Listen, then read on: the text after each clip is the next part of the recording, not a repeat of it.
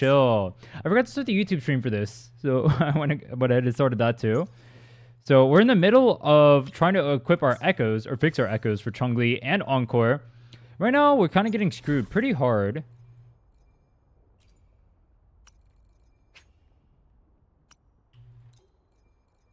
Let's go enhancing for some fusion pieces.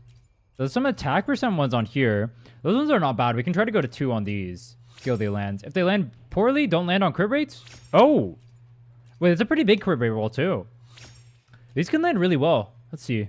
Energy regen? It's okay. Crit damage? You have attack percent? You have a good crit rate roll? Crit damage. Literally never get your hopes up in this game. It's just so troll. It's just so troll to get your hopes up.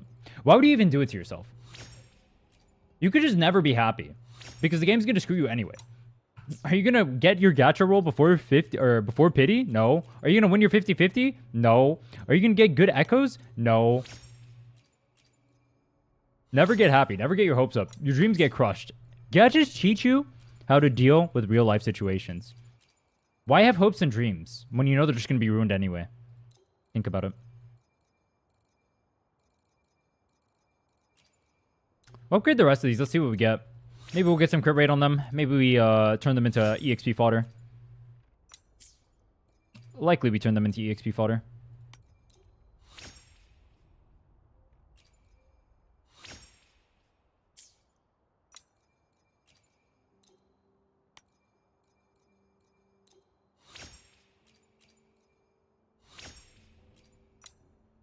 How many echoes have I rolled today so far? I've gotten 0 pieces. How many echoes have I rolled? I've rolled so many echoes.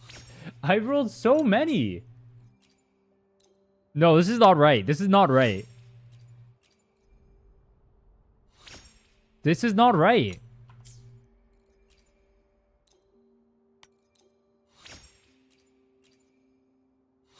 This isn't right. You can't do this to me, Kuro. It's literally not right. You're so evil. This game is evil. I'm telling you straight up, this is an evil game. It's made by evil people. They want to crush your soul. They want your spirit to be in half. Crit rate? Okay, good roll. It's attack percent, crit rate. This is good so far. Resonance liberation? Okay. Please. I beg of you, Kuro. I beg of you. Stop screwing. You know what? No. Positive. What a great company you are, Kuro Games. And as a great company, I know for a fact you're going to let me get crit damage here. And it's going to be a 21%. I already know it. All right, you know what? Low roll, don't care. First good piece, we take those. Not even mad. We take those.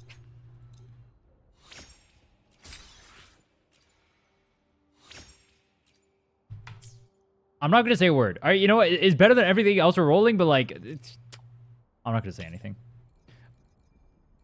I'm getting a little too salty.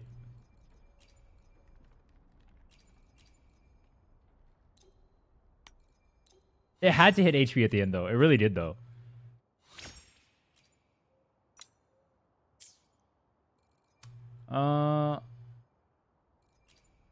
Anything else in here we can enhance?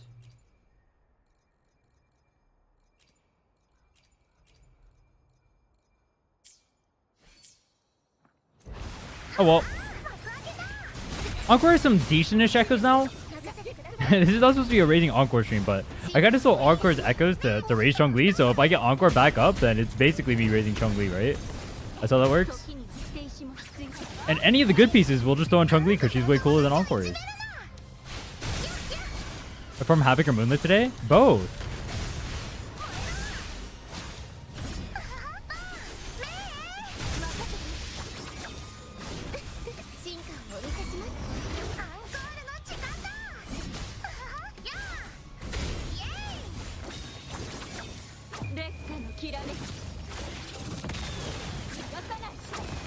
Oh, it died too fast. Yo, I'm doing so much damage now. Claim, I'm not even at the point where we have our skills fully maxed either. I'm doing so much damage. I kill things so fast. This comp feels wild to me. And The best part, it's a fusion resistant mob. So we got Changli now. Well, after this, level 70. Let's raise your skills. See what we need to work on in terms of resources. Oh, I need a lot of these. We'll get these as high as we can.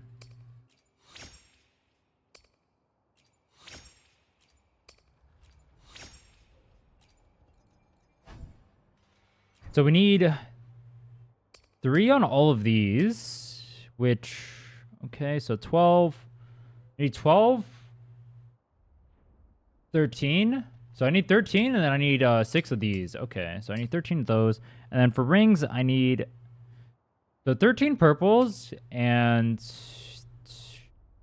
8, 10, 11. So I need 13 of these purples and then 11 of the rings.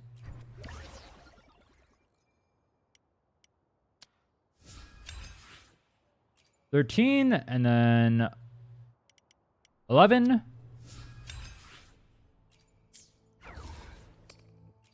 I'm going to have no resources when we end up raising Camellia, by the way. Our Camellia is so screwed. That is not a sentence I want to hear.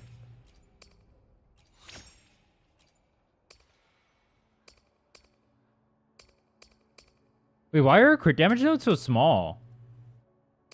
I'm pretty sure my Phoebe gets 5.6 crit damage. How come Changli only gets 2.8? So we need these yellow ones as well. Let's go ahead and craft a good amount of these purples. I'll screw your Camellia. The fuck you will. So we got 6 of these. And now we need, I think, 6 of the rings as well.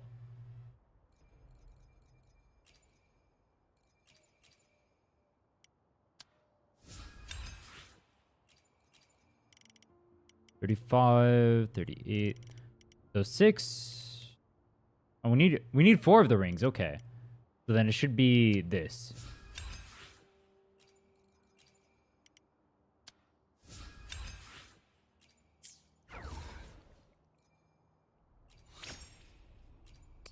Our good old buddy 420 attack increase. Love to see it. So looking at our stats now, we have 87% crit rates. We have 212 crit damage. We have 1.7k attack. So we do need to go higher on the crit damage. Dude, this piece is too good. I don't want to go for a crit damage piece. It's too good. Maybe that one has to go over to Encore.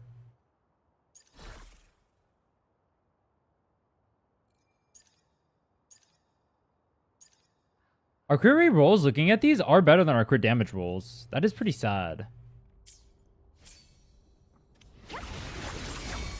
Oh, I don't need to kill this again. Okay. So from now on in the stream, anytime we're killing Inferno Rider, it's going to be the Nightmare one over here.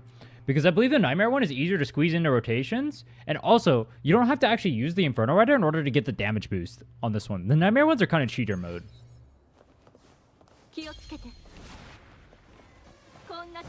You can still use it as a bike too. Look at that. Dude, my Inferno Rider is so much smaller than that one though. What's going on with that?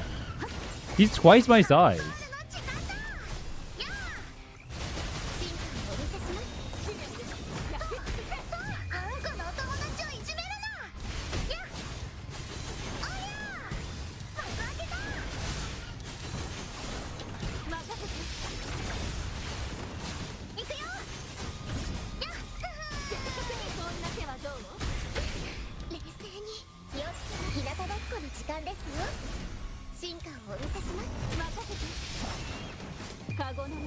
I think you're supposed to go in the air and then use your ult like that, right? And then you use Forte into skill into swap.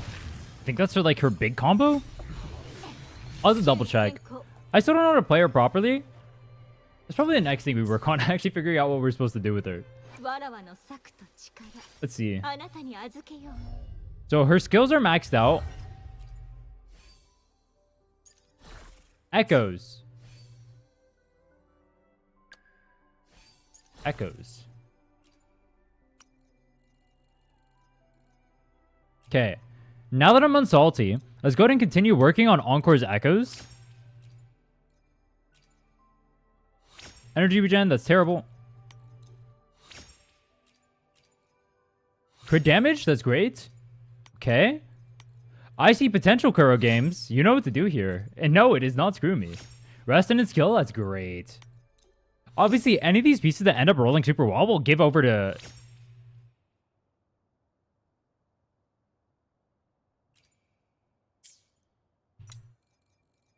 Any of the pieces that roll super well will give over to Changli. Bro, you're not getting any good pieces. What are you even talking about? Let's be real here for a second. What are you talking about? You see what I mean? Nah, I'm getting salty. Alright, it's fine. It's fine. It's fine. It's fine. No salt. Attack percent's good start. Crit damage right now. Big rolls, big hits. Bad looks. Bad looks.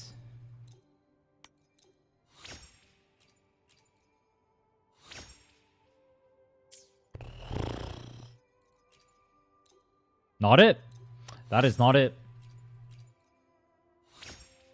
Flat attack. I mean, honestly, I'll roll on that. I think anything besides HP or defense will end up rolling on. Great! 9.9. I see so much potential. Attack. Okay. Kuro. I know I've trash talked you a little bit during the stream, but you could be so cool right now. You could do the coolest thing. The coolest thing. All right, it doesn't even have to be a 21%. It could be a 19%. It wouldn't even be that hard, right? You could just do it, right? Just like snap your fingers like that, right?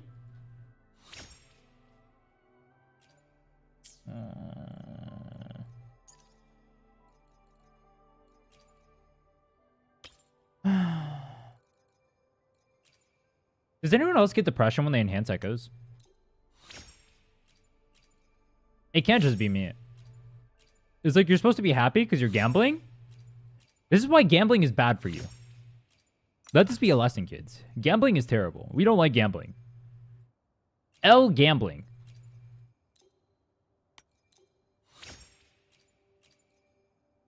Crit damage. Low roll, but it's fine. I'll take it. As long as it rolls crit rate, crit damage, I'm happy. I can still be happy. I'm going to be honest, I don't even want to keep rolling this. Is it wrong for me to not roll this? It's the pieces that I don't want to roll that will always roll well for me.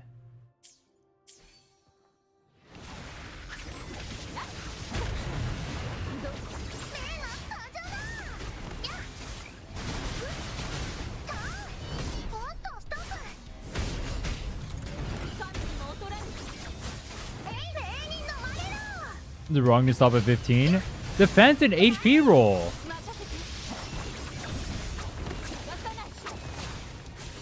That literally can't be right.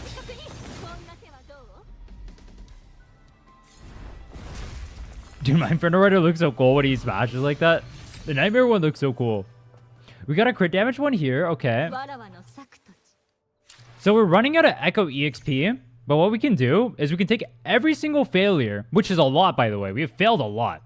We can take every single one of these failures, all these rejects over here. All right? And they can all go into the bin where they belong, and they'll give us so much EXP. And then we can keep making more failures, and it'll be like a never-ending system. Goodbye. Honestly, it's not that many.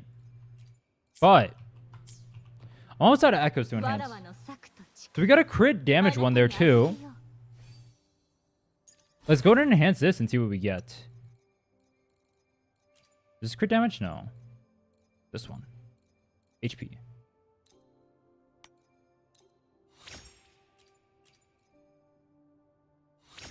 HP is sad, but we ball. Crit damage? Low roll. Continue going. That's a really sad roll, though. Defense. Oof. I gotta go one more. I have to. The theory mandates it. Oh, the theory mandates I get the shittiest rolls possible. I get baited into the lowest crit damage roll, so I can roll flat HP, defense, and HP. Aww. My bad. My bad. My bad for ever getting my hopes up. Thanks, Kuro, for crushing them. I forgot what it's like to be an adult.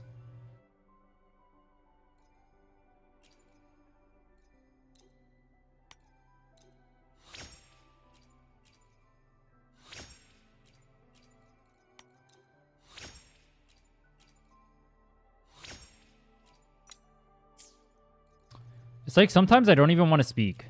You know what I mean? Oh, wait, do we already have a good one here? Oh, we do. So I don't want to roll the doggos. I want to roll everything but the doggos. Oh, wait, no, this is my Changli. Wait, hold on. Was this one a good one? Yeah, it was a good one. Okay. So yeah, everything but the doggos. This one. You can roll this one and the other one. And we get... to roll another piece. Dang, Kuro, you're so not... See, Kuro is such a nice company. You know what they do? They make it so you can keep gambling. And they know how much people love gambling. So they give you bad echoes so you keep rolling them. Oh. Thank you, Kuro.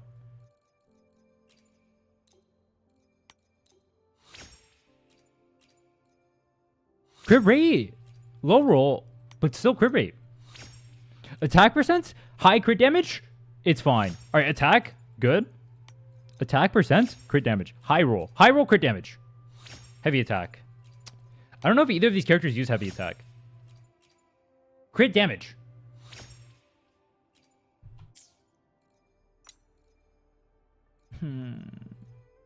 I'm so happy.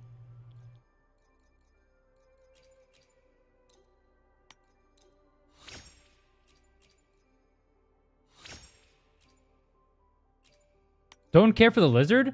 Baby Virid Blaze Saurian is him. Apologize. You don't care for this lizard? I care for this lizard. This lizard? This is my homie. You know why he's my homie? Because he rolls 10.5 crit rate here.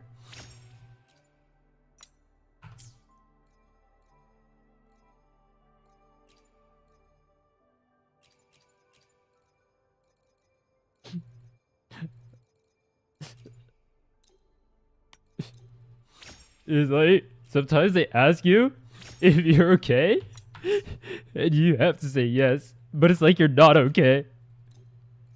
It's like you just spent all of your materials trying to enhance echoes, and you got no pieces.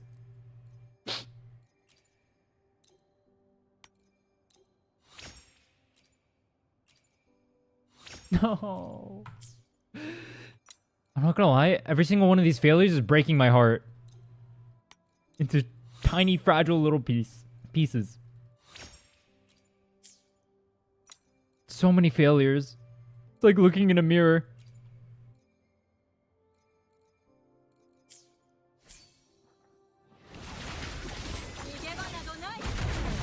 Show me something cooler? What about this guy? Is this guy cooler? That's an echo. That's the one we're farming for.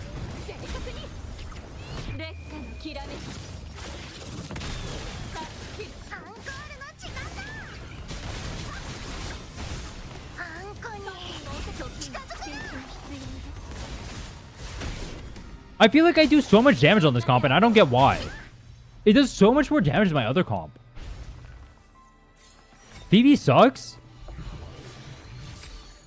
A crit rate. Okay, we can try.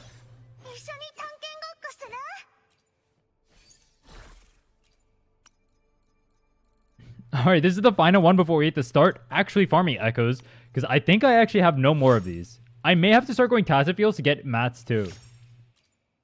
Defense is such a bad start. Alright, the final one, please. I'm just not going to say a word. If I speak, I will be in trouble.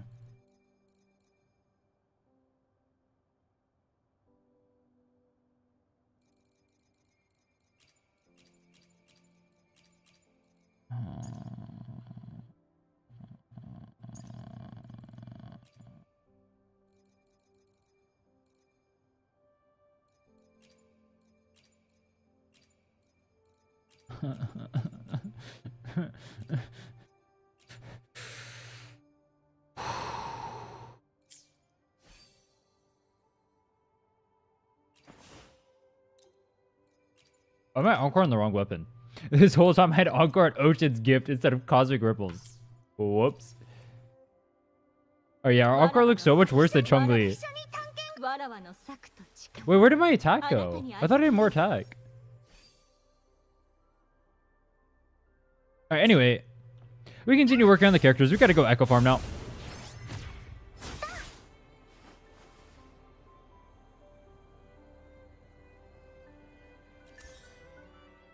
Chat, are there super secret ways of getting tubes that I don't know of? Or is it just like a dump my everything angle? Also, I don't know how the hell I'm supposed to enhance Camellia on the stream that we're supposed to enhance Camellia.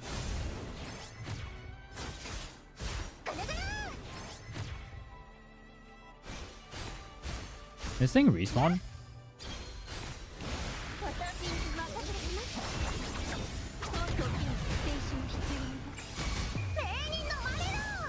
Oh, I freaked up. Already pull? Yeah, I did the pulls at the start of the stream. And then we also tried to pull Changli too, and we didn't get her. If you want to go see the pulls, go back to the start of the stream. Oh, I kind of spoiled them all. Yep.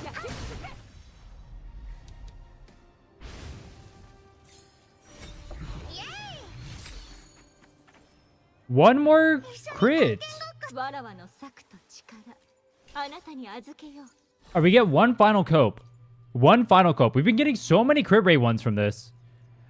At least one has to hit. Oh, fuck.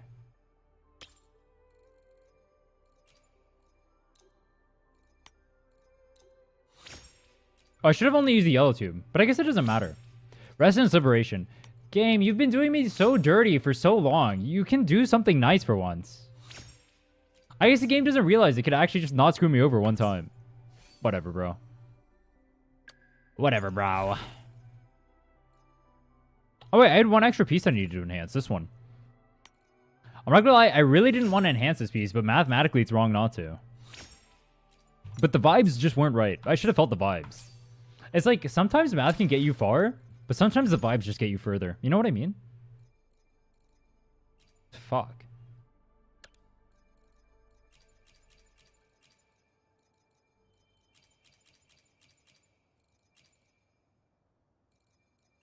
Any of the vibes enjoyers?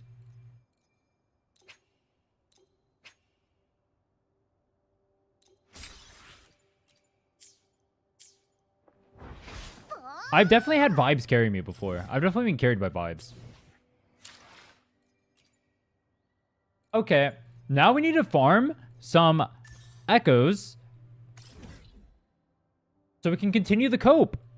And then we'll probably have to go to a tacit field after that and start farming tacit fields for EXP. But we'll see how long it takes. We need to get our pieces done, and then we can work on morning eggs after. But so far, honestly, this account is looking pretty good.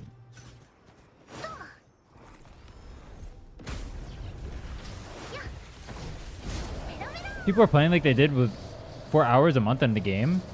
Wait, what do you mean? Oh, when we have 4 hours a month in the game. You mean like they're playing the same as during the beta? Is that a good thing or a bad thing?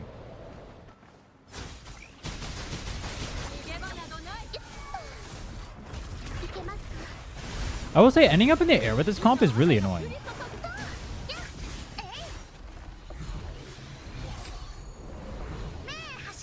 Hold on, am I supposed to... Alright, I don't actually know how to use Changli properly. Am I supposed to stay in with this? No, it hits anyway. Okay, so I can swap out instantly. So I just cast it and then insta-swap?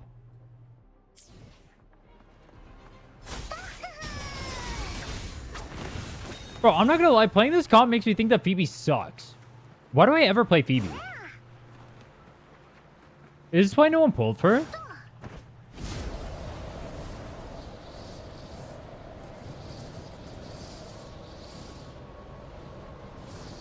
Why'd they do Phoebe so dirty? I'm not even like that geared on this account yet.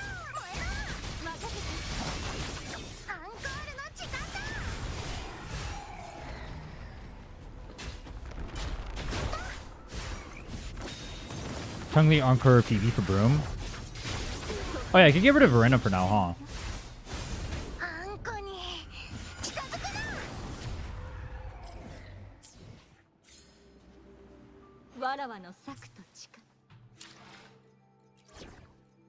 That's a good idea. Let's go ahead and make a team, but instead of Arena, we have Phoebe on here. So that way we can get around the map faster, so I can farm more echoes, so I can bail more upgrades. Oh my god, you're so smart. I can get even more salty even faster. Thank you. Love that for us. Phoebe is better for bosses, it takes more setup. Yeah, I guess that makes sense. I'm not really bossing too much recently. She does feel pretty strong inside of bossing. That is true. Changli feels like insanely strong, but I guess like, yeah, I don't know. I guess like Changli's like the first character I've had like actually built up besides Phoebe. And Phoebe obviously sucks in open world. I already knew Phoebe sucked in open world though. She was kind of a bad character to start off with, honestly.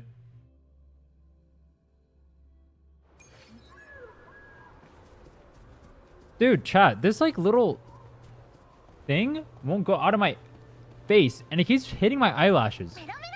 This thing is proccing aggro on my eyelashes and it hurts. Well, it doesn't hurt, but you know what I mean. Using the Spectral Frazzle weapon and Spectral Frazzle relics and Spectral Frazzle character, there's always going to be ramp. No, I'm using Cosmic Ripples. But yeah, she's a ramping character for sure. I agree with that part. The only time I have her on Ocean's Gift is if I don't have Cosmic Ripples. But I pulled Cosmic Ripples so I could use it on Encore, and technically it's better for Phoebe too. It's kind of wild that 40% Spectre damage is worse than the flat attack.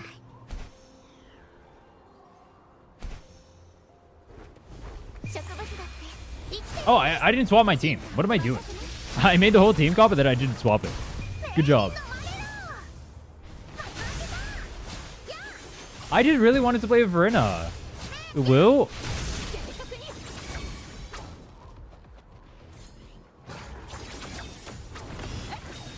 Can we take a moment to appreciate how cool Changli is, by the way? This character is sick. I didn't realize she was this dope. I think I mentioned it on stream before, but I legitimately was not going to pull for her during 1.2 because I thought she was going to be a really boring character. Obviously, I didn't end up, or I ended up quitting like right before her banner, so I didn't even get to see what she was like. Oops. But she's actually so fun. I love her playstyle. And her animations are so dope. Definitely favorite character I pulled so far. I like playing her more than I like playing Phoebe. Phoebe is fun too, but I think Changli is my favorite.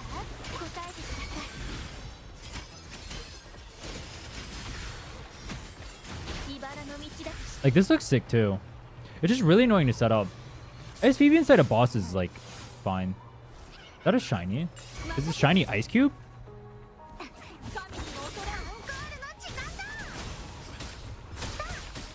Or was the other one the shiny? Oh no, it was this one. Oh my god, I had a Phantom of a Clang Bang. I'm gonna use that Kappa. Torn because I want Changli, but I also want Shorekeeper Zani. You don't want Camellia? You can't tell me you look at this and this doesn't look sick.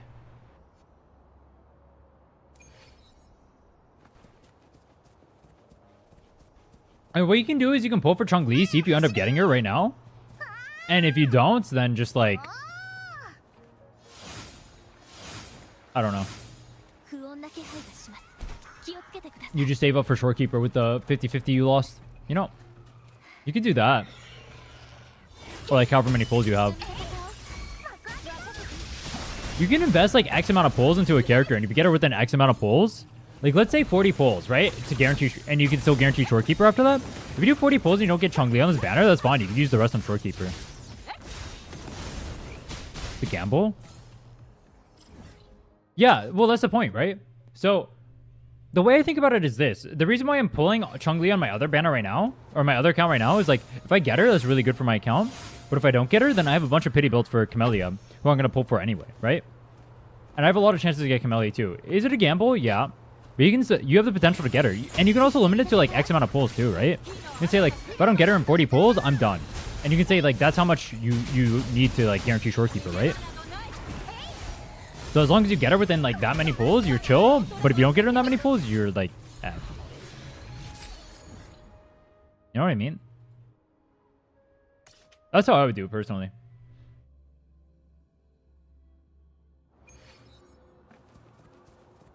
For me, there's zero gamble. I'm basically buying her. Well, no, the gamble would be like, if you limit yourself to making sure that you can still pull Shorekeeper whenever a banner comes out and making sure you have the Jays to guarantee her through losing a 50-50, you can use that amount of currency to actually gamble for Changli and see if you can get Changli. Because you have that much breathing room, right? For Shorekeeper, if Shorekeeper is the one you really want. Does that make sense? It obviously depends on how much Ash rate you have and how many banners you want to line up afterward.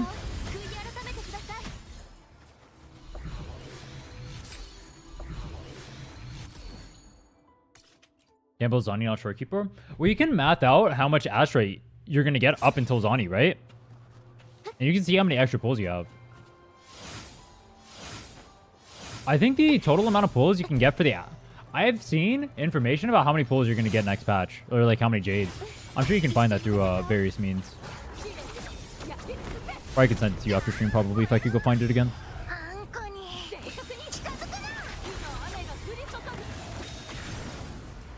So you can calculate how many Jades you'll have.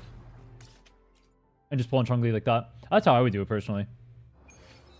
Maybe you don't end up having enough. It just depends on how many Jades you have left to get.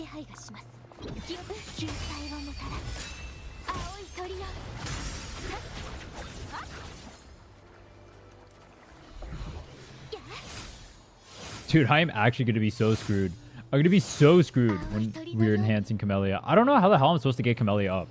I do not have resources for Camellia. I'm legit going to spend all my plates, all my wave plates, on getting Camellia. Oh, wait, no, hold on. I can hit level 80. Wait, that'll be so much... Or I can hit... No, level 50. Yeah, I'll be level 50 for that. Does level 50 help me? Hey, Vivi. Take care.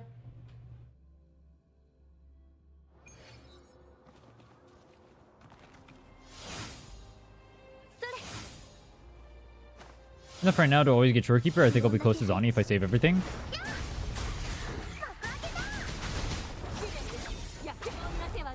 Oh, the woes of the gacha player. Can't get every character. That's me right now. On the other account, at least. On this account, I'm getting whoever the fuck I want. Demon mode.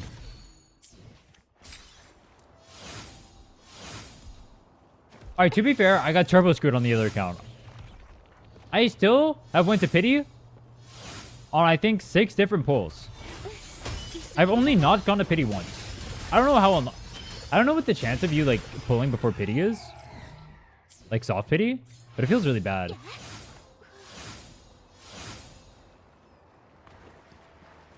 Yeah, I wouldn't risk it either. If you're not going to have enough resources for a character that you really want, I wouldn't risk it either. What I was saying was that, like, if you will have enough resources, if there's, like, extra bloats left over, you can always pull. Like, for me, I was able to pull in Changli because I'll have the extra resources. I need either Camellia or Changli, and it doesn't really matter which one I get. On the other account, specifically.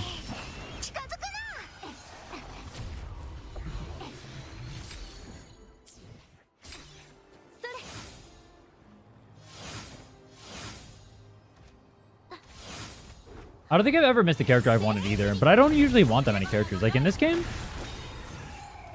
outside of Camellia, there's no other character I really want right now. I could legitimately skip... Oh, I want Sheng Liao, but I can't use him on any of my accounts, so I can't actually pull for him. Outside of him, like, there's no character I actually want. I don't want Shorekeeper, I don't really care. Maybe there's future characters I'd want, but yeah, I don't really want anyone.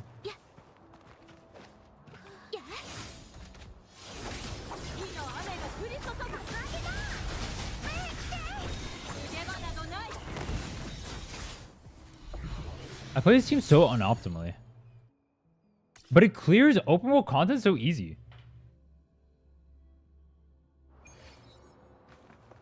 Carlotta runs a Zani shit super fucked. I'd imagine they're giving her a rerun relatively soon. She was super popular. And a lot of people ended up missing out on her, I'd imagine.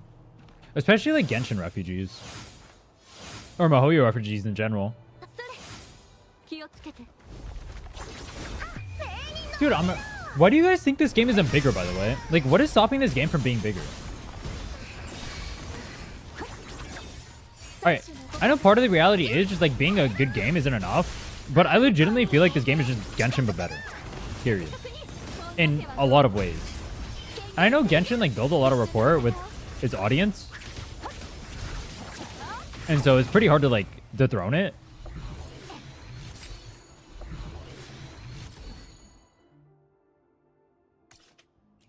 But it's weird. Stockholm Syndrome?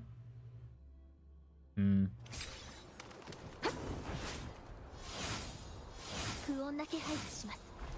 Stockholm Syndrome.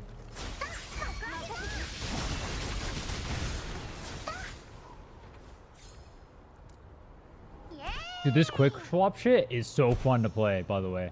It's actually just the best playstyle. I wish Camellia was a quick swap character. I like Camellia anyway, because she's super cool, has really cool animations. Has a pretty fun playstyle, but quick swap is actually just the most fun.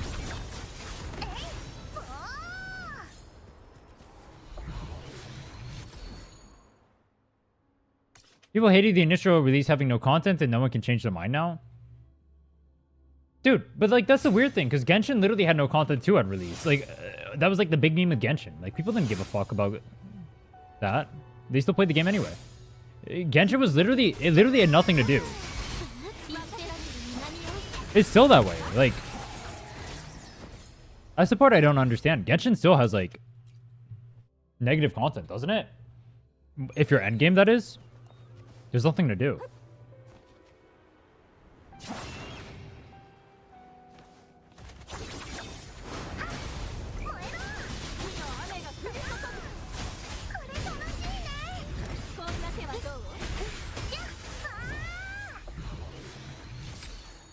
Look at me, I'm a quick swap demon.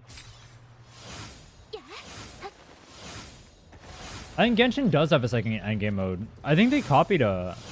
Fuck, what'd they copy? They copied something, I don't remember what. There's people saying to me whenever I talk about wuwa on Discord and TikTok. I mean, I don't doubt that they're saying that. I'm just saying, like, it's not rooted in reality. I mean, I don't doubt that's what they feel. Like, I'm not saying, like, they're feeling something else. That's probably legitimately how they feel. It's just, like, factually incorrect. There's, like, no way to, like, change the way they feel, though, right? Because we all know Genshin had no content. Everyone knows that. So if you're saying you play Genshin, even though it had no content, and then you're saying wuwa had no content, even though wuwa at the start had more content than Genshin did, I will not deny that wuwa at the start had a distinct lack of content. I'm not denying that. It definitely did. But you can't pretend you play Genshin because it has content. You just can't. I don't believe you. Maybe you play Genshin because you want to come to the visuals or something, or it's like really nice map and really nice story. You can't say you play because of the content. I don't believe that for a second.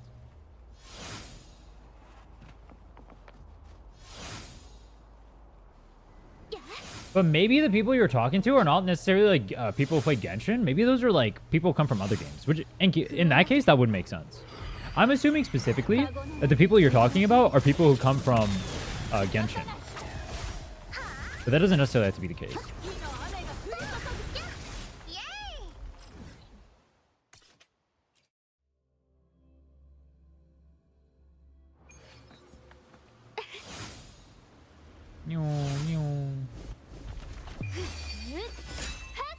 Like, people even do damage?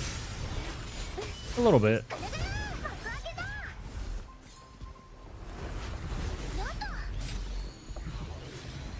I am really regretting the wolf I NPC'd now, by the way. F.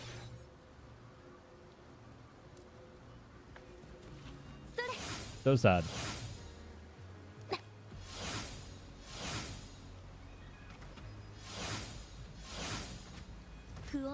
Yo, chat, does anyone here watch a lot of wuwa content?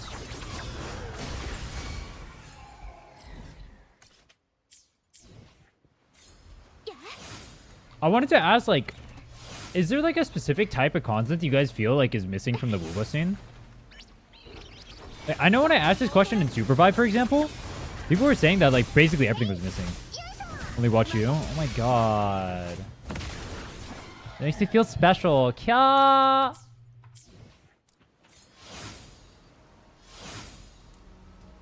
Don't watch a lot of non-challenge content. Do you feel like there's specific challenges that aren't being like done right now? Or you don't see a lot of? I'd agree though. Challenges are probably the most fun thing you can do inside of wuwa, right? Doing challenge content in general in gacha games is probably the most fun you can have doing it. I thought about doing an E7 challenge account where I can only use like one type of character or something. I don't know exactly what it would be. One element sounds really brutal. You just get hard countered in RTA. But I also heard E7 went to shit, so I wasn't going to play the game. But I thought about it. Usually players play Genshin too, and I avoid Genshin like the plague. I thought about doing challenge content in Genshin as well. But I was watching some gameplay of Genshin recently.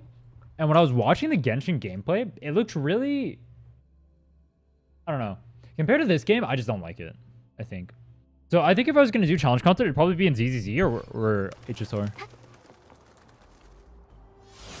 Oh, with HSR going to shit and ZZZ being mainly Gooners? I mean, there's a lot of Gooners in this game too. I don't like hate Gooners, but it does get tiresome if everything is just gooning. I feel like whenever I see ZZZ, I only see gooning. Like, I don't mind being down bad, but like, if your whole personality is being down bad, it gets a little bit boring. I think. This is such a good song, by the way.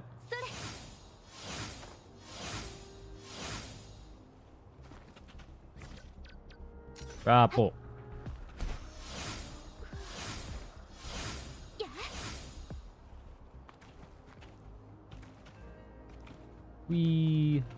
Oh, a bunny. A snow bunny. Oh, wait, that doesn't work. Because Phoebe looks like a kid. Wait to say that for Shorekeeper.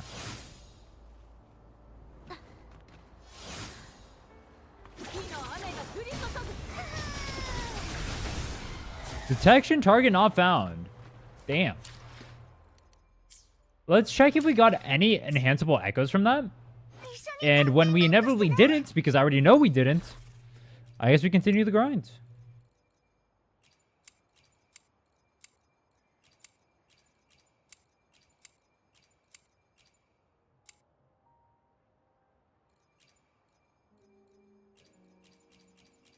Yeah, we got nothing. All right, I guess we continue on. We'll do the Virid Blaze, next, because it gives us the 1 cost, and also it's part of the Moonlit set, but also I already have a lot of wolves I can technically enhance still.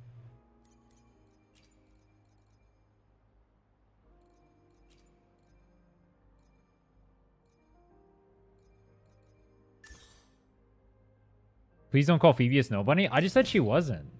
I literally just said she wasn't. I said she's not old enough. He looks like a kid. I said Shorekeeper was one.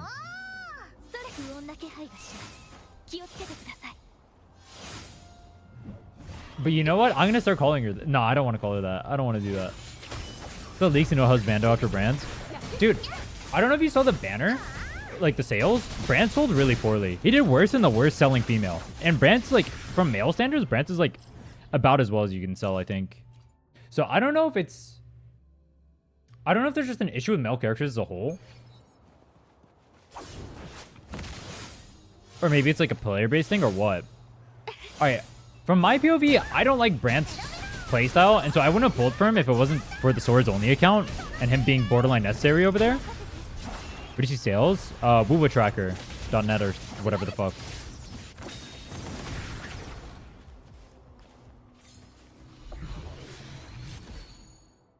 Just Google Wuwa Tracker. You should find it instantly. Women want to play pretty girls and men want to play pretty girls. I get that part, but you got to get pretty girl fatigued after a while, right?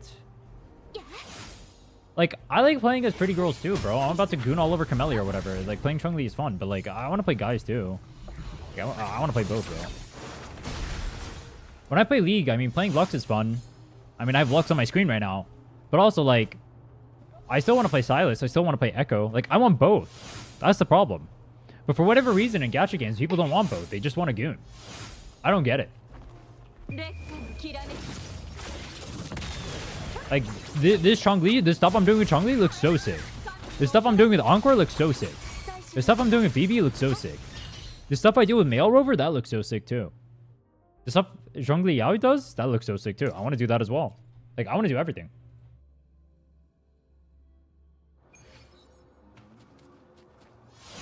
Straight men are just a whole other beast when it comes to gooning to pretty girls. I guess so. I didn't realize they were this down bad though. Like I knew Azurlane was popular. But I didn't think it was like this levels.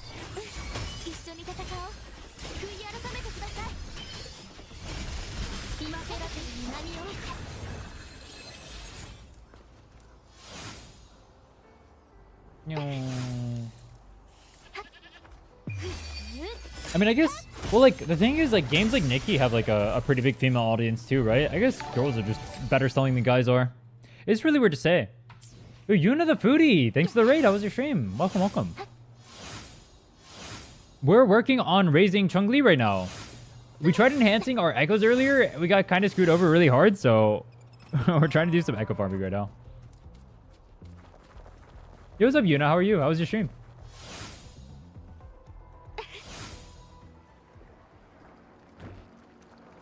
Big thing is also you don't attract the many husbando hunters because there's like none. It makes it so worse by default.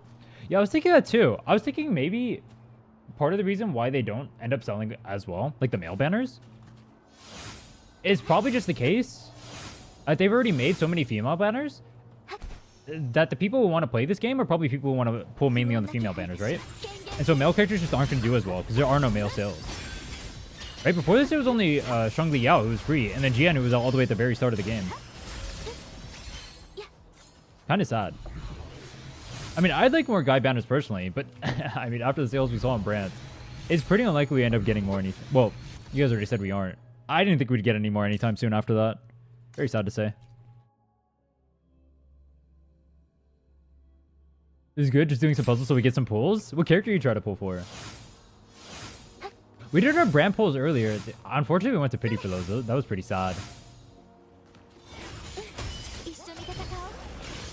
I would also like a male banner so I could rest from pulling. Yeah, like the exact opposite of what we're talking about right now. It's kind of funny. Or actually, I guess you kind of are. It's so what we were saying was there's like a weird cycle where it's like female banners obviously sell much better than male banners, right? You can just look at the stats for the pulls. But then I'm wondering if that's partly because they've already attracted so many female player or female people who pull for like female banners and whatnot, right? People like those kind of characters too much, or if that's just like a natural proclivity in games like this. But then yeah, there's games like Love and Deep Space which are insanely popular. I think that's the highest revenue game, and it's purely based around dudes. That's all you can get in that game, I think.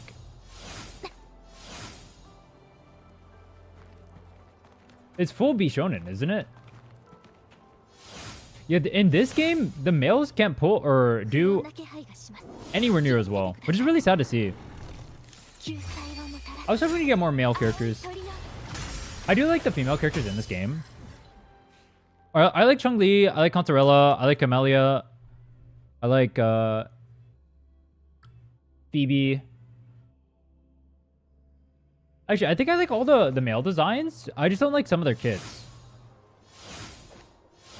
I do think the male characters in this game are pretty well done, though, in terms of design. Like, Jian is a cool-looking character. I can just phase through that. Cool. Jian's a cool-looking character. I just don't like his kit. Branson's a cool-looking character. I just don't like his kit. Or his kit's okay.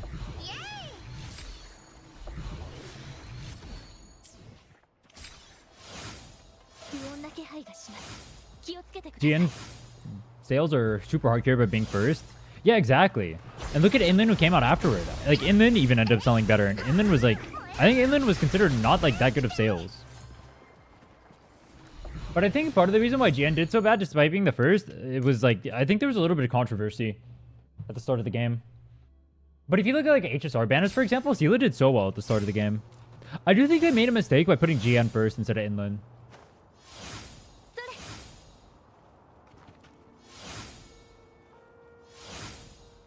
They should have had GN come out in a later banner. Or maybe they knew that he wouldn't sell well later on, and so they wanted to put the male on the early banner? No, you would never do that. I didn't say put the male on the early banner and see if it could get better sales there. Which I guess because it's the first one, it's always going to get better sales because most eyes are on it. Or more eyes are on that than at any other point in the game. Hard to say. A lot of people say for Inland. Inland's, when I look at Inland's banner sales, her banner sales don't look that good, like relative to her positioning in the game. Because she's the second character that came out, right? But then you look at like, even like a single Carlota banner has sold more than, I think like double what Inland has sold in her entire lifetime, despite being second. Now, obviously, Carlota is like a way more popular character. I thought people would like Inland a lot too. I like the idea behind Inland, but I just didn't like her kit. I need Inland. I'm not pulling for Inland personally. She's a skip for me. I prefer the beta version. Have you guys seen the beta version of Inland? I thought she looked cooler there. It turned into like Dami Mommy like waifu bait. And I feel like there's too many of those in this game. I would like the crazy version of her instead. I thought that's a cool archetype for her.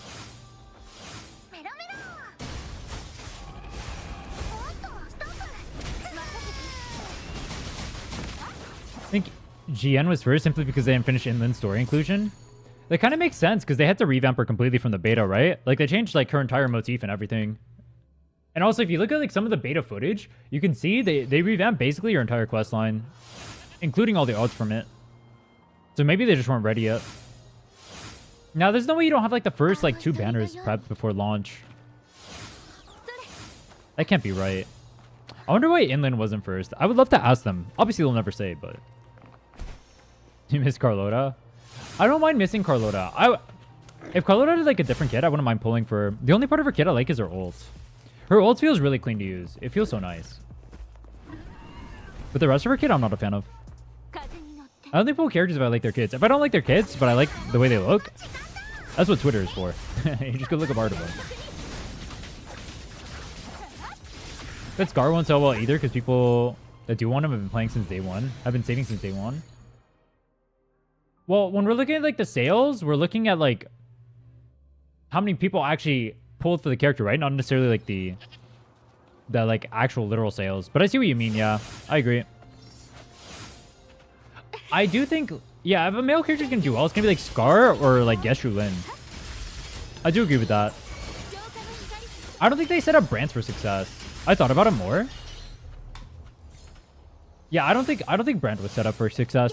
Not necessarily because like his kid is like lazy or like he's like lazily designed. I just think they didn't put him enough in the story. Like he was such a side character.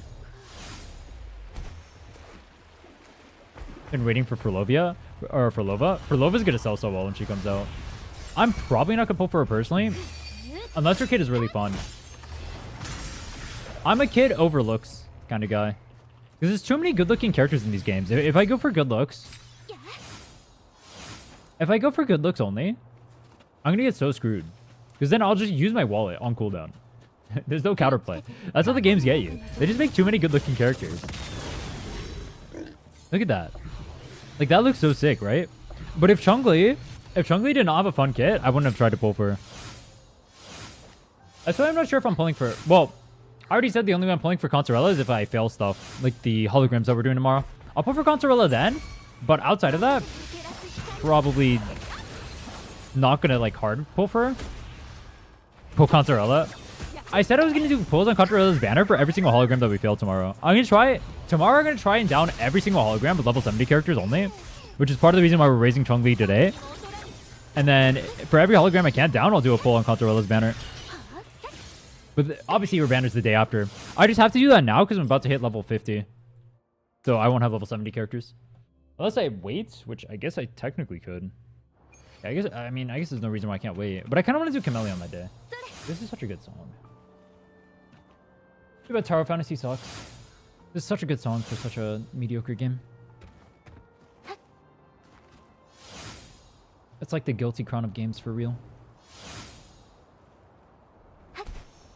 I'm trying to pull it almost every phase. Did you pull for PB?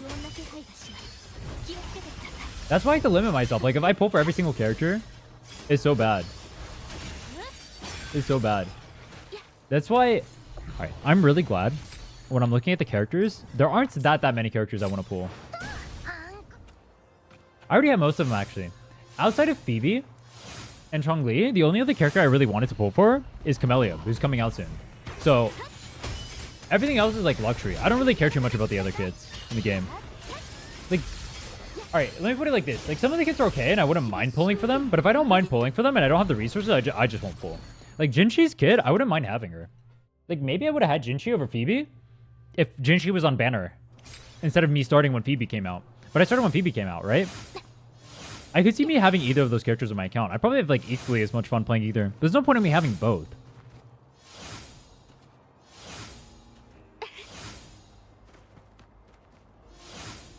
But I would go out of my way to pull for Camellia. I'd go out of my way to pull for Changli. Those are probably the only two characters out right now that I'd go out of my way to pull for. Depending on Consolella's kid and what she does, maybe I would pull for her too.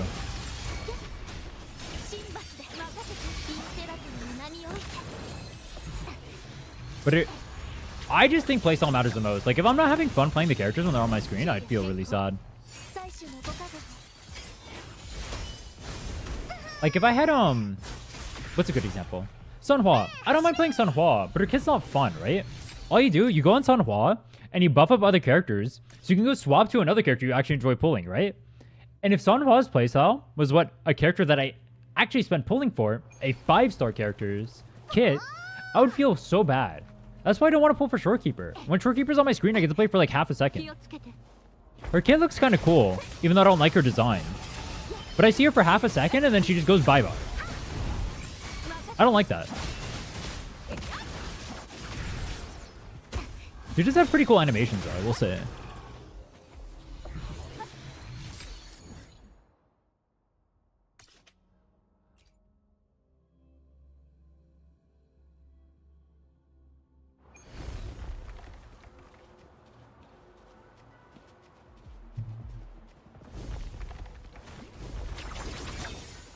I'm trying to think if there's...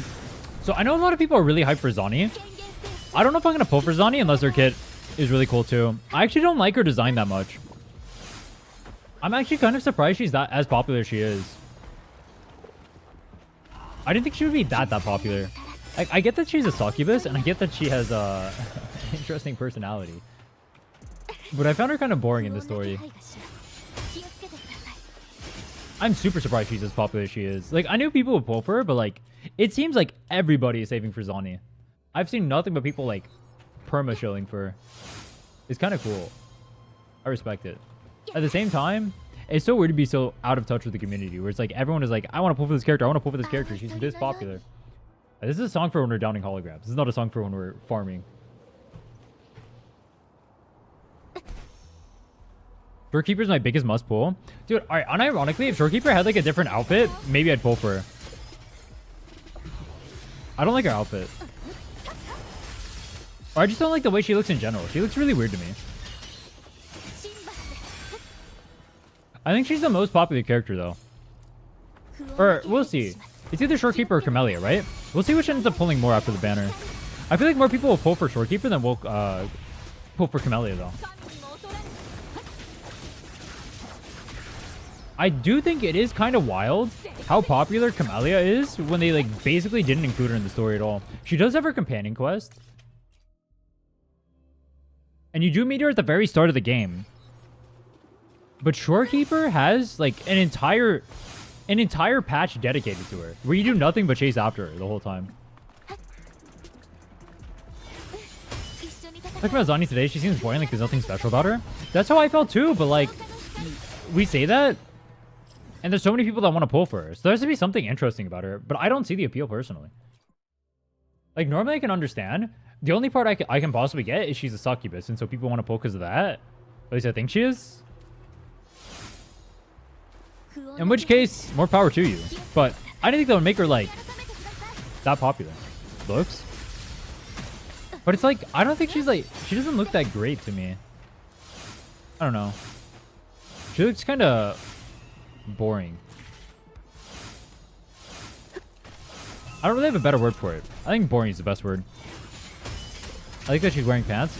I do like that too. I do like that she's wearing pants and she has like a normalish outfit. Is Gunner mentality? Yeah, maybe that's why Phoebe didn't sell well. I mean, no, dude. I know that people want to like goon over her. I just don't see the appeal of her. Like, I don't see it personally. Like, I understand like the gooners rule the world and all that stuff. That's why Shorekeeper sells so well. That's why Camellia sells so well. And trust me, I am no stranger to Camellia. But I think it's really weird. Because I feel like there are other designs that should be way more popular. But then I see Zani like turbo popping off. People really want to pull for Zani. But I don't feel like she's like that well designed.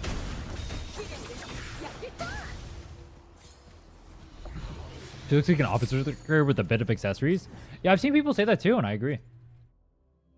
I agree with that 100%. Maybe that's why people like her, though. I'm not sure. I'm not sure what the appeal is. I don't mind more, like, plain-looking characters. Obviously, a lot of the characters in this game are super out of there. Like, what is even going on with Changli's outfit, bro? Oh, wait, hold on. Let me get my thing back. Yeah, like, what is even going on here? I don't even know. I like simple designs, too. Simple designs are cool. Detection target not found. Okay, so I know we, for a fact, got at least one fusion piece from this. Let's see if we can do some enhancing. Give me something good.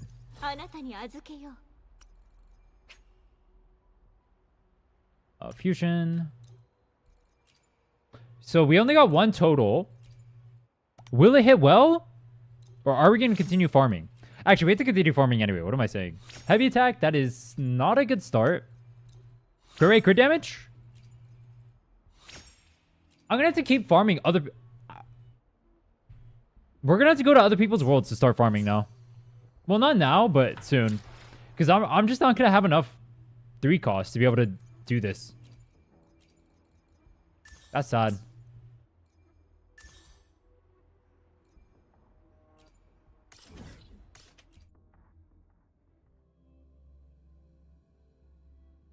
Never understood the Gunnar appeal of Carlota. Surprised she'd be Shorekeeper. I thought Shorekeeper sold better than Carlota did. But she's had a rerun. I think Carlota's the same thing. Where she's just like baited in the story. And so people like her. I kind of agree though. I don't really see the appeal of Carlota personally either. But that's the thing though. Like Carlota's like not nearly as Gunnar as like the other characters are, right? Like the other characters are way more fan servicey than Carlota is. I mean, Carlota definitely has some, but it's not even close to the same level. There's a big difference. Like when you look at Shorekeeper, that is like a they went all out on trying to make that character sell. My god. Oh, Carlota for her gameplay, don't really care about her looks. I feel like, yeah, I can see why people like Carlota's gameplay, but she's like similar to Brand to me, where like I see why people like it. It's like somewhat fun to play, but I wouldn't go out of my way to pull for it. I see why people like her kit though. I am curious to see what kits they're going to release in the future. I want more quick play, or quick swap teams. Quick play. We're playing Unite? I want more quick swap teams. I think quick swap is super fun. I don't like the hyper carry meta. I think when I'm playing things like this Changli or whatever, I feel like I'm having way more fun.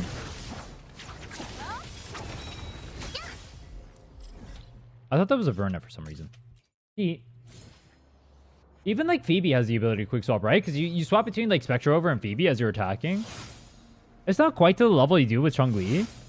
But I just do think like this kind of playstyle is probably what could best be done in Wuthering Waves. I think like hyper buffing and then swapping to a carry is just a less interesting playstyle. But I will say, I do understand the appeal of it. I know not everyone plays to have like the most like mechanically intensive gameplay. So I don't think that they should exclusively make quick swap characters or make it like a new meta or something. I just want to see more of them.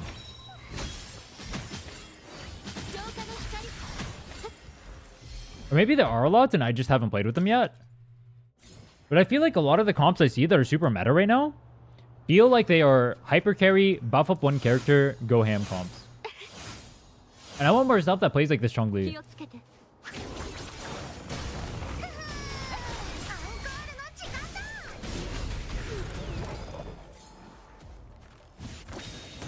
Dang.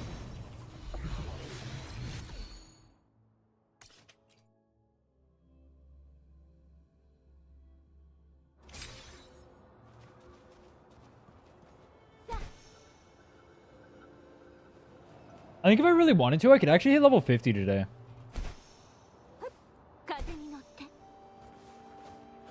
I don't know if I should, though. Calcharo? I can't use Calcharo on either of my accounts. See, that's part of the reason why I wanted to start a 4th account. I feel like my accounts are so limited in the characters I can play. There's so many characters that could be cool. I actually... Okay, I'm hard debating on the no pull account. I just use the thing and I get Kelcharo. That's what I was thinking. Because I wanted to try Kelcharo and I think he's a cool character I'd never seen anyone use. See, big number for my hyper carry, I smile. Don't you literally... Isn't Changli Yao literally a quick swap character? I thought he was Changli's best, Bis. But I guess you don't have Changli. Wait, do you? I don't think you do.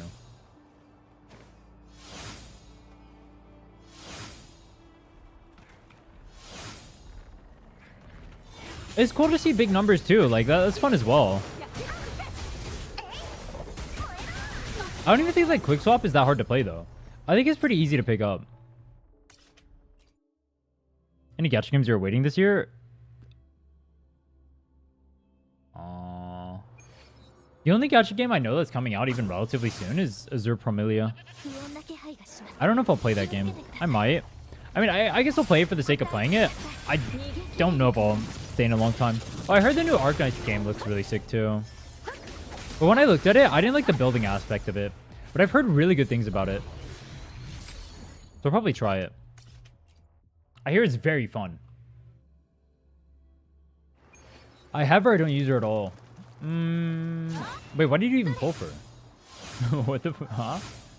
Why pull for a character to leave a level 1?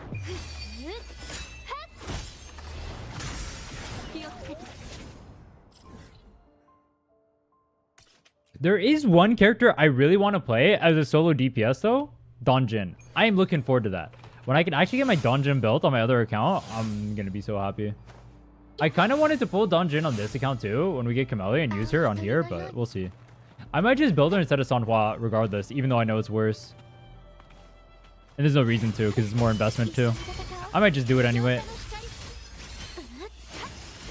Donjin is just so cool.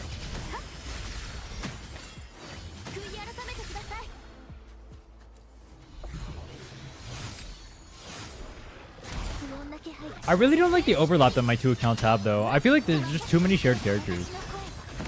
It's like literally half the roster that I'm using is just playable on both these accounts.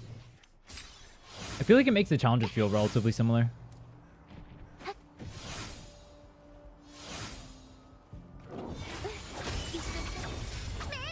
I should have done like broadsword only. Dang. I got her because I wanted C6 more Tefi. I pulled on banners because I want to 4-star Utis before. I've actually done the same exact thing. I think in Genshin, I wanted C6 Chongyun. So I pulled on... I think it was Zhongli's banner. I think that's right. So I only got C5. I only have C5 Chongyun. But C6 is when he becomes like actually decent. But I ended up with Changli that I never used. Because back then he was really bad. So I just have a level 1 Changli on my account. But apparently he's OP now.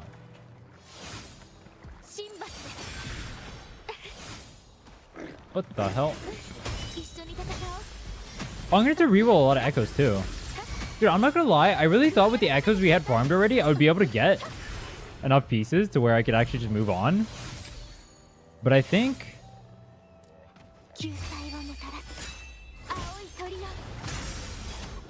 I think we just got unlucky. This is pretty stupid. I'm not gonna lie.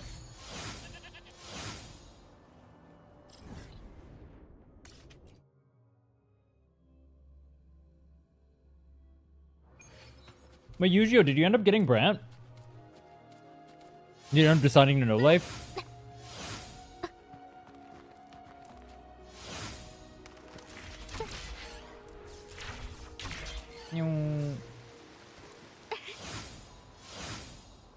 Yeah, I quit like basically right after he came out.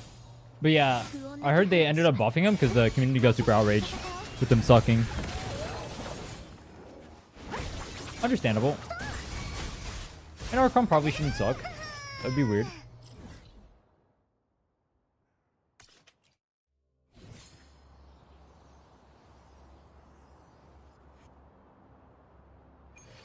He's a whole other beast with the resistance chains R6 super worth. I wouldn't know because I can't use them on any account I have. I can't get them on the no pull account I have him R6 actually. On the other account, on the swords only account, and I can't use him. Feels bad, man.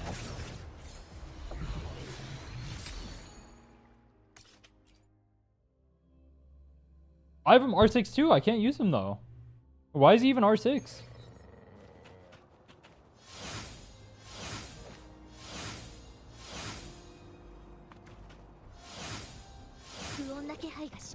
Bro's sitting there useless as hell.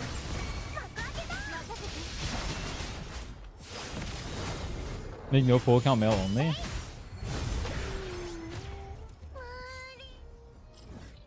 I feel like if I were gonna do another account, I would just restart it. It makes more sense to just restart it. Gives you more stuff to do. Makes more sense for like the video as well. I mean, maybe one day I'll change like some of my accounts to like other things if I get really bored or something. I don't know. Like maybe this account ends up becoming something else later on. I don't know. We'll see. I mean, this account would just be like my normal main account, if anything. Then I start another challenge on another account. I'm still thinking about doing mail only, but my 4-star account has GN. How can a no pull account have GN? I'm not allowed to pull.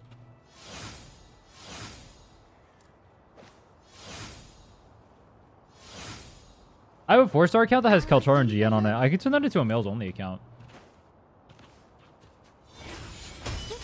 Actually, not a bad idea. It still has a selector ticket too.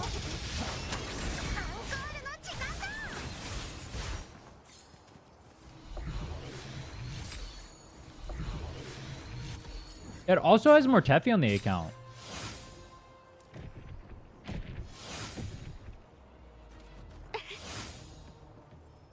I could do that actually. The account is only level 22. Electric Chick is expiring soon. Yeah, it expires on anniversary, right? So I still have a little bit. It's going to be after Shorekeeper's banner that it expires. So I have over a month to do it.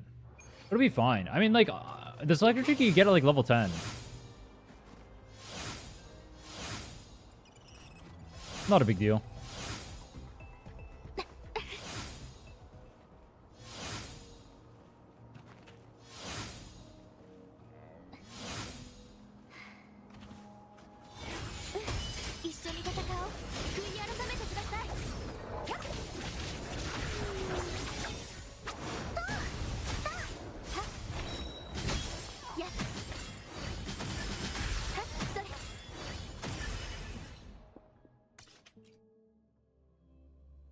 Mortefi GN go to combo. Mortefi plus insert character here. Go to combo. Mortefi plus any character in the game. Go to combo. True.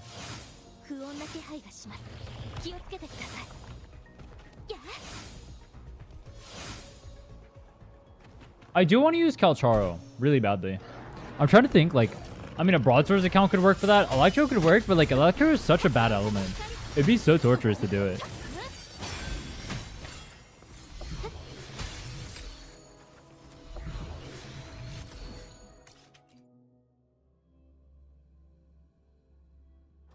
I thought about doing Spectral or Havoc. Neither of those seem like it would be too hard to do though. So it wouldn't be fun. Like, I want something that's a middle ground of like not just being the most cringe thing I've ever done in my life, but also being fun to watch and play. There's no challenge in me playing there's no challenge in like me doing like Spectre or Havoc, right? Because the elements are too OP.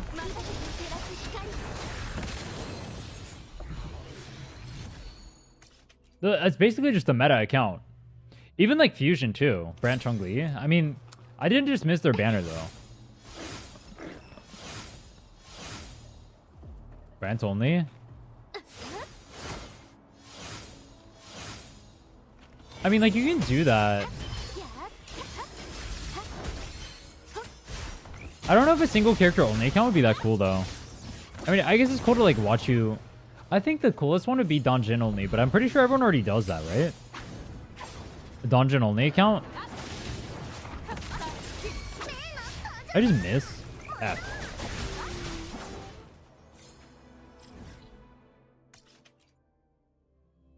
I still haven't looked up how to play this character, by the way. I'm kind of trolling.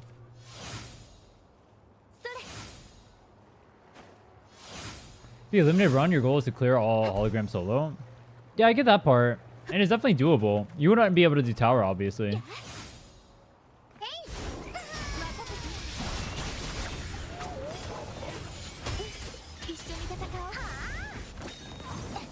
I just don't know how interesting it would be. Like, I feel like using a single character only makes for boring gameplay. Solo alto. Oh yeah, that's the point too. Like, if you're doing a solo run, it has to be a bad character. Like Chisha only or something. Young only. Max 1 5-star per team. There's a lot of teams that could be good with that though. Like Mortepi, Sanhua, Baisha,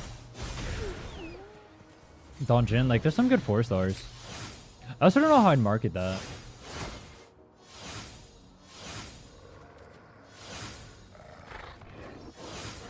Fun but not aids to play. That is true. I do want that.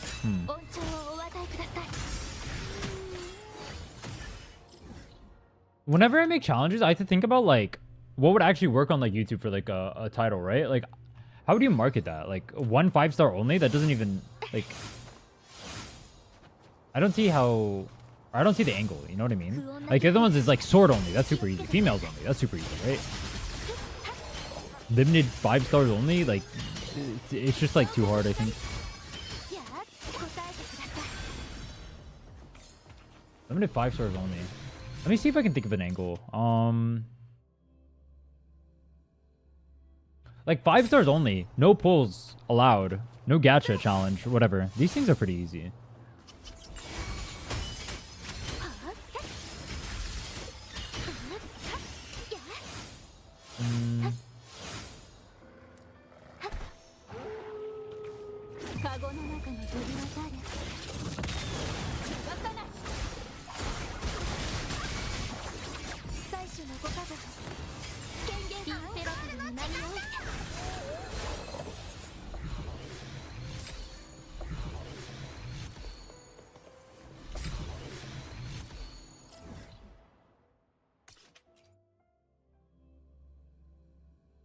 Can do the no pull, but only use Rover plus Changli, but that one's saturated too.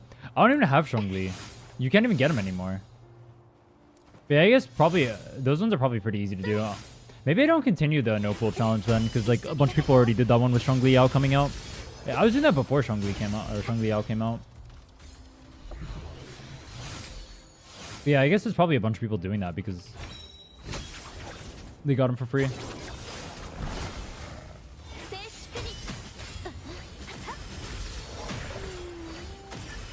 Maybe continuing no pull is a bad idea then.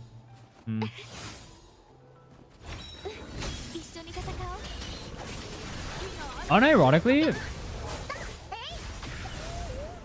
you kind of convinced me just there with what you just said to not continue the no pull account. So I probably won't. What I will do is I will go in the account. I will use all my pulls. But now that I think about it more, I probably just shouldn't do that account. I should probably just do a different challenge. That's a good point.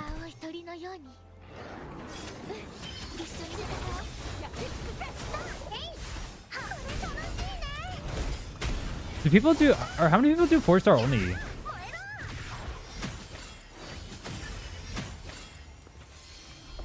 I don't see many clicks on any of the no pulls videos that get recommended. Yeah, I can see that.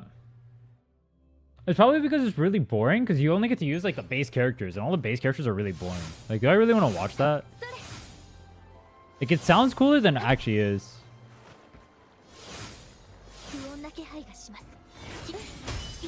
Oh no, I saved 200k currency for this character video? Wait, what do you mean? Oh, like the one where they like S6 stuff? I feel like those ones do pretty well.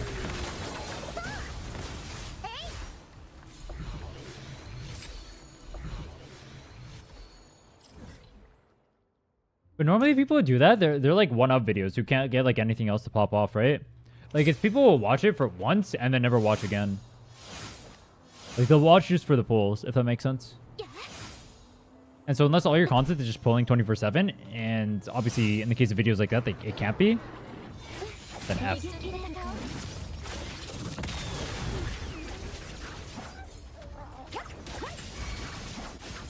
No pull account, they finally spend it all for a 6R5 or something similar. Yeah, that makes sense.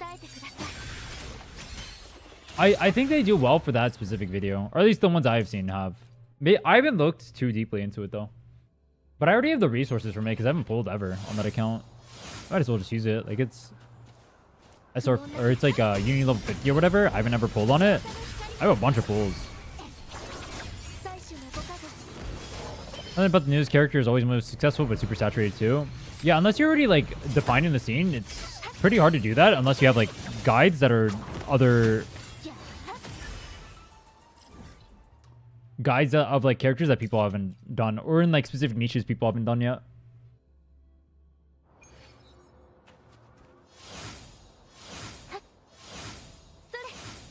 Another full day of no hits. Imagine getting no hits in a single day. Lamau. That must be so miserable. Apple. I saved up like 5 days worth of farming, by the way, for 0 upgrades.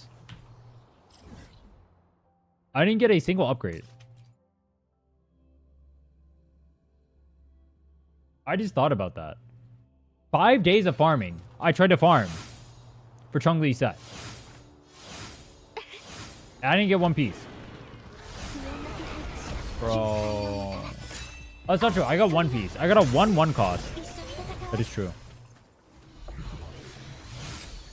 My life is shit. Why are we all unlucky? Why can't we just get lucky? Why do we have such bad RNG? It's the curse of the stream, bro. I tell you. This is the never rubber ducky stream. This is the always hit pity. Never get what you want. Always lose 50-50. Never get good echoes. Never get good upgrades. Never get anything.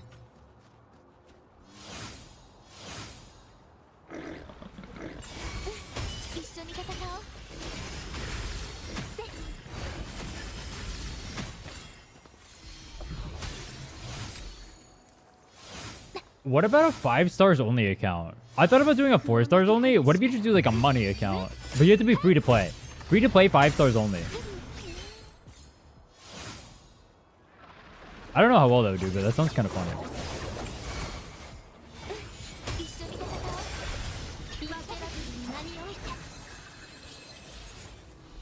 I mean, that's basically just every meta account, bro. Seems doable. That's what this account is. Look at my units right now. This is just 5 stars only, bro.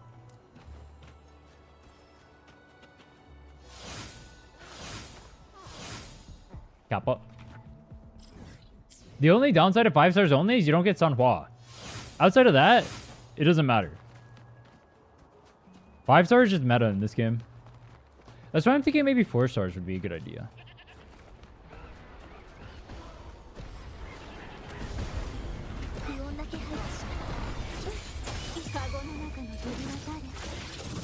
No more Mortefi. Oh yeah, I keep forgetting about Mortefi because I haven't been able to use them on any account I've ever played. Dude, I like Mortefi too. I just can literally never use them.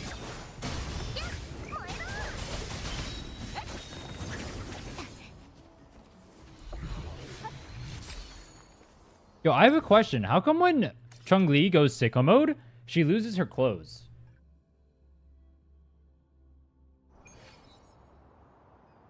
Anyone know what's going on there?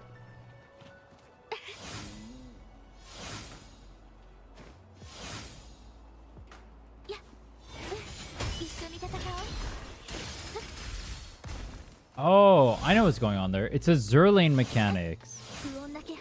He's a Kalcharo fan. Ah. That can't be true. Kalcharo has no fans.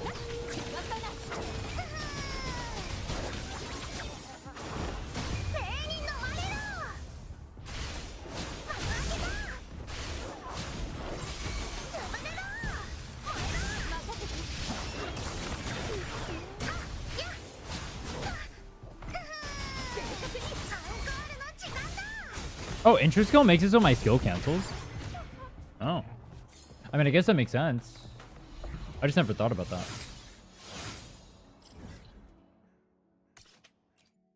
I'm learning.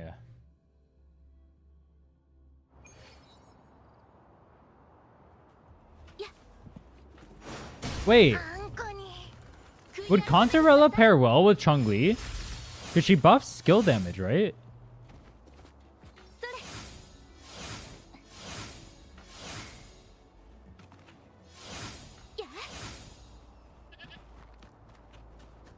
Changli's ult damage? Is she? I thought she was skill. Am I dumb?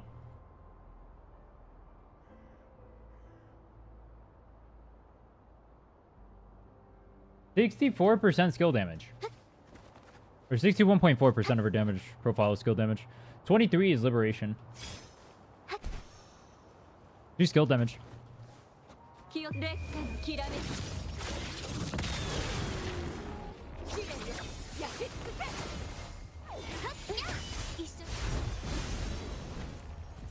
Dude, man, when she buffs out an outro? Oh, no. I was talking about like our own personal damage. Because, Contarella buffs skill damage, right? But then you need someone who has good liberation. Encore. Wait, is that why Changli works with Encore? Because of liberation damage?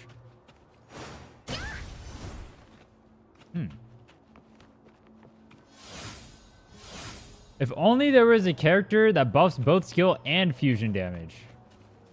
Too bad we don't have one of those. Such a tragedy.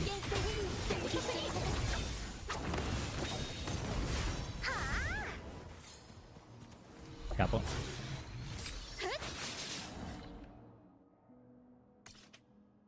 Wouldn't it be so cool if I was playing an account where I could use every character in the game? And so I could use certain synergies that were really good? That'd be really cool, right? Right?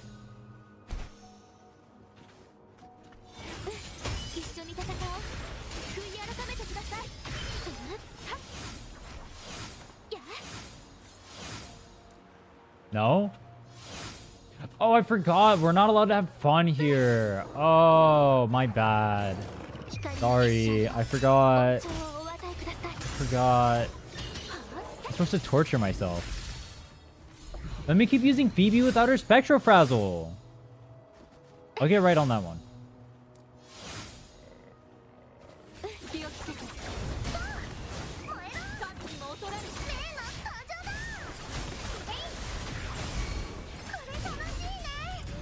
Play your Gooner Slop? Isn't that just every account in this game? Is there a single account in this game that is not Gooner Slop? No. Everything in this game is made for the Gooners. The unfortunate reality of gacha games, Gooners rule the world, and there's nothing you can do about it. You're gapped.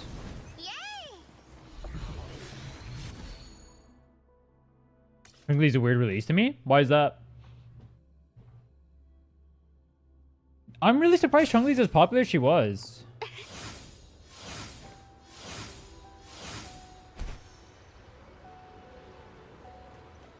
.1, but a dedicated outro target won't be before 2.6. I mean, same thing happened with Jian, right? Jian does not have a support. I think. Like, who's Jian supposed to be paired with? Phoebe has, like, half of her kits that can't even be used right now.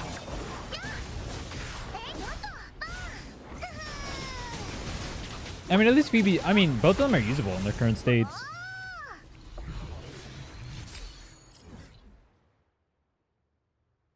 Yeah, I see what you mean.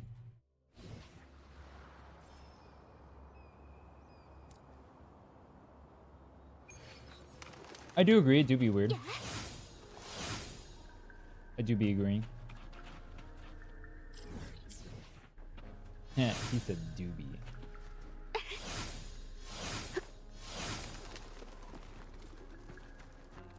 I mean, outro without a target is more weird than not having someone specifically who hits you with their outro.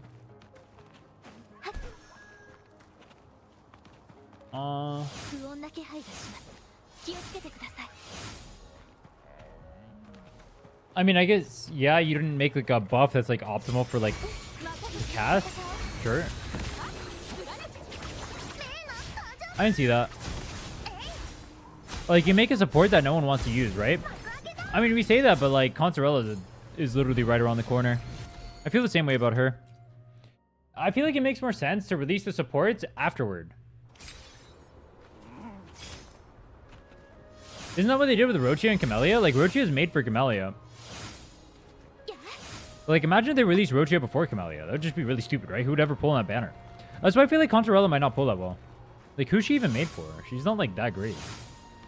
Until future units come out. Someone that synergizes with her. Potentially the Havoc variety. Rochia's made for saving pulls? Oh, that's weird. So is Brand.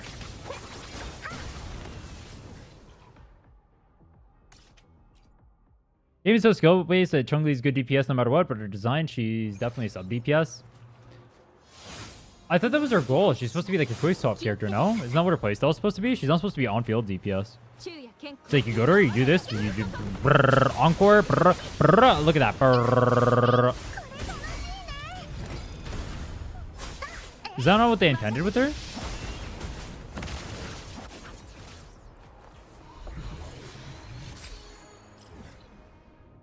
That's the feeling I get when I play her. There's another feeling I get if I play her. You know what I mean? You know what I mean. My god.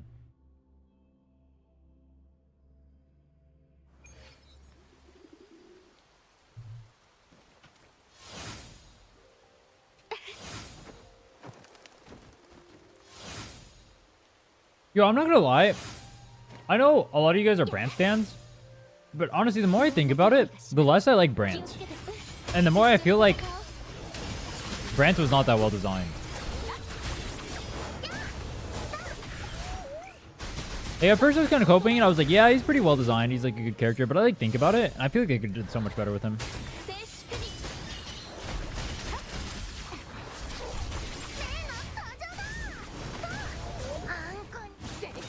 Super well designed? Dude, a character can't be super well designed and not sell well. That doesn't make sense.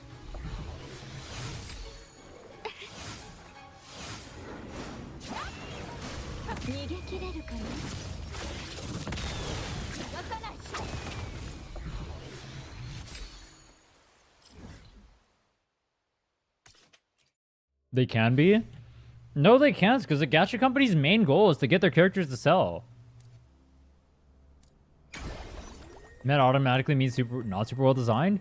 Well, I pull for guys in gacha games. I don't not pull for guys in gacha games. But like, if in theory a character that I should pull for, like Brant, should be cool enough to pull for, right? And he would be good for my counts and everything. But if I don't feel like pulling for him because I don't like his kit or whatever, I don't feel invested in the character at all. I don't really care for him. Like, isn't that just bad design?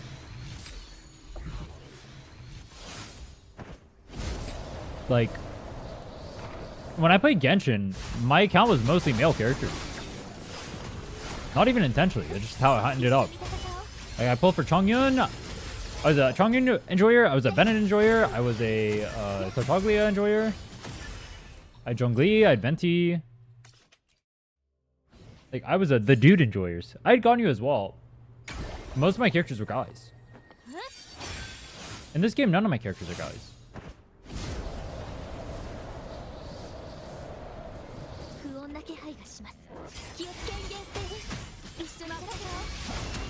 Biggest failure they did to Brand was label him as a support.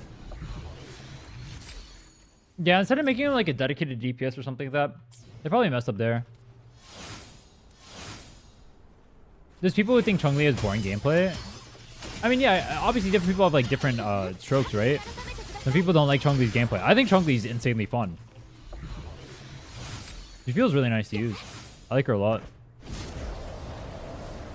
There's also some people out there who don't think Camellia is literally best girl. So, I know. People are weird. I agree. I'm not denying that.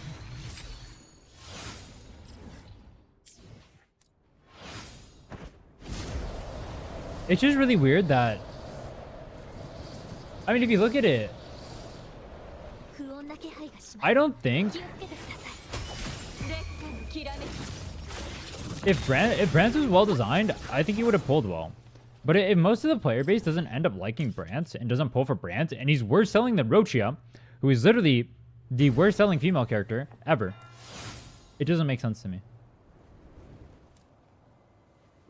Brands only did as well as Changli's third rerun. Does that make sense to you? When everyone is pulling for Changli is saving for Zani. And Contarella.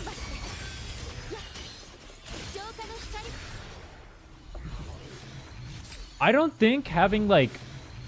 The more I think about it, I don't think saying having a different audience for the game even makes sense. Gunner moment? I don't think so though. Well, yes, obviously Gunner moment in like one fashion, but think about it like this. Even if I am a Gunner, if a guy character is cool, I would pull for them, no? Another detection not found. So, we finished farming all of our wolves over here. We did get a few fusion pieces though, so we can enhance for Encore. Or maybe even Changli, depending on what we get. Let's see what we pull. We actually got 3 of the wolves. Kind of ironic given the wolf is the one we need the least of.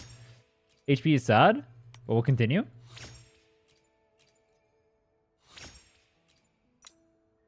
I wish I didn't continue.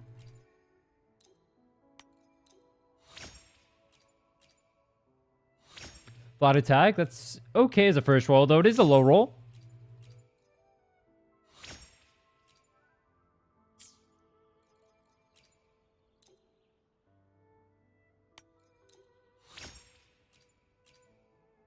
Crit rate! And it's 9.3%. Oh, wait.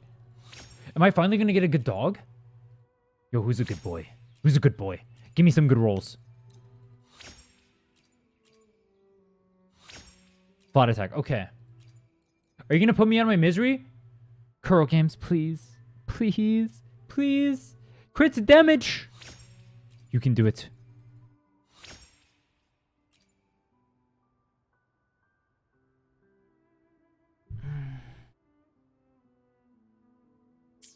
I'm not going to lie. This is getting to me. I'm not going to lie.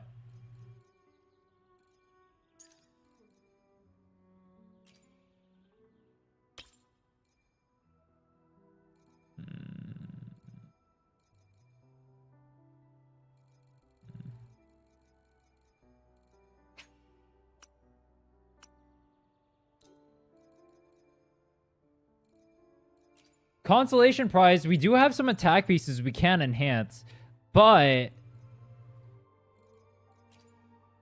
I only have one that is not a wolf. Oh, we are cooked. It's just not right. It's not right. This is not acceptable. Please stop. Oh! My eyes light up.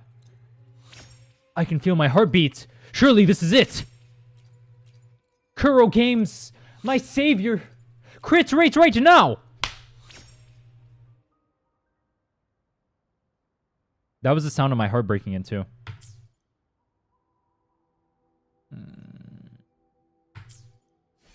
It's so sad.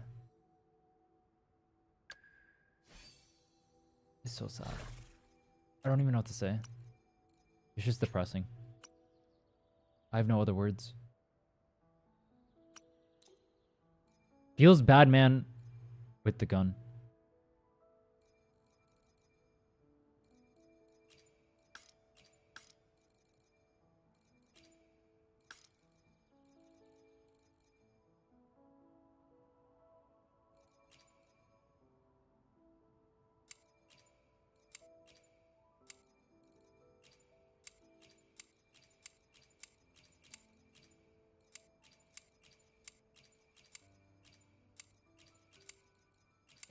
All right, let's go through our echoes really quick. Let's go ahead and mark everything.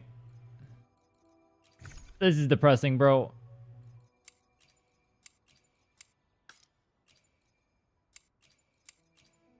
Only missing one crit roll. I'm missing one crit roll on Changli, and I'm missing basically everything on Encore.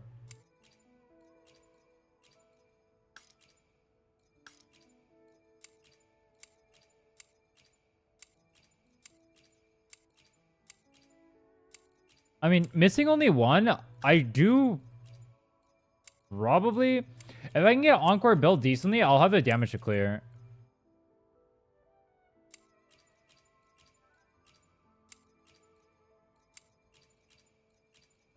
Okay, last time, apparently, I was very bad at paying attention. And I accidentally NPC'd a dog. So I'm going to look very carefully at these stats. It was a fusion dog on fusion set. We shall not repeat the mistakes of our past.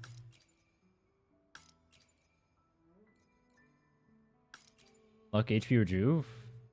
I have like 30 billion of these.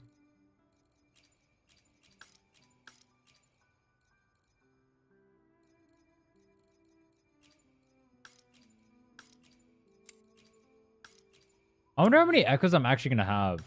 I feel like I have too many locked. Is there a cap on how many you can have? I'd imagine there is. Oh, there is. I'm at 800. Uh-huh. Yeah, we are fricked. Havoc. NGBGen. Goodbye. Electro. Keep. Bin. Keep. Buy. How come some of them are locked and some aren't? I don't get this.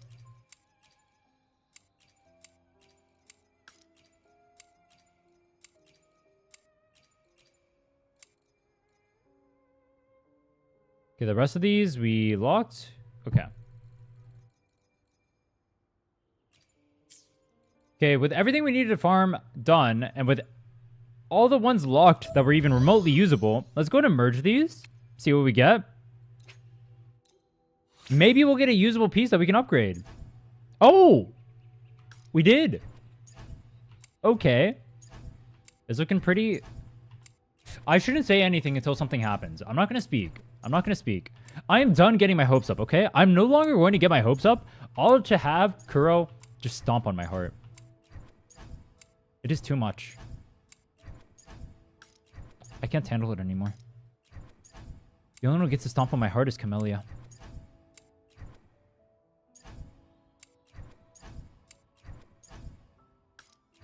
Oh.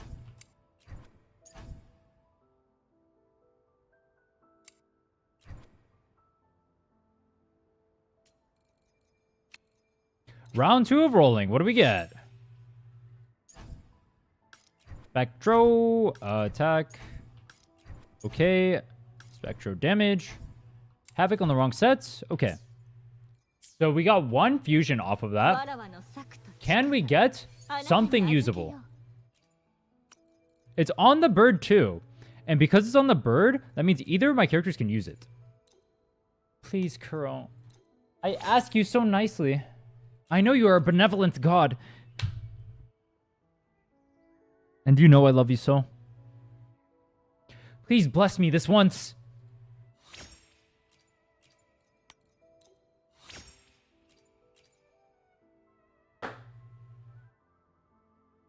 Don't make me farm anymore. Don't do this to me.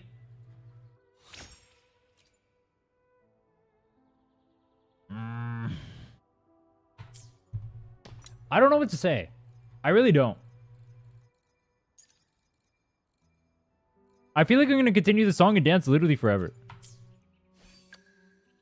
Let me see what I can put on Encore that isn't complete trash for her. Did not mean to lock that.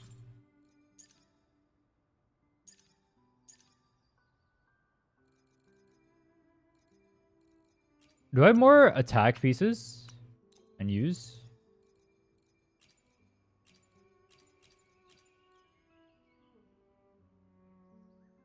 I hate that you get so many echoes. The only way to use useless unleveled echoes is rerolling for more echoes. I mean, honestly, relative to how fast you get geared up, I don't mind the echo system that much. Though it is a little bit annoying. Like, it's not that bad, but it is bad. But it's not that bad. It's just... Here's the thing. I don't know if it's a Stockholm Syndrome thing or what. But... When I compare it to, like, other games, I feel like it doesn't feel as bad. But realistically, I just shouldn't compare it to other games. I should just think about it as itself, right? That just makes more sense.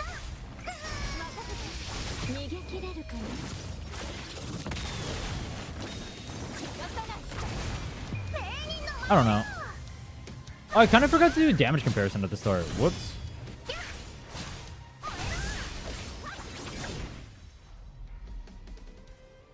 Bang. One crit rate, please. Ew.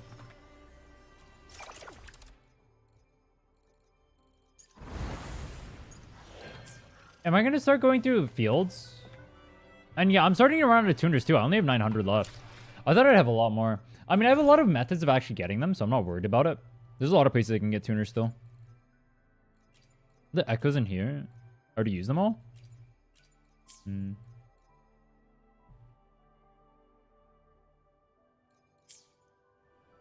It is annoying to go through the echoes and have to lock all the ones that are good. That is true. There's probably a better way they can handle the system. What should I do now to farm? Because we kind of got fricked in the butt. And it did not feel good. Do I just go farm 1 cost? Because I can't farm any more 3 costs.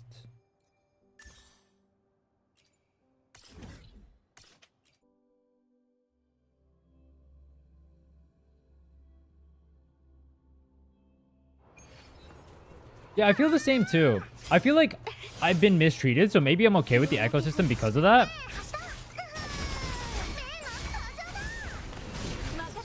And so, like, maybe I'm justifying, like, a shit system just because of that. But it doesn't feel as bad as other games I've played, so I don't mind it as much. You get mostly 3 calls from Tassa Fields. I wonder when I'm going to actually start farming Tassa Fields. Around what union level do you guys take or start farming Tassa Fields?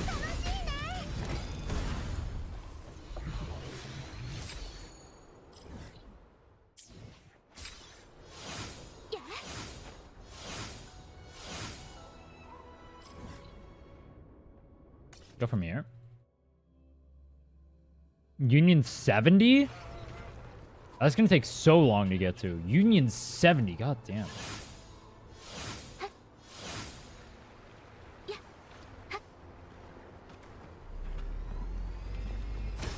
You did nothing but farm mats before that? I mean, I guess the second I hit 50, I'm gonna have to farm so many mats to, like, ascend my characters and whatnot. I should do this. Oh, too late.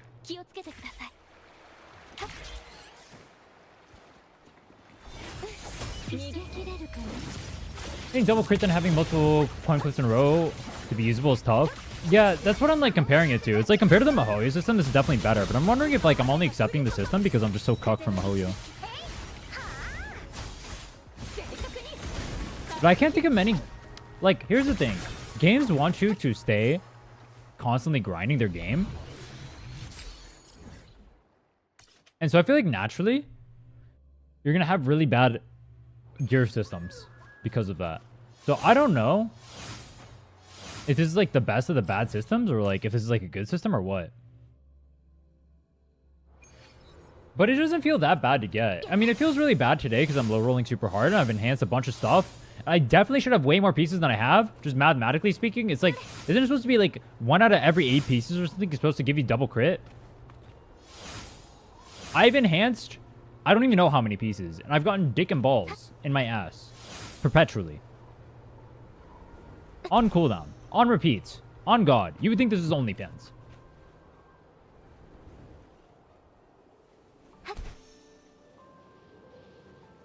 Where's the worm? There's the worm.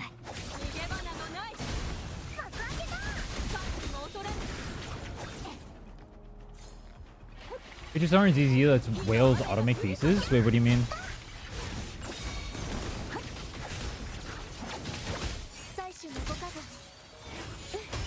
We're gonna need an auto-lock system? That would be really nice, actually. Yeah, if you auto-locked and you could, like, set what you want to auto-lock based on set, that'd be so cool. It would take a little bit of work, but it makes it so you don't have to lock anything again. But then you get paranoid and you have to double check. Alright, you know what would be fun, actually? I want to kill these dogs with Changli. Let's do this. If we see some red mobs on the map, might as well kill them. I think I've actually downed these before, but I'm curious how much our damage is.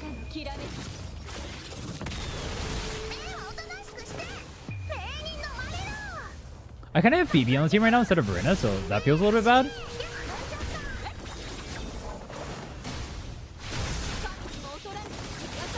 Oh, I'm kind of trolling. I'm trolling. Ah, I'm trolling. No. I trolled. All right, redo.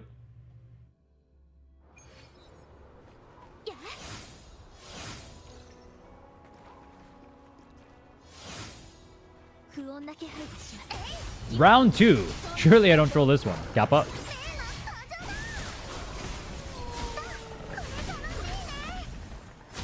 I swear I dodged that. Why is there a Phoebe on this team? Probably because I'm too lazy to swap.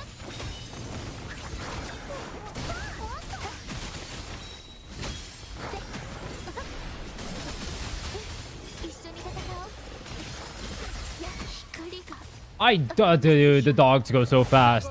I can't see things through animations. They need to change opacity in the game, I swear. I literally can't see things through animations. No. Wait.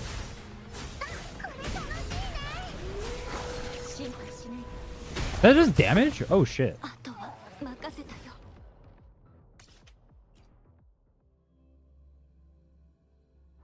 Yeah, the attacks hit way faster than you think they do. That is true.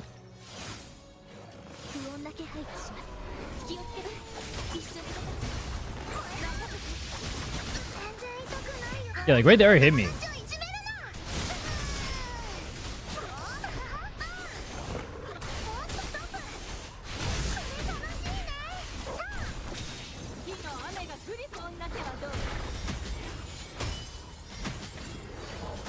One of them's broken. I'm hitting the non-broken one right now. That's not good. It's fine. We use Phoebe for the freezes to make this easier. Alright, one's dead. It's chill.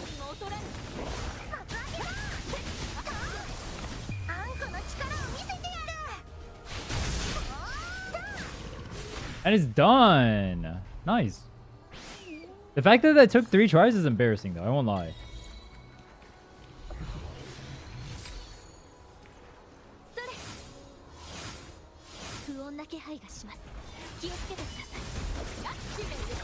These guys with solo level 1 alto. I don't doubt if you're like actually trying to dodge it or whatever. I mean, you can do it. Well, technically level 1 doesn't even matter. That doesn't change anything. What the fuck? Do I have Ta on the channel?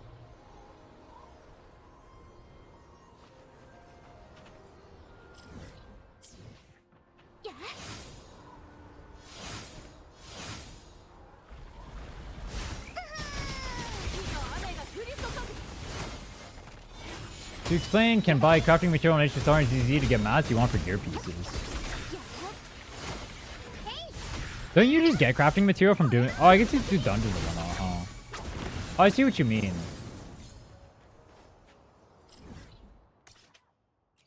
Do I prefer it that way, though? If you can whale for stuff? I mean, I don't.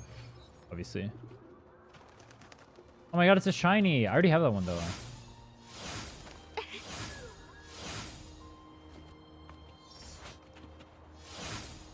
They added it for Genshin, and it was so bad they added a QOL for the QOL.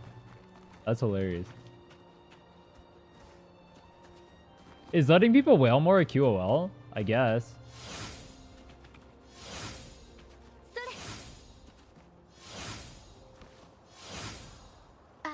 Oh, is it here?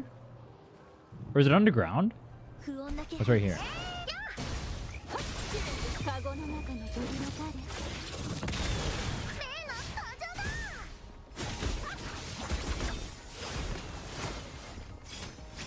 Doing another 24-hour? No, I'm just trying to build Changli in one stream, and I'm trying to kill the morning Ikes. Tommy requests to join your world. Sir Tommy, I am very busy right now.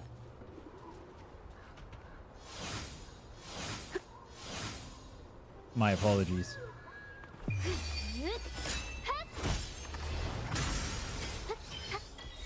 I'll go pillage other people's worlds, but I won't let him join mine.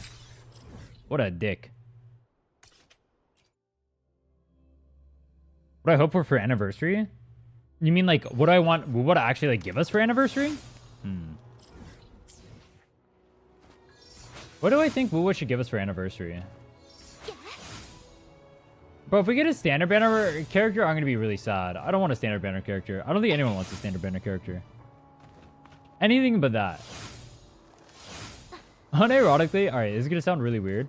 I would rather get just like 10 materials than I would a standard banner character. I don't want a standard banner character. Free brands? I heard rumors that they're giving another free character. Are those confirmed?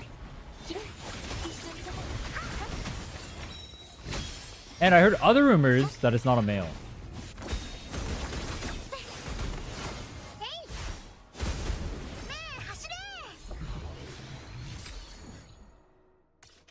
I don't know if that's a good thing. Like, I think about it.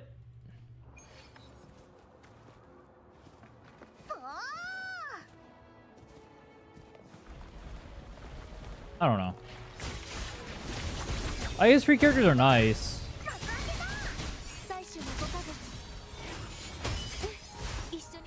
But I feel like if they give a free character, that just means that they expect the banner to not do well, which means the character's probably going to be boring. But I guess Changli Yao was fun.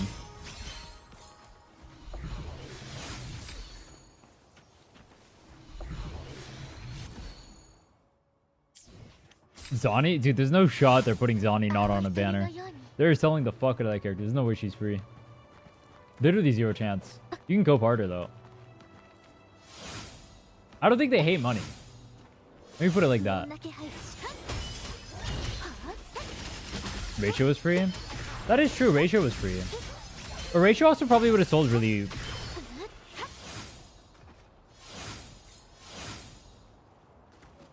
Ratio probably would have sold really poorly on his banner. If I remember correctly. Like the positioning of his banner and whatnot.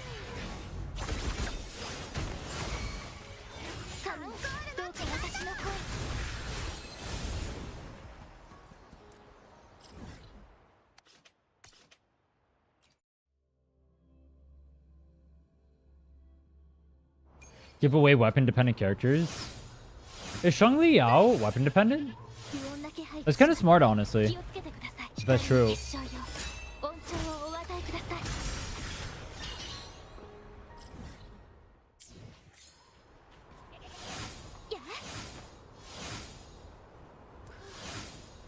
I mean, Kalchara looks pretty fun. So more fun Kalchara sounds cool. I'd be down for more fun Kalchara.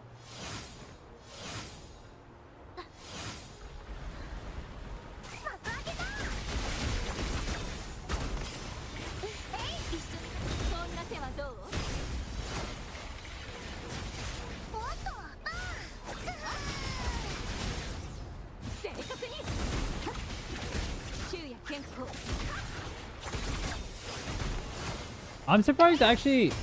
I mean, if they're gonna give a free character, I'm surprised it wouldn't have been brands. Like, why wouldn't they save brands for later on if they want to give a free character?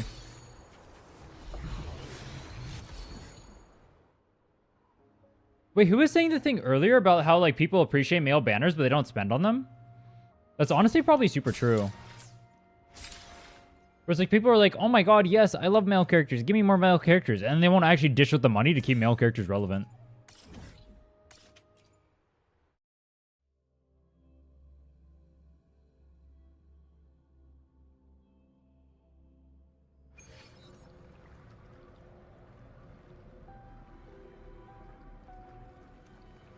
Tokyo 80 cities pop playlist. Oh, bet.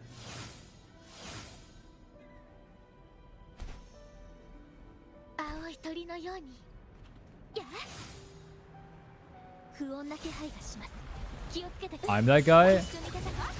Are you actually? I don't remember who said it. But yeah, I agree with that point completely.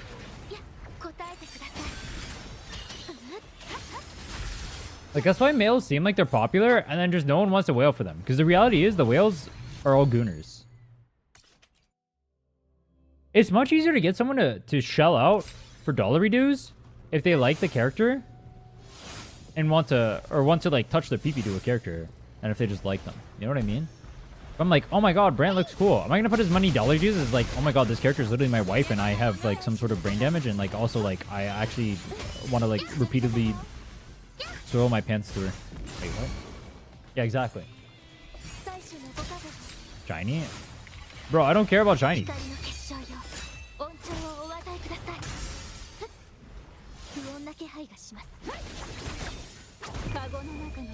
Do I care about shinies?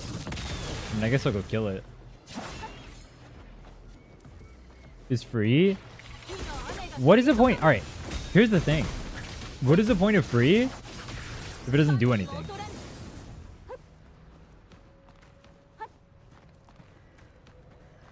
I get a free piece of trash. But it was free though. Okay, but it's a piece of trash.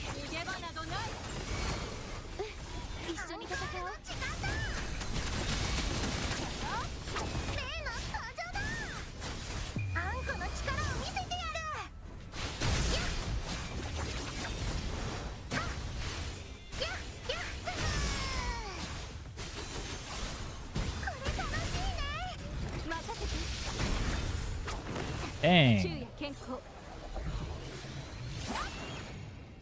My god, I got energy regen! Yes!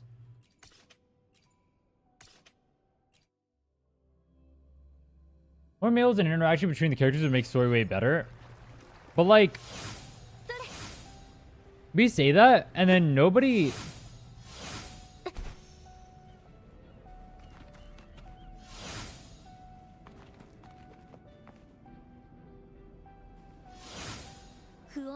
I don't see as many people talking about how much they want Brant and whatnot.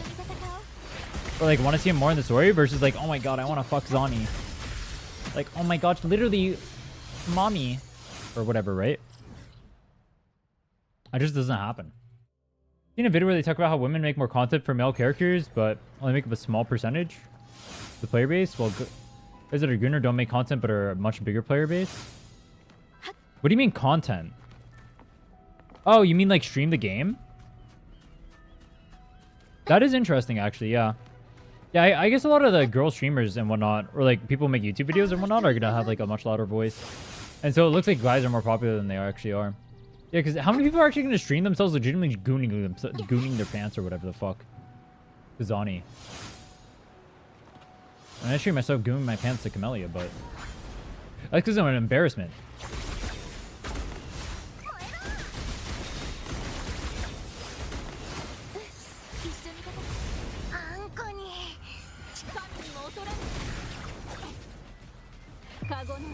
My For You page is just all Brant?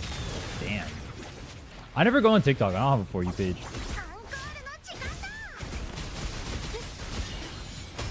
Detection target not found again. Did we get an attack one? Defense. Defense. No. Back to farming, I guess.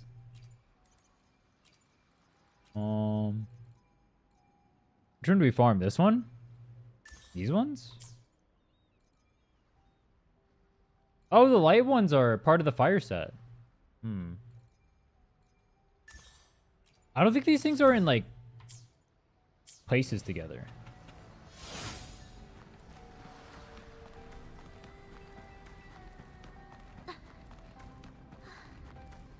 Fusion Prison doesn't own my team. How many shell credits do I have? Like 8 million?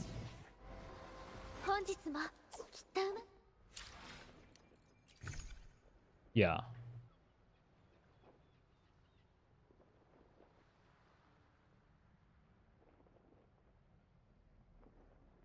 There's a recipe that increases echo drop rate by 50% for 30 minutes.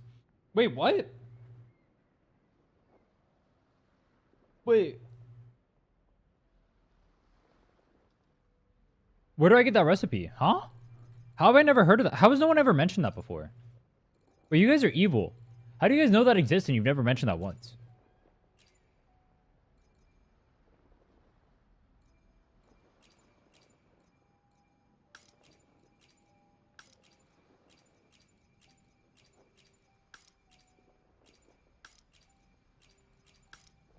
I mean, it's still worth it. I'll take that. You guys are evil for not mentioning that. I want you to know. If you knew that was a thing and you never mentioned it, They were messed up.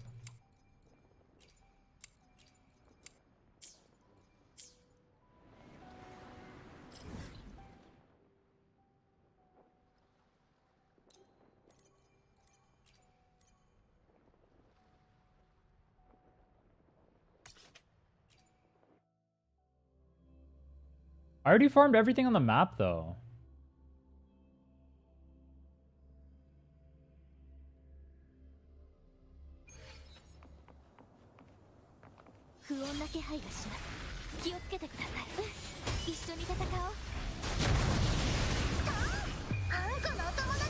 Save for 3 costs? Yeah, I'll probably save for 3 costs, but like I can craft it now, right? Is it daily capped or something?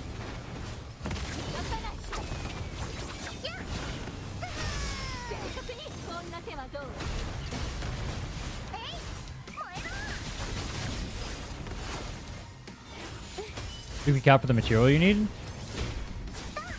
Ah, fuck, it's Monday too. That's sad.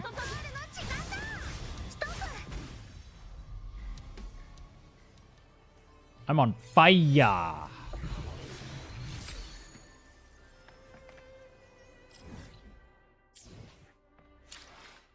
Where do you get the weekly mat? Or like, where do you get the recipe? Do you know? Or like, what is it called? I'll just go look it up.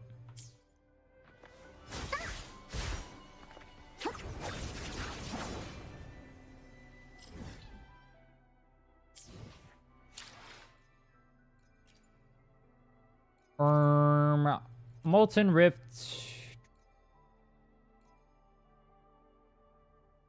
These things are always in sets of 3. I should farm these.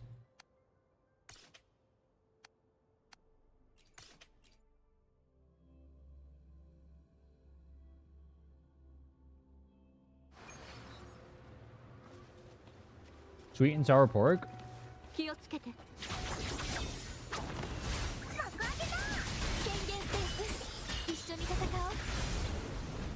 I said these things are always in groups of 3, then I saw one in a group of 2. Does that make me a liar?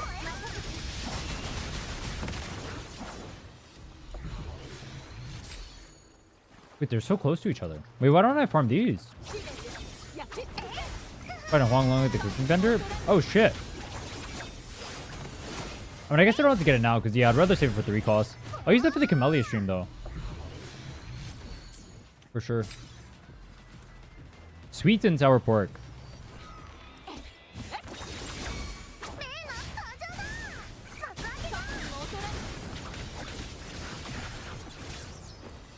Best use for farming 1 costs? Because they have the highest pity. Wait, what do you mean? Like you're least likely to get 1 costs? 3 costs are the hard ones to get, I think, aren't they?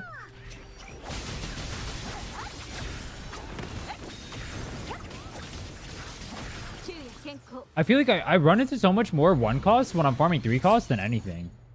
There's always like 3 1 costs right next to a 3 cost, right? For example, roast shrooms. Roast shrooms always have the 3 costs in the middle and then the 3 1 costs by it. So I always get to farm 3 of those when I'm farming 1 3 cost. There's just less 3 costs on the map. Like I feel like intuitively it makes more sense for me to save it for 3 costs.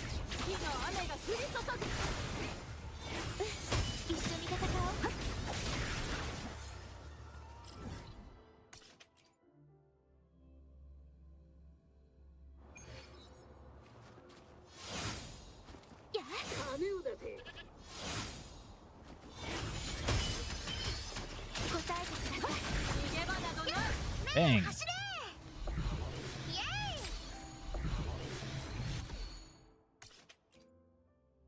I feel like I have a bunch of 1 costs in my inventory. Maybe I only feel like that, though. Maybe it's only like that because it's so much easier to get the attack than it is to get, like, spectral damage and whatnot. Or whatever I'm aiming for on 3 costs.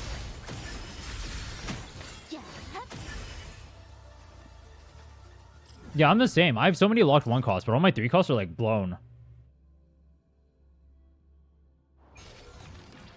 I feel like I should save for 3 costs.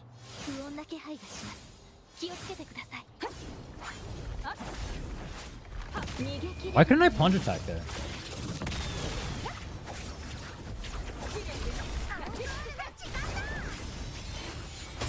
See, I could just use Phoebe for these prisms. They die pretty fast. Like, he's not as fast as Changli killing them. Because obviously Spectral Puzzle, blah, blah, blah, but I can still kill him. Yeah, where the hell is the... Yo. I'm gonna Echoes don't have a pity system, so it's only a 20% chance.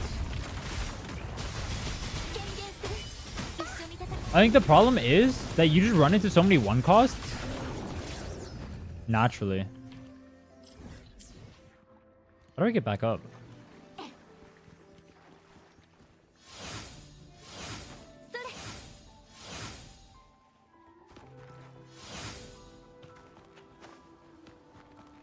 So even if it's technically harder to get one cost because there is no pity,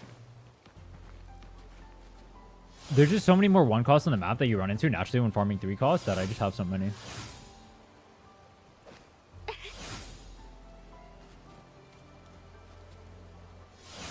Where is this? Is it up here? Am I baited? What is up here?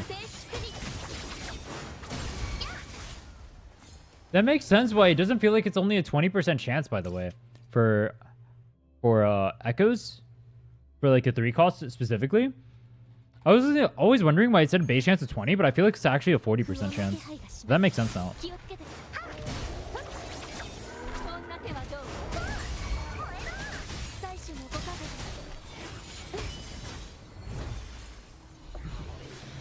Dude, honestly, I thought we were making pretty bad progress in terms of getting Changli actually built, but we've only been streaming for like 3 hours. It's not even that bad.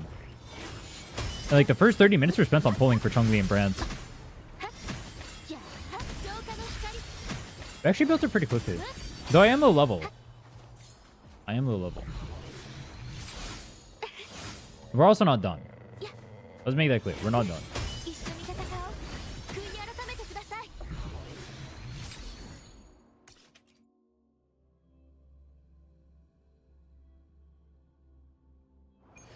Oh, that's another thing too. There's just way more 1 costs on the map than there are 3 costs. So even if it's technically easier, or like they technically have lower pity, there's so many more 1 costs you can actually farm.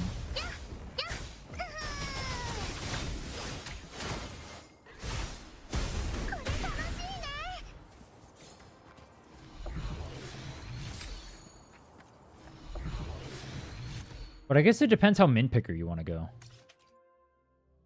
How min picker do I want to go?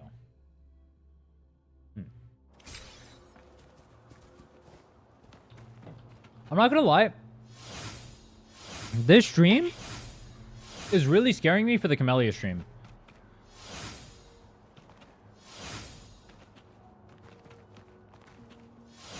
Because I feel like for the Camellia stream, I'm not gonna have the weekly mats for the Camellia stream. Oh shit.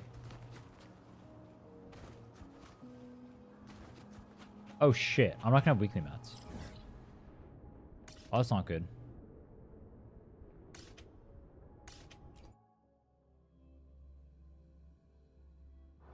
Because I used 2 of my things today on going for Jua. Yeah, on Jua. So I can only get 2 of her... I mean, I can get her middle skills up, but I won't be able to get, like, the extra nodes. I guess that's fine. Over level 50 at least. I won't be able to get her skills all the way up either because I just don't have the weekly mats.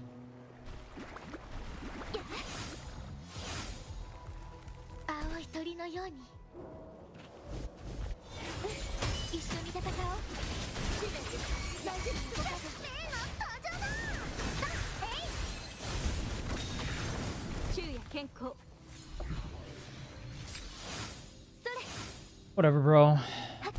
The weekly mats feels bad, man.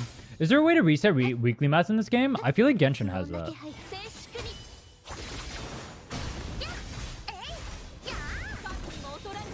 I guess it depends what weekly mat Camellia needs.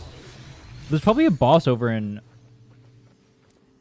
A weekly boss over in Tethys, and I definitely haven't done it because I can't even name what it is.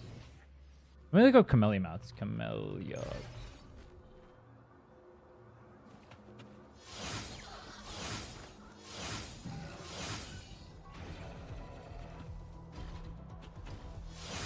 Oh wait, she's dreamless.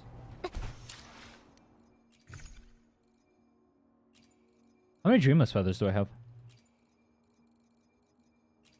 It's Fallacy? No, that's not the weekly mat. I only have one. Fallacy is not the weekly. That's like just like the Ascension boss. I'm talking about the weekly mats.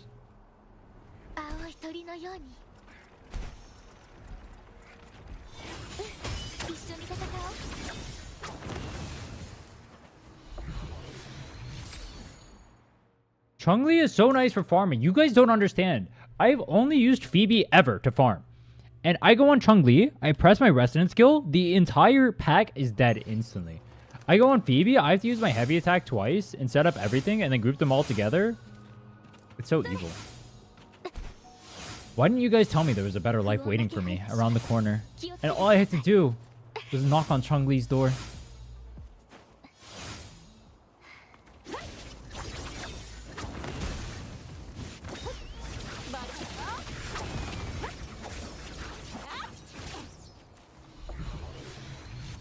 I think I did.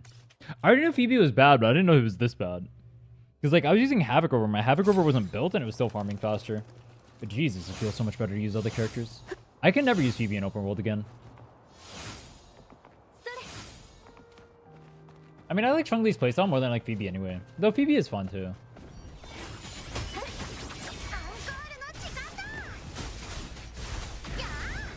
Dude, honestly, I feel like after a while, I might get bored of Phoebe's playstyle. But I guess she has second mode, so I can like pair with other characters too. We'll see. I can foresee that being an issue though. I remember someone saying that they got really bored of using Camellia, but I feel like the difference is like when I play Camellia, at least I can goon. But like I play Phoebe, there's nothing there. I don't feel the spark.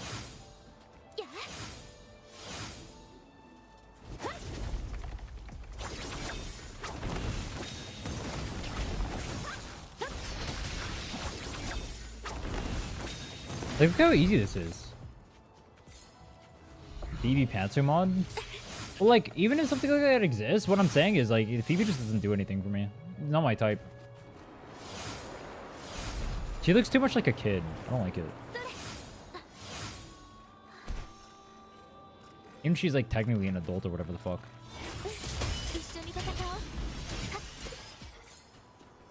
See, that's why you pull for the mommies. That's why Changli is there. That's why Contarella is there. The knowers know, and the non-knowers, they don't know. But that's why those banners sell the best. Changli, bestseller.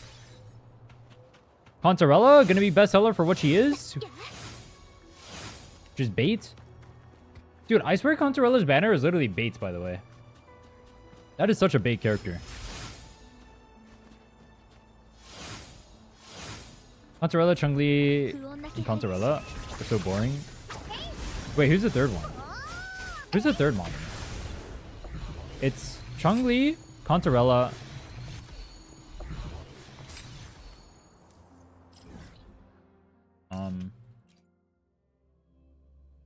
Who's the third one, chat? I can't remember.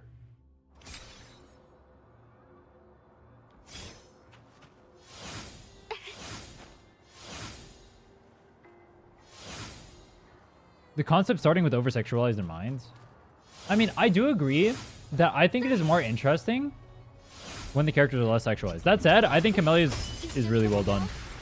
I normally don't like the super sexualized characters. Actually, I don't feel like Changli is that sexualized. I mean, she is, but like, I don't think it's like that bad. I think Contarella is like giga over the top, but that's kind of what makes it funny. I think Camellia is super well executed concept of it. Like, if you're going to do a character, I think Camellia is probably the best way you could do it. I do agree that characters like Contarella are super overplayed, though. But that's part of the reason why I don't like Zani. Like, she just feels too gooner to me, which is really weird for me to say. Inlin? Yeah, I don't like Inlin. I feel like Inlin's really boring. I was saying earlier, I prefer Inlin's old design, where she was just like crazy psycho bitch. Inlin's kind of boring to me. I think Beta Inlin was a more interesting character.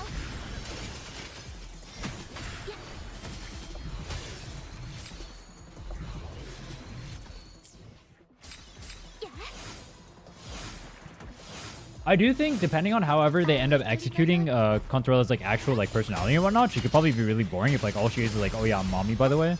That'd be kind of boring, right? Obviously it'd sell well, but it would make for a boring character. I mean, Gooning always sells well.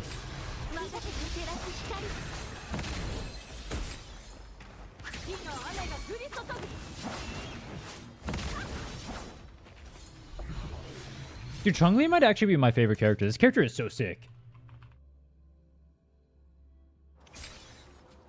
I'm so glad we pulled her on accident.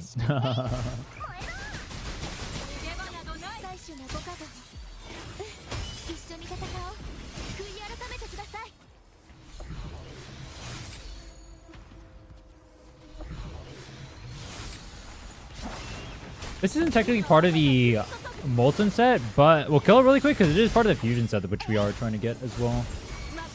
I mean, Havoc. That one. I just said the same thing twice. I said Molten and Fusion.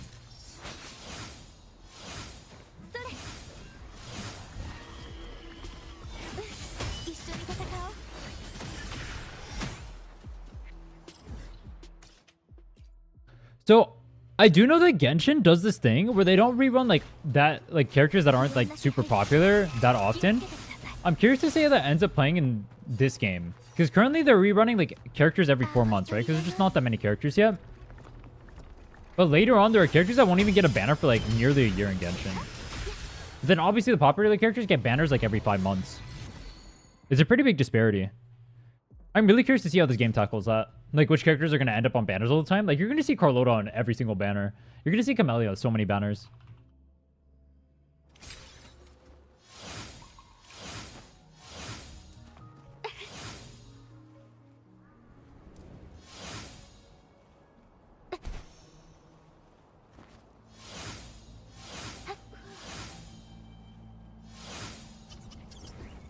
Dude, I think it's kind of wild that BB has like a... Alright. I don't know, it's weird. BB has a fun kit, but at the same time, I understand why people want to pull for her kit. But I think she should still be more popular than whatever her banner sales were. The fact that she sold worse than Jisha does not make sense to me.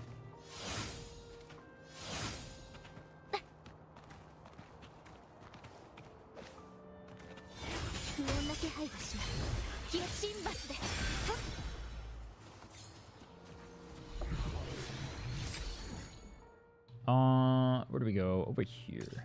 I'm gonna have to start invading other people's worlds for the 3 costs. We were running out of stuff so fast. Using Phoebe, she's a keeper. I do like Phoebe. I don't like using Phoebe in open world, but in bossing, she's really fun. It is super nice to be able to go around on a broomstick, though. Obviously, Phoebe's our first carrier, strongest character, so I use her a lot. I think, as I'm building Changli right now, though, I think I like Changli the most. I think she's my favorite character. I am curious, after I end up playing Camellia, how much I'm going to like her. What are you up to, Taco? How are you? No spent on Carlota, I had to choose then. A lot of them are saving for Zani. Yeah, I guess that's true, huh? That's probably why... I mean, that's part of the reason why Brand probably didn't do as well. But Brand probably wouldn't have done well anyway.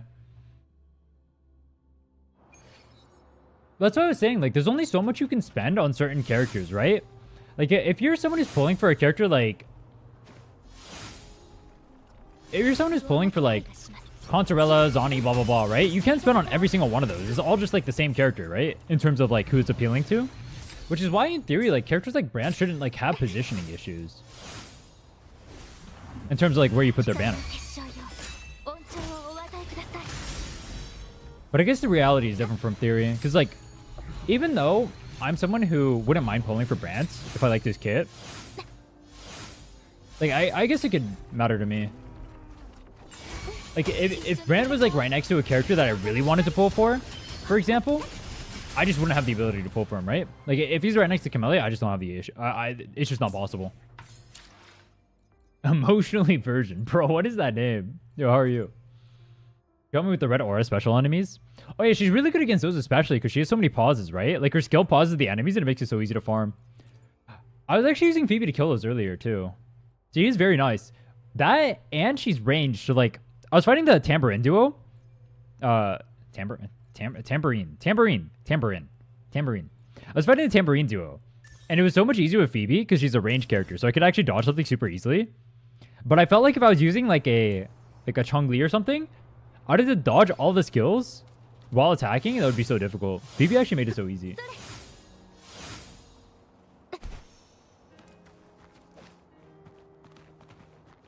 Brands was too similar to Camellia, and I want a BB. Similar in what regard? You mean like because they both are like aerial attackers? I can see that. I was kind of getting Camellia vibes when I saw Brand's gameplay, honestly. And he like spins and everything too. And that felt pretty similar to Camellia to me. I'm surprised I've never seen anyone like refer to Camellia when they reference Brand's. Because I do feel like their playstyles are relatively similar.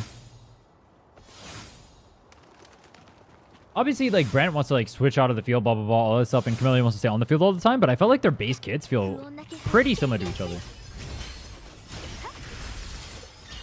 I agree. I never seen anyone else make that comparison, though. But I have felt like that. That is part of the reason why I didn't want Brand. Well, I just don't like the way Brand executes his kit. I don't like the idea behind it. Or, I'm okay with the idea behind it. Because technically it enables Changli. It just plays weird to me. I don't know. I was told Jessia is super fun to play. But when I was trying her in the, what is it called? Like when you get to try like the trial resonators? Yeah, the trials, I guess. Trying her in the trials. She felt kind of boring to me. So I don't feel like I'd pull for her. But I could see myself liking a kit like that.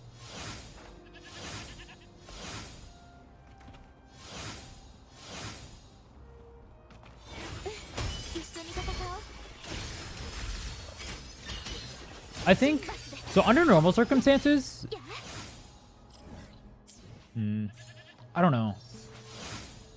I feel really bad pulling for supports and healers. I'm really surprised Shorekeeper did as well as she did, given that she's a healer. Because I feel like in gacha games especially, it's really hard for people to justify pulling for healers, because everyone wants to use everyone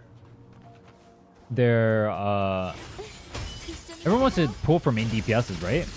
So the fact that Shorekeeper actually is nearly the highest selling character, or second highest selling character ever, is pretty insane to me. With her being a healer. Yeah, Jessia. I don't know if I'm saying her name right. I can't pronounce any Chinese names, if I'm being honest. The one with the art brush. I know Shorekeeper, Camellia, Carlota are like the best three selling characters. I know that.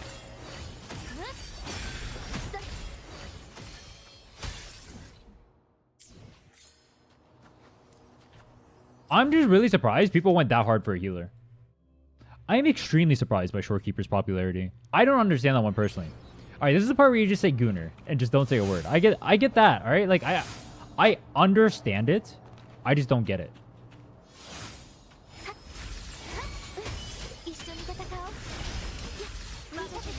Oh, it's like using Burnout.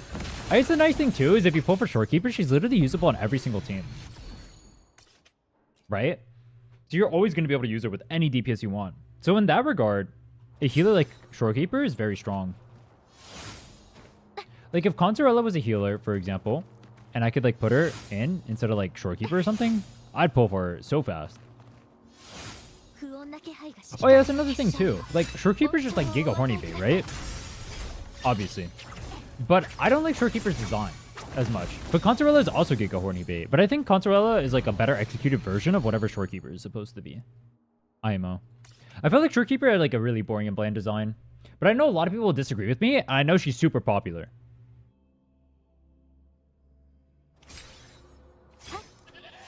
So I know I'm in the minority saying that. But I feel like Shorekeeper is very boring. Like she has like basically no personality.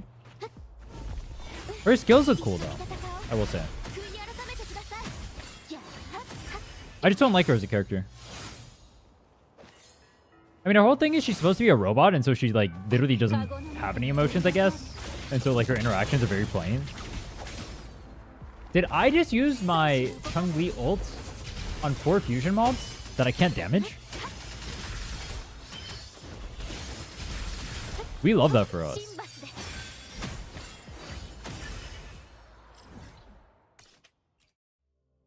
I'm not gonna lie, I thought those were light mobs. We don't talk about that.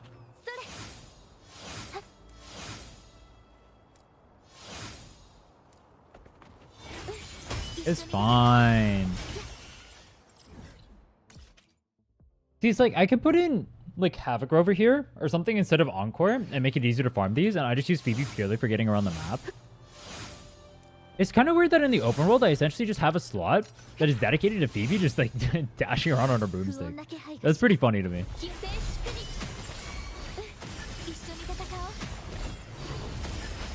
Phoebe, Genshin, Carlota are my mains. They carried me throughout most of the special enemies in Redecida. What made you pick up Genshin? I haven't seen many people actually play her. Though I've seen like some popularity around her. I wonder if they're going to make it so she's actually be able to be paired with characters in the future. Because I do notice there is like a good amount of players who do like Genshin, but I don't see anyone actually playing her.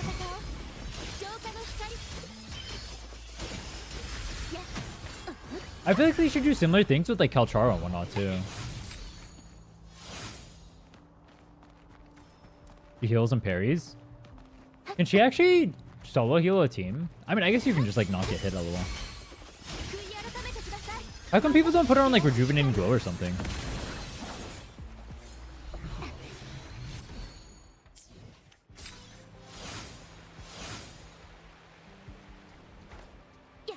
Wee.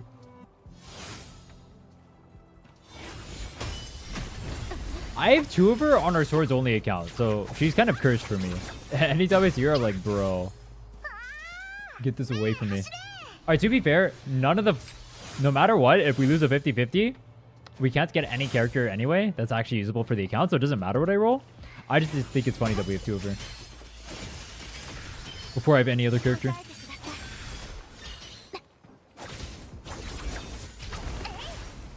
Be good you only play healers for the team-wide buffs, not the actual healing. Well, yeah, that's what I was saying Rejuvenate Glow for specifically, right? And yeah, that's kind of a weird thing too. I think it's really weird that you have healers in this game, but they're mainly played for their buffs, not the healing.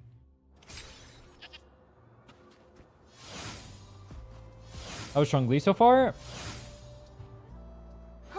So we're in the middle of echo farming, but I can give a quick status update about her stats. I guess nothing has really changed because I've really upgraded her, but we're at 1.6k attack, 87.5 crit rate, which is pretty high, and 212 crit damage. Now, the last roll we are missing on her is a crit damage roll, so we will get higher crit damage. I may have to change this in the future, but this piece is so good. It feels so bad getting rid of it. Look how good that piece is. I would feel so sad if I had to lose it. Now, obviously, we have that high of crit rate because we have the crit rate weapon, but that is something to consider. And then we have our skills maxed out. So I need to get Encore up. The Nightmare stuff is from Redecida.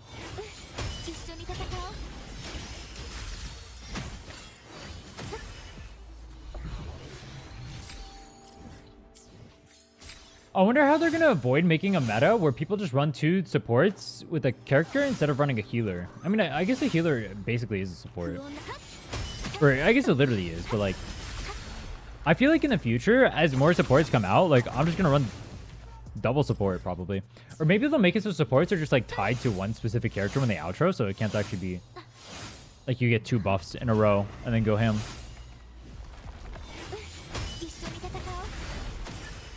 I guess that's the supports work currently.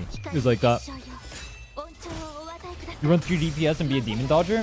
Well, the reason why you don't really run 3 DPS has nothing to do with like running 3 DPS is bad. It has mostly to do with the fact that like you just get more efficiency out of buffs, and all DPS want field time. Except for Changli, I guess. Changli is the only DPS that is okay not using field time that I can think of.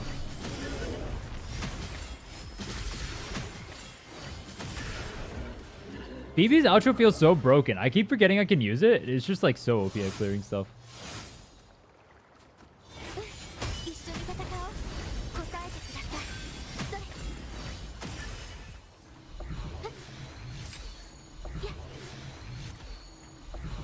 Oh yeah, if you're trying to like actually unlock the things, the actual nightmares, do what Flex said. Literally lasers enemies. Dude, so do her basics. These things are literally just giant lasers. It's kind of sick. I really like the visuals on her kit. I think they're super well done. Which is part of the reason why I was really surprised she didn't sell that well. I feel like her visuals are like top notch. I will say though, having used Phoebe this long, I really need them to implement opacity or something. There needs to be an opacity scale in this game. I feel like I'm going to keep saying that. And there's already one in the game that I just haven't seen. Dude, physics-based animation. I tried turning this off, and I tried to see if this had any effect on, like, assets, if you know what I mean. I didn't change a thing. I don't even know what that's for. Immersion mode. What is immersion mode? Oh. Yo, Flex, thanks so much for the sub. I appreciate it. Thank you, thank you. I still don't really have emotes. I still need to work on those. That's definitely on the priority list. Priority number 1 is getting set. I'm almost done with like getting set, like my entire routine or whatever with like getting YouTube videos done. That's priority number 1. Then priority number 2 is going to be revamping the stream. I want to like fix all of the like overlays and everything. I want everything to look nice and no, it's garbage. You guys remember where my starting screen is? Wait, hold on, let me show this. Look at this.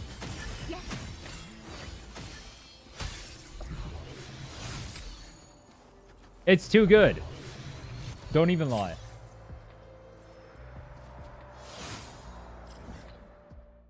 That's pretty good as a temp one. Don't even lie.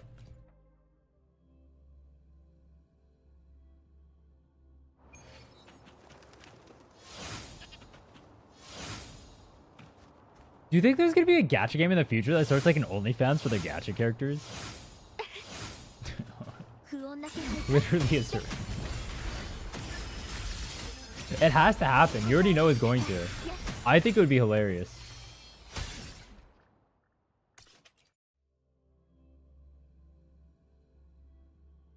Those already exist. They're just hentai games. But I mean like OnlyFans specifically. I haven't seen that one. I think it'd be hilarious. They just like roleplay as the characters or whatever.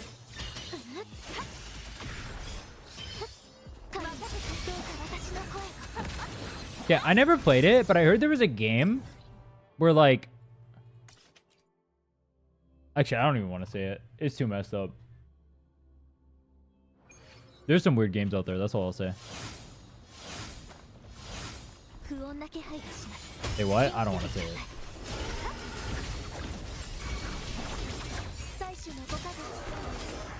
Imagine you can pay more for images from the characters. I think technically, alright, it's not quite the same, but technically you can do that in Star Rail.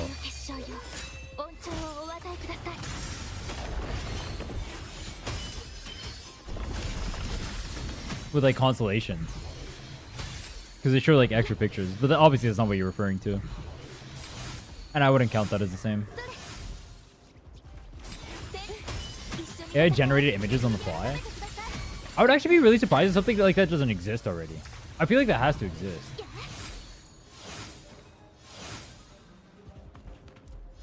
And if it doesn't, it will exist very soon.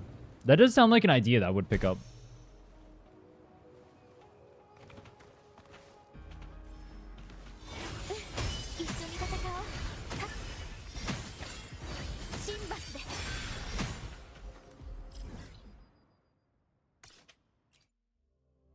I'd be more surprised about it not existing, though, than it existing. I feel like that has to exist already. Like, AI is used for so many things. Major, like, news publications and whatnot are literally just using AI to generate articles because it's just so much cheaper and faster. It's actually messed up.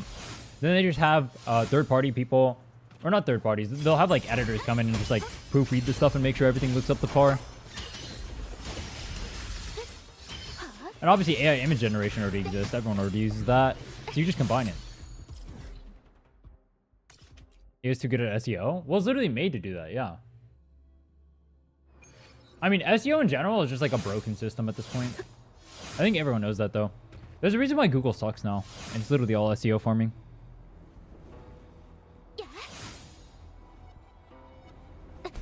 It's like they try to optimize too much for certain things, and everyone just tried gaming the system, and now Google is just like complete trash. There's a noticeable degradation from the quality it used to be. It's so sad too. Results are just not what they were.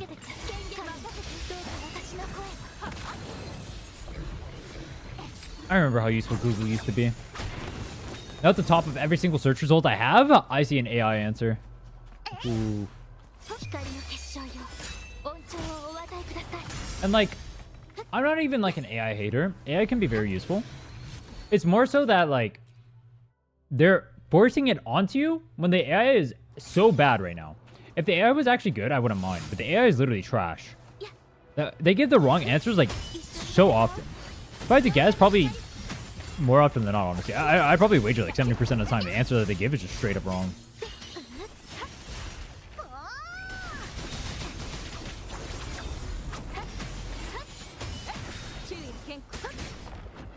I just get my forte cancelled?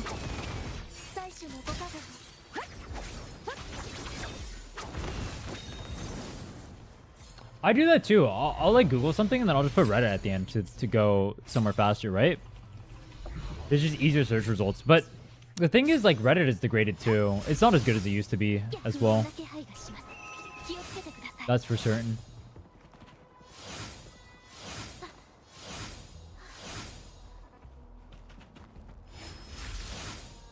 The AI category I see hated on more than anything is art. Yeah, probably for good reason too. Like, I understand it. AI arts in theory could be good. But the reality is, like, when you get into discussions about AI arts, you have to ask yourself what you're even using these things for. And if you're using them essentially to destroy, like, industries that people enjoy, like, humans love doing art, right? And it brings them joy.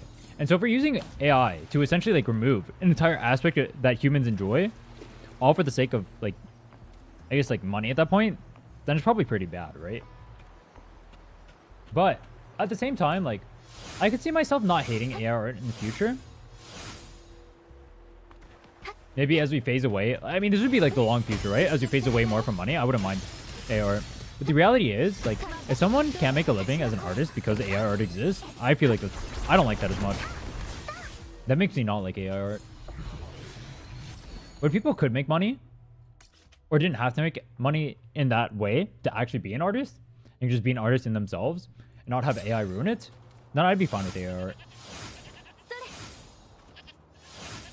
But I feel really bad that there are people who put, like, years and years and years into their life to make art.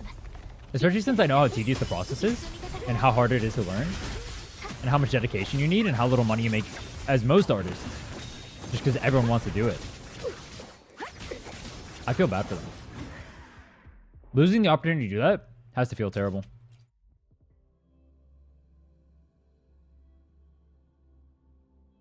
At the same time, I understand the people who like and use AI art too. Because it's like...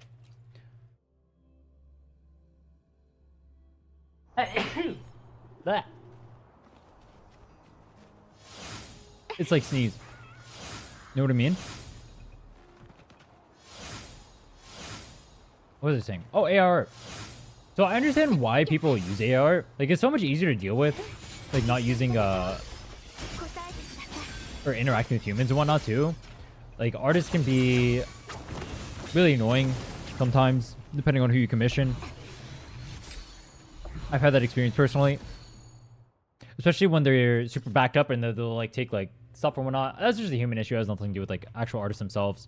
But, like, then they get, like, burned out or whatever, and then blah, blah, blah, blah, blah, and then you never get what you wanted, and then it feels really bad. Which, obviously, is an issue in itself, but I understand why AI art is used. It's also much cheaper, and there are a lot of people, like, for example, let's say you're running a YouTube channel, right? And you want to, like, compete against, I don't know, Mr. Beast. And Mr. Beast can do XYZ to make good thumbnails and spend hella money. Well, AI art kind of, ironically, levels that playing field.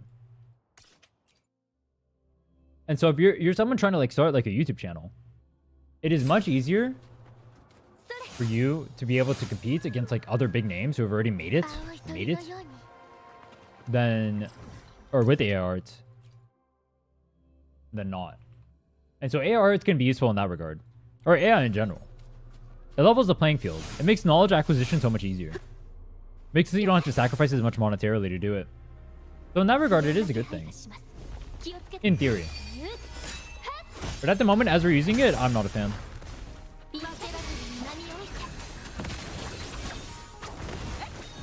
I feel like most people would probably agree with that, with what I just said. Someone sees both sides and not just one side. You're one of a kind. Hey, yo. Oh, no. I got to clickbait. Hold on. My bad. I got to go hard on one side, and I got to hard blame one side for all of society's problems. True. I don't think of both sides, though. I don't want to, like, sound like that, but...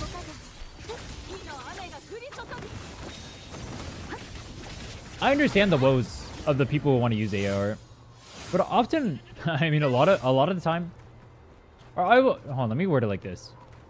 I get why AI arts can be good for people. I do think that people who say like AI arts can never be good are kind of stupid. That being said, I understand why they're super anti-AI art, and I understand like all the bad it can cause. And that is true for all of AI actually, in any regard, not just artists. I think artists specifically, or AI art specifically, is targeted only because people on the internet feel so much more closely to art than they do like other forms of stuff that are getting killed by AI. For example, what if you're like a writer and you're not able to make books anymore because of AI? And AI is just so much better at making books than you. But that topic will never be talked about. I've never seen someone once bring up books when they talk about AI. Why is that? Writers are going to have a hard time as AI can actually write like human beings. But no one will ever say that. That's an issue too. You just can't write anymore because AI does it all for you. That's a creative outlet.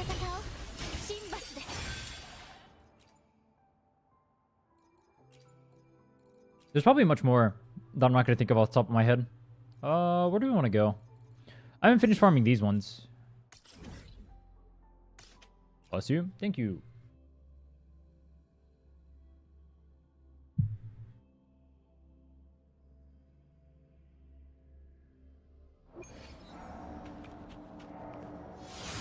Programmers and therapists could also be replaced by AI.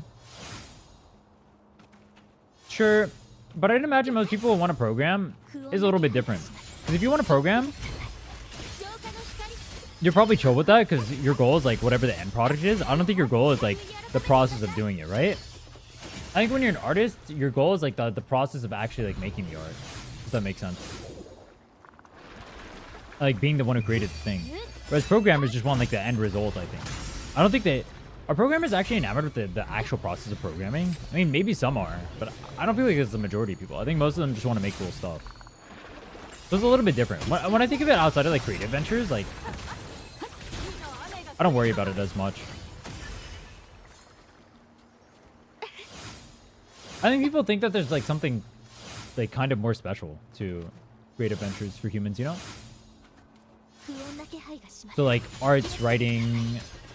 I can't think of anything else, other examples on the top of my head, so this is the part where I say etc.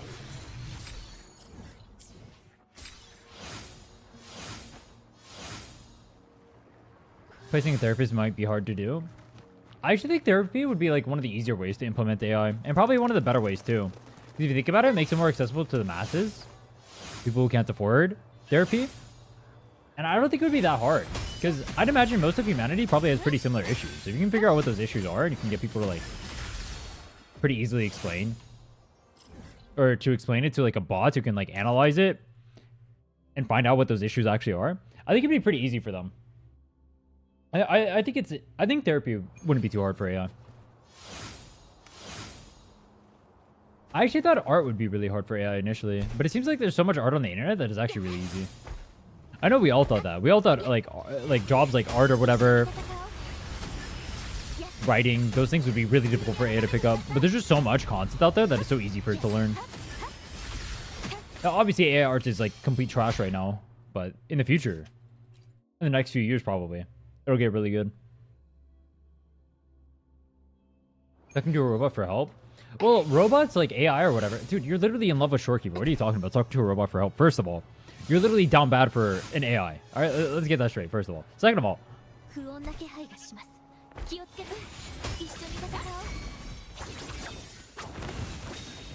what was I going to say? I forgot. I was too busy roasting. Oh. I mean, they're just going to mimic what humans are like anyway, right? It's not really that big of a difference. Like, it'll feel weird at first, but it won't be any different, honestly. Like, I'm being honest too, this might be a hot take as well. I feel like people say that they're really opposed to having, like, say, like, a robot, like, partners or whatever. But I feel like realistically, like maybe after like 5 years of it being around and like normalized or whatever, people are gonna be like pretty open to it. I feel like they just say that they don't like it now because it's like it feels like so far away before it's even like remotely realistic. But if you think about like the most realistic form of like AI girlfriends or whatever, or boyfriends or partners or whatever, right? I feel like I could see a large amount of society, especially with like how much loneliness exists in society right now, and how much will probably be exacerbated as AI gets bigger. I see a lot of them ending up going down that route. I feel like it'd be really popular.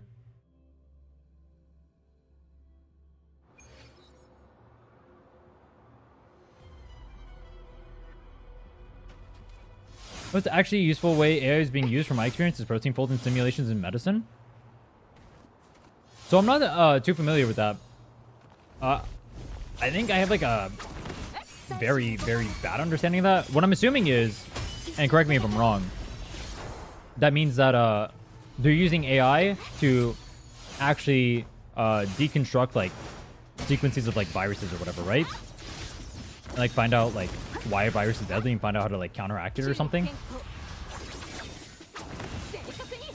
Is that like a good TLDR? Or am I completely off the mark? Where's the... Huh? Oh, it's right in front of me. I'm stupid.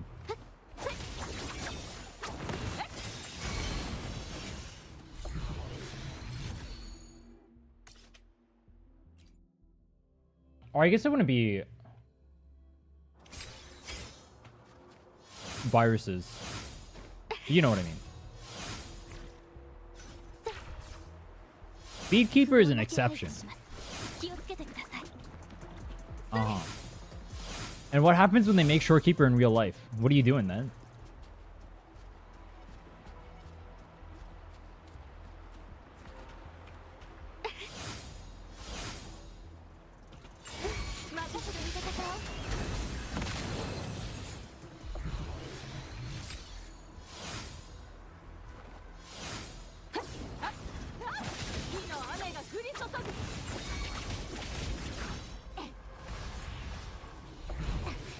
I never actually played Detroit Become Human, or Become Human.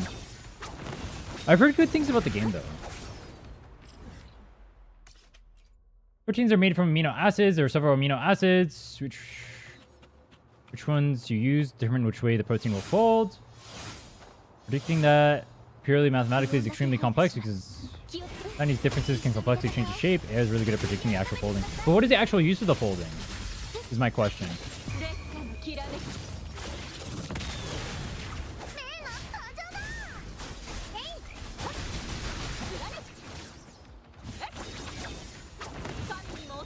Like, I think the part you said is the part that I think I understand a little bit as a layman.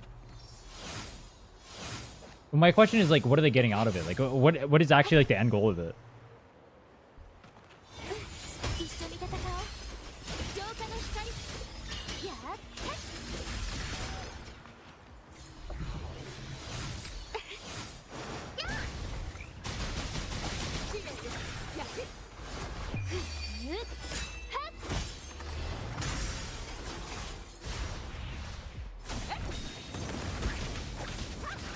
Encode amino acid sequences and mRNA to insert it into cells and produce certain protein.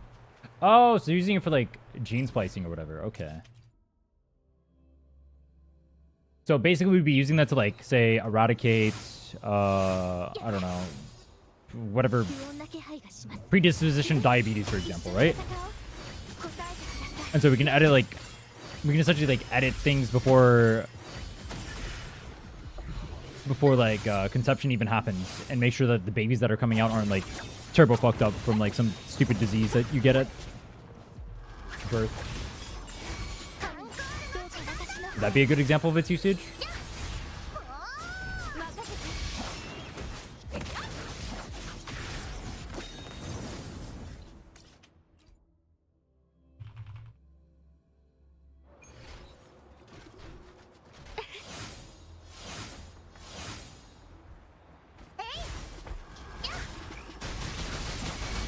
Most basic use is inserting a producing gene into some fast propagating bacteria to mass produce a certain product.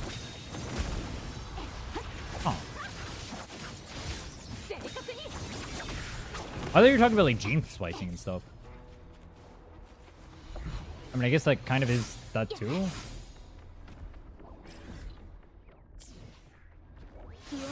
Interesting though. I shall look into it.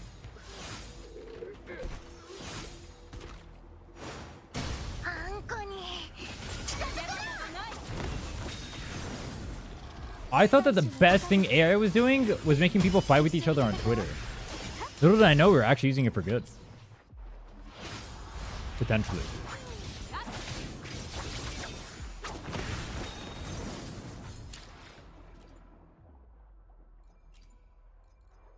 Big potentially there. What do we want to farm? No. These things don't group together, so no. I mean, we can do these ones. Like 50-50 on hitting this one. Tokyo Tower. I don't want to listen to Tokyo Tower. Let's go back to K-pop.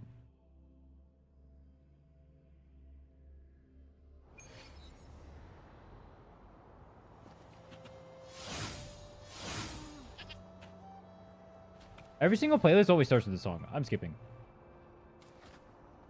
Every playlist starts with this song too.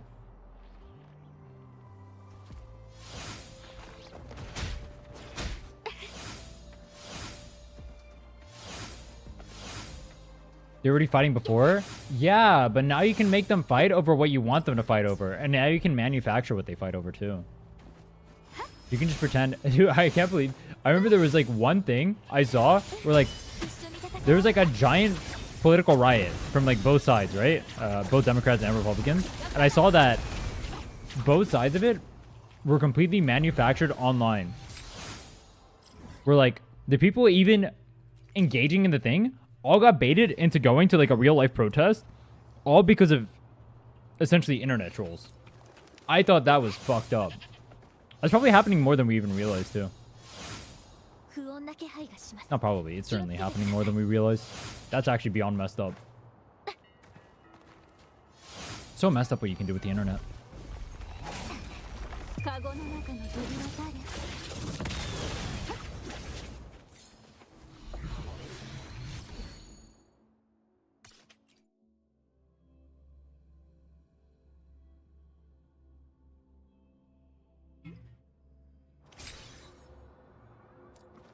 I forgot what the actual thing was for, though.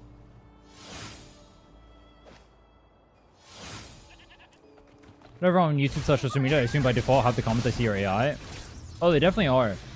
They just read, like for YouTube, for example, they'll just read transcripts of the video and they'll insert like some random comment. Based on like one thing they pulled from the video. On YouTube, I haven't figured out the purpose of it. Especially on like random videos.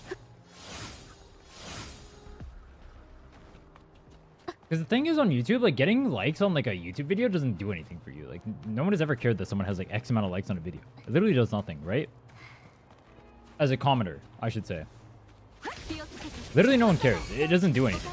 Like I'm trying to figure out like why it happens so much on YouTube. But I'll notice it on my videos too. Where it's like people will say like the most AI generated comments. It's definitely AI saying it too. But I don't get why it happens. There's no goal there. At least on Twitter, you accrue like a following and whatnot, right? Or you can like shape public opinion. That doesn't work like that on YouTube. So why is there so much AI on YouTube? That's the part I haven't figured out yet.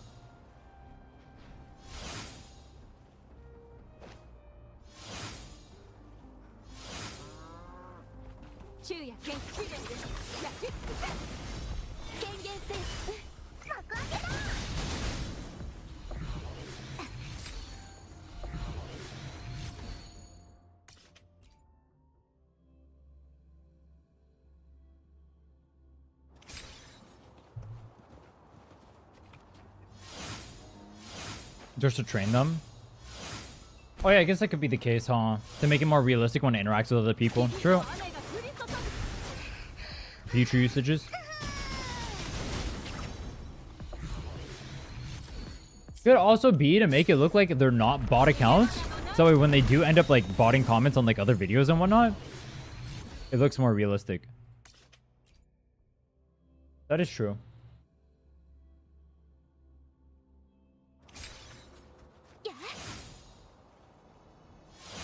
What is this?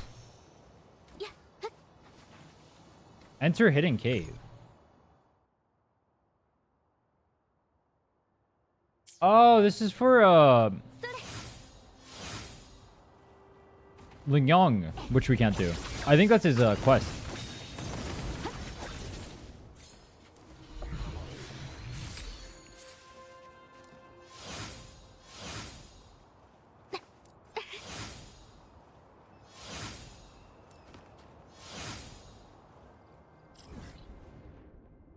Is this the part where I start going to random people's worlds and begging them to let me steal their resources?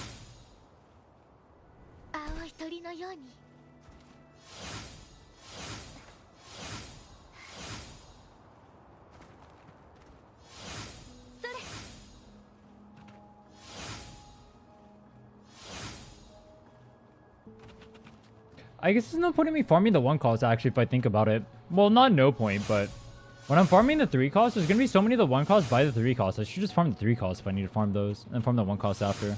I'll just do this last one and then try joining random people's worlds.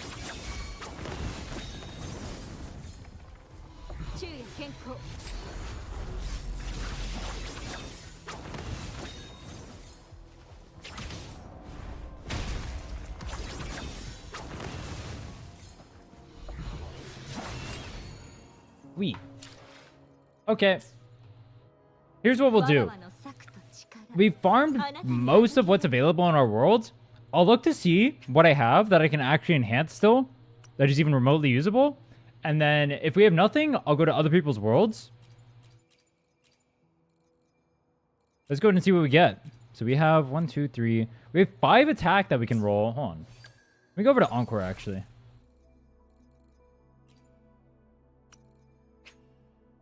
Make this a little bit easier. So we got no extra fusion damage. We weren't farming 3 costs there, so it's kind of expected.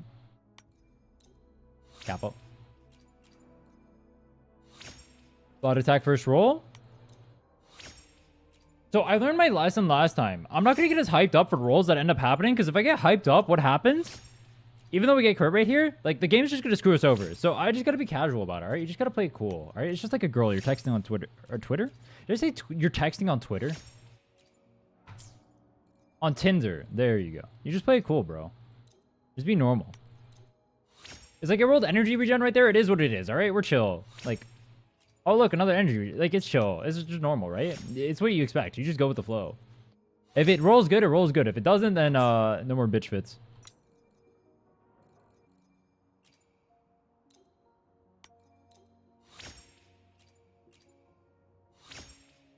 That's a pretty good first roll. But we're playing it chill, all right? We're chill here. No more raging. No more hype. It's chill. It rolls HP. It is what it is, all right? Oh, apparently I'm crying. Capo. Oh, it rolls HP twice. It's chill. It's not even a big deal. Honestly, like... See, like, it's not even a big deal. It rolls crit rate here. Like, the last one, even if it rolls defense, like, it is what it is, bro. You just take it. Energy regen. I don't even know if that's good for it.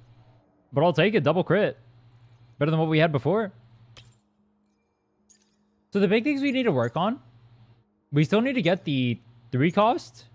The 4 cost. Yeah, we need to get 4 cost for Encore. Or if we get a crit damage one, that would also be good for Changli. But not the biggest of priorities. I would rather get something remotely usable for Encore. And then both Encore and Changli need a 3 cost. So Changli over here needs to replace this one with just a better one. I mean, honestly, I might roll some dogs to see if I can get a better one of this, because this one's pretty bad in terms of stats. I feel like we can do better than that. But we'll do that once we end up getting more pieces. Or hold on, let me see. I have more dogs.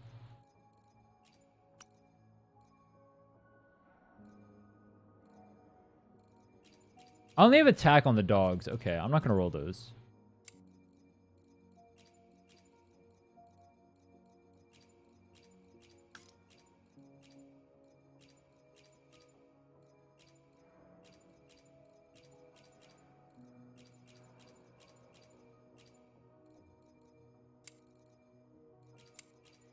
I don't know why I'm not marking these.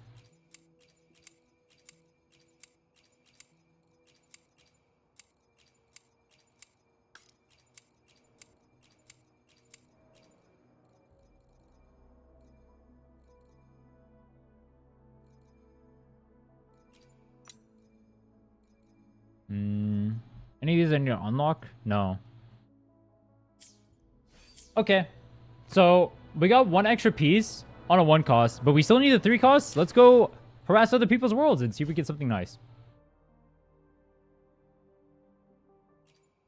I'm cuntier than you'll ever be. Hey, yo. This is better with Brant. Encore or Changli? I think Changli is. I don't think Encore wants to play in the air like Brant does, but Changli can pair well in the air. Most characters in the game want at least 120 ER, so it never feels bad to get. Oh. Good to know. How do people actually hit 120 ER, though? Do they just go for ER crit rate, crit damage on every single piece, and pray they get attacked? Yeah. Yo! Is it cool if I farm for my... Or if I farm... the Molten... Here, trying to gear Changli. That dragon looks so sick, by the way. What the fuck?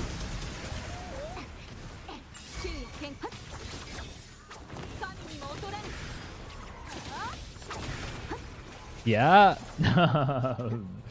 Bet. Bet. Okay. First person we see? First set we get to farm. Love to see it. Dude, I'm not gonna lie. I've never run into someone who is actually like not okay with me farming something in one of these co-op things. The community is actually pretty nice. Love to see it.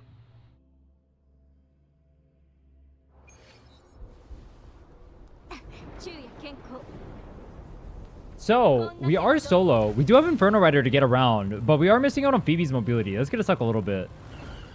It is what it is. We bought. Why did that one feel a little bit slower than the other one, by the way? Including the 100 base, so 2 ER rolls is good on DPS. Some even 1, 3, or 4. Oh, that's included in the 100 base. Okay, that makes sense. That makes more sense. I was like, how do you get 100 on top of that? Okay, I understand now.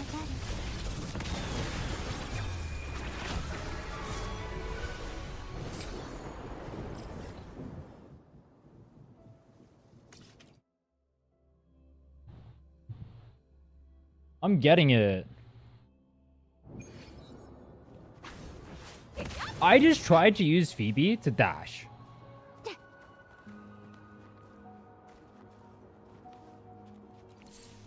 Hey, flying or what? Bruh, flying in 1.0 Lamau. Yeah, let me get right on that. Oh, I can't farm some of these sets because these things are all fusion weak. Or, I mean, fusion resistant. And I'm using Changli right now. Sad. Yeah, I'm on that map. I'm on that map.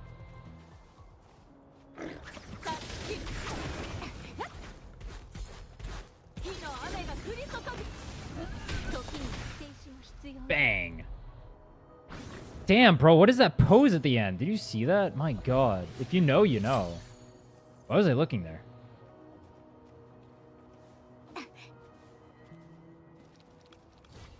Don't ask what you don't want to know the answer to.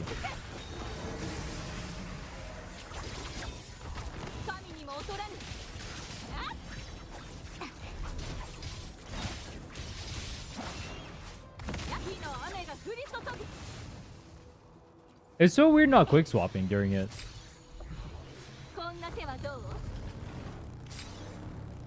Yeah, I'm on 1.0. I can't do anything. It's not fair. I can't fly. I was saying that... Alright, I'm not sure if they need to add flying to 1.0. But at the very least, I think they should retroactively add extra grapple spots. Because, like, the thing about flying is it probably breaks 1.0. And I don't know if I want flying to be in every single map either. I feel like it's probably better if it's unique to 2.0. I'd rather have other forms of mobility. So I don't think I want them to add flying here. I want them to, like, accentuate the forms of mobility they have in the different regions. So over here, grapple is really prominent, right? So just make it so you have more places you can grapple to. And then whatever comes out in 3.0, that place can look cool too. But I don't think I want 3.0 to be flying, because I feel like if I fly everywhere I go, I'm going to get really tired of it.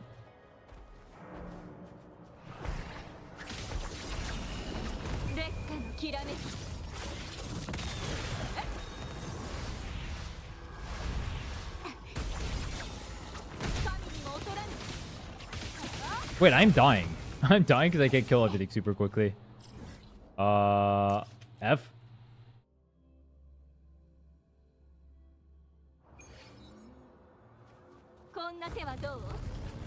I have a question. So normally you get copyrighted if you have like songs like this, or right, on like a YouTube video, for example. How do these playlist channels not get copyrighted?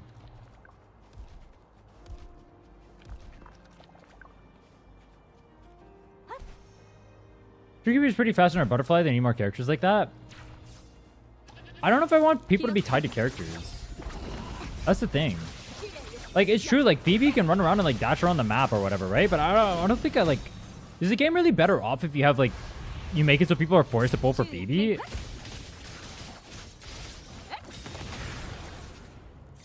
I don't know if I like that. Because, like, if a unit has, like, a really premium method of mobility, I don't want to feel forced to pull them. Because that's how Genshin is right now, right? In Genshin, I think you're forced to pull for the new units if you want their mobility. There's no other way of having good mobility inside of Natlan, right? You need one of the 5 costs from there to actually navigate the place. I don't like that.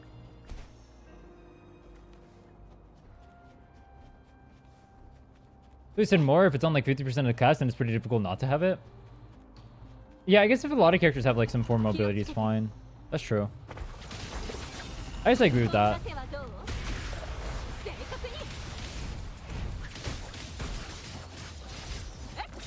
I do think the healthiest version of the game is probably one where like the mobility is not tied to characters' kits, but more so other things, and like the character mobility is more extra. But yeah, if they're gonna make it so the mobility comes from characters' kits, then I agree a lot of characters should have mobility in some form. It can also be a unique way of making the characters feel better too.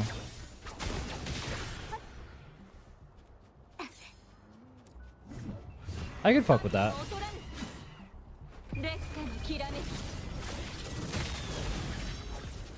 Aw, they're twinning! Look at them, so cute.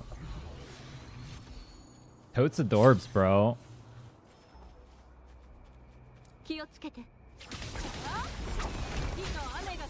It's so weird playing Changli solo and not being able to quick swap anything. It's so bad. This feels a little bit bad to farm with, I won't lie.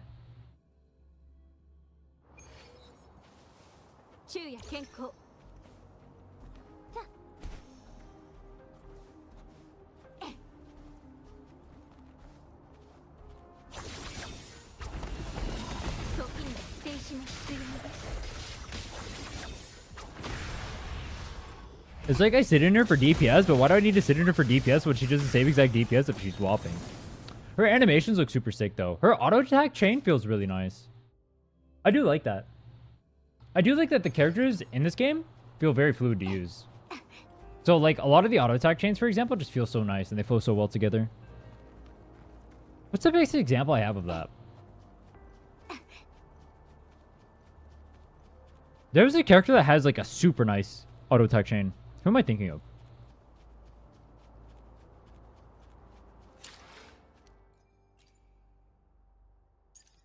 I mean, Carlota's feels really nice. That's one of the better ones. Maybe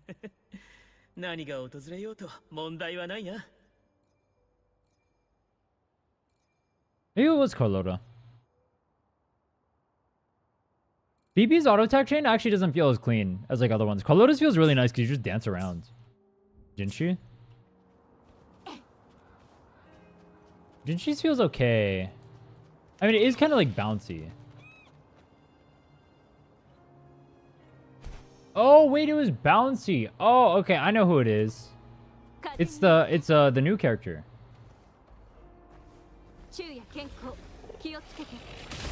Contarella. Her auto attack chain looks so clean. But I wouldn't know unless that was shown on the 2.0 stream, which I don't know because I haven't watched. That was shown on the 2.0 stream, right?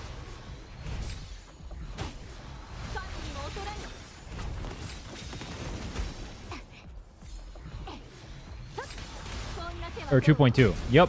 Because that's where I watched it at. It looks so bouncy, though. It's actually sick. Carlotta's auto attack chain is super cool, too. This one is good. Jinshi, she's an okay one. I think Shorekeeper is really fun as well. Or actually, you know what's really funny that you could do a Shorekeeper? I really liked when I was playing Shorekeeper, the tutorial. I kept just dive bombing myself. She like jumps backwards and just hits herself in the head when she does her plunge attack. It's hilarious. What is this?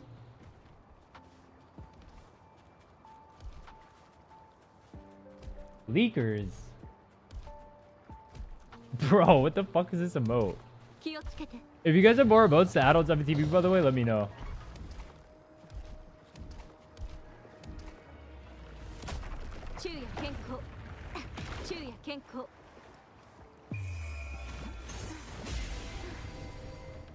Surely they already showed her kit, bro. I would never look at leaks. That's where I saw it.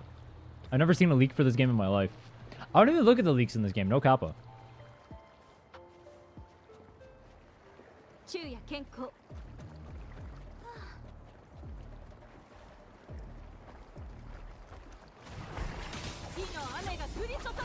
For me, when I'm leaking character kits, I've never seen a leak in my life. I don't know what you're talking about. I thought it was from the official stream. Someone in Twitch out leaked it. I couldn't have known better. Kappa. No kappa. No kappa. No kappa. No kappa.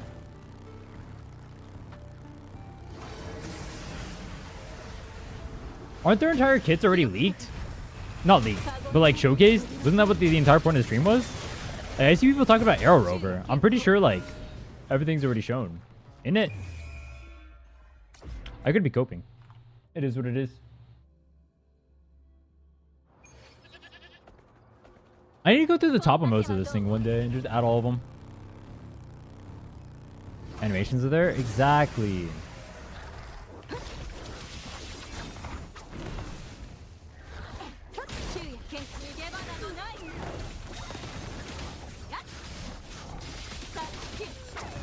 We do a little trolling. What the fuck is it? Is that Sukuna? Dude, I was looking at the manga for Jujutsu Kaisen, or like someone showed or like drew something, right?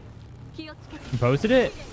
The manga makes Yuji look so much more like Sukuna than the anime does. The anime like differentiates them so hard, but in the manga they look so similar.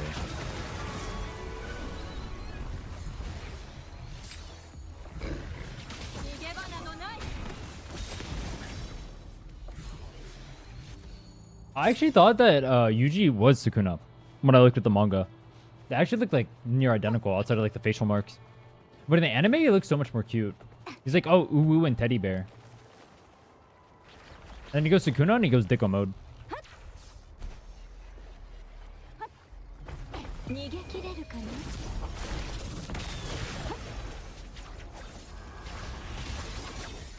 Boom.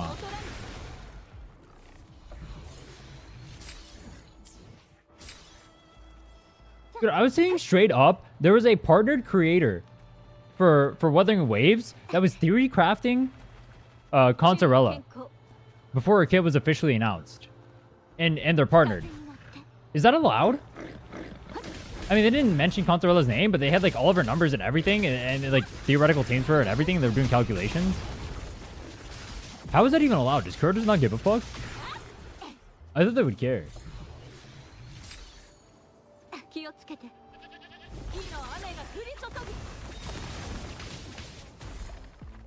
I mean, I don't care personally, but I thought Kuro would care.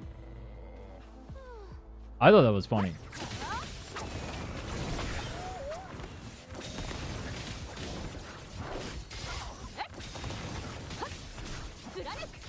I'm surprised they had the balls to do that too.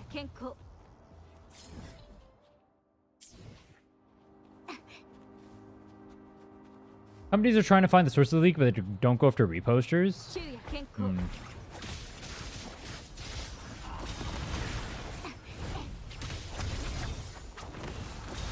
But just like straight up like theory crafting a character on stream a week before it's even released though. That's kind of wild, no? I'm surprised you're allowed to do that. That seems really wrong to me. Well, okay. Specifically, I don't care, personally. Because I'm fine with that. But I'm really surprised people are not, or like, that's just like normal.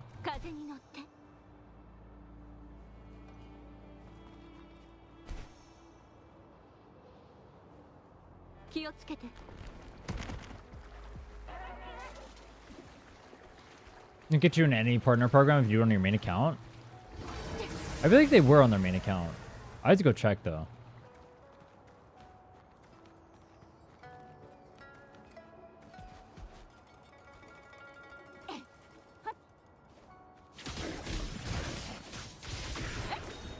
I don't want to tell though. You know what I mean?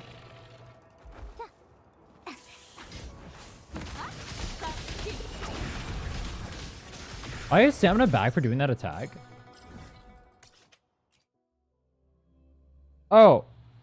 Yo, I'm not gonna lie. I have not read Changli's kit. I've just been vibing with playing her. And seeing what feels right. I've not actually been trying to see what I do properly. Is the game grindy? Grindy relative to what? I mean, there is a grind in the game, I guess. Like, you have to farm echoes. That's what we're doing right now.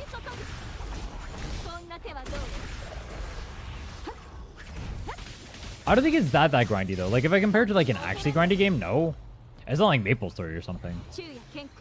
Is it more grindy than, say, like, Genshin, for example? Genshin's grind is weirder. Because, technically, it takes longer to get loot in Genshin. Like, artifacts and whatnot. Grindy compared to Maple Story? No, not even close. They're not even close. It's a gacha game, bro. Like, I would say, like, comparing it to Genshin, for example. If that's a good example, if you're familiar with Genshin, which I'm assuming you are because your name is Farina. Genshin's grind is like dailies grind, right? And that's how you get artifacts. That's where it comes from. In this game, the dailies grind doesn't really, like, matter as much. It's more so, like, going around the map and, like, killing stuff to, like, get echoes, right? Like, I'm running around the map right now and killing this stuff to get echoes. I can't technically do the dailies grind. It's just slower.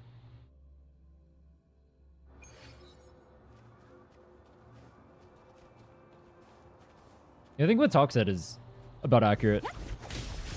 If you want to, like, not put in that much effort and just do dailies, you'll be fine.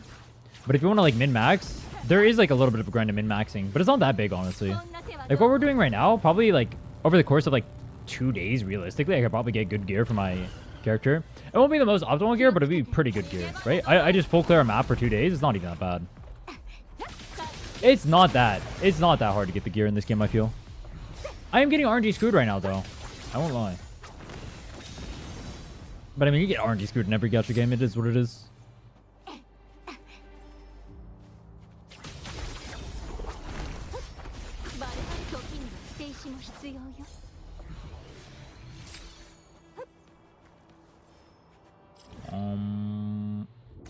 Boom. There are actually gacha games out there. There it is, Grindy's Maple Story. Grand Blue, or Grand Blue Fantasy, I guess I should say. Grand Blue is something else. That honestly, E7 is extremely grindy too. It's not the most grindy game ever, and the grind is like technically relatively chill. Not because like it's not grindy, but more so because you can autoplay it. But it is still super grindy, and you're gonna spend your entire life farming like Banshee or Wyvern or whatever. Whatever your poison ends up being. This game is not that though.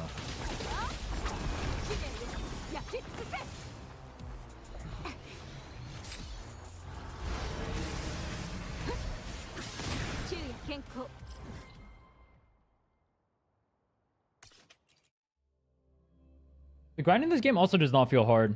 I mean, I guess grinding in like Maple Story, for example, is not hard.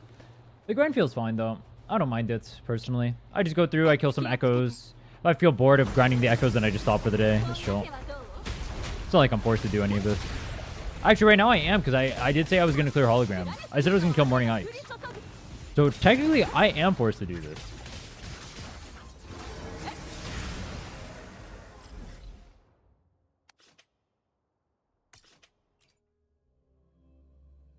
Current WoW is pretty brain dead, but also best enjoyed if you have someone to talk to during it. That's the same with Maple Story, too. And yeah, streaming the game is also obviously a lot more tolerable than playing the game on your own. Or like, if you are playing the game on your own, what you do is you just open up something on another monitor. Dude, that's legit. Alright, in Maple Story, you grind so much in that game that the meta for that game is literally playing a class that is the easiest to grind, specifically so you can pay more attention to your second monitor. So there was a class in that game called Nightwalker, right? And the way that class functioned is you could stand on one position in the map and basically full clear the map by doing that. Oh, it didn't literally full clear the map. But like, it killed most of the stuff on the map. So it was like, think like, all your effort is pressing one button twice per rotation. And you clear 85% of the mobs on the map by doing that. And so you're the laziest farmer ever. And so the meta is everyone would just make that character, Nightwalker, because it was super easy for you to farm. And they would just watch Netflix or something on their other monitor. Or go play another game at the same time. And so classes that took effort to actually farm, nobody wanted to make. Because there are some classes that farmed really well, but then you would have to like stare at your screen the whole time and do like these super complex rotations. Like Adele was one of them. That was the class I played. And that character has like a pretty complex rotation for how you actually clear the map. And you have to clear every single map differently, right? And so why would you play that class instead of just playing a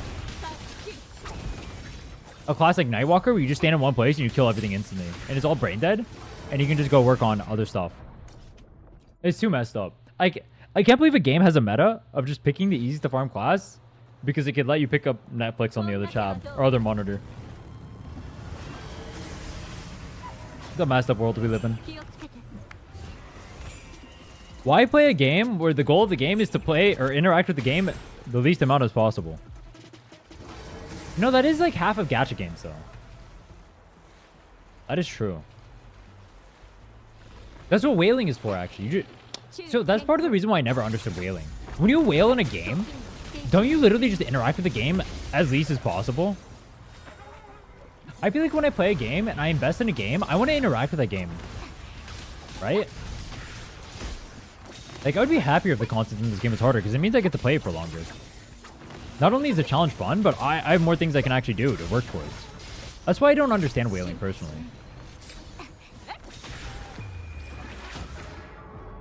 Obviously, not everyone plays that game, or plays games for the same reason, but me, personally, I can't see myself ever whaling on a game because of that. I just got stuck on a tree. Good job.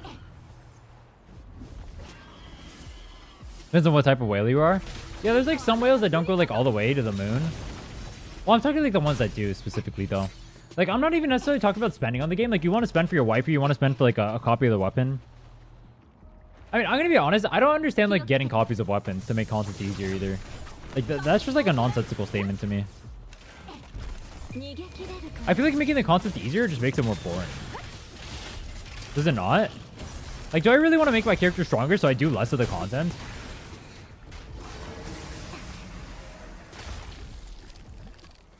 I feel like I don't.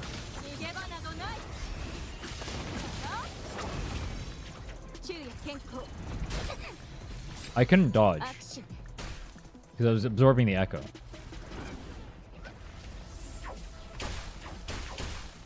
I'm 1 HP. Yo, I'm gonna die over here. I don't want to die. Don't kill me.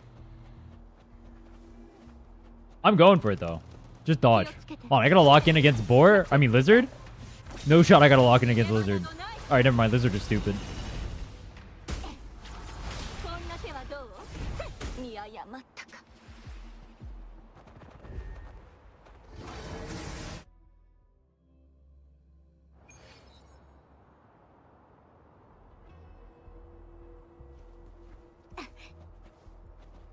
I don't even remember where the... Whatever, bro.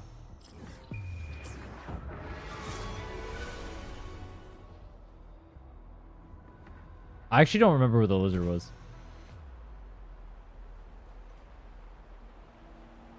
Even for the characters, some do it to flex, some do it because they have no self-control and foresight.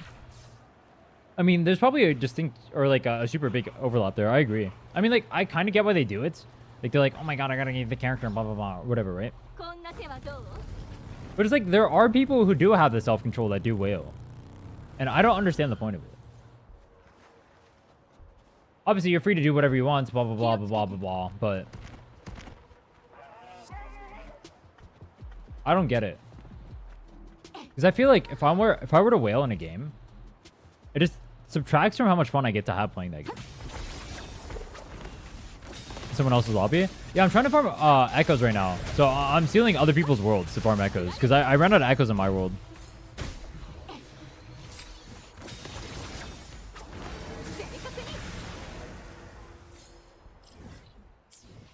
So if people let me go to their world and steal their echoes, I don't mind if I do. But you have to be a very specific level for me to go steal your echoes. Because I'm only level 40 something right now. So you have to be like in the 40 range. SOL 5.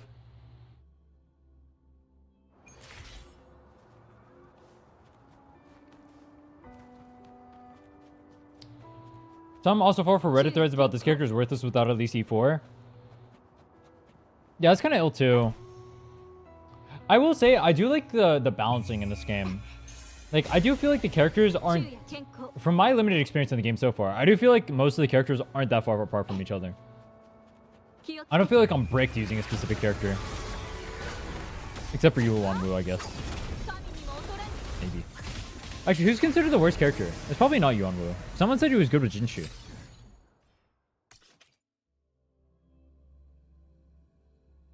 I feel like some of the resident changes in this game are even too weak. Yeah, I was looking at Camellia. I was gonna pull for E1 Camellia. Or not pull, but like use my corals on it. Someone said it was only a 10% increase. So I looked into it, and yeah, that looked like really trash. I don't know I would ever go for that. Luna? Lumi?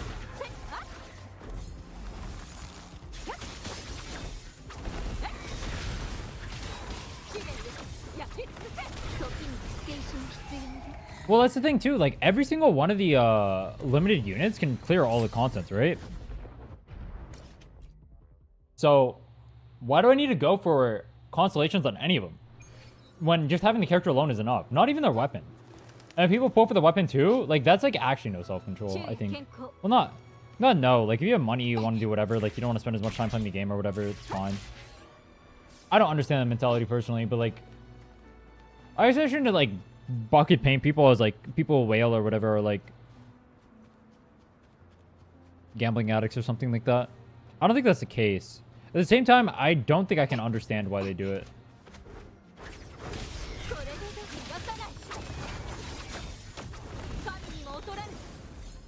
Or like, okay, when I say that, I literally get the reasons why they literally do it. They want to be stronger. They want to show off. It's their waifu. I get it. I just don't understand why those reasons are compelling enough to do it.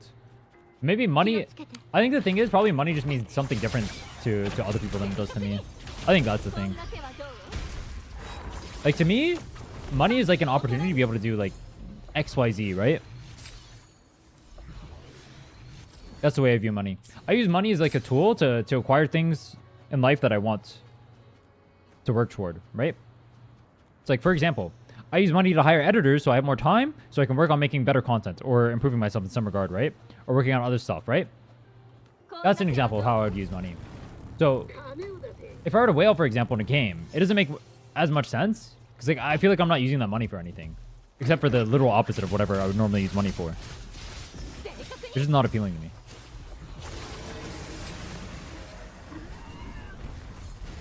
Maybe from their POV, though, they're using the money to make their life easier. It's like if they have the character, they can clear content more easily, which means that they spend less time on the game. But then that's like the problem with that logic is it's the opposite of the exact reason why I would play games.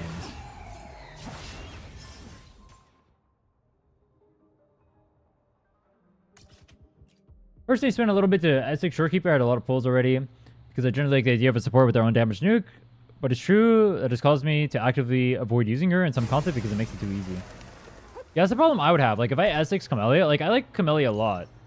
But if I were to S6 Camellia, then she, like, everything I do with Camellia, she would just, like, kill instantly. I don't get to have the fun of using Camellia. Which is why I was like debating not even pulling for a weapon. Because like I have fun actually. I feel like I would have fun if the characters were weaker. Or more fun if like the entire game was like tuned less to where all the characters like just like as a whole weaker. But still clearable. Right? I mean you can like self-impose challenges on yourself for that. I mean that's what we do, right? It's swords only. I was gonna say females only, but that's basically just meta. Where's the challenge? Kappa? Wait, no Kappa. Oh wait, no. Kappa, no Kappa, or no Kappa. Because I can't use more Tefi. F. There's an S6 Mortefi sitting on my account I can't use. Oh wait, no, that's my other account. Whoops.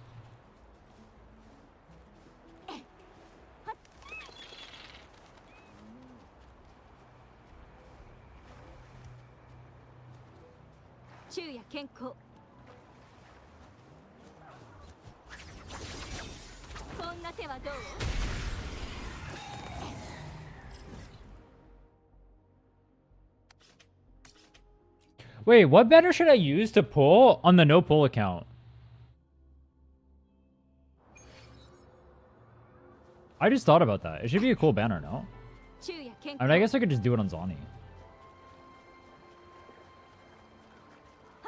And then drop it. Weapon? That's a good way to troll my account. I decided I'm probably going to stop the no pull account. So I'm going to pull on a banner or whatever. That's going to be my last video and I'm going to retire it. I don't like Zani? Yeah, I'm not. I'm going to retire the account. But I'm going to use all the pulls in the account and then retire it. I don't plan on playing it.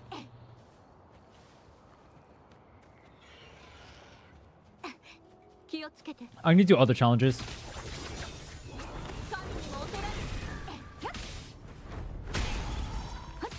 Which they would make is you can disable constellations as eidolons. That'd be kind of cool, actually. I actually like that idea.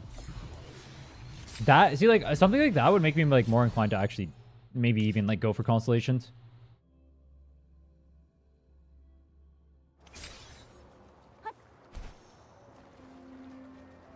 I actually like that idea a lot.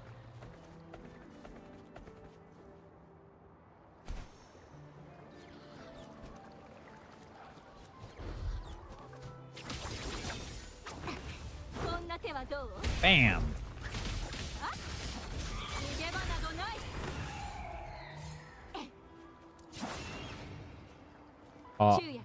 Sometimes I forget I'm in true sight and I accidentally use that.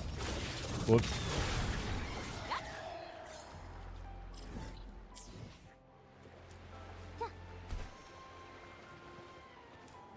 So I said I don't like Zani, but also like I also said like if I even though I don't like her design or like her character or whatever, if her kid is fun enough, I'll pull for her anyway.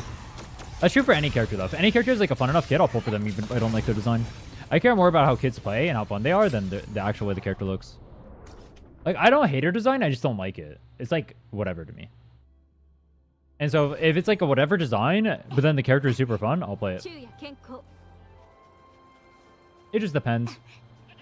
We'll see though. We'll see how our kid ends up playing out. I'm not worried about it for now. I don't like to be saving for or anything. It's just like if she's cool, she's cool. I think Contarella's kit looks fun. I've seen like the individual aspects of her kit, but I don't know how she actually ends up playing out on a team. Because that's the part, that's like a large part of what matters, right? Like for example, Changli's kit looks pretty fun if you're looking at it, but when you end up actually playing it, it ends up playing way more fun than it looks because you're doing quick swap. And that's a super fun play style for me. And the fact that you're animation canceling and everything, it looks way more fun than it actually... Or it's way more fun to play out than it actually looks initially when you see it. So I'd have to see how her kit actually plays out. Like, Sanhwa's kit on her face looks really boring, and it is. But the reality is, Sanhwa's kit also enables whatever character you're playing, and you get to spend more time on the character that you want to play, right? So in that sense, Sanhwa's kit is fun, and I like playing Sanhwa, because I get to play the character I actually like to play. Zani is going to be in 2.3, so it's... The banners are going to be Camellia plus Contarella, and then it's going to be Shorekeeper on her own on the second half of 2.2, and then it's going to be 2.3 where Zani is probably going to come in there. Or it's speculation that she's coming in 2.3. Most likely, like a 99.99999% chance.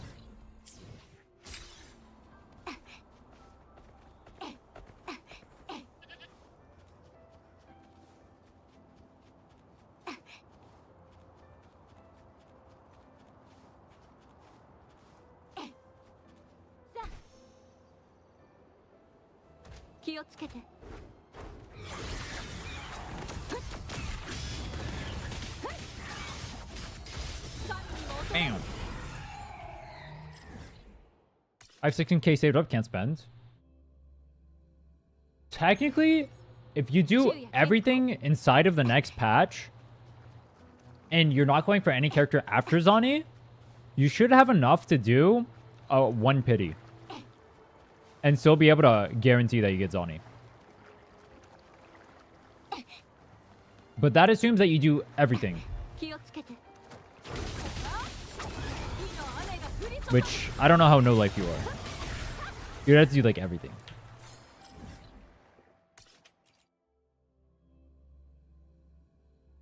I'm actually kind of surprised by how many gems you end up getting for free in this game.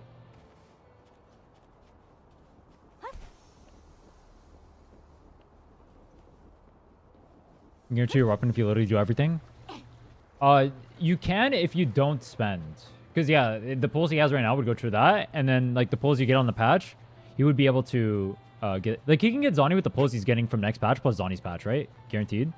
Oh wait, Zani's patch is gonna have stuff too. Yeah, I'm only thinking about the stuff you get from 2.2. Actually, technically you could probably do some pulls right now and get weapon too, but I'm not gonna guarantee that one.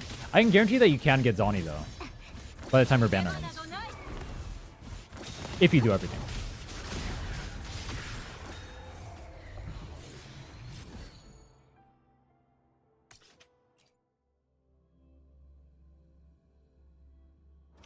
But that also means, like, I'm not worried about, like, future banners personally. There's so many Jades we're gonna get.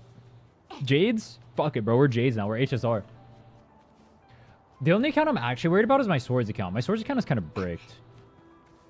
I can't believe we're at 69 pity on that account. And we're probably not gonna get Changli. I'll try. I'll try to get Changli, but it seems increasingly unlikely. We did get Donjin though, that is nice. But I was expecting to get Donjin on next banner regardless. So sad what's happening to that account. Hopefully this account at least is lucky. I would like at least one of my accounts to be lucky. I mean, if one account's going to be unlucky, I guess I'd want it to be that one.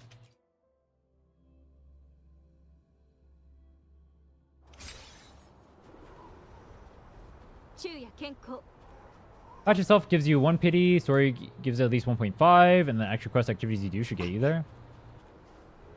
Well, you're gonna have 2 story. It's gonna be 2 patches, right? Because it's the 2.5 or it's the 2.3 patch and the 2.2 patch. So yeah, he has a lot of time, a lot of stuff you can get. I'm gonna greens.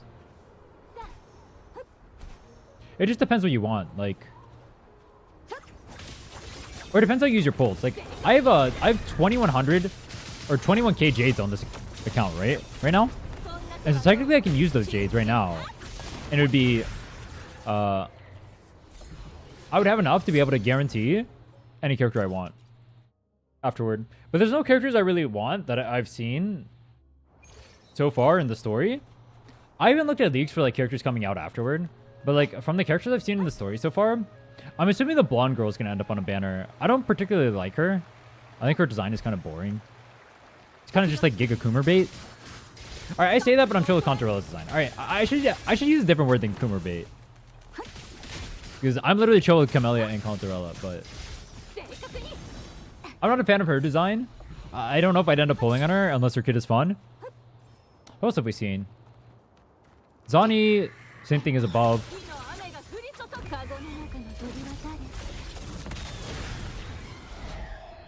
There's a lot of designs in this game I'm chill with, but I like wouldn't go out of my way to pull.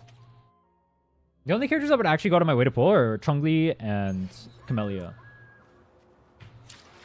Like, if Brands had a cool kit, I'd pull for him. If Carlota had a cooler kit, I'd pull for her. I don't like Shorekeeper. She would have to have a really cool kit for me to pull for her.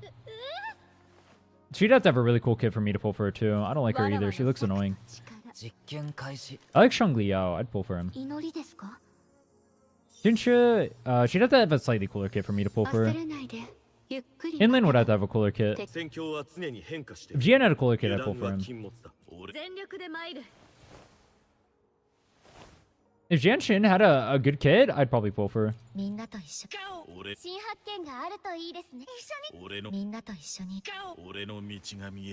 I wouldn't mind pulling for Kalcharo if he had a cool kit too.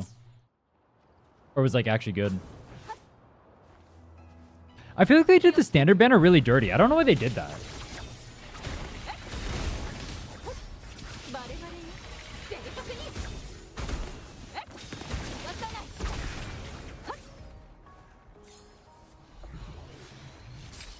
I know their goal is to sell like other banners, but I mean, I guess Verna and Encore are strong, but like the other units, Ling Yong kind of got screwed over. Jen Shin got screwed over. Kalcharo kind of got screwed over. I mean, he's still viable, I guess.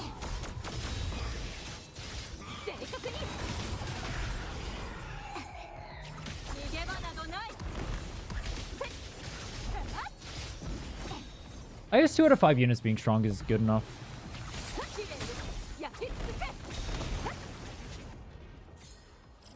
Just feels wrong. I feel like I could have done more with it. I also really want to see more 4-stars. I say that like every stream. I just want to see more 4-stars. I feel like this game is severely lacking in characters right now. That's part of the reason why the game feels so free-to-play friendly, which is really nice. At the same time, I would like a little bit more diversity in teams. I feel like for example, on this account versus like my swords only account, I feel like these teams are so samey. Just because it's like nothing. Machar was nerfed before launch? I actually didn't know that. Was he that strong? Well, it's kind of sad, honestly.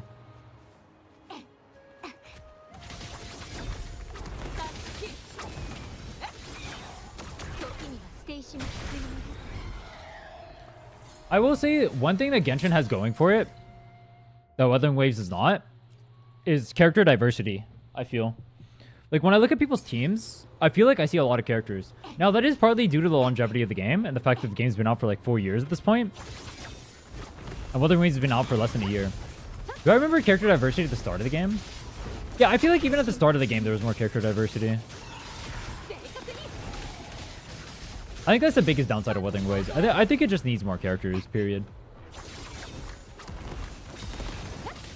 This team with Inland was stronger than GN's best team. I mean, doesn't that just mean Inland was good? I don't see that being an issue, technically. Because you have to pull Inland to do that, right? Which is a 5-star, so you need 2 5-stars on your team. Technically 3, because it would have been a Verena, Kalcharo, Inland team, right? Versus GN, and then GN doesn't have a support. That's the problem. Like, I don't see that technically being an issue. If the reason he was strong was Inland, from their POV. Like, if he is strong because he pairs well with Inland, I think that would have been fine.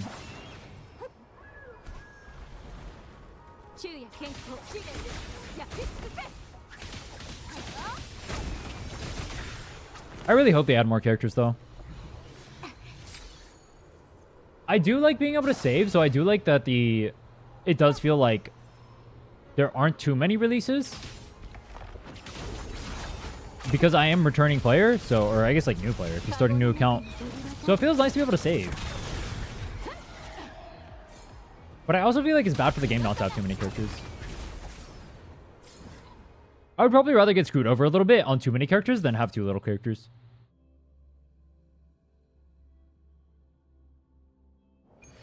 I'm really surprised they don't have more 4-stars coming out though, but I guess 4-stars don't sell.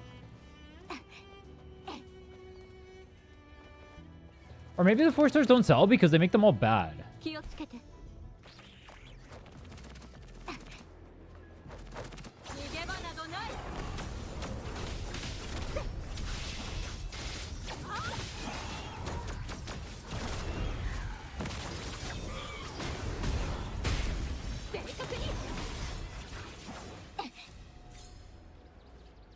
I will die here. I haven't actually been checking to see if we've gotten any echoes yet. Oh, wait, do I need a... Oh, let me double check after this. I don't know if I need a wolf. Wait, that didn't heal me? Have I healed too much? Is there like a cap on the healing? Why am I not healing?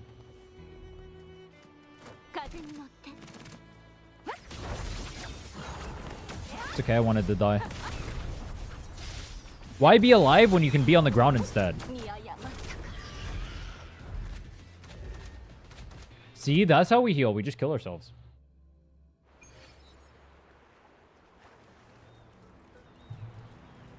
I've been farming echoes for the last 3 hours. I think. Surely we get one good one, right?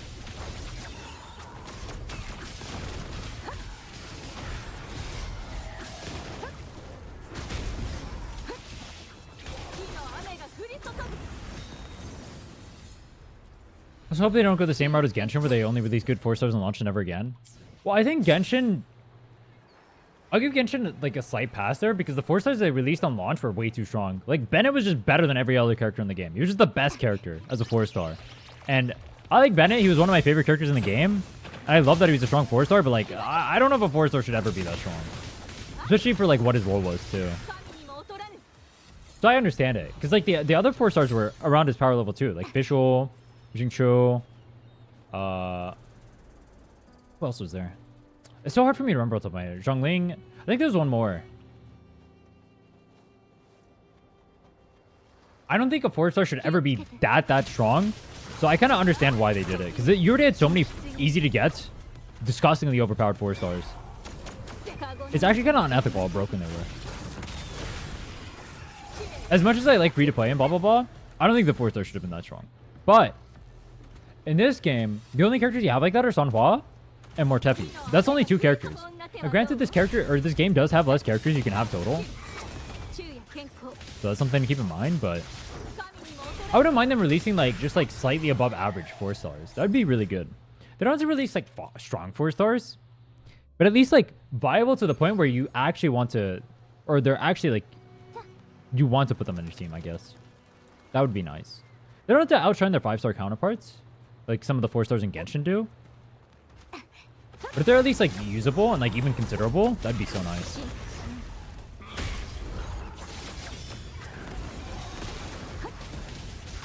I still play Supervive.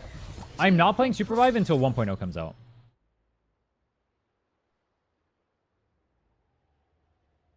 Oh, I can't support here? I can support here, okay. There's no reason for me to play Supervive until 1.0 comes out. The game is too dead. Sad to say, because I like the game too. Honestly, I've been thinking about it more. I might not even play on 1.0 launch. I probably will. But I'm not dead set on it like I was before. It depends on how well the game does. Because I don't want to end up in a situation where I end up committing to Supervive again. And it ends up just dying instantly. Again. I don't want to do that. Because I invested a lot of time in that game. I invested 3 months into getting really good at that game. And then just nothing came out of it. And I don't want that to happen again. I don't want to be in that position again in my life. I mean, I could also just play the game casually. I mean, I'll probably try the game. Alright. I will definitely try the game on launch. I have no, like, guarantee whether or not I'll stay. Let me word it like that. I'll try it.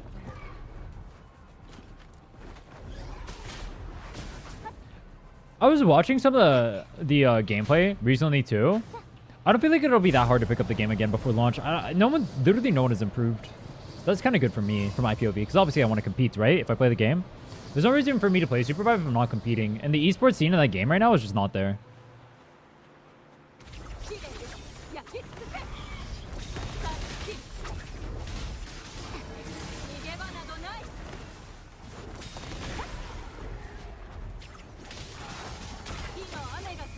Boom. Detection target not found. I'm not gonna lie, even playing Changli as like a solo feels pretty fun. Her animations just feel way too clean. We got one more we can farm. I said I would check whether or not the wolf we still need to farm, because I actually don't remember if Encore got one. She didn't. So we do need to farm the wolf. Okay. We'll go farm the wolf.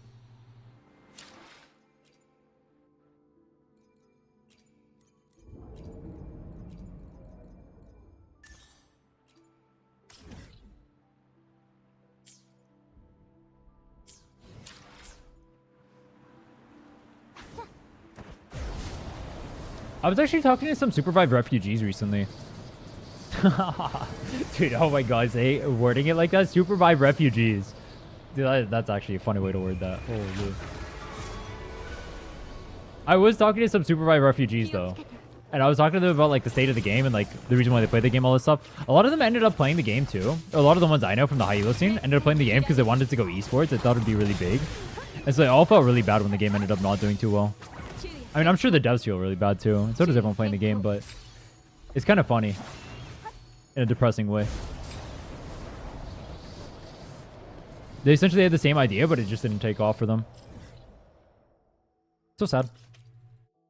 Not much we can do though. I can't force the game to be better. So the game would do better. I think it's a quality game too. I don't even think it's the game's issue. Well, okay. The game obviously has issues. I'm not saying it doesn't. But I do think legitimately, if they didn't kneecap themselves by launching right next to Marvel Rivals, that would have helped so much. And right next to PoE 2.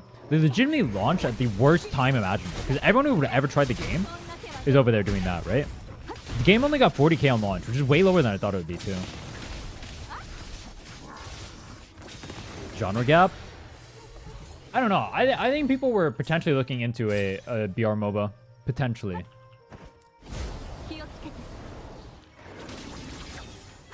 But I do think that the genre does have a lot of woes with it. So there are issues with the genre, but I think the issues with Super Vibe are really overstated by the community because they see the game not being successful. But they don't realize that...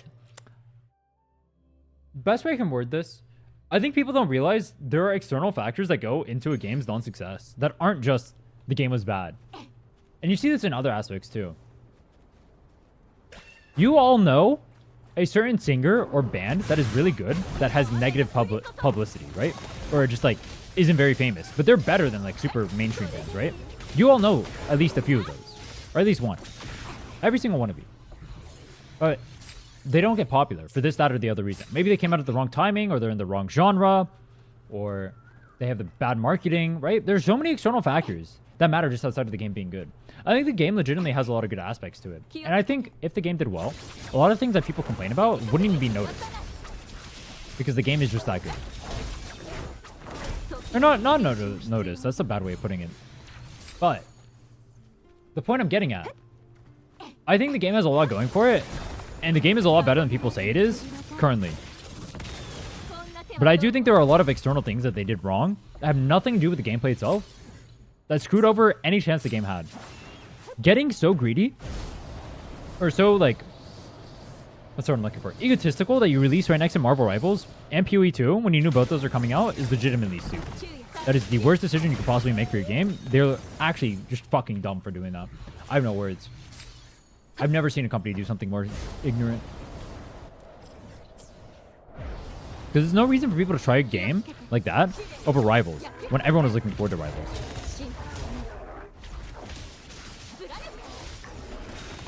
Pretty sure most people are sick of that art style. Is it a common art style? I actually like Super Vibe's art style a lot. I don't feel like maybe I don't play games like that, but I don't feel like I've seen the art style somewhere else. What games is it similar to? I'm not saying it isn't. I just haven't seen them.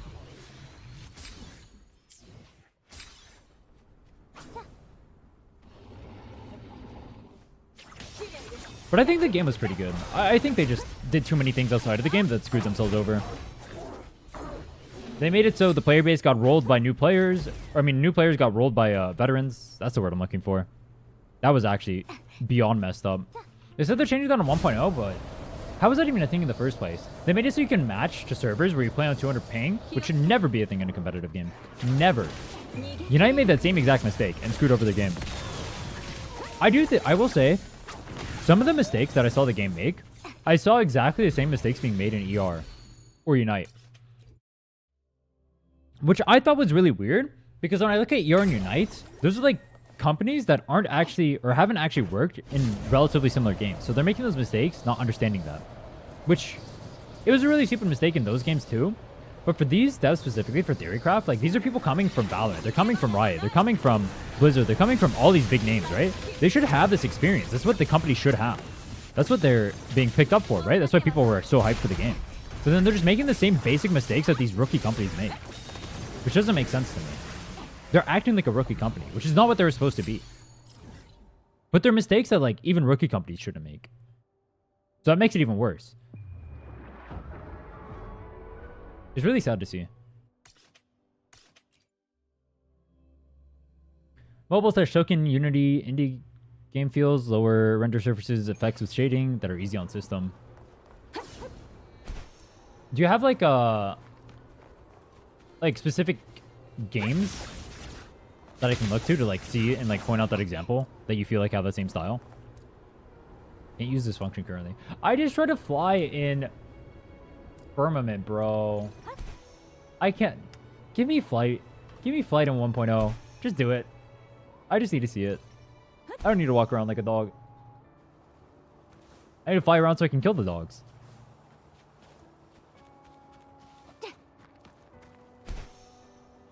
It's so force a habit. I really just want to fly.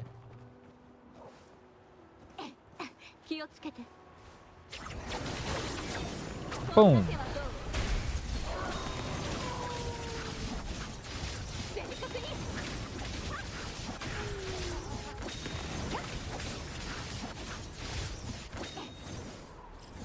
Dude, I saw someone memeing on like players who say like wuwa has like the best combat in gacha.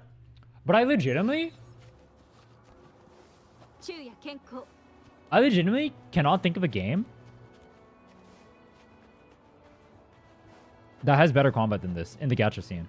But maybe I just haven't played them. I haven't played like too many gacha games though. I've only played like Genshin, HSR, E7, Zerlane, Counterside, what else? King's Raid.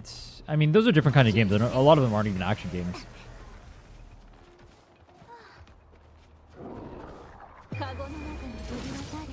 They said you didn't want any other region other than 2.0 to play. I literally said that today too. I don't. But it still feels really bad. So like, give me some sort of mobility. I was saying that like, instead of having flight, they just need to focus on the mobility they have here. And have it so distinct regions have like different zones, right? So like over here, what they should have, like tether should be just be more abundant. I should just be tethering around the map. But it's so sparse. I think regions need to lean into what is good for that region specifically for mobility. So in 1.0, grapple was like a big thing, right? So they need to make grappling more abundant. And that's how you get around. That's how I'd prefer the game to be.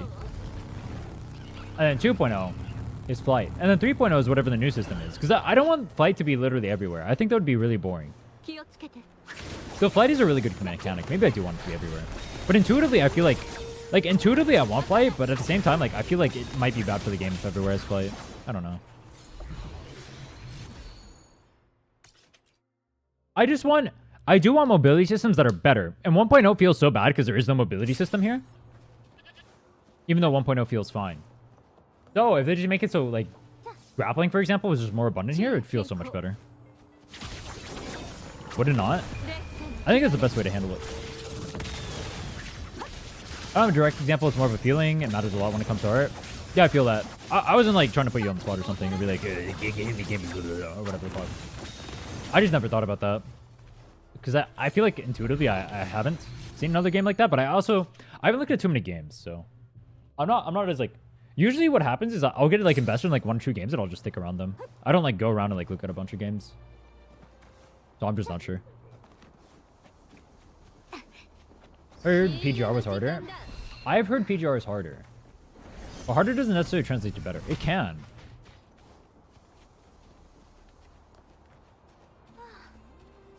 But it's not necessarily true. I did want to try PGR, but I heard that game was pretty not alive. I've heard good things about it though. But I don't want to play an unalive game.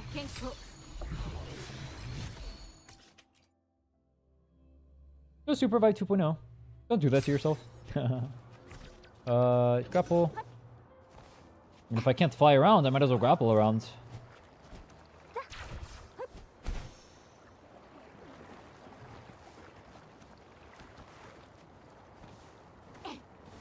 Look at my depressing 10-year cooldown on my grapple, by the way.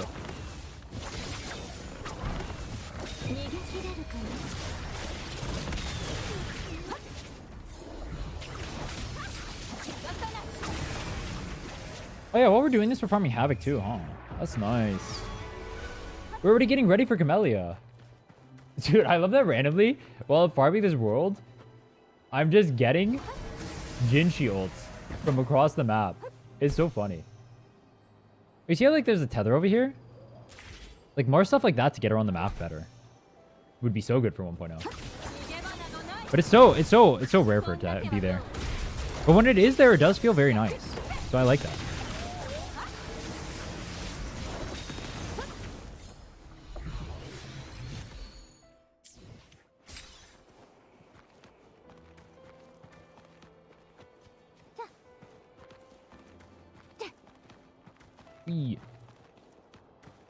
I am curious to see how Wuwa ends up tackling a water region. I didn't play much of it. I only played it for like 5 seconds during the 24-hour stream I did for Genshin during like New Year's last year. And I didn't get to fully experience the experience, but playing in Fontaine for the limited amount of time I did get to play in there, I actually felt pretty good. It felt pretty nice to move around in the water, which is really weird because normally I hate water levels. But they made the mobility and just like overall feel of Fontaine feel really nice. I hope future water levels take like inspiration from that. Or maybe they already have and that's my only exposure to it.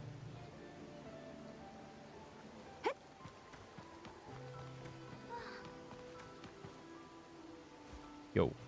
Yo. Yo. Yo. Yo. Okay, nice. Why did I even go down? I don't know why I went down there.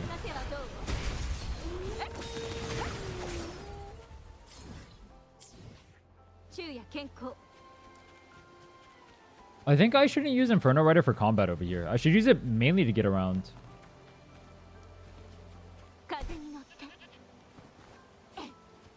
Sucks I can't mark places for him. Oh well. Why does he have so much of the map still open, by the way?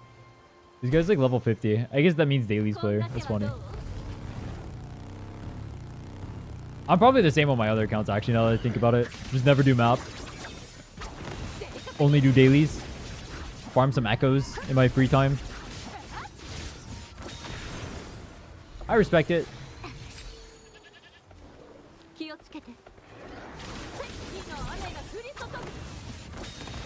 That's how it would have been on the Swords account, actually. If I wasn't forced to go do the map to be able to pull brands, I actually would have been exactly the same. Literally.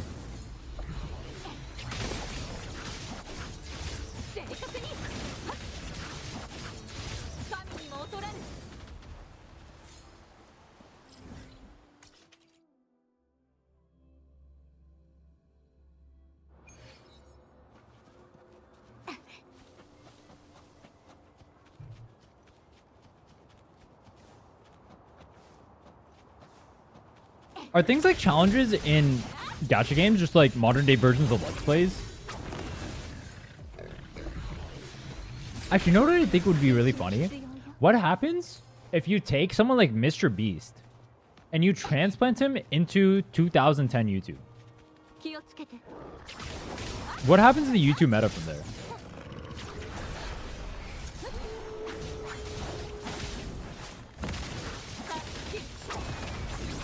Because it's pretty undeniable that old YouTube used to be way more lazy in terms of making content from literally everyone, and it would get way more views for it. What happens if you just instantly make someone who's doing like the most premium content from the start? How does it end up looking in 2025? How content brain rot filled do we become?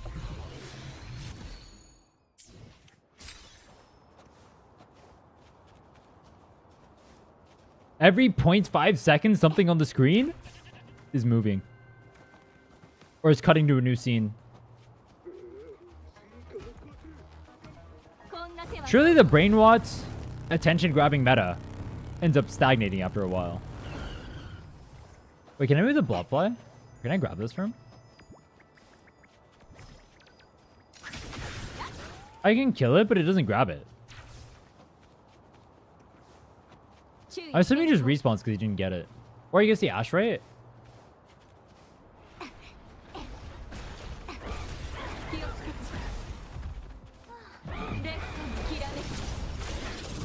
Boom.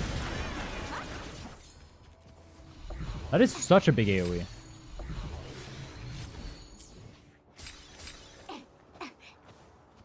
We have a good amount of fusion pieces now. I actually saw, I think, at least 3 from this world. We have a good amount we can enhance. Somehow we got more here than we did in our own world. How lucky. Next one is... Alright, a lot of the ports here are not unlocked, which is a little bit annoying, but it's fine. That's when we whip out the Inferno Rider. Look at this. He's so broken.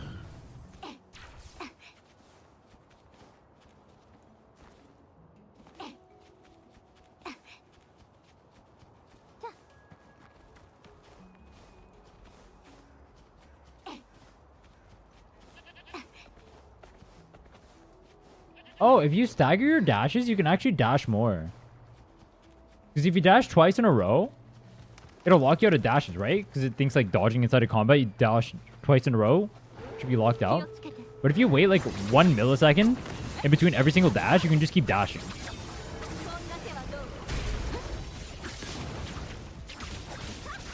That's sick.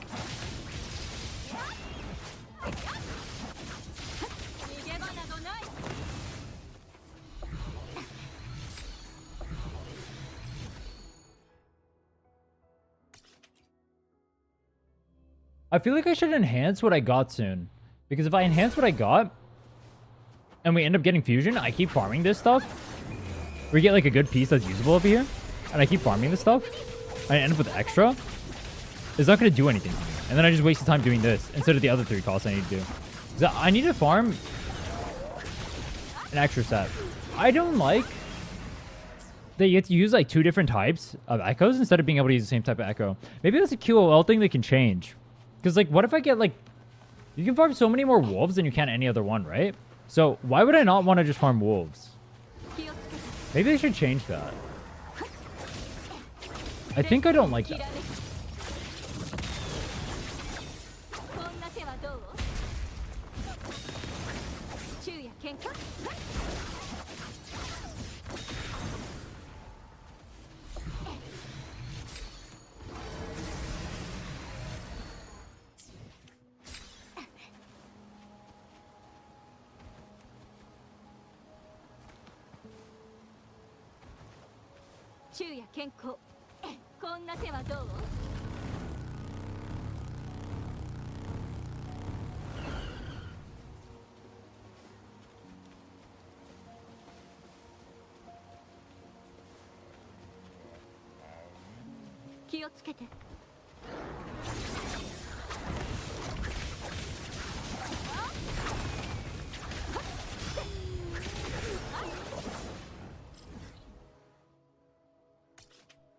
I feel like I'm in the mines right now. I'm spending so long farming these. And it's all going to be for nothing. That's the worst part. I farm every single one of these. You know what we get at the end? We already know the results. It's preordained by Kuro Games. I might just get tapped at Morning Ikes. Without actually, like, truly fixing Encore. Maybe I get 1 extra piece on her and then we just call it there. Oh, I need to farm Inferno Rider more too. I forgot about that. She needs Inferno Rider.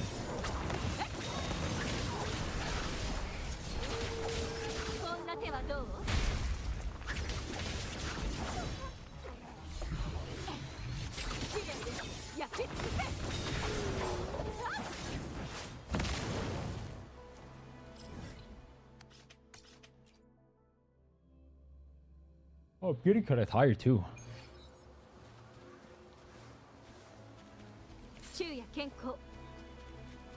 Yeah, I'm doing holograms tomorrow. I mean, I want to get this up as much as possible so I can actually do holograms. Especially since... what is it? No Fallacy? Whatever its name is? That one's probably going to be one of the harder ones, right? And that one is Spectral resistant. So I have to use this team to get it. So ideally I get my Encore pretty built up.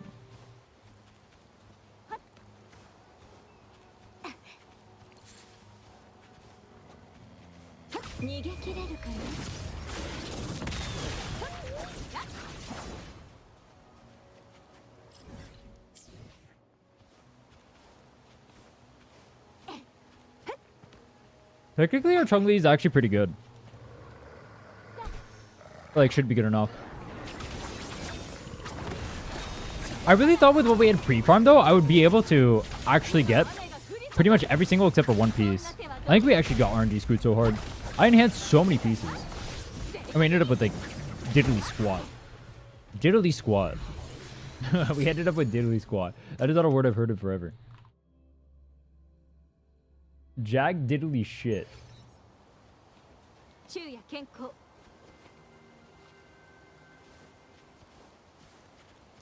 Where is my justice, Kuro Games? You screw me over on the pities?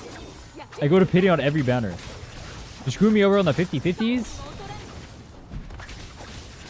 There's no love in this world. Wait, did I win 50-50 on PB? No, I lost 50-50 on PB. Yeah, I remember that. I lost it to Verna. I do remember that. We lost 50-50 on Phoebe. We won it on Changli. We lost it on Brandt.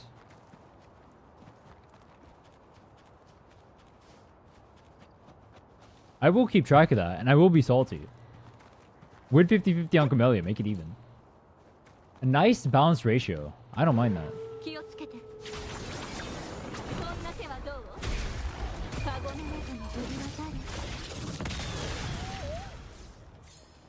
I also need to still look up how to actually play the Encore team. Because I don't know the optimal rotation for it. I'm also pretty sure I'm playing Changli wrong. Because I think I'm swapping during your skills at the wrong time. Or I'm using the wrong layering of the skills. I'm pretty sure I'm supposed to be punch attacking at certain points during your rotation. But for the most part, I'm just like skill swap. Skill swap. Forte swap or whatever, right? Ult swap.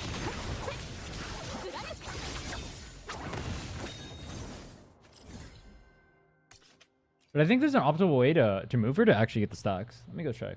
Changli, Encore, gameplay.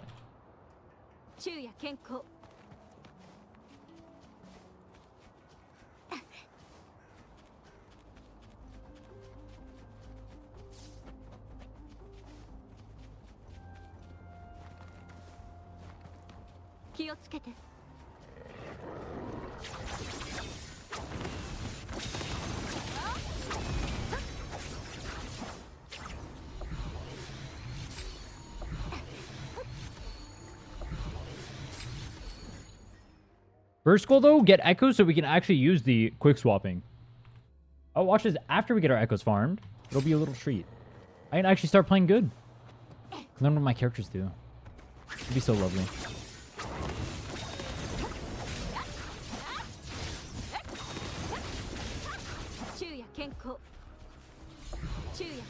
I think the...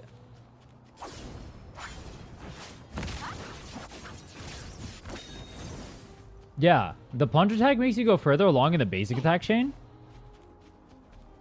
Maybe there's another way to get further along too. Does it build it up faster? Oh, I see. You build it up like that. Okay. They can build up 2 stacks really fast rather than doing your basic attack chain. So you want to do the aerial attack? Technically, what you want to do is not be on Changli. I think.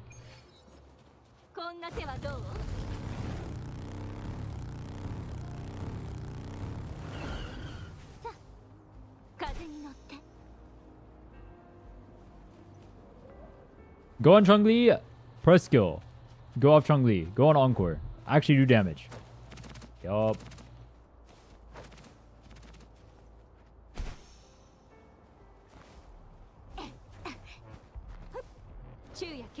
Oh, you know what I forgot to do? I forgot to buy the rice cooker. I need to write that down. I need to buy a rice cooker. Oh, I also need to...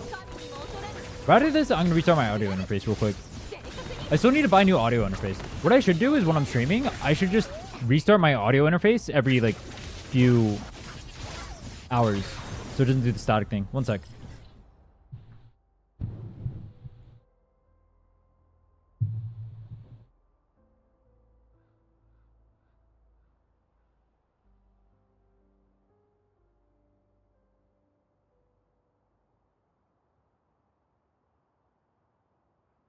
Technically, what I should also do is I should mute when I do that, so you guys don't hear me hitting the mic. Cheat.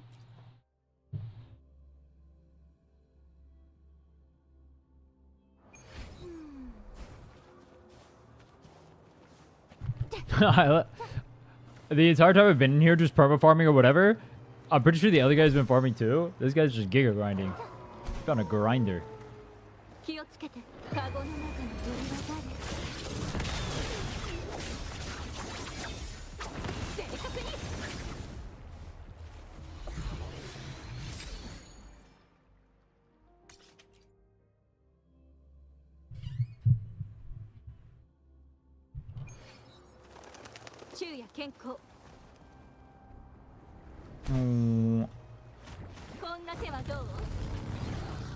I wish I could use multiple Inferno Raiders. The woes of playing co-op.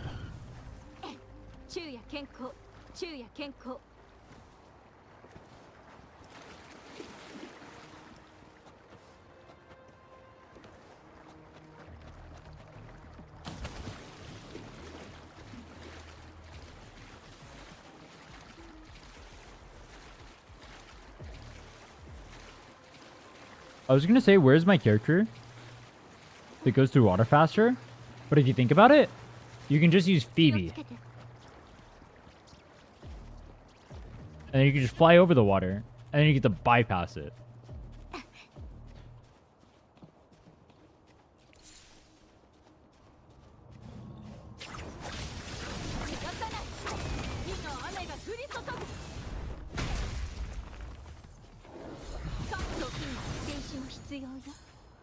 Attack. We can use that actually for Camellia. I should look up calculations to see how close attack is to Havoc. I kind of want my Camellia to be really decked out. I want my Changli to be pretty decked out too. I want my Phoebe to be pretty decked out too. I want every one of my characters to be pretty decked out. No Kappa.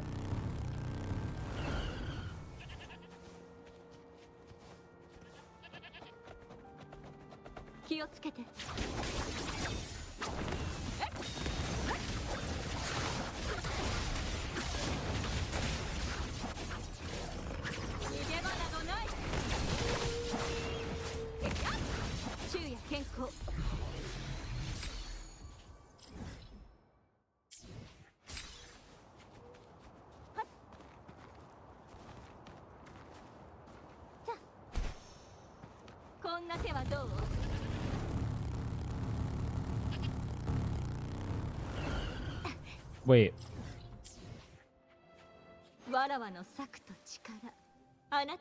Where's the other Inferno Rider? This one. Nightmare Inferno Rider has a 5-second longer cooldown. That means I can't bike in the open world as much. I'm literally debuffed. It's even more reason to just stick in 2.0.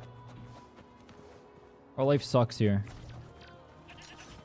Oh, it's kind of cool. Because I'm in co-op. When I open up this menu, I can still move in real time.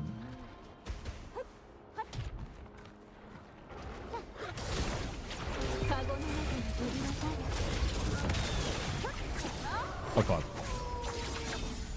I ulted and they all ran away from me. Oh. Thanks for letting me farm.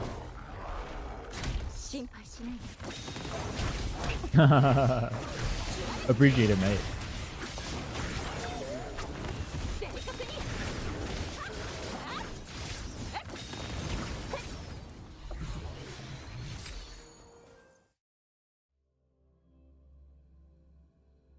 Okay.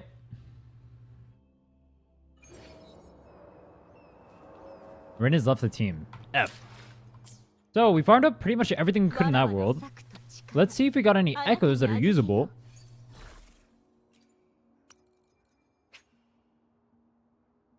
Fusion. We have 1, 2, 3. We have 4 fusion. They're all wolves, unfortunately, but those will be upgrades. Let's go ahead and see what we get.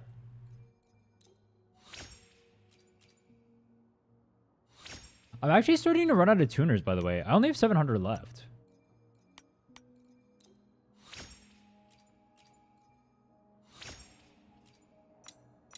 First dead piece. Not surprising.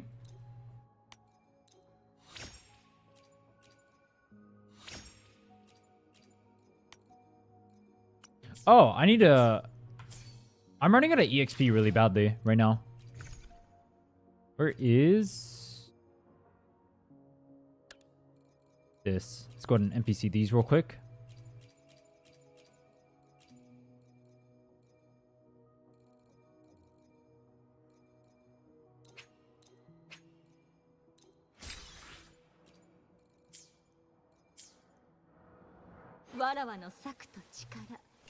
I'm getting pretty low on EXP. It's not good.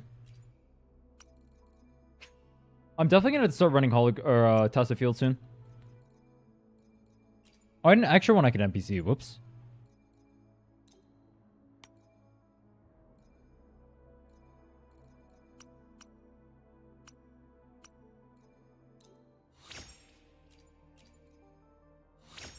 Attack percent, another dead piece. We got 2 more rolls, or 2 more tries.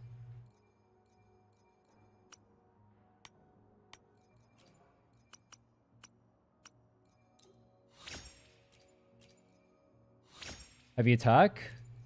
Don't think that's good.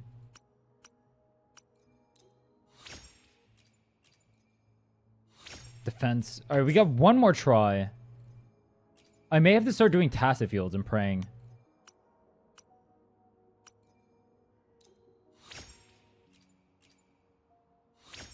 Why are these rolls so bad? I rolled defense again? HP, dude. These rolls are so cursed. I've never seen more unlucky rolls in my life. This is so wrong. Let it be known how dirty I am being done right now. This is evil.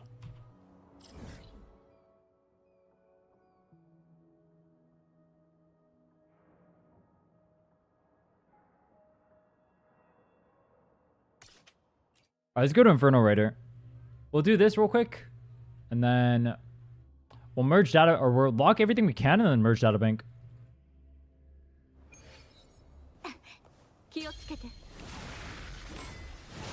Oh wait, I'm back on Phoebe 2 now. I forgot about this.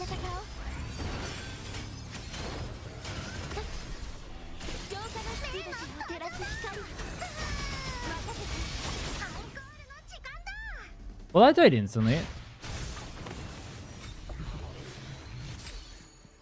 Crit damage.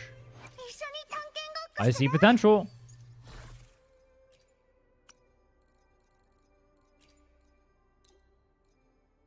And where I see potential, I see disappointment. Attack. That's an okay start.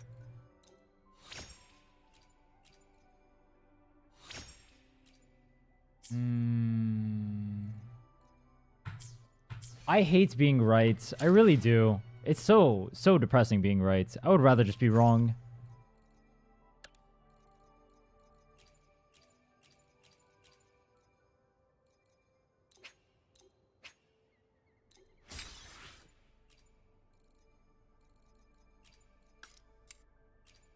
Let's go through these, see what we can lock.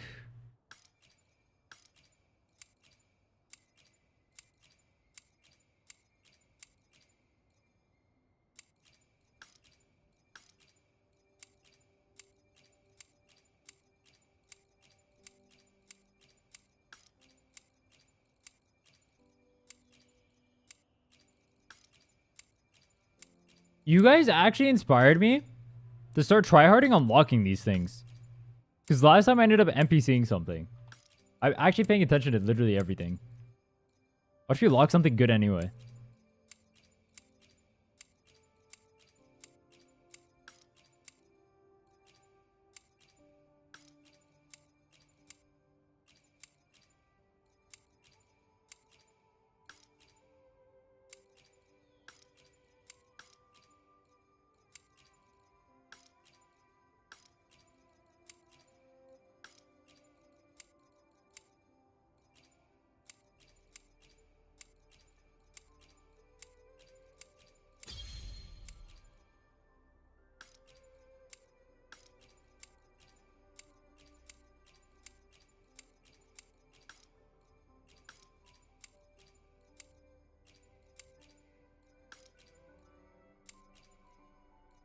Hit a good echo right now? I just got fucked again. I can't hit a good echo right now.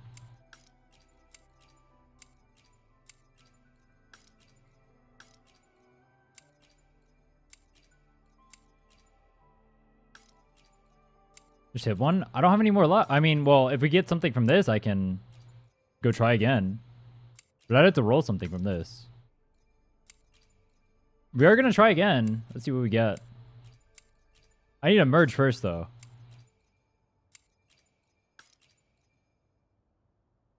You know, you're kind of right. I just need a hit. I'm not in the right mentality right now. I'm in a doomer mentality. But, like, if you're a doomer, how can you expect a hit? You gotta have hope. For those who give in to despair are those who will never prosper. I need to be hopeful, even when it looks bleak. I need to be hopeful, even when my future looks not so bright. Since your vibes? But my vibes were so chill before it. I was still getting fucked. I was chilling.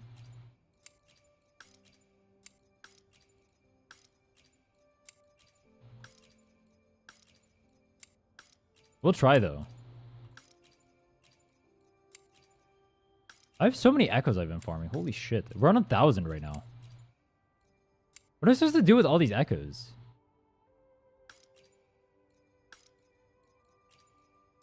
To resonate with the echo? I need to make sure their waves are weathered. Weathering waves.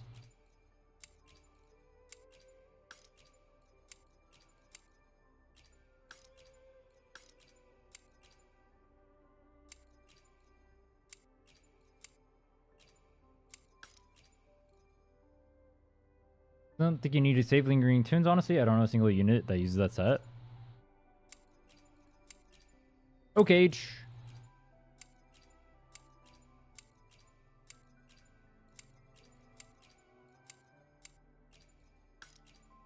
I guess I'm not at the point of the game where I really need to, like, use it anymore either.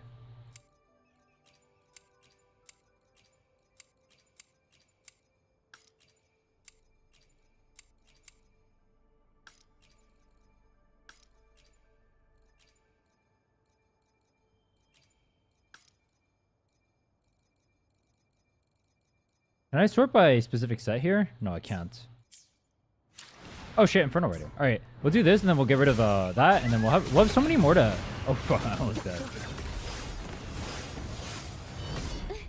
Oh wait, Phoebe can fly above everything. Isn't that so cheating? You can just fly to get... and bypass mechanics.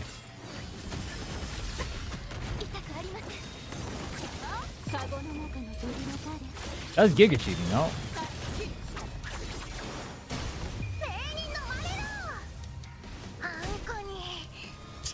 Oh, whoops. Bang!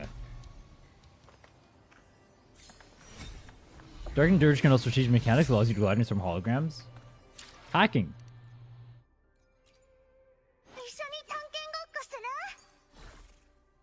You use I use like the tether to glider in holograms. Above like certain mechanics.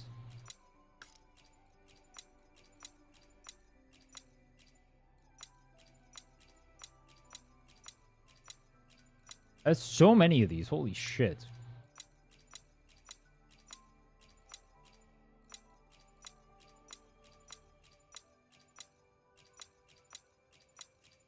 Is there a way to mass unlock these or am I screwed? I mean, I guess I'm already halfway done.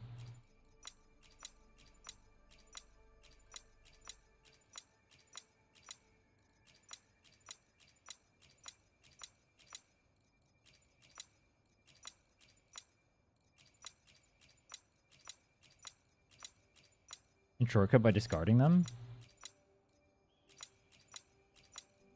I mean, I can do this, I guess.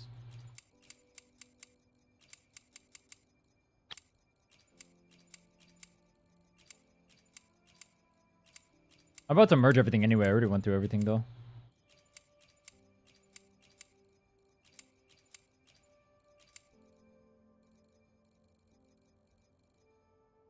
Okay.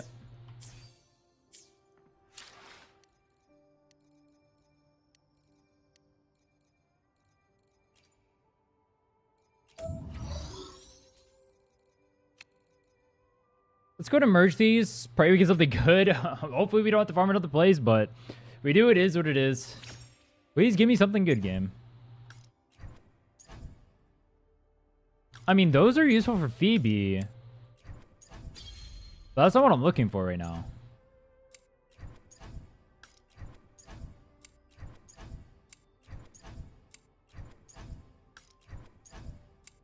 I have so much of the set. Like, I'm going to stop locking that set. The Rejuvenating Glow set? Like, I just have way too many.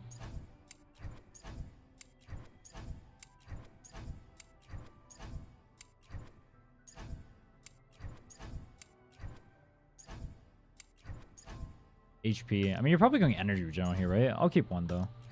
Frick it. Actually, I will not keep one. I'll keep none.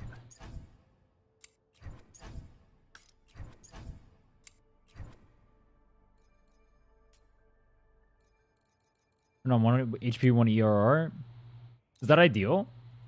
Wait, why would you have her on HP instead of attack? Isn't that troll?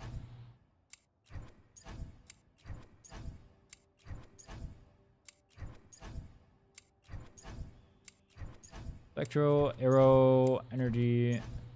Ew. That's not even usable, because you already have a good one of those.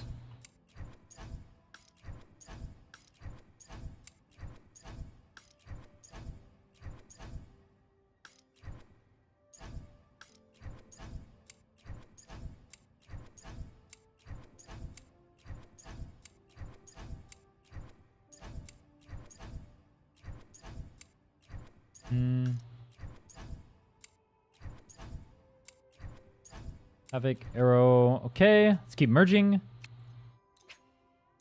So far, we've gotten nothing I'm really looking for, but maybe this changes it up.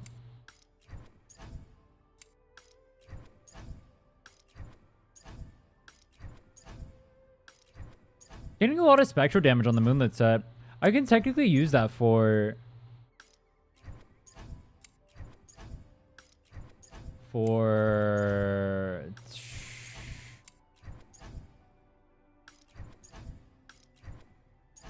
Rover.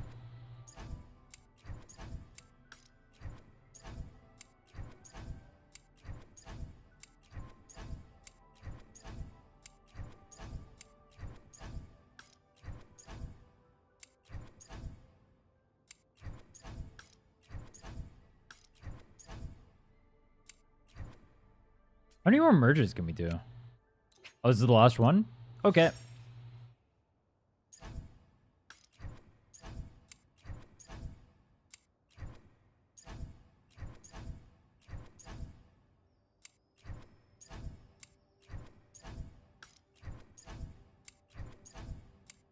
So after all of that, we got basically nothing.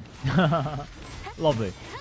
We'll kill this guy real quick one more time. See if we can get a nice piece for Encore. If we can upgrade. And if not, well then I guess it's just back to farming. Because I don't think we're strong enough yet to beat most... Actually, we could probably beat holograms right now. Probably build her a little bit better anyway, because we're going to need her for fallacy.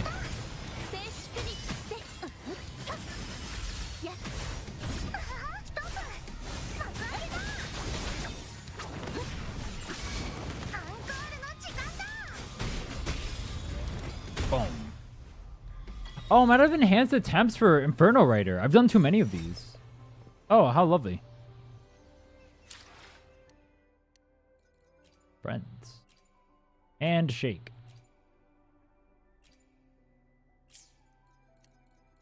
Alright, I guess we're going to another co-op world.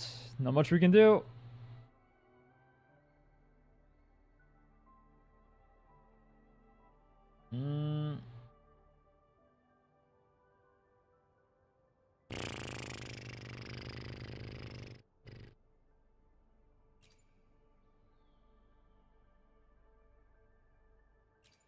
Harassing strangers is such a lit tech.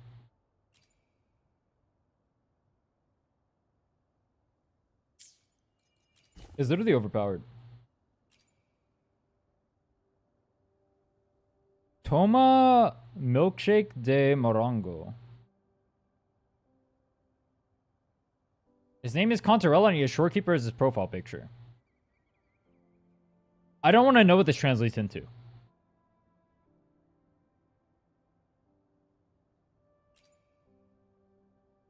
Under Snow Bunny mind control. Yo.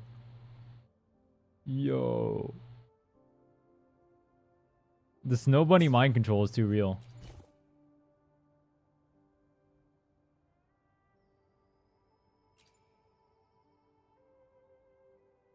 Changli? Just Changli. I don't think I can use Changli if he's using it, right? I can't go to his world.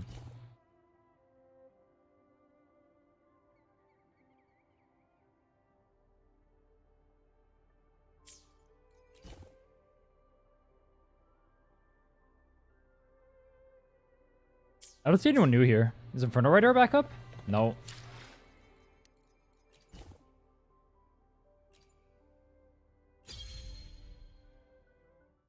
Oh.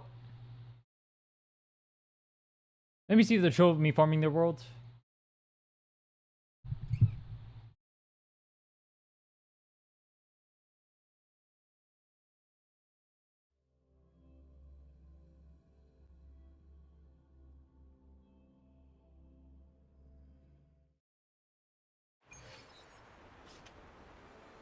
Yo.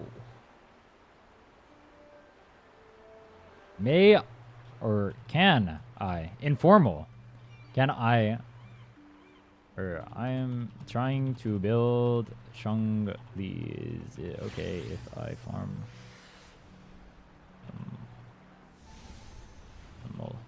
And Rift set. On LG. You saw my character though.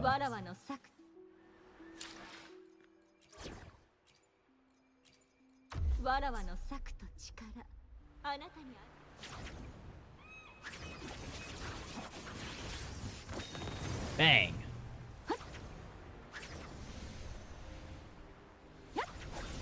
Tangent Camellia base? You let us soon. Sure, I'm out of energy anyway. Oh, bet. Thanks. Cool. Never not met someone so far that I've never been in someone's world that didn't let me actually farm. It's so nice. Everyone in the game is so nice. We are what? I think that makes... Well, today makes 2 for 2, but I think overall it makes like 8 for 8 out of people who let me farm their world. Are we keeping track of that now?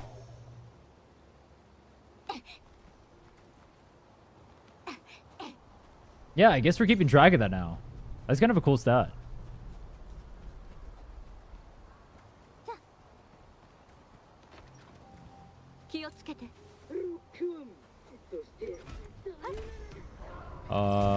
Oh, this one's right in front of us. I know this one.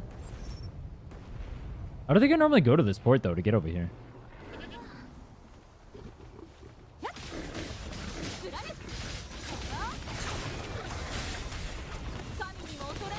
Only counting people that let us in to begin with? I mean, yeah. But I mean, the other people could just be AFK, so I can't count them. Like, I have no way of knowing, you know?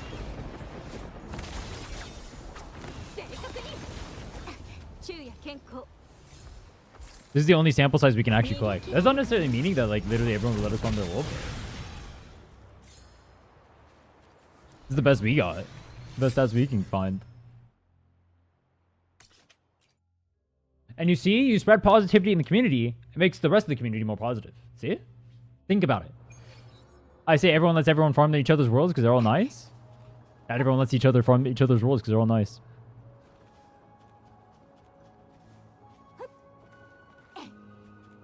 If I wasn't in the middle of doing the Changli thing, I would have let other people farm my world too. I think someone was trying to. I don't mind people farm my world. I do whatever.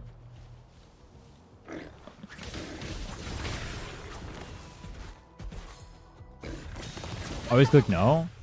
I don't mind it personally. Oh my god, what are the holy shit! I've never noticed the physics on that. My god, that's ill. I actually have a good amount of the moonlit set now.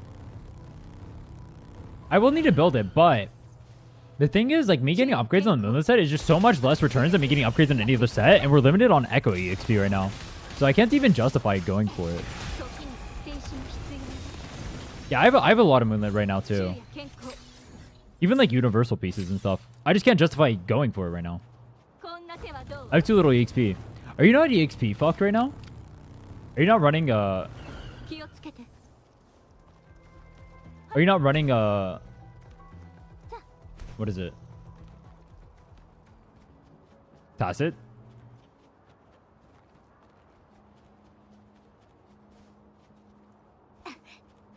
I probably need to start doing tower and stuff so I can get tubes and whatnot from those. Or like holograms and whatnot. Holograms give you a lot of tubes too. I think these ults, foils, or fortes, you should cast your forte before ulting. Oh, bet.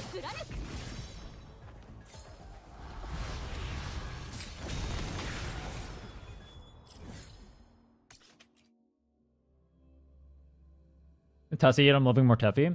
I probably don't have the opportunity to test it. I might have to for Camellia though. I don't know I can level Camellia with how little resources I have right now.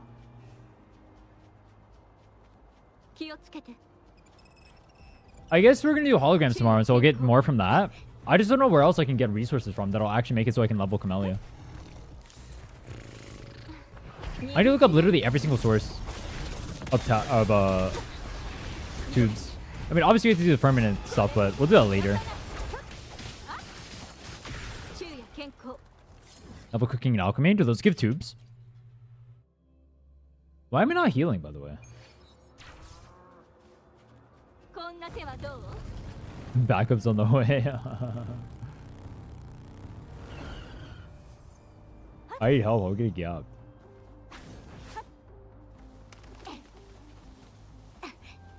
Oh wait, he swapped to a healer. That's funny. That's funny.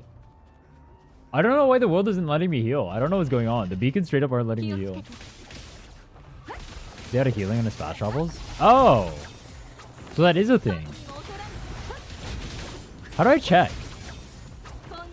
I should have healed before I came here then. Misplay.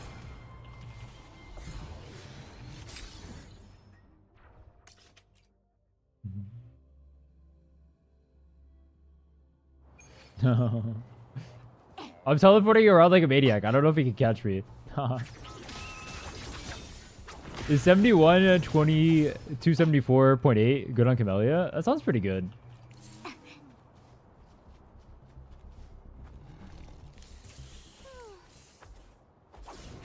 Definitely should be able to clear a lot of content with that. And by a lot, I mean everything. Kappa. Wait, no Kappa. No Kappa.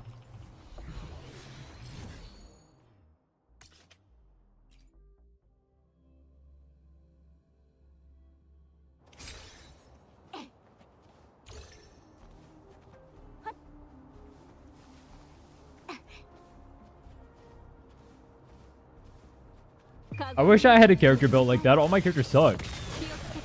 Like, I'm working on my Changli right now. My Changli is this. 87.5 to 12. The Bushmaster heal you? True. I'm ducking him, bro.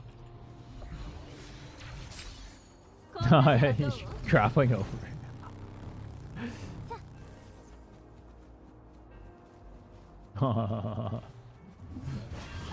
I'm literally 1 HP when I'm gonna die.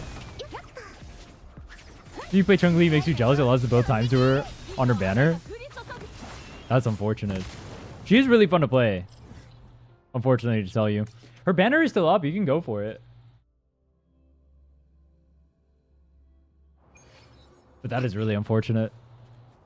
I didn't think I'd like her as much as I do. She's actually really fun to play. I think so far out of all the characters I played, she's my favorite character.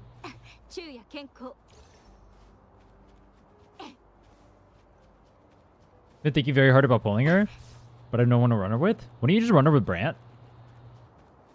You build her with I mean, you can play her with a lot of characters, can't you? Play with Changli Yao. You can play her with Brant. You can play her with Encore. You can play her with... What's another good team? I mean, you can play her Hypercare with Sanhua, but I'm assuming that's for your Brant. I don't think it's ideal. Running with Brant is super troll. Why is that? Oh, hold on. I gotta lock in. I gotta lock in.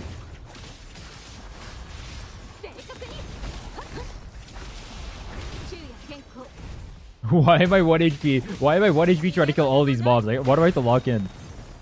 I don't want to lock in for this open world. Where's my healing? I'm stuck in hell.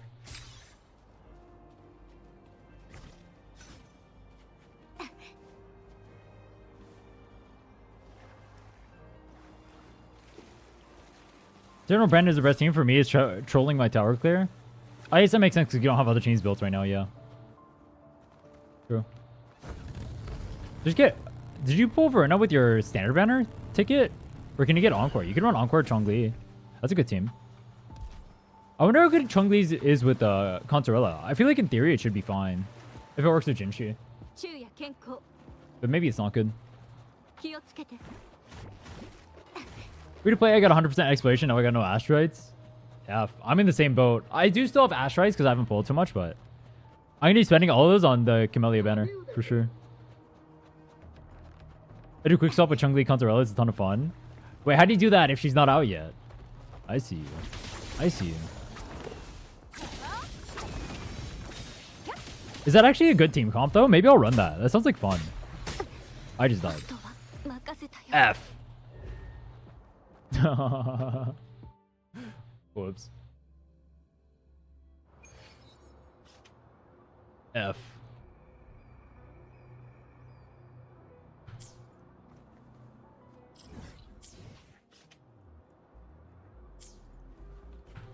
Got S3 Verna. I hear S2 is very strong. I need to get my Verna up, personally. Alright, we walk over here.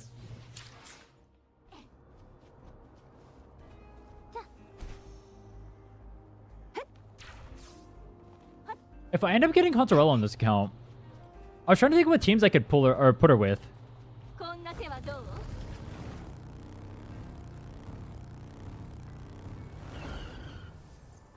Technically Camellia, but it's just not ideal.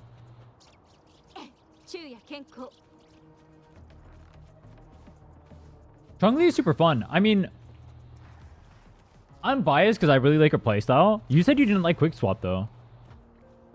Her playstyle is entirely quick swap. I don't think hyper carrying Changli is strong. Like you want to like get on her, use her pretty animations, and then get off of her, right? But that's really fun to me. I like that a lot because it means I can go on to a bunch of my other characters, and I can play them all at the. I can play all my characters and have like an equal amount of fun of them in a single team comp.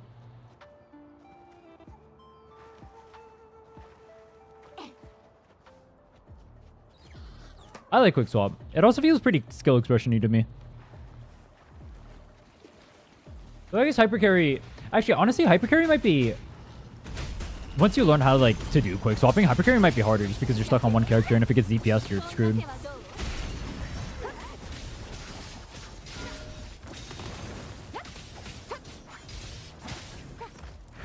If I'm doing my basic attacks, am I supposed to be in the air? Or do I want to go, or do I want to just do them on the ground?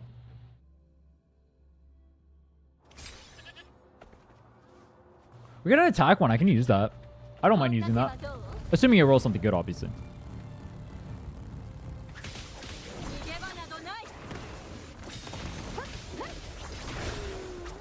Ground does more damage.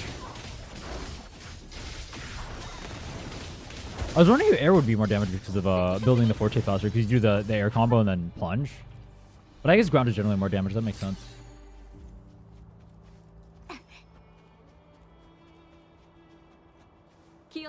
The lizard is really easy to farm. The dog is really easy to farm. This guy too. Because both of them are next to their one cost that are part of the same exact set. Which is so messed up, by the way. It's actually messed up that like... I mean, I guess like Roshroom is like that too. But there's so many that aren't, which are really bad. Like the boars with the bear, for example. These guys aren't always next to each other. Actually, more often than not. More often than not.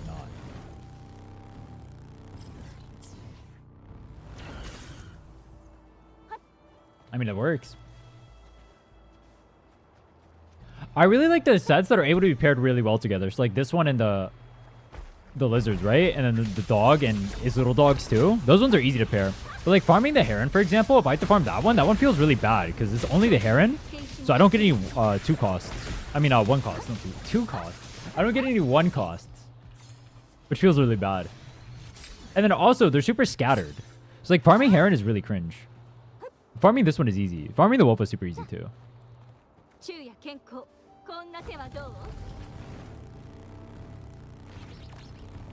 Why aren't there two costs? They ruined the meta.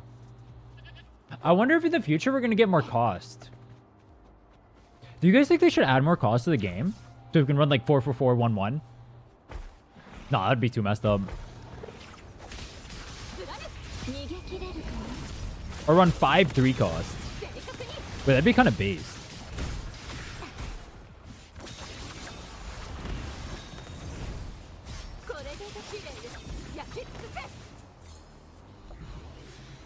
Basic attack speed is main stat. I wonder if they'll add... They probably won't add stats like that in the future. What they might add like something like that to a set. That could be pretty cool. Because they technically have that already in what is it called? The thingy. Simulated universe, but not. Somnium? Whatever it's called. They already have basic attack speed there.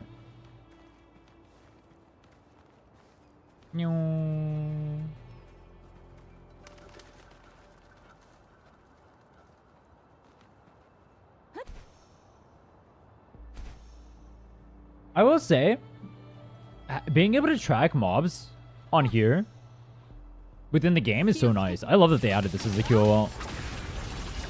I mean, obviously, it's been in the game since the start, but it's so nice. I love that it's in here.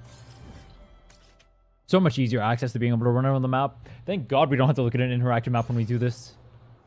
It's so 21st century. I love it. That and the fact that it shows you materials when you press on it. Has Genshin updated the game to do stuff like that yet? I'm assuming it has. There's no way it hasn't.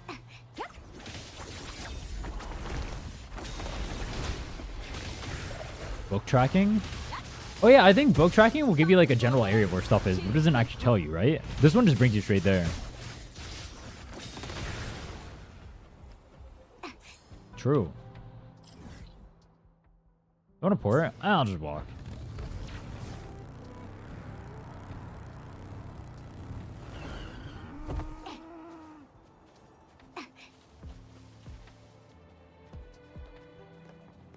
Dude, it's kind of weird constantly making comparisons to Genshin, but it kind of is like the game.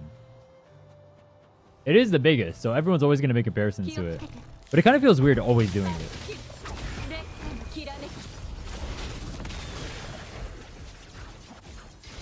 Don't have any Changli's good partners. You can just lose the 50-50 in our banner to Encore. It's not a big deal. You know you want to pull her. What else are you going to save for after that? You're not pulling Contarella. You're not pulling Camellia. You're saving for Zani? You're going to wait that long to pull? Life sucks. You're going to get enough Jades anyway. You don't even need to wait that long.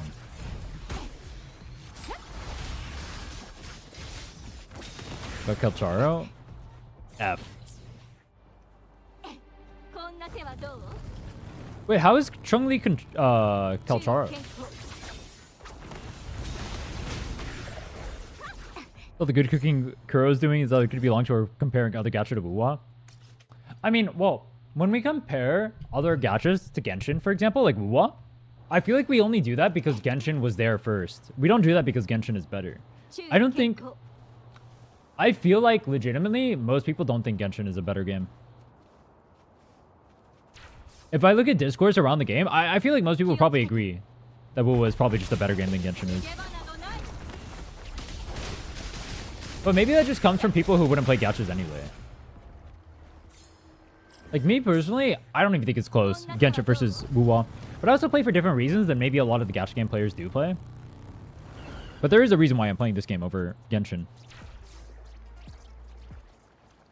And I feel like if I were trying to get into either game, I feel like the Genshin community would like advise me against playing it. Okay, I literally asked that. I asked one of my friends. I'm not gonna say who, but someone you guys probably know. But I asked one of them if I should get into Genshin. Or any Mihoyo game, actually. It wasn't just Genshin. I asked them about every single Mihoyo game and whether I should get into it. And they said pretty much every single one of them is dog shit to get into. wuwa's okay, don't touch any other gacha. That's what I was told.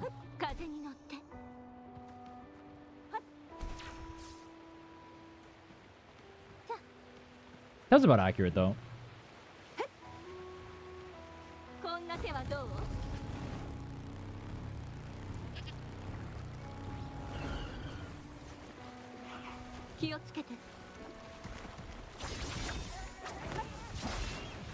It feels bad though. I wanted to pick up a second gacha alongside this game.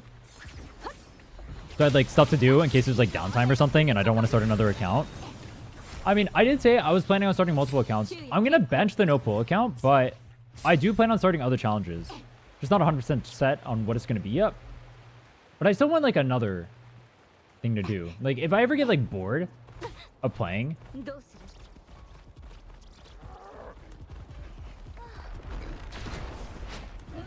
or like there's like a patch with like a lot of downtime where I don't want to do something on one of my other accounts, it'd be so nice.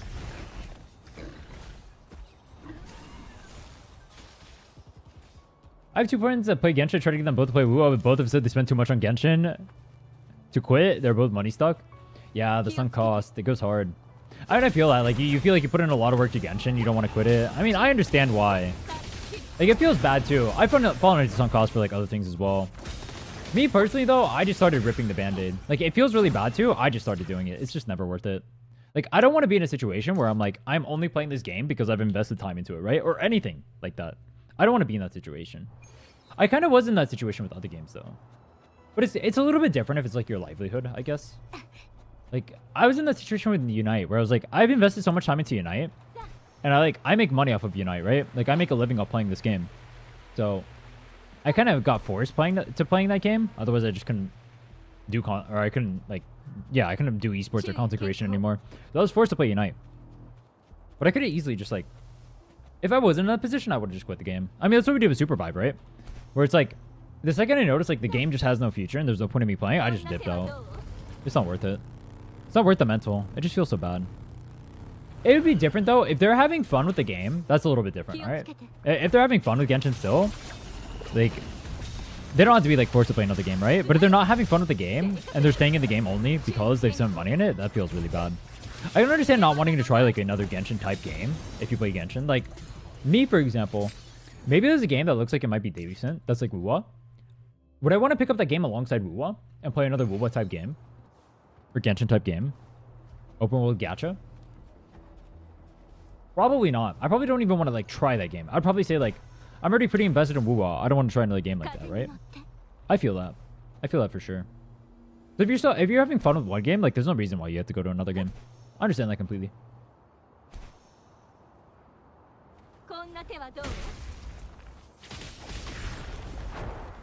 I mean, I quit Genshin on Ganyu's banner just because there was no content, and I haven't really played since.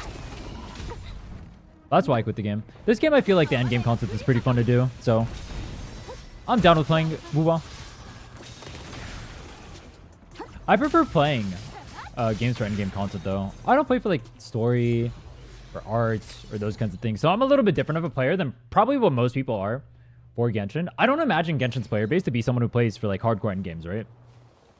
I don't know if you consider this game a hardcore end game. Like, it's pretty doable, but I prefer it when I feel like there's more skill expression in the game, and I don't feel like I get that out of Genshin, which is why I quit. But if you're playing more for, like, story or art or characters, maybe Genshin does that better? I'm not sure. I haven't followed the recent story. I will say I was not a fan of 1.0 story, and I wasn't a fan of Liyue.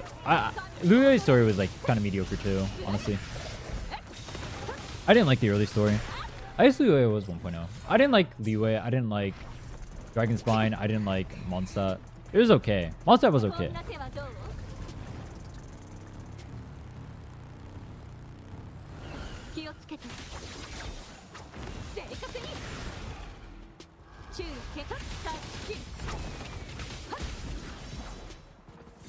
With that said, though, all right, to be fair, I don't play this game for the story either. I didn't think the story in the initial start of this game was that good either.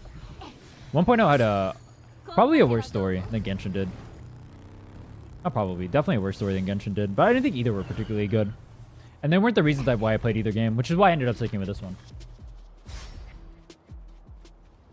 I do think Kuro's gotten better with their story, though.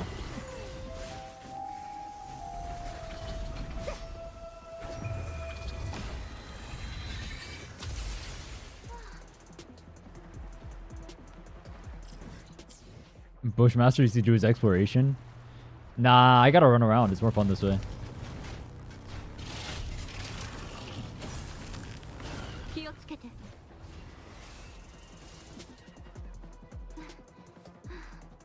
You gotta flex those running muscles. I gotta work on that cardio. I need the stamina.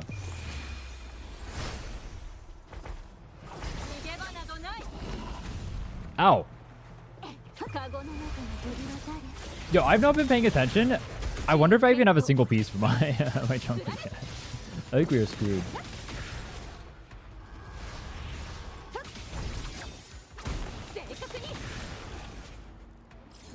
Nightmare Inferno Rider has a longer cooldown for open world. So you don't get to ride around as much. Feels bad, man. But yes, it is definitely stronger than Old Inferno Rider. It's definitely better to pick up. The old one you need to like fit in a rotation. It feels really bad. This one you just get the damage bonus straight up. Honestly, all the nightmares are kind of messed up in that regard. I can't believe you just straight up get the damage bonus. It's too unreal.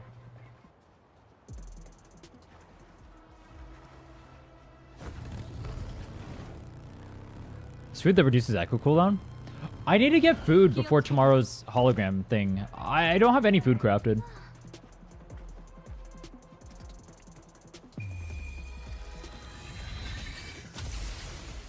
Anyone know what the best foods for me to get are? Use food in holo? I'm pretty sure you can, can't you?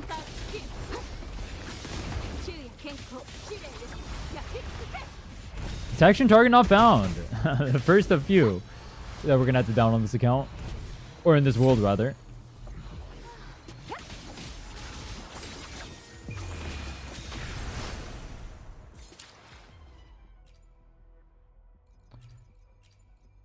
So I said it's easier to farm the wolf, but I need to farm the heron because we need to get the non-wolf upgraded. By whatever means necessary. Because both of mine need non-wolf. We have 1 wolf done and we have 0 the non-wolfs done. Kinda sucks there's only 3 for this one. Yeah, farming heron feels bad, but oh well. Gotta suck it up. There's so few on the map, they're only solo always. They're so spread apart. There's no 1 cost near them.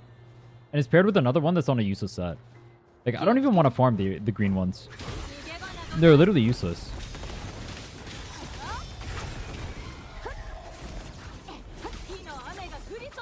Oh. I love that smash, by the way. It looks so cool. Nightmare Inferno Rider is sick.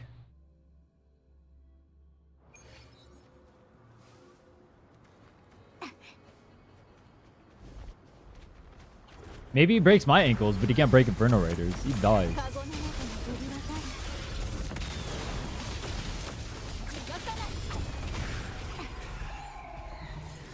It's like, look, that thing is just there, and it eats my time. But it doesn't give me anything good. Am I not running the Echo Drop food? Oh, fuck, I forgot to grab that. Can I cook that in other people's worlds?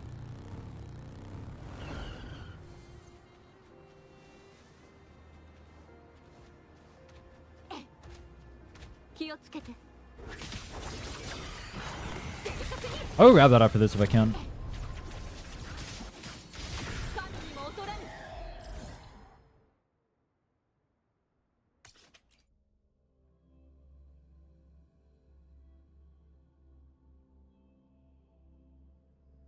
I should be able to buy materials in here.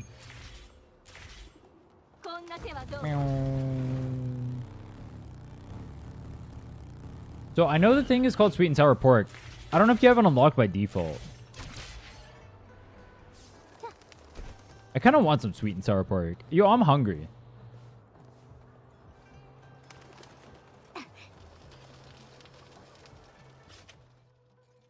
Sweet and sour.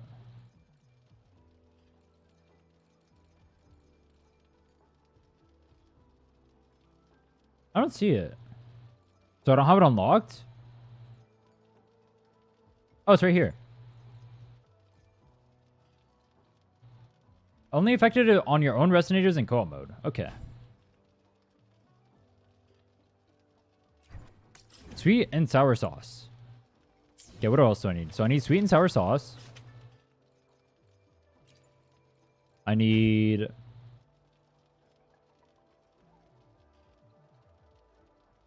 This is from an event? Okay. I need that. Sweet and sour sauce. 4 flour. And then premium gold essence. Or incense.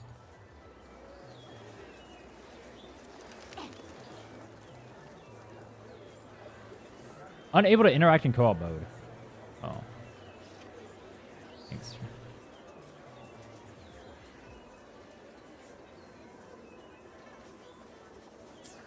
Okay, let's go craft this. That's a good idea. I forgot I can farm 3 cost echoes. Or maybe I should have stayed and farmed still. Oh shit.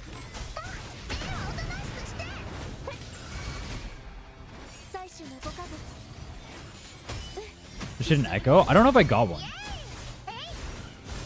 I'll try though. Right after this. Why am I doing no damage this time, by the way? I mean, I'm basically not even hitting it.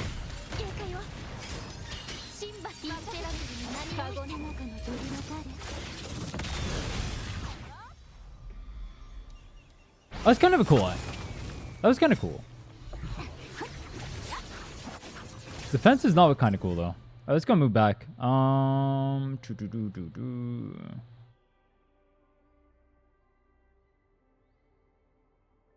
Go here. Let's go buy the essence. I'm surprised you can't buy stuff in other people's worlds. I guess they don't want to keep track in other people's worlds and you like end up buying their stuff. How many of the echo drop things can I make a week? I mean, honestly, I might just save them for Camellia. I'm end up farming for that. But I do have a lot of Havoc stuff already. I only need to farm one character for that. Whereas this one I'm farming two. I can buy 5 a week. Okay, so I need 5 of these.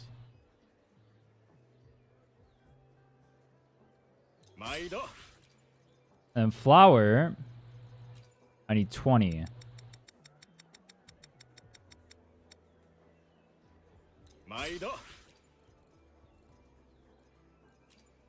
What does this one do? Premium incense oil. Is that for a different one?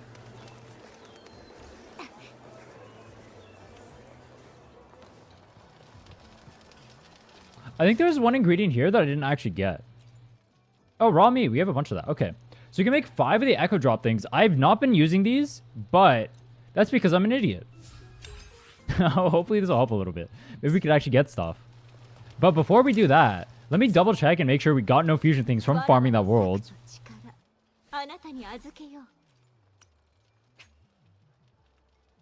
Fusion. Oh, we got 1 fusion. Okay. No cope. I'm feeling it this time. I'm actually feeling it. I've been pretty doomed on the last few enhances, but this one, I'm feeling it. All right, the defense, it's just there for the doubters. But I know this is a good piece. I already know what's going to happen here. Attack. Attack percent. Crit rate.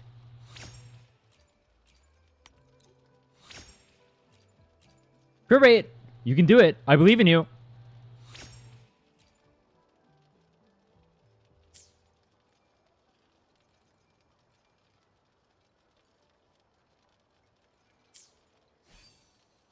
Bruh. I'm getting tired.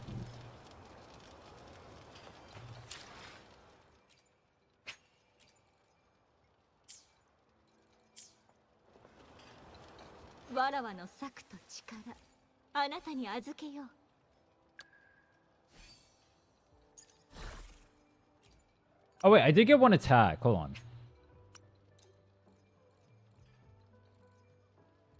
Pack, oh, was it part of that set? Yeah, these ones, like, I'm saving the attack ones in case... Like, I'd rather get a fusion one. There's no point in me rolling for those ones. Until I get, like, one of these, right? When you want to go roll for 2 characters, how do you go about it? Go for the characters first, then go for the weapons? Or get 1 character and then just weapon and the other 2 at a later time? I mean, you're a whale. You're just going to go hard for either, right? What I would probably do... is I would go for the characters first and the weapons after, because the characters matter more than the weapons. You don't need weapons to clear or play the characters. You can just use like Emerald Genesis or whatever, depending on the character. So I would say go for the 2 characters you want and then play from there.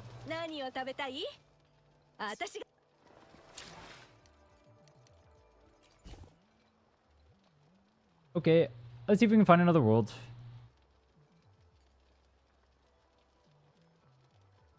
Stand 0 base 1 for good. I don't know what this even says.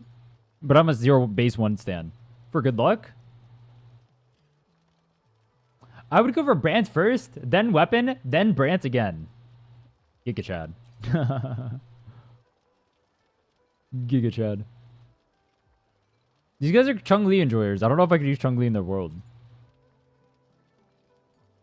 I would skip Brant. You and most of the player base, actually.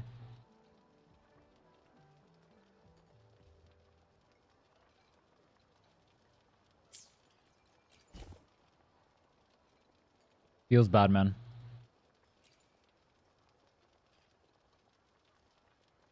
Selene Eve.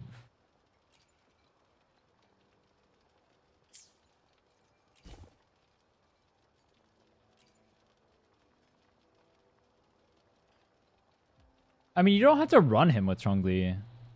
But he is good with Changli. You could have played another character. I told you before, you're going to go wailing on like a bunch of characters, right? You're going S6 hard. Some random character at S6 is going to be better than good synergies.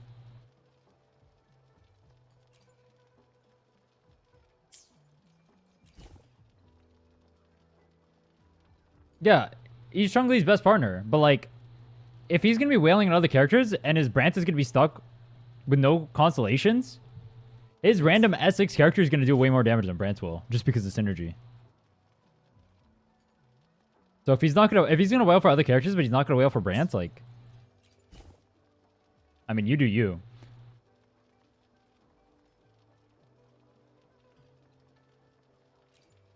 May do it for Changli if I like her enough. I guess that wouldn't pair well with her, huh?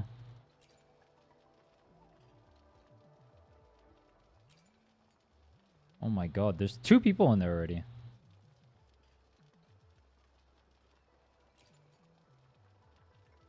BL, full shonen, and seinen. Hey, yo.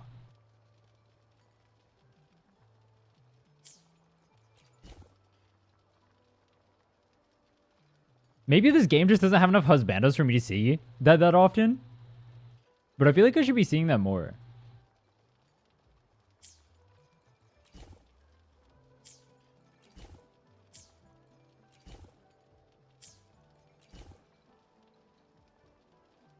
Brant is level 1. That was my Changli until today. I feel you.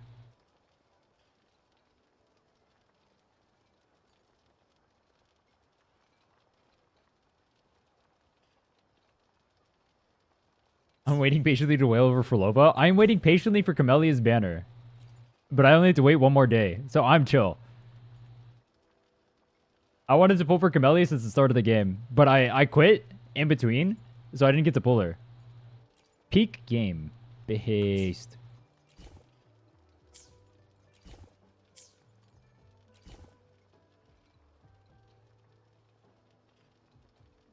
Where your mom at? True. Where is Contarella? Oh, that's in 2 days.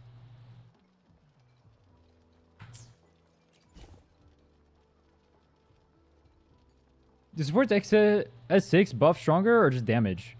It depends on character. I think Shorekeeper makes her nuke.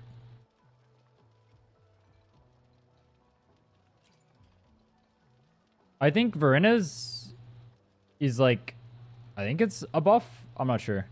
I'd have to go check. It depends on character. Like Sanhua gives buffs to other characters that are S6. I think Yangon gives buffs to other characters that are S6. It just depends.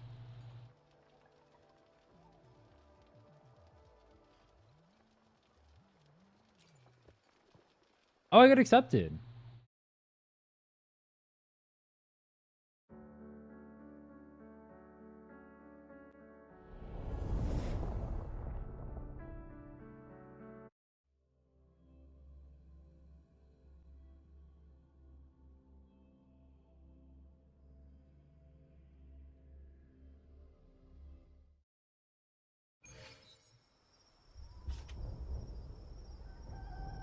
Yo.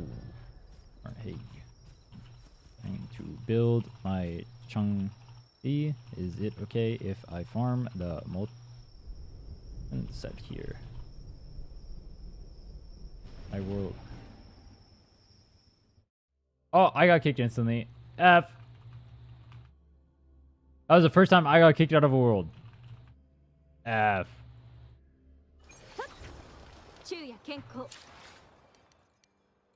I think that makes us 8 for 9. That's the first time I actually got kicked out of someone's world. I didn't even get to type yet.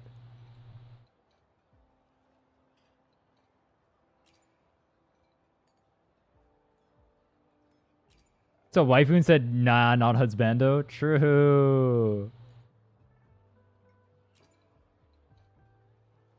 Should have played a man? It's a females only account. They're negative for letting someone in your worlds. You have to play with less characters technically, because you only get 2. And then also they can farm the stuff in your world, so if you need that stuff in your worlds, it can go bye-bye.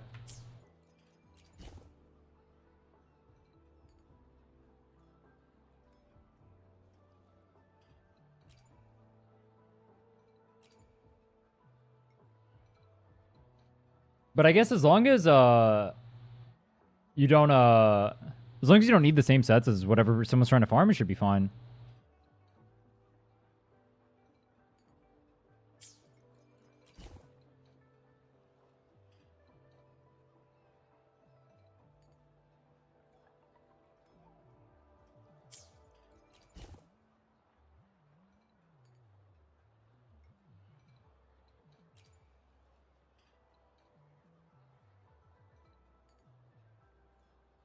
Inland #1 fan. I don't believe him. He has Rover.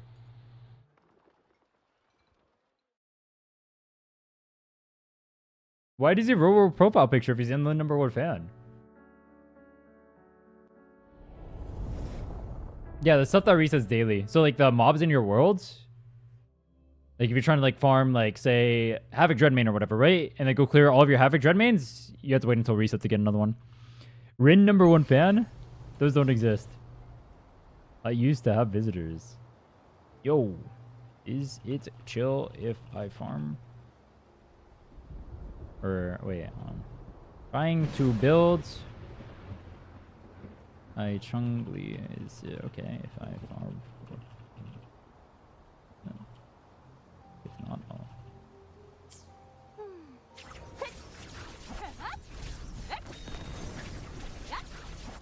Go ahead. Oh, bet. Go ahead. Thanks.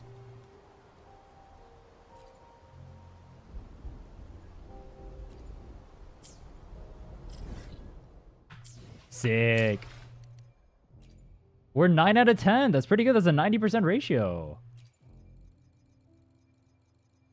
Ratio. 90% ratio. That's not how that works. I'm not stupid, I promise.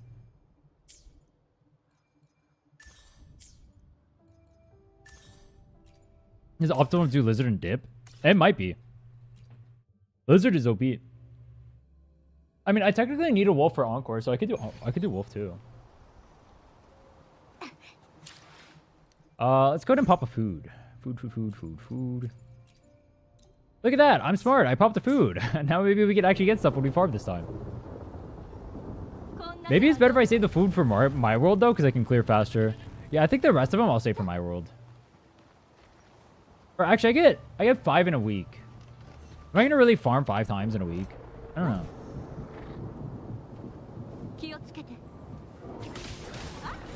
Yeah, it's kind of bad because like I'm only Changli over here, right? When I pop the food, and I have no option but to be Changli because I'm playing co-op, right? And so if I pop the food, I just get less efficiency. Farm more than 5 times a day. Yeah, but this is in other people's world. I was talking about my own world. And also, I'm not going to do this normally, right? Because I don't have the mats. It's only going to be Camellia when I do this again. Probably. At least for a minute. I mean, I should be capping these out every time, though. There's no reason not to. I should always be buying these.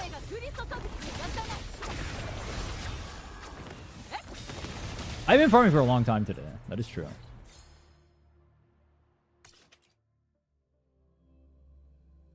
In 2 days? Yeah, I guess...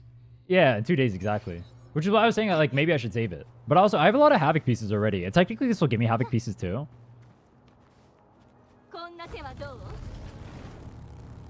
Glad we figured out about these today. Though, honestly, it would have been more useful if I figured out about it yesterday before reset. But it's fine. Fine. Not a big deal.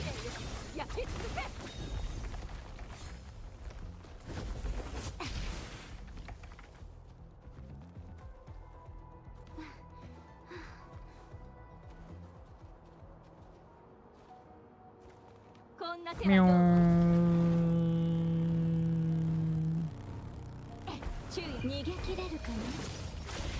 Yeah, I have a lot of coins too, but I have a feeling like in the future, coins are going to be an issue. Also, I'm starting to run into a tuners issue, by the way. I don't know if you are as well. I only have like 700 tuners left.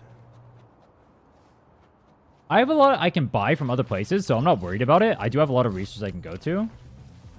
I have hella tuners. How lucky are you that you have your characters built and you have tuners? And I'm over here, I'm down bad on tuners, down bad on EXP, and I have dick and balls for characters. What is my RNG? That's not even fair. I do have places I can get tuners, so I'm not worried about it.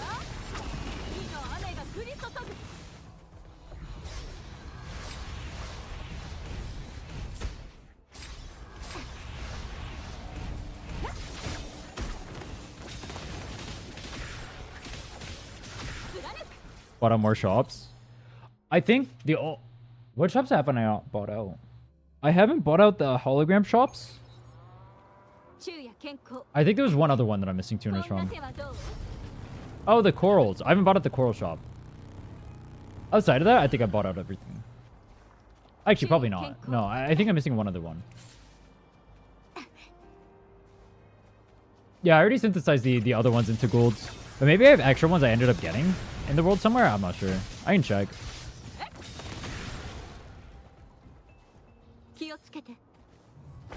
I think we did that like yesterday.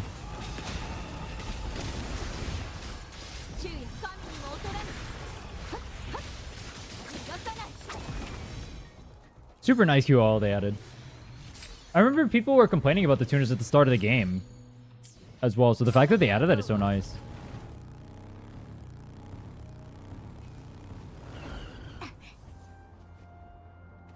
When did they teach you about the echo drop food, by the way? I legit did not even know this was a thing. This would have been so useful. It'll be useful on my other accounts, for sure.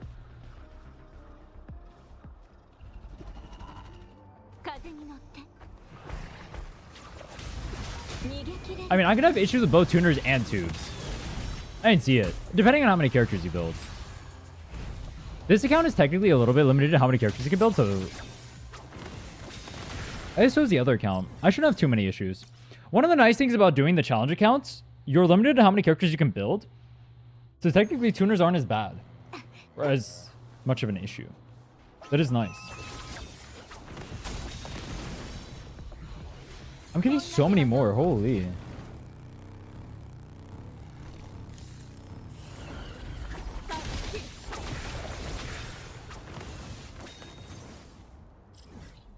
Wow, when you get a 50% drop increase, it gives you more it gives you more echoes. Wow, very insightful. Thank you, streamer.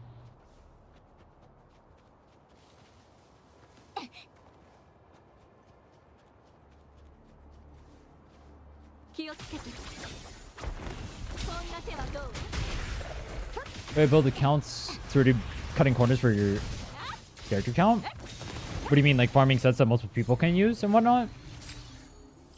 Yeah, it's only really wuwa that you have to worry about that outside of it. It's not too bad.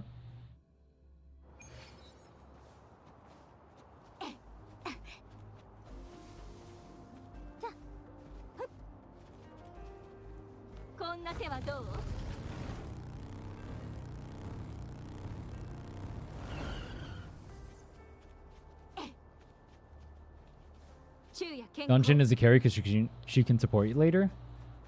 I don't feel like I'm having issues with the character mass, though. I feel like it's mainly just the echoes. Which don't really... I mean, I guess it depends on which ones you build, right? Like, can transfer over. Like, one of the bad things about me building Encore and Changli together is that I can't use the Molten Rift set and, like, transfer it. Unless I use them on different teams, which I guess I technically could. But then I already have them built together, so...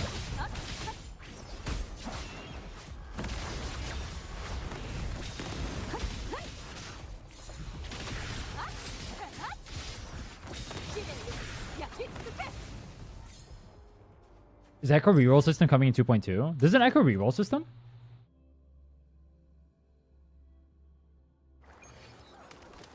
I didn't even know it was a thing. When did they announce that?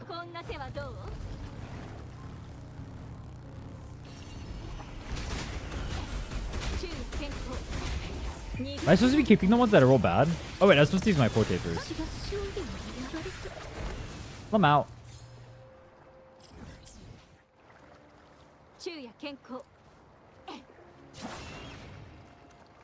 Legend Rover share echoes. Mortify. Sunhua share echoes. Brant is the only greedy one.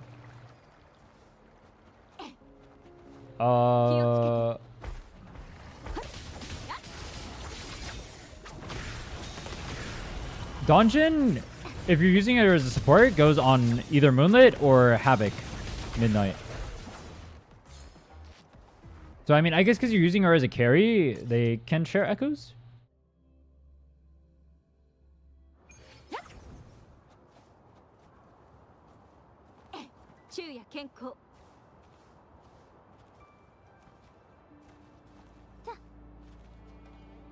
Reroll gold unenhanced echoes? Oh, what? Am I not supposed to be merging them then?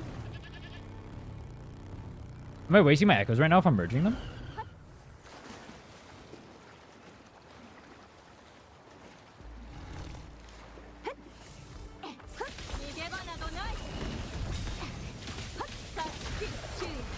Uh-oh. Is that what merging does? Yeah, but they might make it more, like, friendly. But yeah, I thought that was the or I already thought that databank was the merging system. Maybe he's talking about something else, though.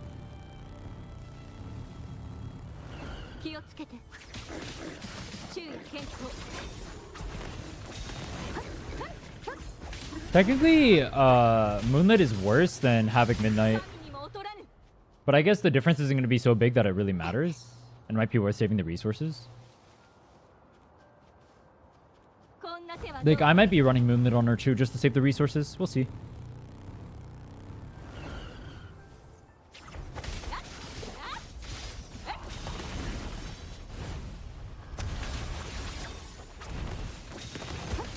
We able to reroll main stat on Gold Echo.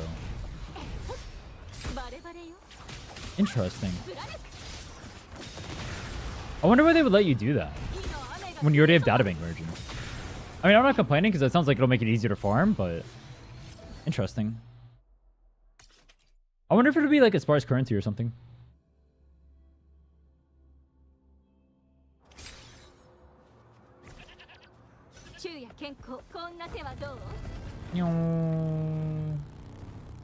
It's the turtle.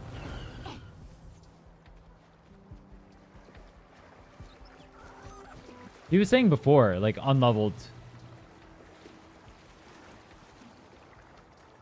But I mean, if it ends up rolling over to a nice one, that's nice. But then what's the point of databank merging?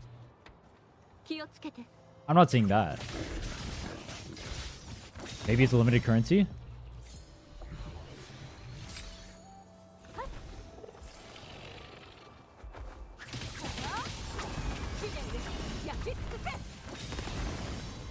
I get so much echoes with this food. Holy shit. This is kind of crazy. This food goes in.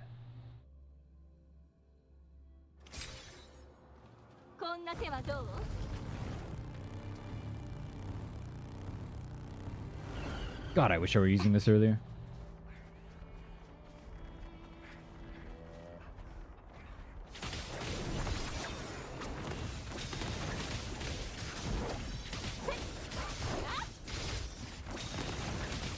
Dude, Changli feels so clean to play. This character is actually so clean. I like this character a lot.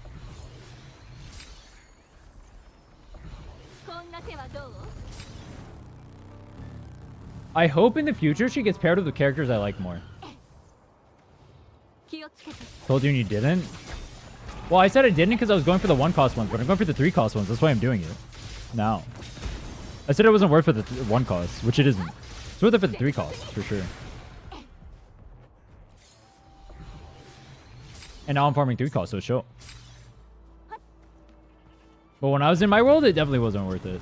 It's not worth for the 1-cost. The 1-costs are too easy to farm, because you get like too many of them when you farm the 3-cost. Like, you see how many I'm getting right now while I'm farming the 3-costs? And the 3-costs are still the gate. I'm not even trying to go for the 1-cost. They just get shit out, bro. There's too many 1-costs.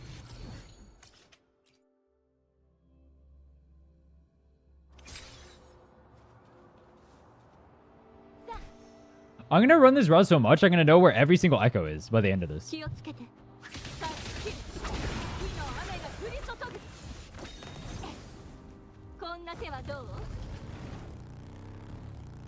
Multi-track would save wuwa. Yeah, someone had suggested that yesterday. That's such a good idea. I love the idea of multi-tracking.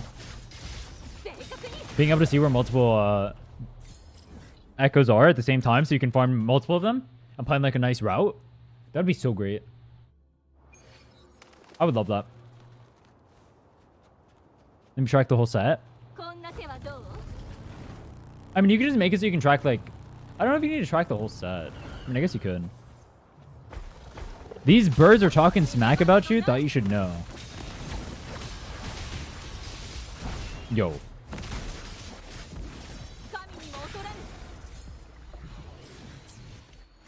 Yo.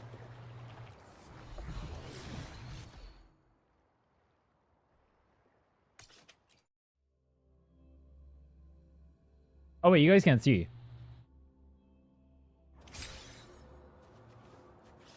These birds talking smack about you. I thought you should know. We gotta go gap them.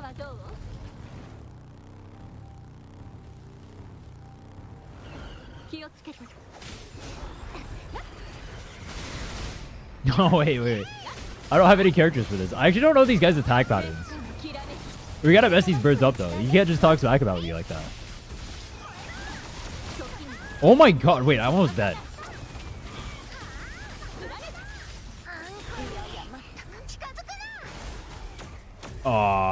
Wait, I can just revive and come back. He keeps him aggro to chill. I just come back. It's chill. Look at that. I'm right next to it. Look at I'm just gonna keep respawning. All he has to do is live. I'll come kill him. It'll just take some time.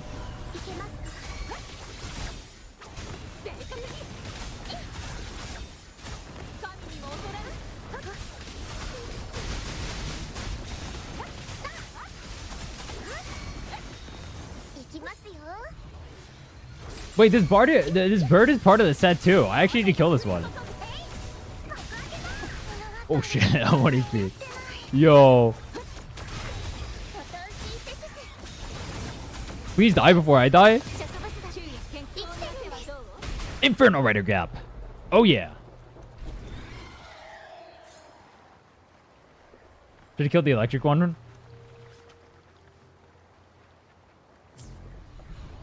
Contains prohibited words. Break them birds. I can't say frick?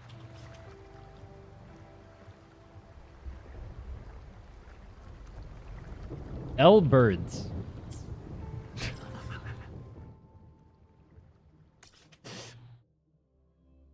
I couldn't even say frick. I tried to say frick.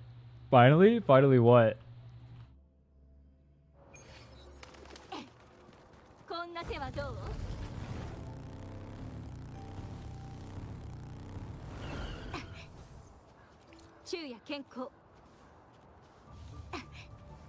We gotta frick up the birds, bro. It won't even let me say it.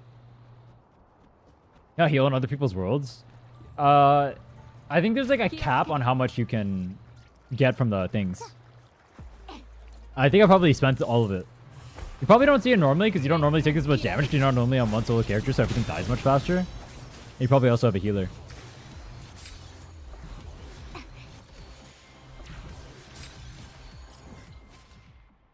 But I take a lot of damage because like when I'm in here, for example, the world doesn't stop, so I'll take damage during that.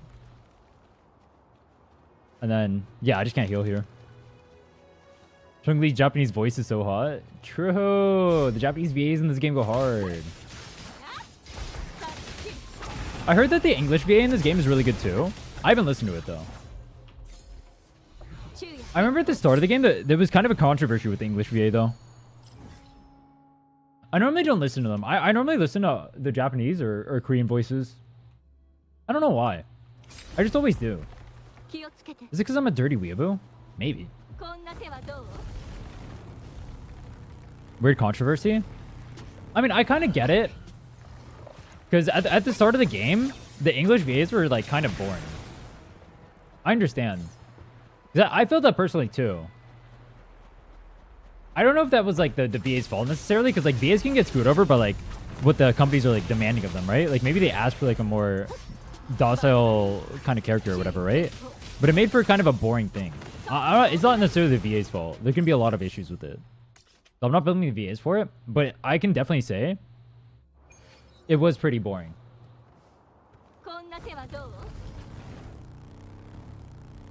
They weren't putting in a lot of emotions when delivering their lines. Yeah, exactly. But that's not necessarily like, maybe it's not the VA's fault. Maybe that was what they were calling for. It's hard to say. So maybe there were issues with the VA itself. Maybe the issues were just like with the company not asking for the right things. But I definitely felt it personally, so I understand where they were coming from.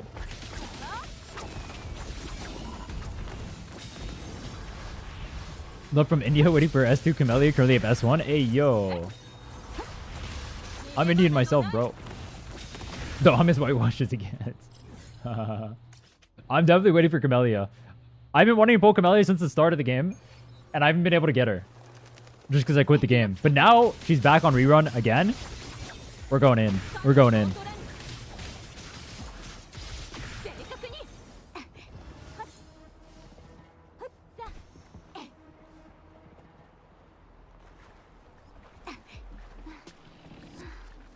Probably because they weren't given the context of the situation when reading the lines.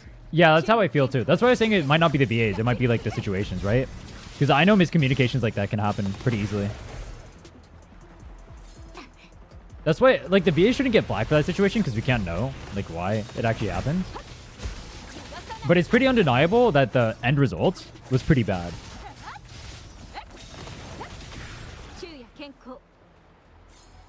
But you can say that without blaming the VAs.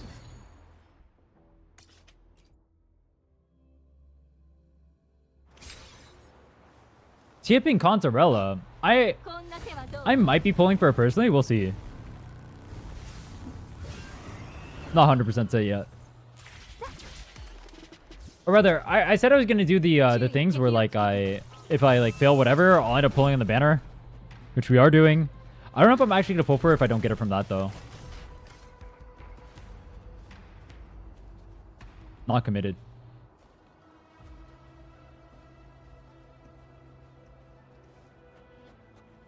Hayden Christensen killed it, but George Lucas gave him garbage to read.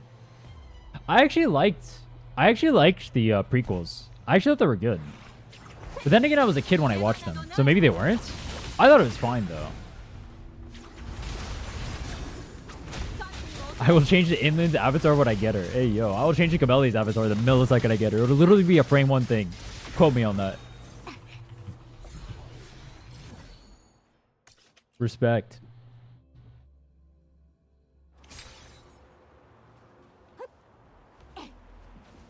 Contarella is not the must pull, but if pulling for Rolova 2.5, then Contarella is a must pull for her team. Is Rolova confirmed for 2.5?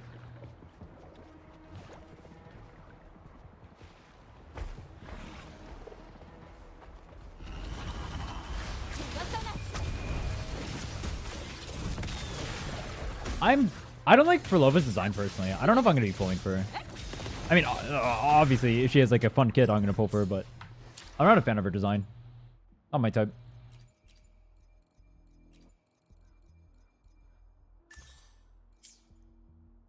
Let's go for Bird.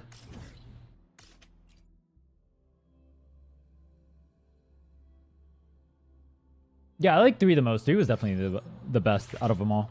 Can I check how many pulls I have in here? Well, not. I have 21.5k and then 7 of the standard banner things. I don't know how much that actually equals.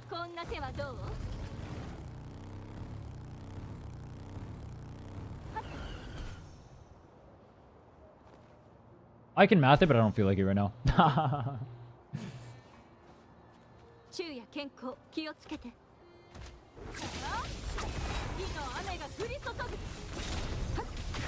We also have like a decent amount of corals too, but I'm probably going to use those to... Ideally, I use those to get weight bands. I'm just not sure what character I'm going to get weight bands for. Like 140. So we basically have Camellia guaranteed. Okay. Do double pity.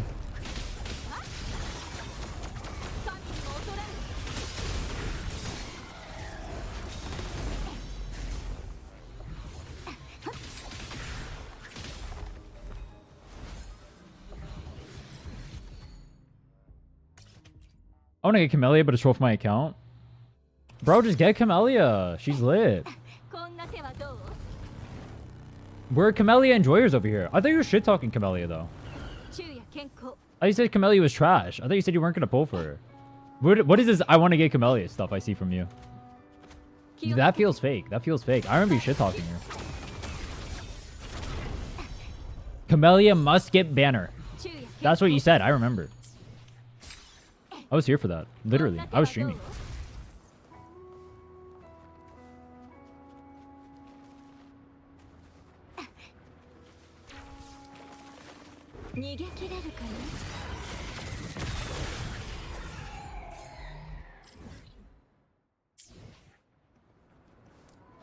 I like to pull for Wuwa, but it's 12 Havoc Rover being free.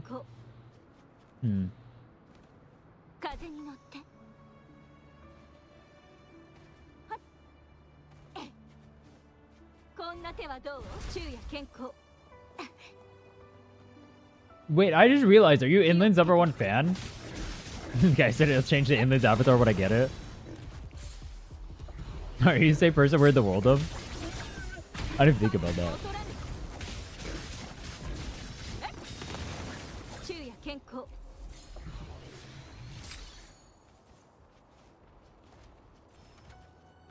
Yes.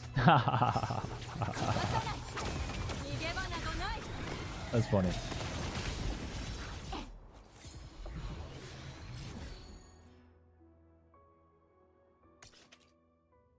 I'm a Camellia stand. I gotta go for Camellia, personally.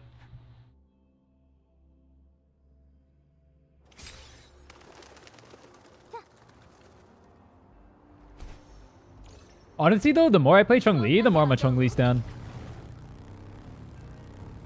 This character is mad fun. Actually mad fun. 360 corals equals 1 character constellation. 360 corals equals 45 pulls. So 44 pulls is more chance to get multiple 5 stars. Don't save corals, in my opinion. Use on pulls.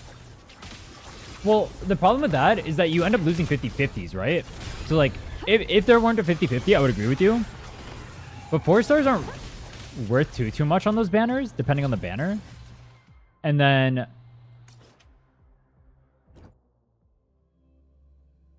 I mean, it's not a bad idea to not go for weight bands. That's what I did on my other account. I just used all my corals to go for the pulls because I needed them. So it's not a bad idea. Should you buy Camellia Coral? I'm debating whether or not I should. Her S1 is actually really bad. So I'd have to go for S2. But to go for S2, I'd have to pull really hard on Contorella to get enough for that. Or I'd have to pull on her Constellations or Weapon Banner. Which I don't know if I want to do. I was debating getting Camellia S1, but I might just leave her at S0. Apparently her S1 is only a 10% damage increase. It's like S2 that is supposed to be really good. S1 now and S2 on rerun? Well, why not just save at that point? S2 is broken. See, like, that's the thing, though. I don't know if I want to go for S2 if it's broken. Because, like, that means I get to play the character less. Remember what I said before? It's like, if I pull for Constellations, it makes the character even more broken, which means I clear the content even easier, which makes it so I play the game less. Which is why I was debating leaving it at S0. Why save? You can have S1 for free now? Because I can save. The S1's only a 10% damage increase, and then on top of that, if I ever need to use the corals for something else or wavebands for something else that is actually good, I can use it. And if I don't, then I can go for S2, which is the actual upgrade. But I might just like not go for the wavebands. It's hard for me to say. I might just go for the pulls. I don't know though. Maybe I will go for the S1. I don't know. I don't know.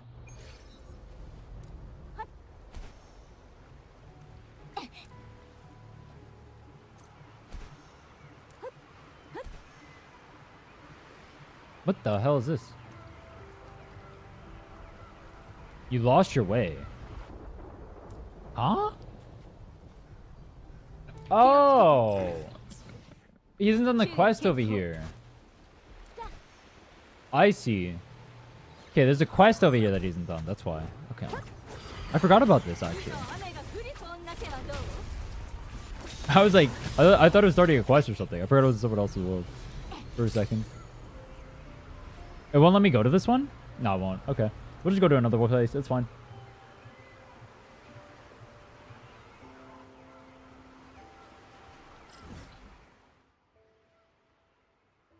Yeah, you're good. I just got confused. I didn't even remember seeing that before.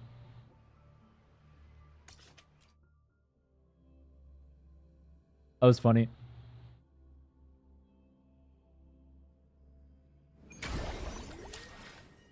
We'll just go to this side.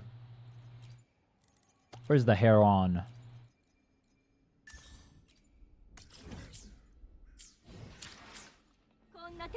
Oh, huh? Oh, I can fly over here anyway. But like, why didn't it let me ride? That was weird. I don't doubt the constellation is broken. The reason why I have a dilemma, I'm just not sure if it's worth it to make the account easier. Like, it'll make the account easier. I'll clear more stuff more faster.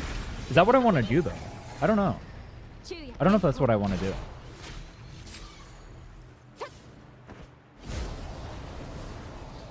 But I just realized Changli is super easy for flying because you can use your skill to get super high up. I mean, Phoebe's the same. That's cool, though. Epic W.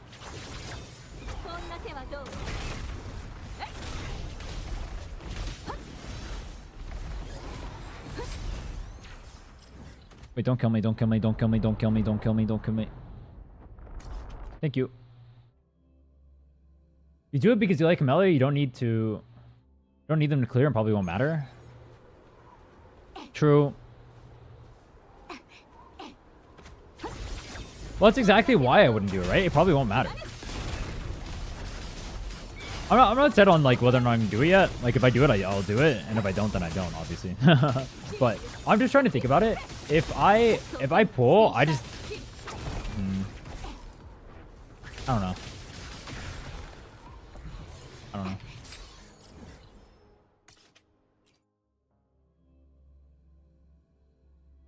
I could also just save that for like other characters I might want in the future too. That's the thing, right? Like if we're saying it probably won't matter, then why not just save it for other characters? Because they can probably clear regardless, right? Just be better. It's not like I need the constellations to clear.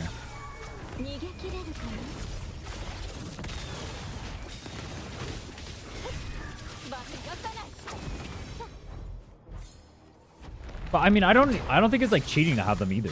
It's not like a bad thing to have them. I didn't port all the way over there. I thought I'd port further when I did that.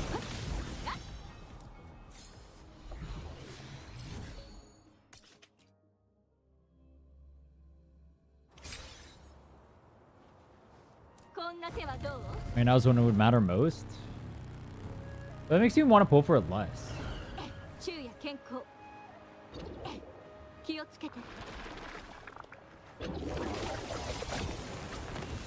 Don't forget about the streamer farm tags. What's the streamer farm tag?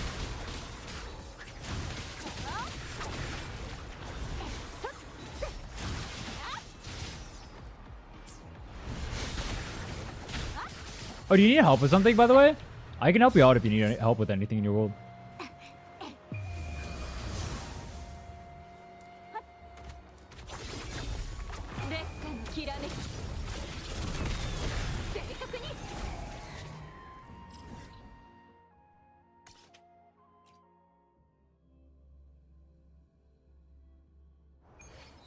I mean, it's basically just like a direct 10% increase in damage, right? Or however much percent for your thing. Like, if someone said Brand's weapon was like 40%, like, that's just free damage you can get, right? That's broken.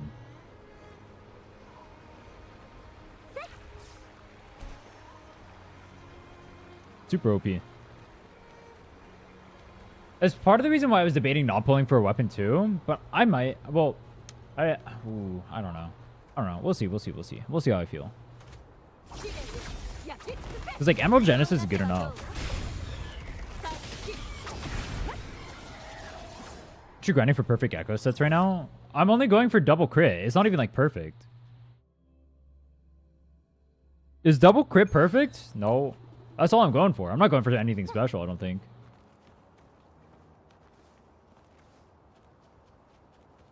Or is double crit considered like really good?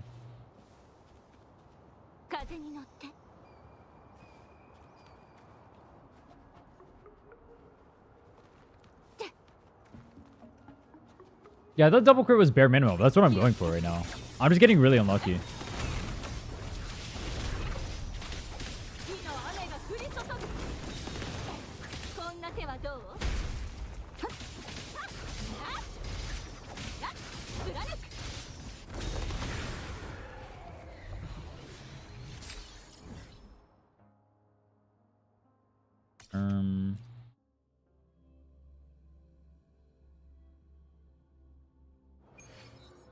Do I not need double crit?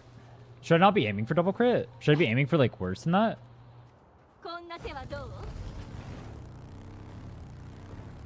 I just assumed like double crit was like normal, and then going for like more after that, like better rolls and then like attack rolls on it or whatever was like what you go for afterward.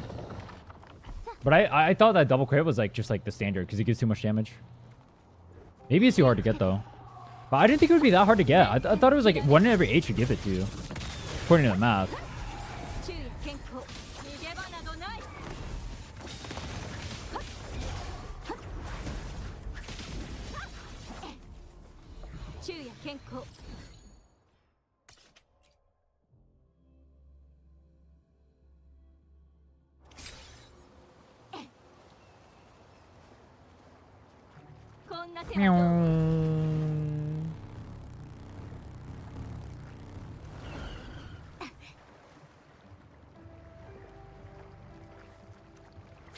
One out of 8, I don't think so. Really? Oh, that's how the map. Hold on. 1 out of 64? There's no shot as 1 out of 64.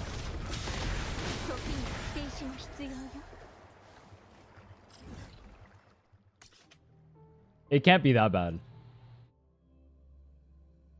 It literally can't.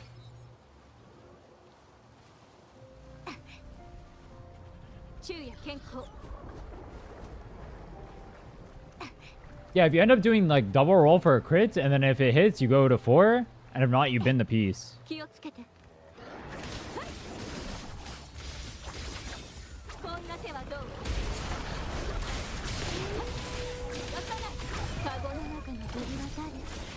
Boom.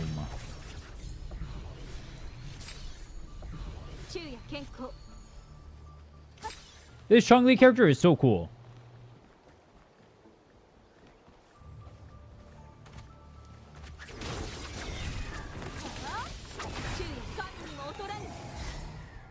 Where the Changli stands at?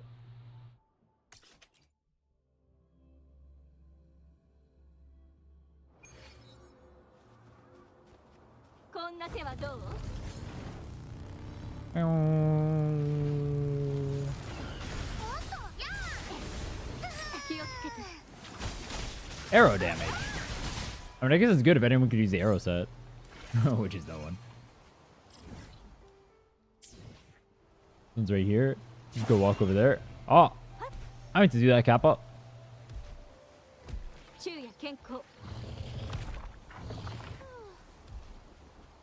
So I saw math for it before, but I was pretty sure. I haven't looked at it in a bit. I just go relook. I'm pretty sure it was supposed to be like 1 in every 8 gives you double crit. I think that was what it was supposed to be. If you're going for the, if you're going for the 2-4 strategy. Best character Jinsha with 70 to 50. All of the characters are around 50 to 40. Are you able to clear all content like that? You clear tower every time. Damn. What's your like your average sub or crit rolls then? Like how many crit rolls do you generally have on your characters? No. Foggy shadows and chaotic frequencies. You've lost your way.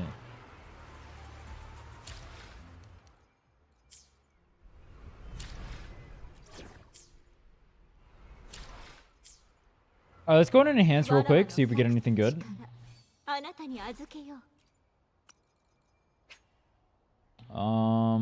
Fusion.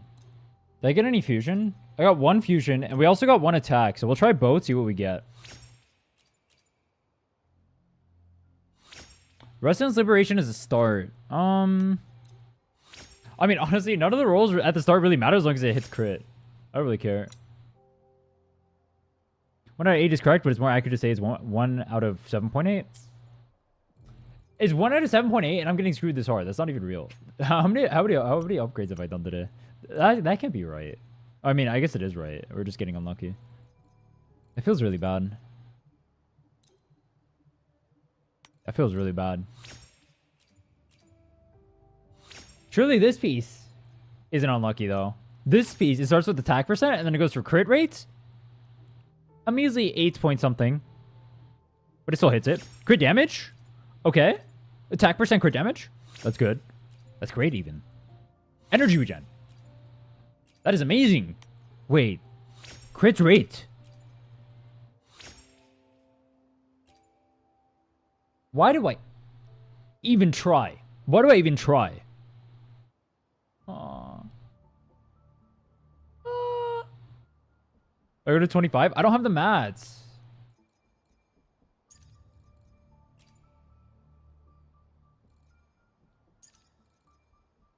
I mean, this is better than this. You have to try 25.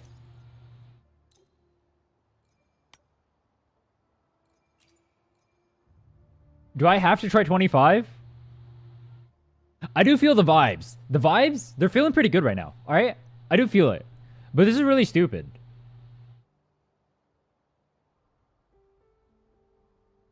All right, you know what? I'm feeling it. All right, I feel the vibes. I feel it. We're going 25. I don't care anymore.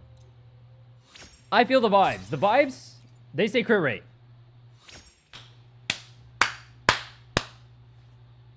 The vibes. The vibes.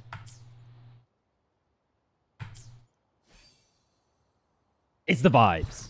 It's the vibes. It's always the vibes. It's never not the vibes. Look at that. Attack percent, energy regen, crit damage, crit rate. It's always the vibes. Why do math when the vibes carry you?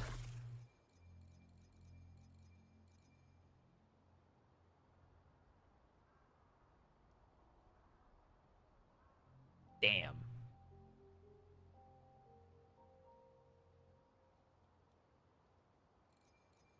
Wait, what do I do for this then?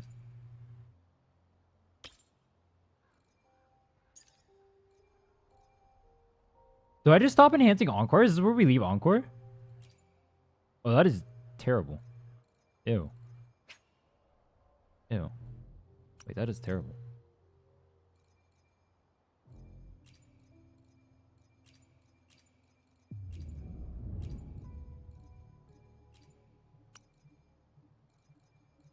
Enhance Changli and the pieces trickle down. But, my Changli is already, like...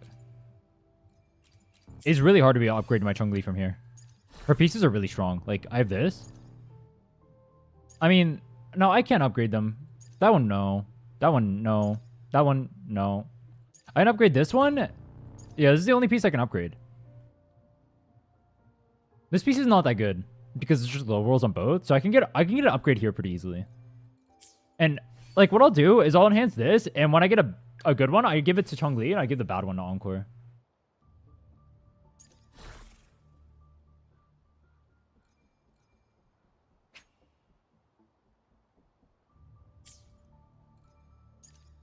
What well, let me see. Do I want to go more on Encore? I kind of need to farm this. Her Inferno Rider is really bad. And I focus on Rover. For me, if I'm done focusing on this, it's I focus on Encore and Camellia. Yo, bro, the Contarella PV is out. Is it actually? Yo, chat, someone link that if it's actually out.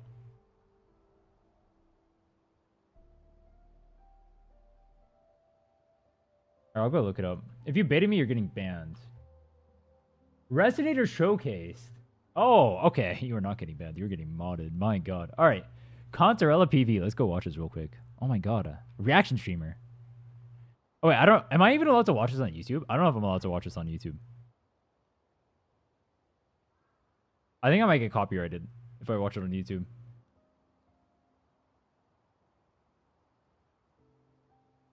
Oh, fuck. I don't want to end my YouTube stream, though. I think I can't watch it if I'm streaming at the same time on YouTube. So what I'll do is we'll try to run through this real quick. I'm almost done, actually. Why not? It'll insta copyright. Because if I'm dual streaming and I'm streaming on YouTube, YouTube has a different copyright system than Twitch does. People upload the Twitch VODs of reactions to YouTube all the time. Ooh.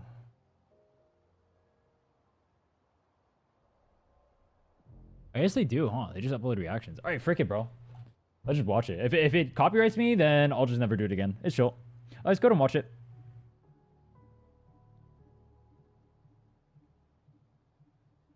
Let's go watch the Gooner POV.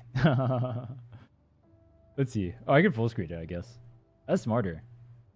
Alright, are we pulling for this character? A knife? Why the plastic knife? Why did that remind me? That looked a little bit like Bailu at the start. Oh, this is her as a kid. Okay. Is that her mom?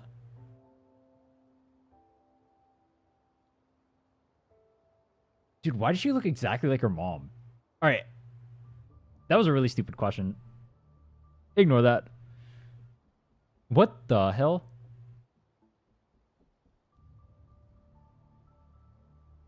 Bro, this is creepy.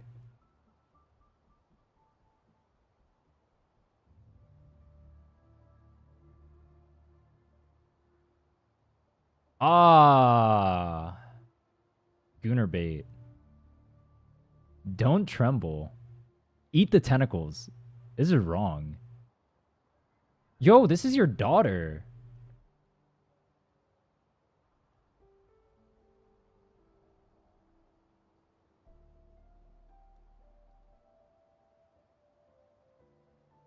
Dude, this is ill.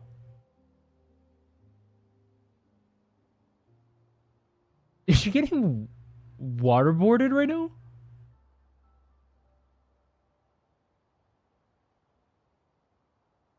Dude, her mom is fucked in the head. Holy. What is going on?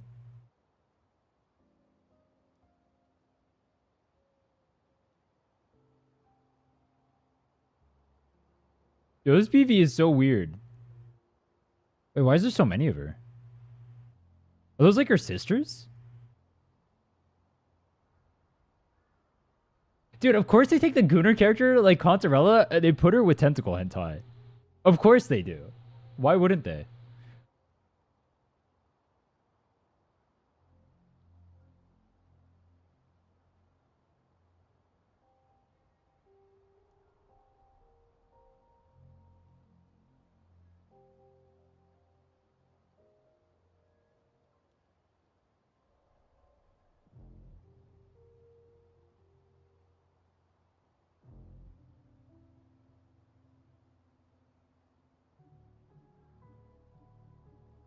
That looks so weird.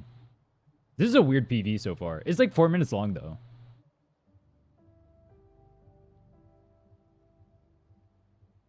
Oh, is that Contarella now? She's an adult now?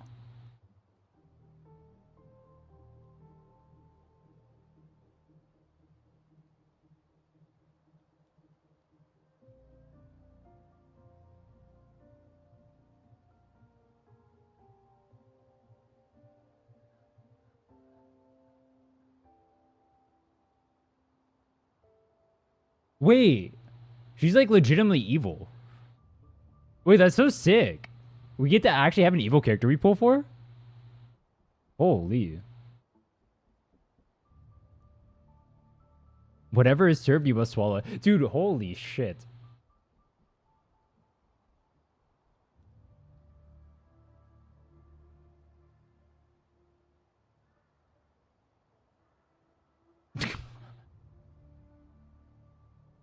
Oh, dude.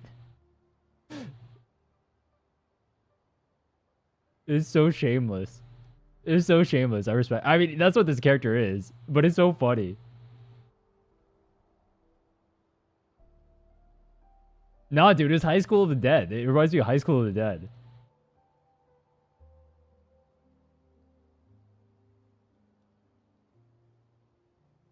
That was so... Oh, it's not over. It's not over.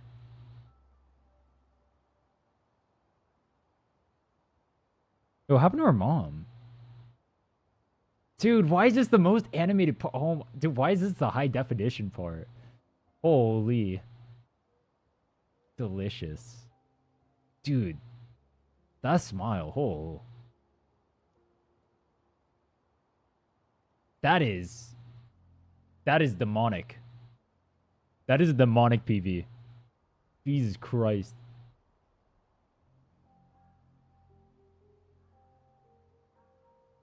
Went from 100% must pull to 50-50 after watching that. That was... I don't know how I feel after watching that one. I'm going to be honest. That was weird. That was weird.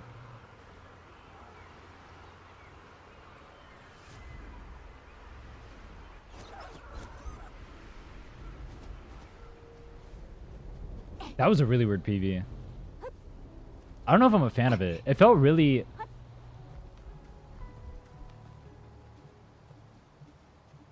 You lost your way, by the way? I don't know if you focused. Noticed? I lost my way? Huh? What do you mean?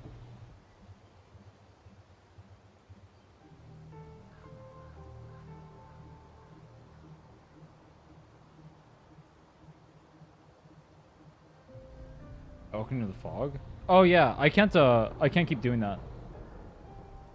Or won't let me go further. It's like part of the story or something. Will I react? No. I already did, technically. That was a weird ass trailer. I just watched it. That was a weird ass trailer. I don't know how I feel about it. I'm not gonna lie.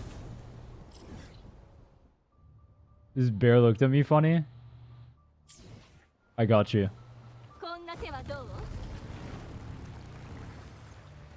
Definitely killed her mom? Probably. I mean, she's like straight up I mean, from what I got from that PV, she is straight up evil. That was weird. I don't like that, that whole entire, like, first half of that made me feel so uncomfortable. I wonder what they're trying to go for there.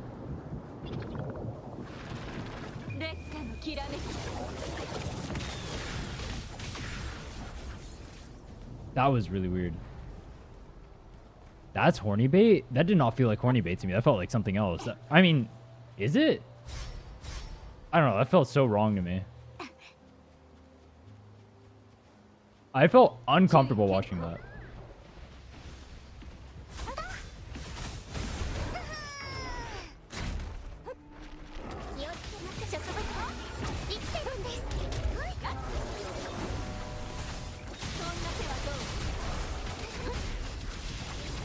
I almost didn't dodge that because I wasn't paying attention.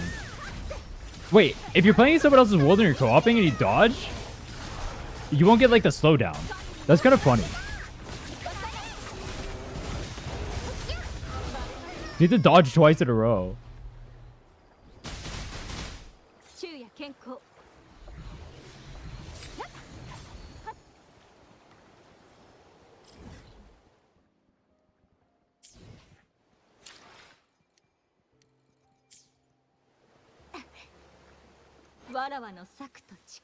Alright, I think we are done farming Changli for now. Her ratio looks kind of disgusting, doesn't it? Do I need more crits damage instead of crit rate?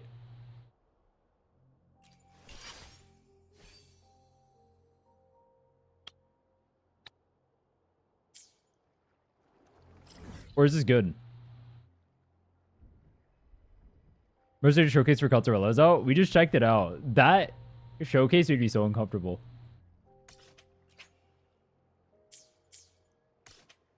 Oh, I can't travel here? The first half of it was really weird. I like the second half better than I like the first half.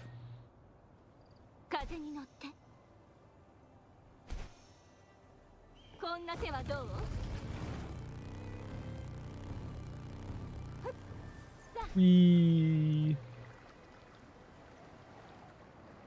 The first half with her mom? I know they make like her mom look like her intentionally. Oh, I'm going the wrong way. I know her mom looks like her intentionally, but she literally looks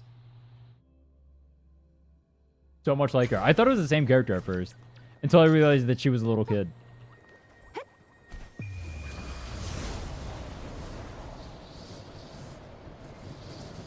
Yeah, maybe it was trying to show you exactly why she's so messed up in the head. If that's the case, it worked. I understand now. She's messed up in the head.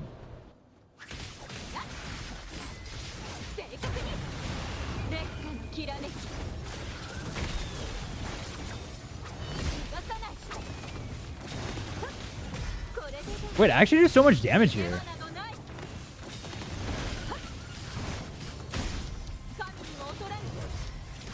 Why do I do so much damage? Oh, I do Inferno Rider. I killed him with himself. That's funny.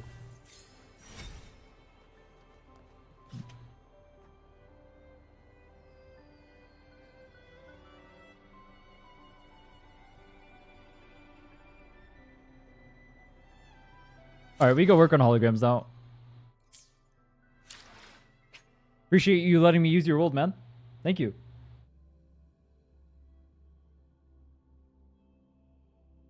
So we coming home on Thursday? I'm going for Camellia personally.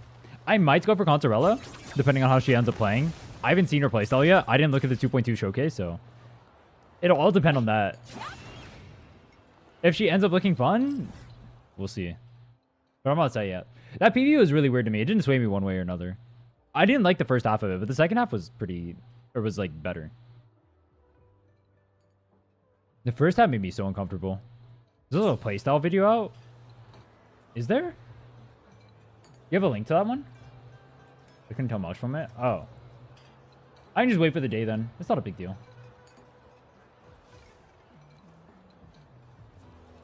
I didn't watch your gameplay trail? No. I haven't watched the 2.02 thing at all. I was too busy. Yesterday we did the... What did I do yesterday? Oh, we did the 24 hours, get as much asteroid as possible to pull brands. We did that. I could have watched it yesterday, actually, technically, after that, but... eh. Fascinator...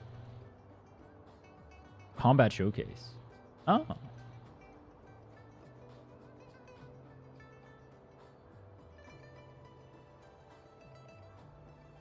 Yo, why is she so... Oh my god. Wait, I think I'm... Oh no, I did not watch this. I've seen that GIF though. That artwork is pretty good. So she like swims?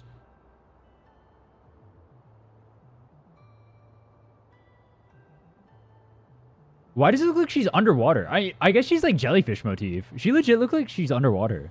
Wait, her thing looks like fins. I just realized that. Like her cape, it looks like she has fins. It kind of reminds me of like Lorelei.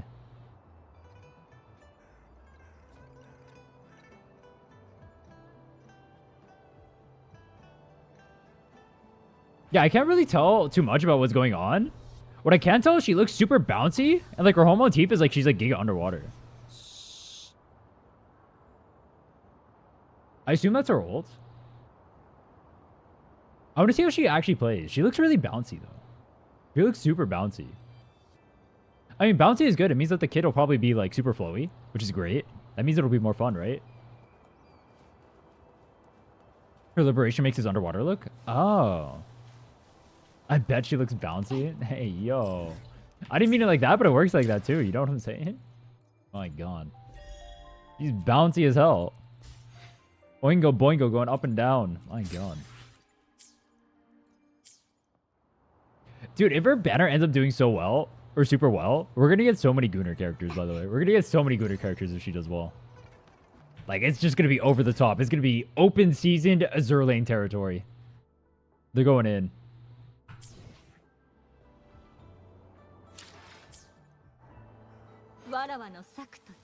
Where's my Encore at? Dude, my Encore is kind of trash. Oh my god. My Encore sucks. I mean, the biggest thing is the fact that this thing sucks. I kind of need to farm an Inferno Rider for her.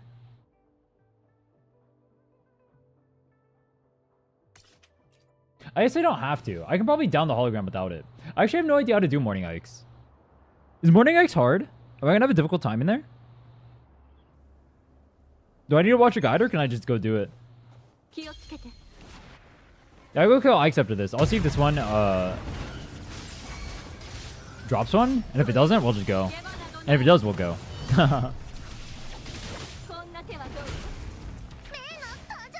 Here's 2 one-shot attacks. I expect every hologram to just literally one-shot me. I'm only level 70. Oh, I didn't stagger.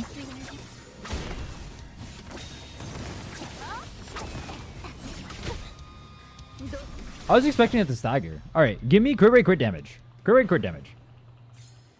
I probably need crit rate more than I need crit damage. Give me crit rate. Attack. Okay. Morning Ice is my fastest. Oh. Interesting. Is that much of a joke? I didn't even think I had the damage cleared on my other account, so I didn't even bother. Let's go do it. Where's Morning Ikes? This one.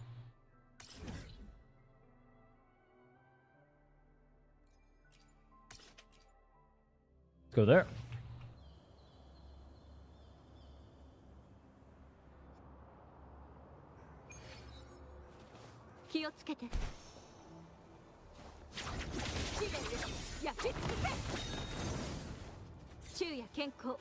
We.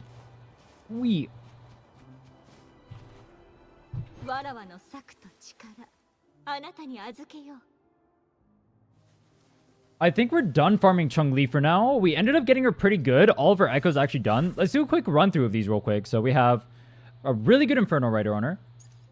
We have a pretty mediocre Havoc Dreadmane, but it is double crit, so that's pretty good. We have a very good one cost right here.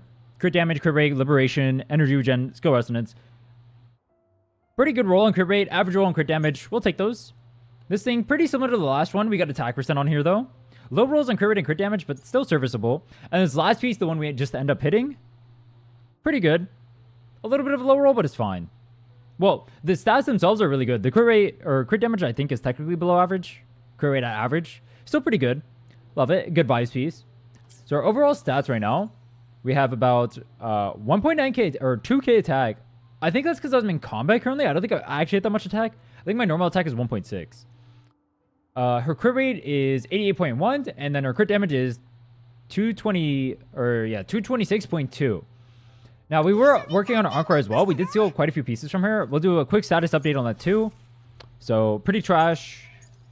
Not exactly the best pieces. I will work on her, but this is not an Encore showcase, so I'm not too concerned about her stuff. I'm more concerned about Changli. Final stats are 17.56 attack, 54.6 crit rate, and 196.2 crit damage. Obviously not ideal, but it is what it is. Let's go ahead and swap over to our Verena team for her. Boom. And then what I do want to do, I want to look at a guide real quick that I said I was going to look at. Let's go and pull up the guide for the rotation.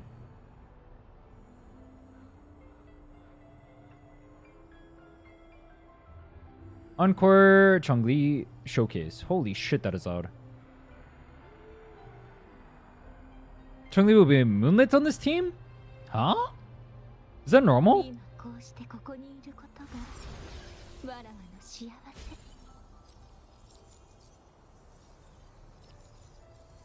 I don't feel like I'm supposed to be on Moonlit, am I? You don't have to use leveled echoes to feed them into other ones. You can turn them back into mats. Wait, what? I can turn like base echoes into mats? Like zeros?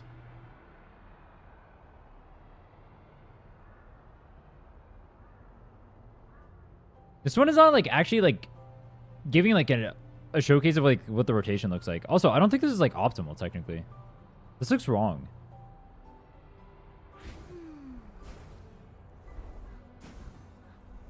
I don't think that's the proper rotation. How to play dual DPS. Encore Changli. Skip.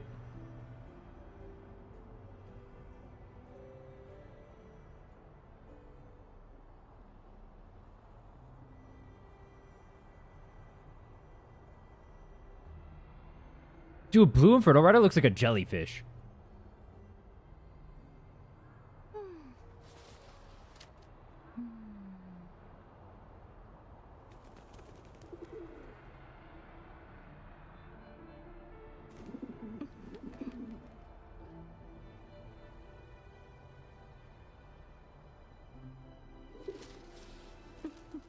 Maybe I shouldn't watch this at 2x. What am I doing?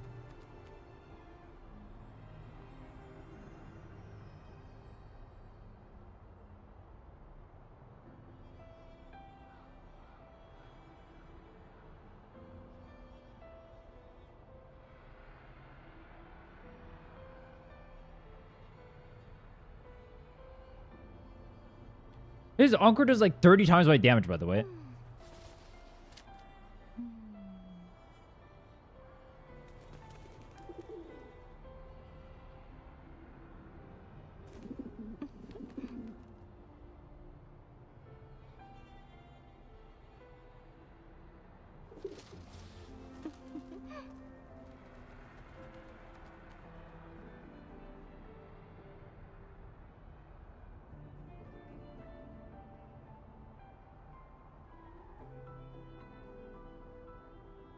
Let's watch this one more time. Let's see. So Changli into Shorekeeper. Skill. Liberation again. Back to Encore. Proper thing. Inferno Rider. Back to Shorekeeper. User buffs. Then go back to Changli, I guess. Yeah, Changli. Thing.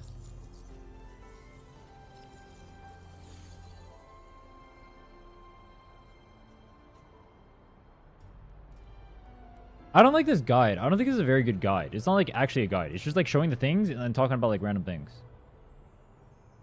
Is there a good quick swap guide for Changli and Encore?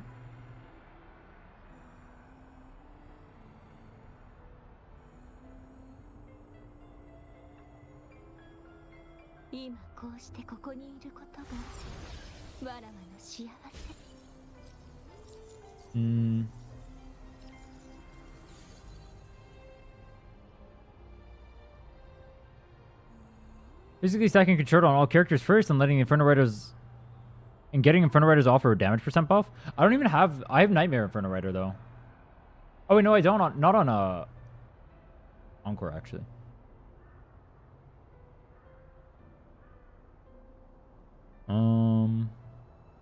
Cancel everything. You literally spend 0 seconds doing normal attack unless Verna, basic attack 3, 4, 5. Encore is literally an E-bot. Old spot, E.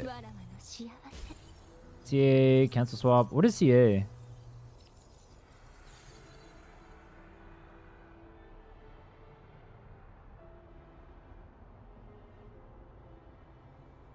Oh, Meiji has a video on it. Okay, hold on. Let's go to that. Forte? Oh, the short attack. Okay.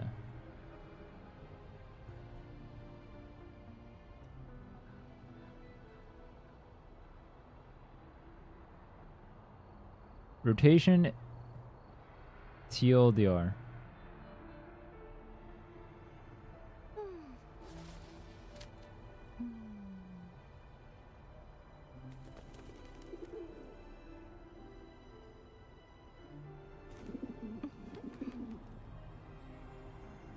Never hardcast a single Changli skill, Forte or Echo. Quick cancel all Changli true sight attacks.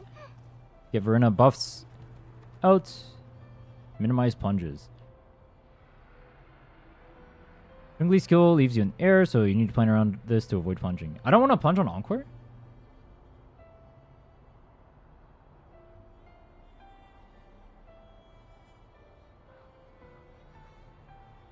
Two, three, four.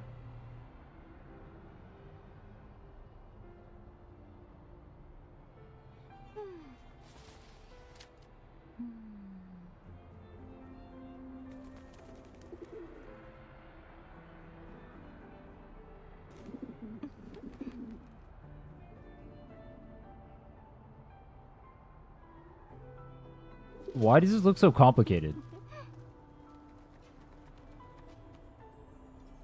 This looks so complicated. What the fuck?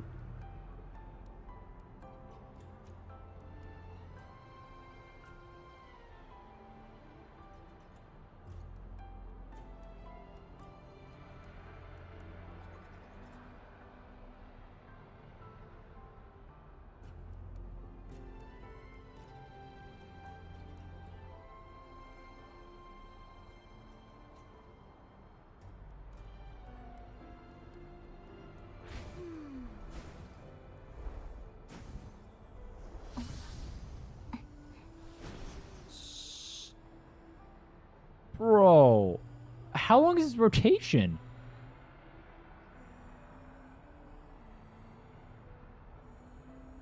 What was that? True sight into Forte?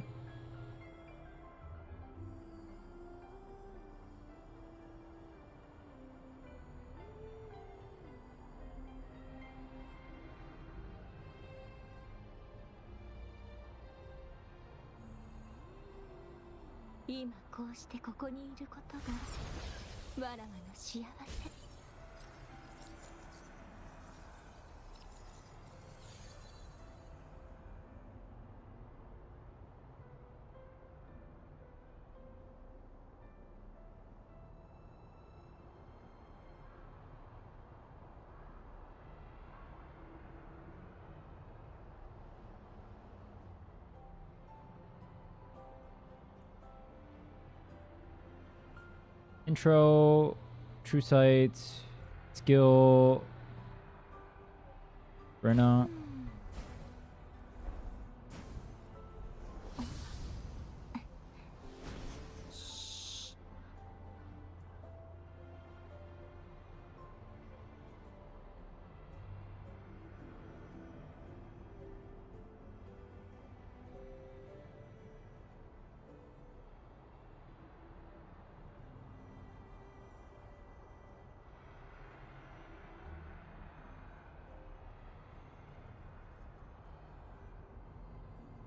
A lot of this is what you do intuitively anyway.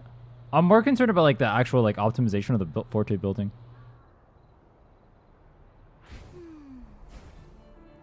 So I start Encore, switch to Changli, basic 2, 3, 4, then go Verna, do Verna combo, swap back to Encore, use her skill, swap back to Changli, use Conquest, use her skill, Encore, come back and skill in again, swap to Verna, pop her combo, go back to Changli. I use Conquest into Inferno Rider, and then I go back to Verena, and then I cast her ult and the buffs. What does it say in permanence, Aaron? Charge thingy, okay. Air attack thing, Changli thing, skill ult. Okay, I'll try it. Play like that, you die? Yeah, that's how I figured. Okay, let me turn on some music. I have a decent idea of how this will work. It's just, I don't know, like, the literal most optimal way to do it. You know what I mean?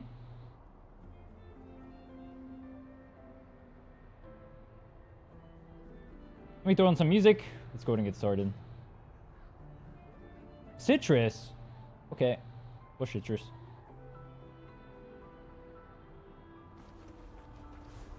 Alright, I got a basic idea of what our rotation looks like. I'm gonna fail it miserably. Let's go ahead and start killing some holograms. I already fucked it up.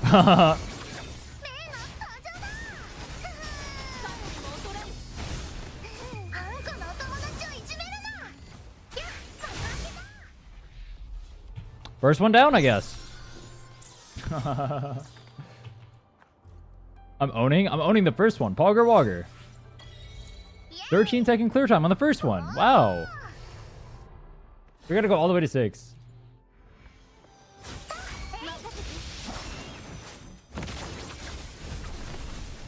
Oh, I have to punch attack on it. I see it. I don't remember what I was supposed to cancel the thing for on that. That's the problem.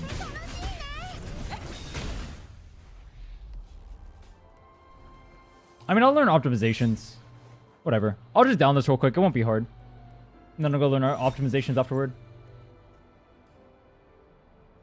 So when I'm in the air with Changli, and I use like my skill or my choose to like conquest or whatever, what am I supposed to cancel it with? It's my skill, right?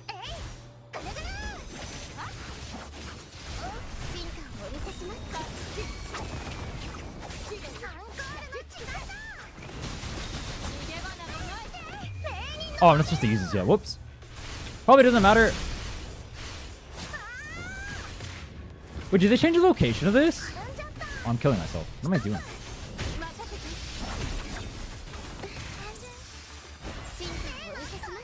Yeah, I'm playing this absolutely terribly, by the way.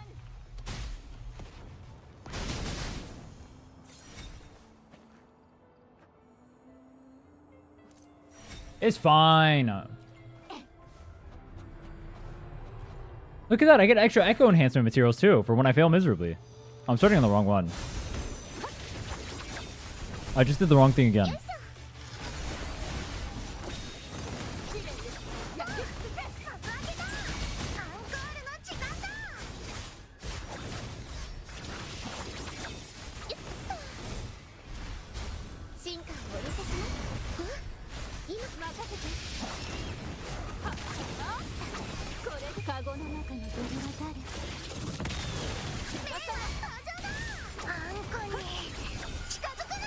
I fucked up. I fucked up. I fucked up. I fucked up. I fucked up again. I didn't Inferno Rider.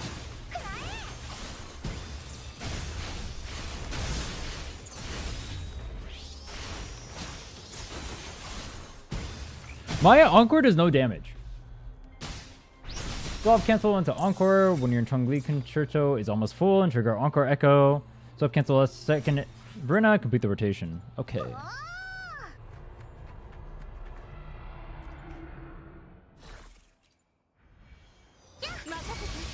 Why did they put me in the air? I fucked up. Again. I don't want to be auto-attacking this. What am I doing?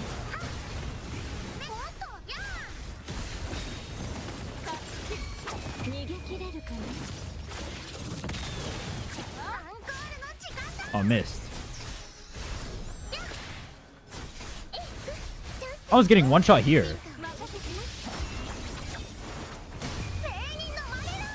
I should use Inferno Rider again. What am I doing? I dodge. I swear I dodged that. It's fine. Changli solos. It's chill. Wait, where's the stupid bird? Dude, I didn't even see the bird. Where the fuck was the bird? That's not a one-shot? I feel like that should be a one-shot. That was way too cool of an attack to not be a one-shot. Okay, I just died. I'm restarting. Ah! Ah!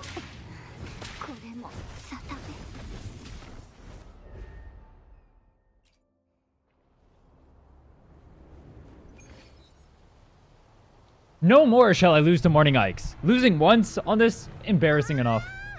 This is only difficulty 5. Oh, I fucked up. I'm not supposed to do that. Again.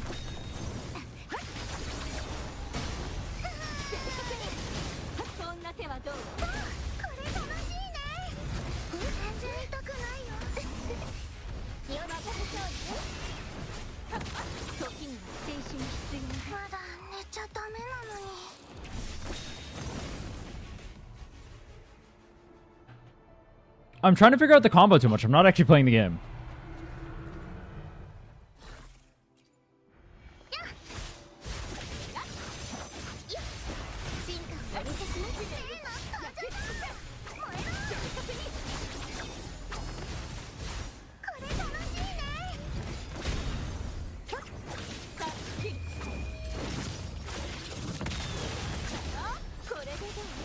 Oh, I turbo fucked up for sure. I did not pop her in his buffs before that.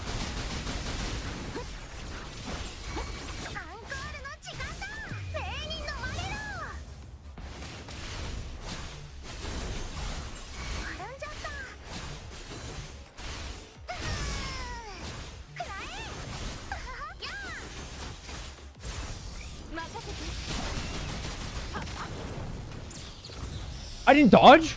I thought I dodged that. No. I was doing better too. That was sad.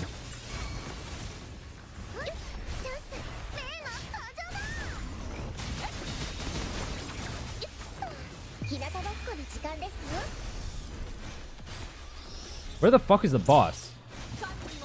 Okay.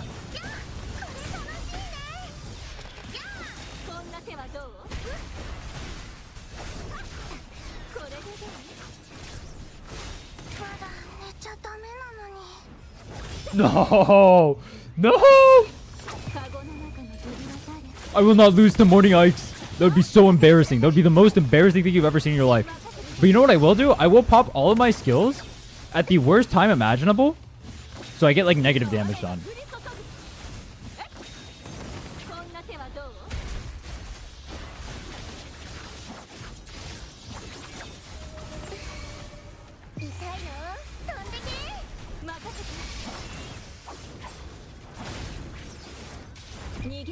Can I ult to dodge? I don't think I timed that right. Oh, but it doesn't matter. No, I killed it. That's too funny. No way I'm getting gapped by Morning Ikes 5. Yo, ignore the dead encore. Ignore the dead encore. That didn't happen. All right, let's go in. Let me Giga lock in. The bull that is red.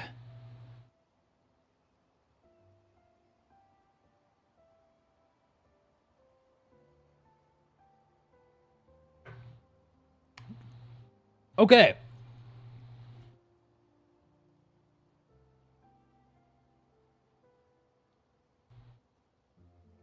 No way I have to lock in for Ikes. But I'll do it anyway. Let's go in, baby.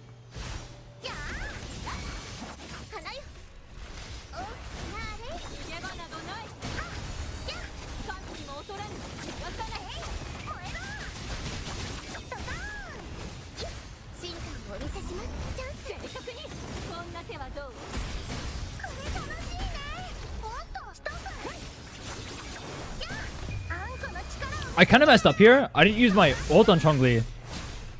I got grabbed? Yo! Chill!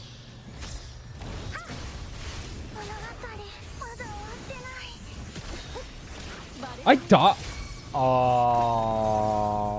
I'm learning how to do it too.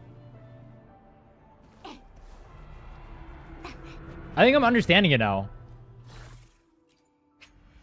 Oh, what?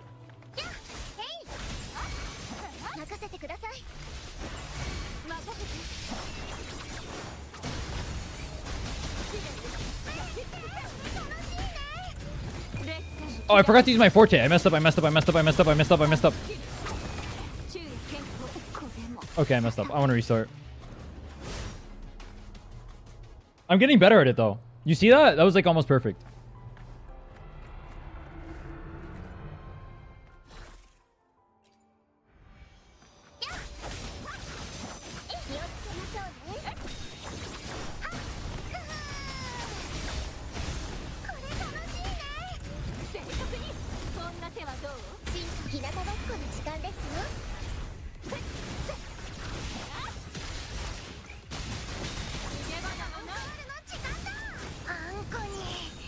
No!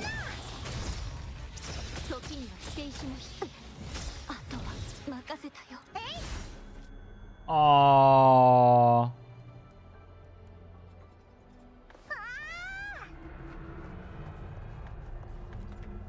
I'm focusing too much on the combo. I'm not focusing on actual Morning Ike's himself.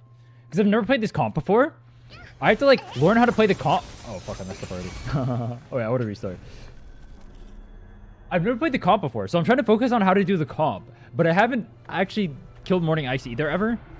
Or really fought him, so... there's too much I have to learn at once. It's too much work.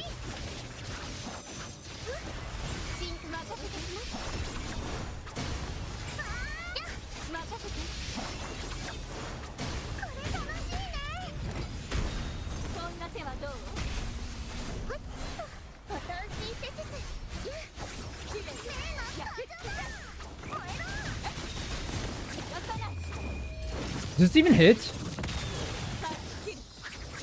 Oh, it does. Okay. I think I messed up a little bit.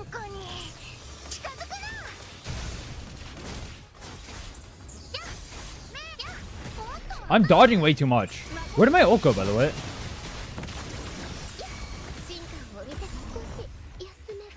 Okay.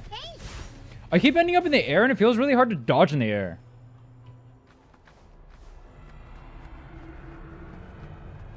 I'm getting the flow of the thing, though.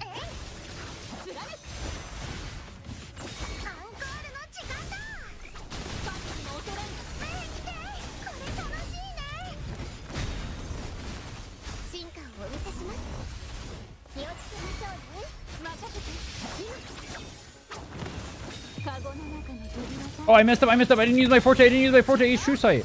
Oh, fuck.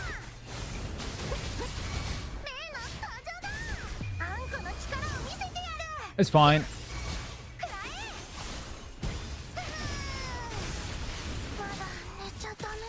It's not fine. I do so much damage, though. It's the ultimate video Encore Heavy Attack. Let's do Encore Heavy Attack after third E and swap cancel it, or second E if you had to dodge too much. Okay. During our ults, right? Specifically?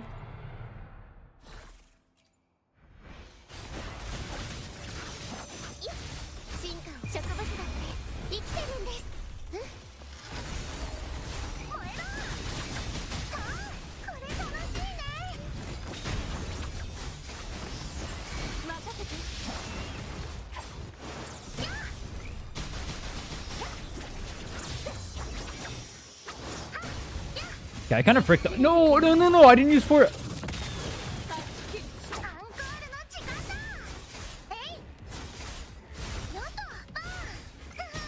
Okay, I fucked up so bad. I want to restart this, but honestly, it's not even worth restarting. We have way too much damage. I fucked this up so hard, though. I'm starting to focus less on what I'm doing, though, and more on what he's doing, though. So that's good. I'm understanding a little bit more.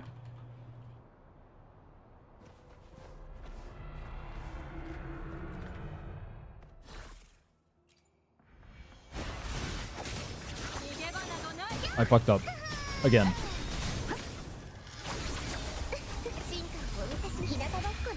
It's fine. It doesn't matter. We'll just start with a brick. No, no. It actually kind of matters a little bit. I'm not going to get my Forte skill built now.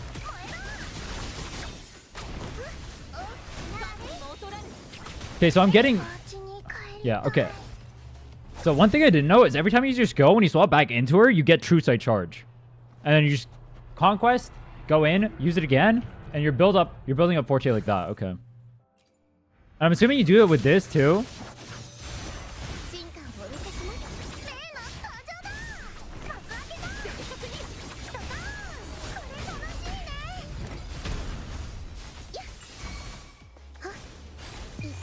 It's too much to actually build this up. I kind of freaked out.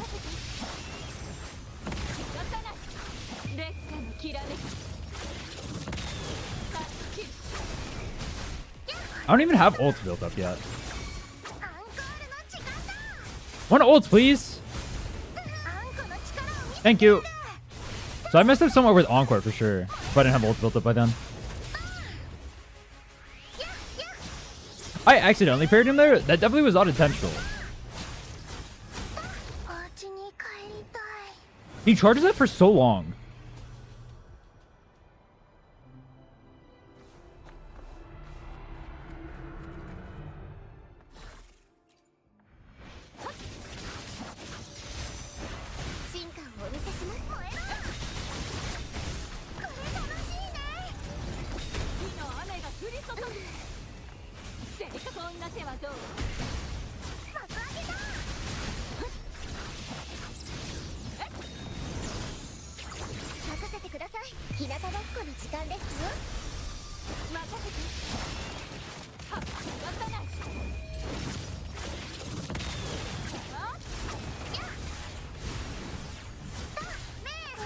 Oh, there's light balls that come from that. Okay.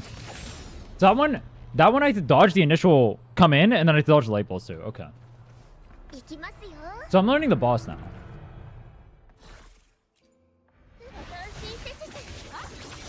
I fucked up again. I'm not learning how to play Changli. That's for sure. I want to restart. That already fucks up. If you fuck up at the start with Changli, it screws up your rotation so hard because you lose out on so much Forte stacks. So many.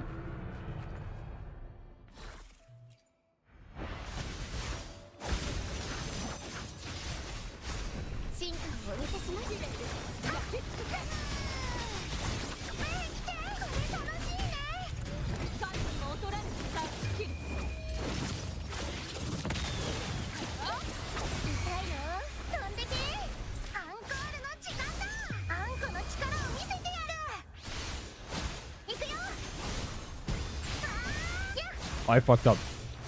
Huh? How long does it take for him to actually do an attack from there? Alright.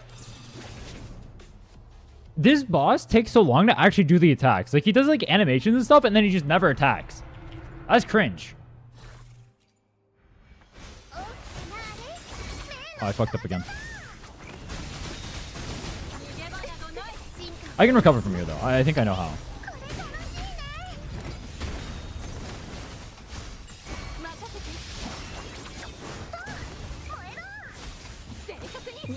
Oh, I didn't Forte. Oh, fuck.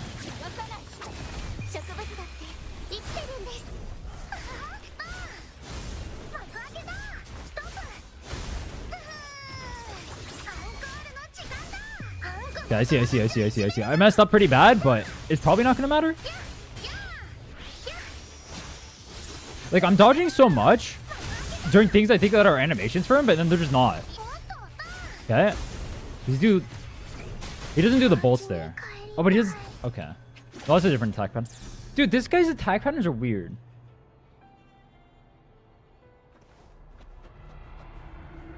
Aaron Inferno Rider delay their attacks more?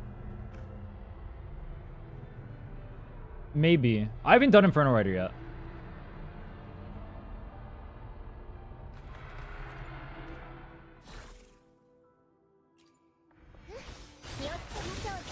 I fucked up again.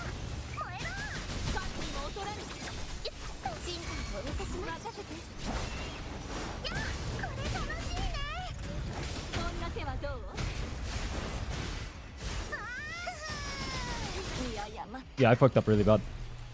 I keep using skill the first time I swap into her, but I don't want to do that. I want to do the basic attack rotation.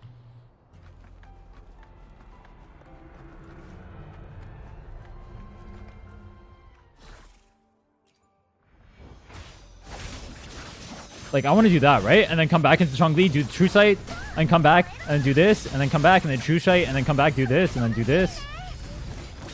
And then come back, do here, do this, come back. I don't know where I got the last Forte stack from, though. Oh, fuck, I messed up. Wrong one. Fuck.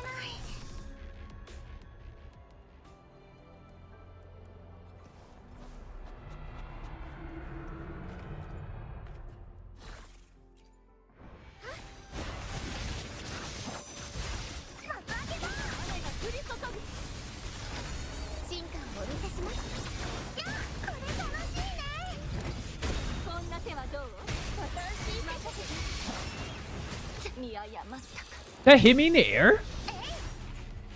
Okay, I shouldn't read chat while I'm doing this. I'm getting too distracted by reading chat. Let me not read chat. Let me focus up.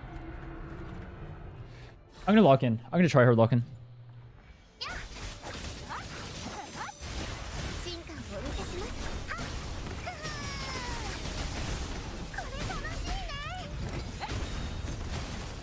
How come I only have 2 stacks? I should have 3 right now, shouldn't I? Did I fuck up? I think I canceled one. Wait, that one has the initial box I have to dodge, and then I have to get out of the way too after dodging the initial hit? And then I have to dodge the light afterward. Okay.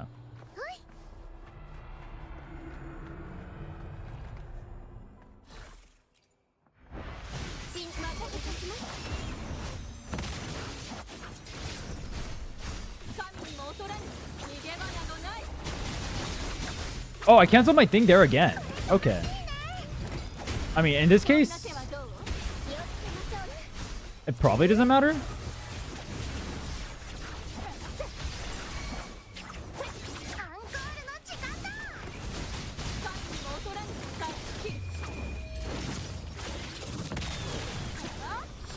Where'd he go? Where'd he go? Oh my, dude!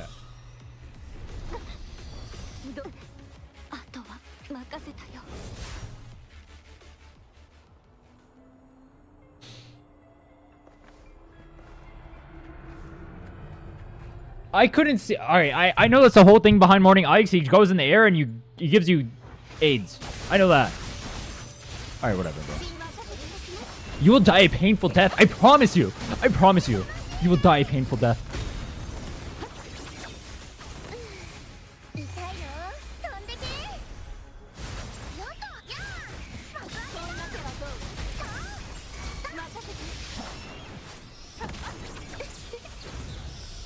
It didn't lock onto him again.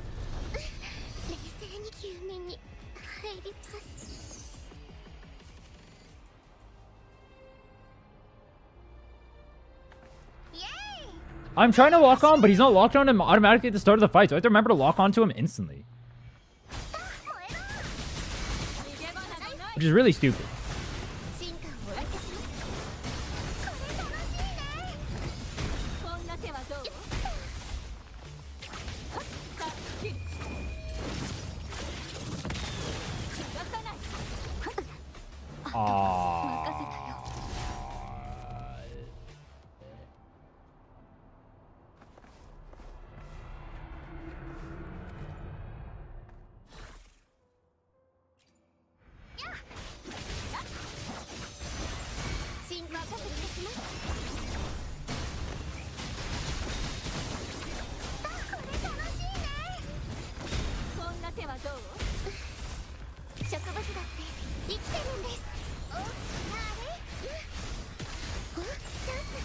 Okay.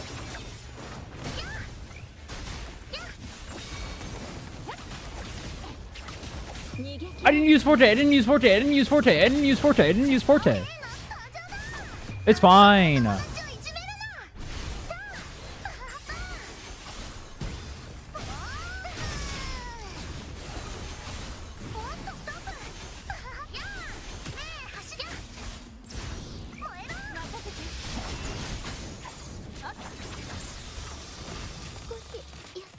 I don't even see what I got hit by there. Honestly, I'm down to continue though. Fuck for enough.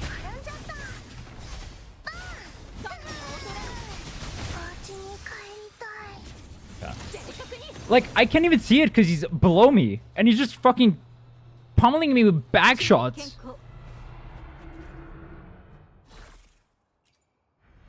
Like, yo. Okay, I would pummel Changli with back shots too. Like, I kind of get it. Understandable. But I also have Verena and Encore on my team, bro. You gotta calm down a little bit.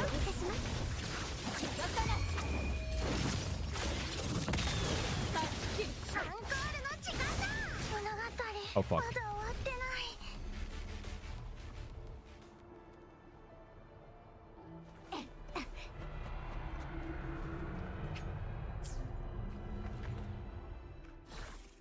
Doable, doable, doable, doable, doable.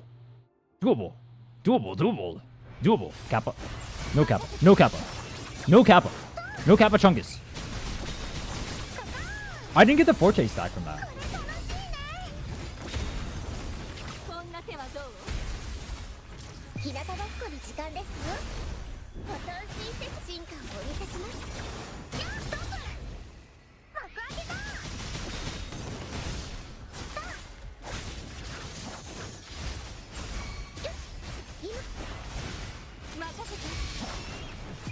No, no, no, no, no, no.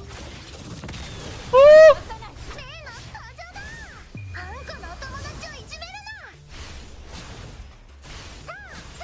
I didn't mean to do that.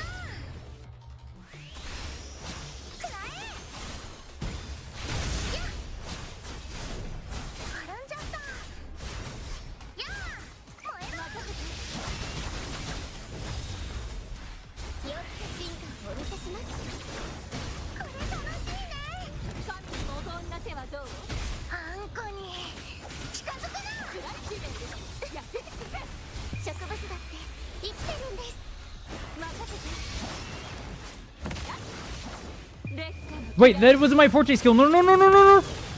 Whatever, bro. That's just depression. That was not my Forte skill. Yeah, that's a hit. No! I'm gonna keep going. Changli's enough DPS for this, I believe. Alright. Changli solo? Kappa. I learned his attack pattern. That is such a delayed hit, by the way.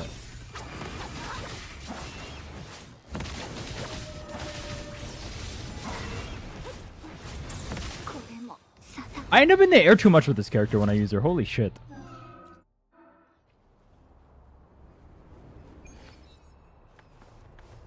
I'm getting better at using the comp. Once I finally learn how to use the comp, I can focus more on like dodging his shit. But I'm trying more to learn the comp. Like if I was doing this with my Phoebe comp, for example, because I already know everything to do on that, I don't have to pay attention to the rotation really. It's so much easier. But on this comp, I have to pay attention. But I'm starting to get it now.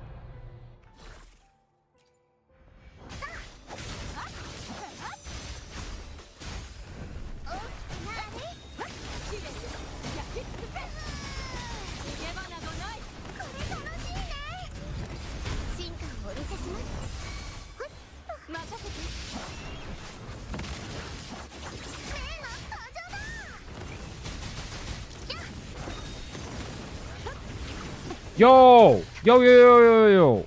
I trolled that. I trolled that so hard. I canceled my true sight. I'm really bad at that. I keep canceling my true sight. I need to stop doing that.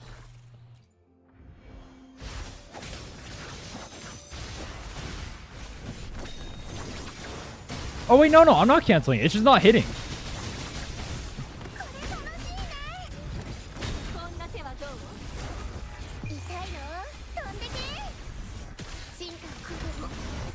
I died. It's not hitting because he's not in the air, so I'm not getting the stack. Or he is in the air, so I'm not getting the stack. Okay.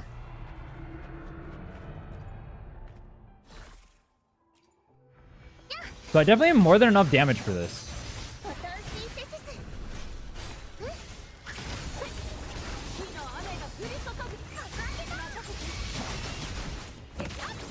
Why do I keep ending up in the air, by the way?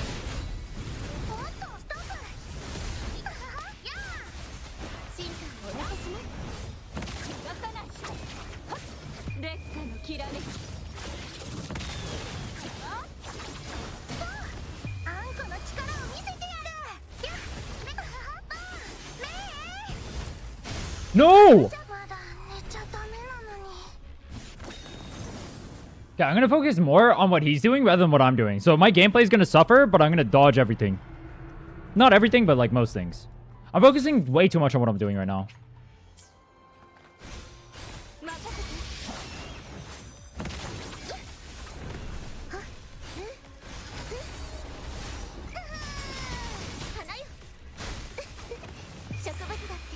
I definitely fucked that up, but it's fine.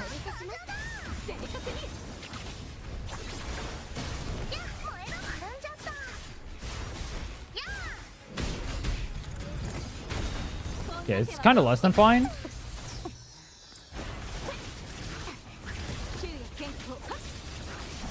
I'm at 56 HP. What the hell happened this run?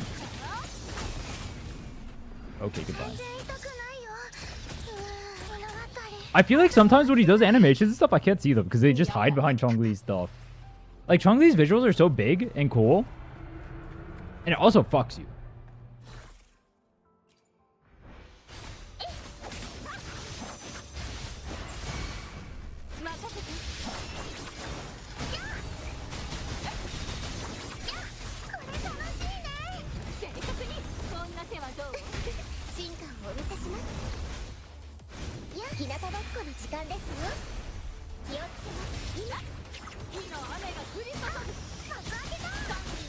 No, I'm into Forte. It's fine. It's not really fine, but it's fine. You see what I mean by the delay, by the way? That skill, that hit is so delayed.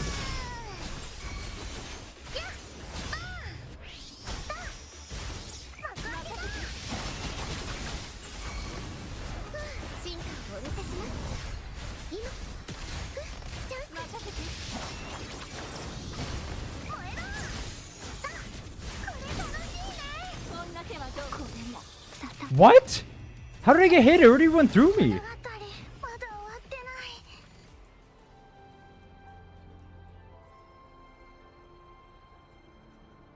You want me to lock in? Alright, I'll actually lock in. You ready? Let me throw in my lock-in music. I'll show you what locking in looks like. You don't want to see me locked in. It's demonic. What happened?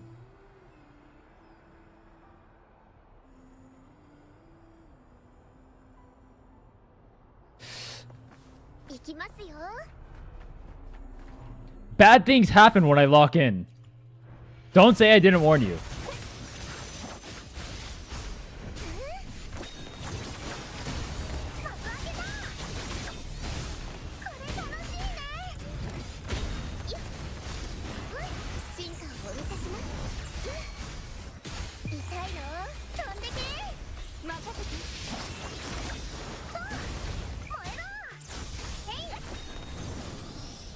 Where the hell is he?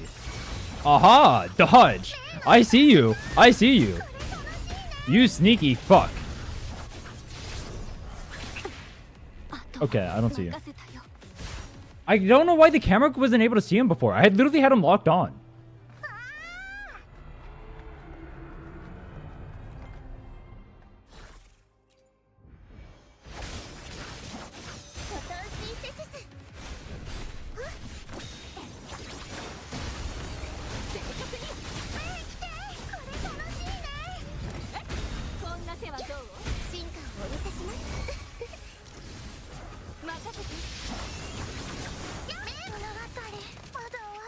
I couldn't dodge through that because fuck.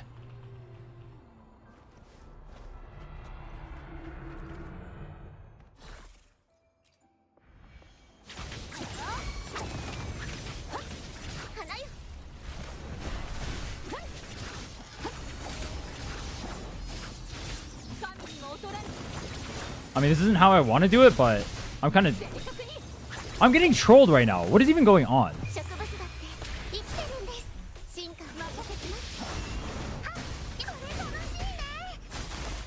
I don't even know what's happening on my screen.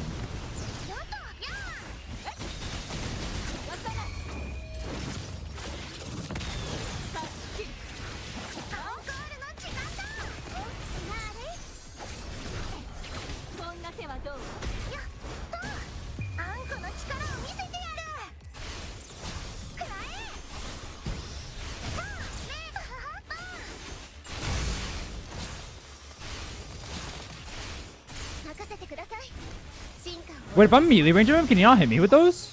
Wait, what just killed me?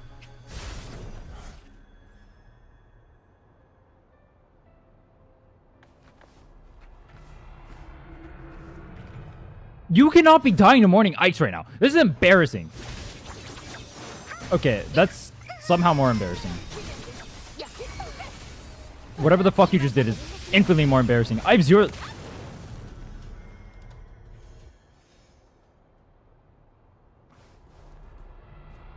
I need to restart.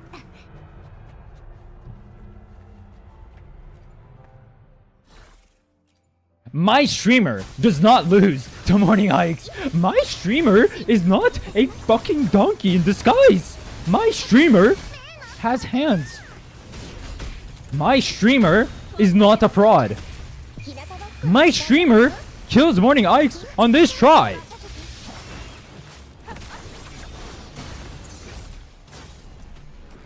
Oh, my streamer.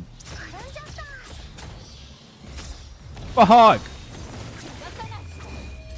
Okay, I'm technically not dead. I'm 1 HP.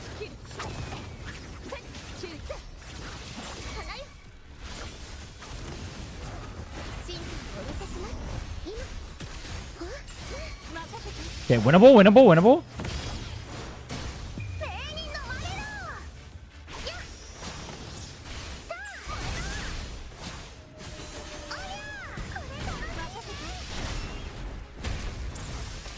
Oh, it works like that? That's sick.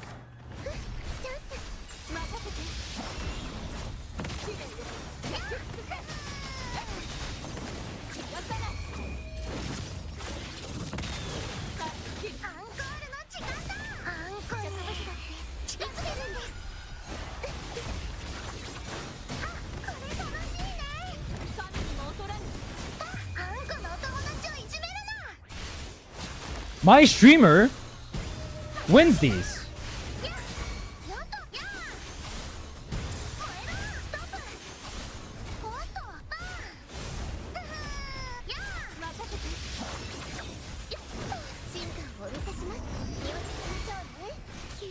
Oh. I got stuck in the air again. Alright, that one wasn't even fair. I just came into that. That's not even fair.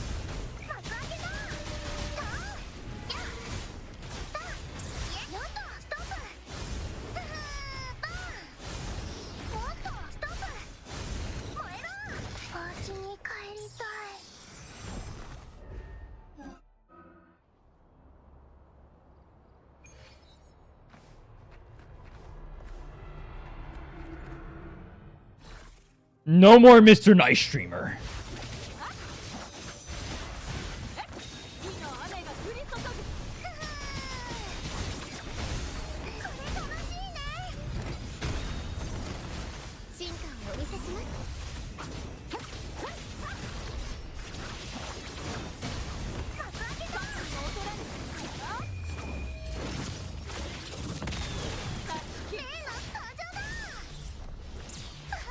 Oh my god, I couldn't even see that one. That was evil, by the way. Oh. I wish it auto-locked me on during bosses. I hate that I'm not locked on.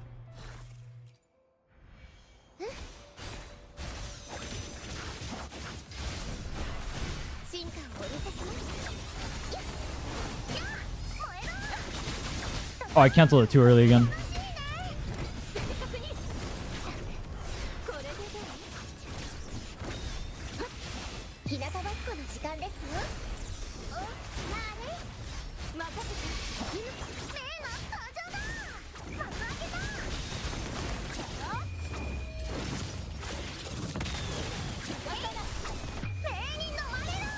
I don't know if I can actually hit him. He's in the air right now.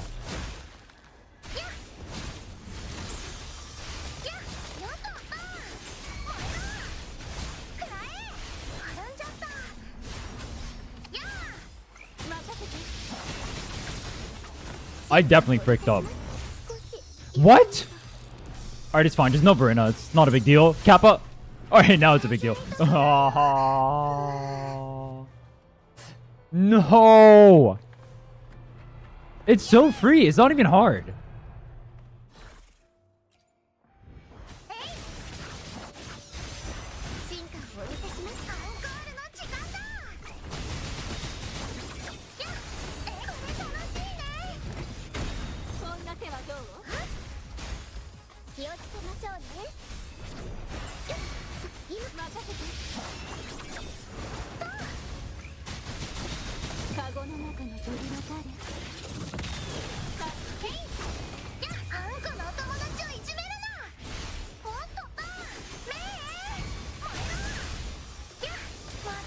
That hit me? I thought if I was under him, I can't get hit by those.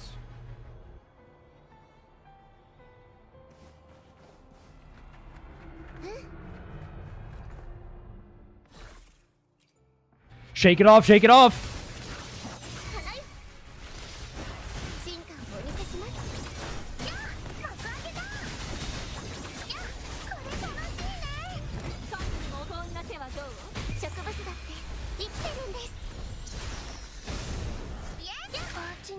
I keep getting baited by the hit.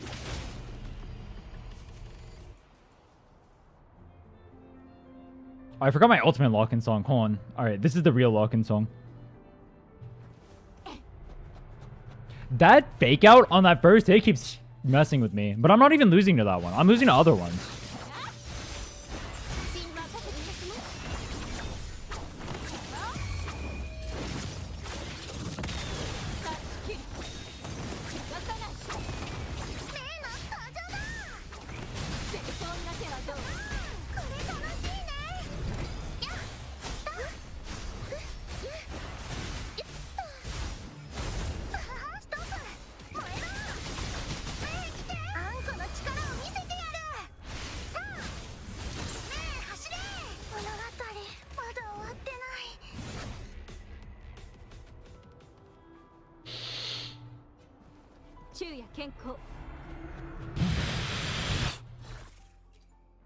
No tilts, no rage.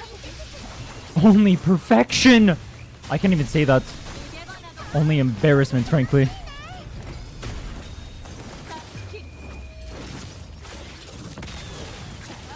No more shall I lose to dumb boss.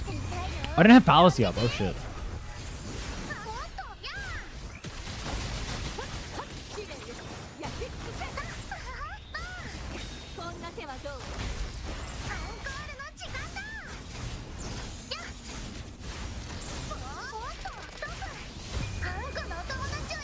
Wish I got to use Inferno right here.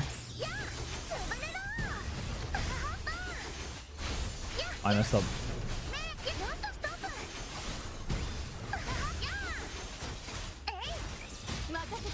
I used the wrong thing again.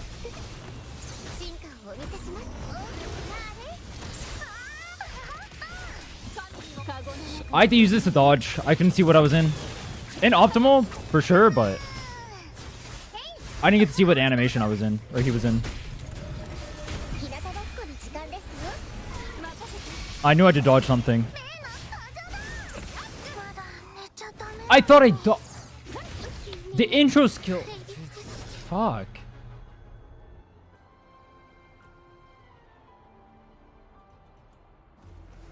So it makes it 10x harder. I mean, I doubt it would be that hard if I actually understood what I was doing.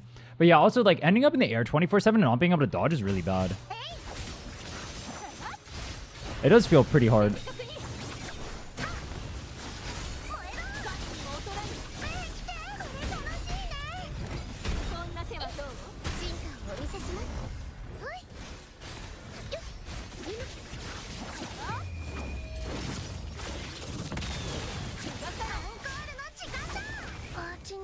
Fuck!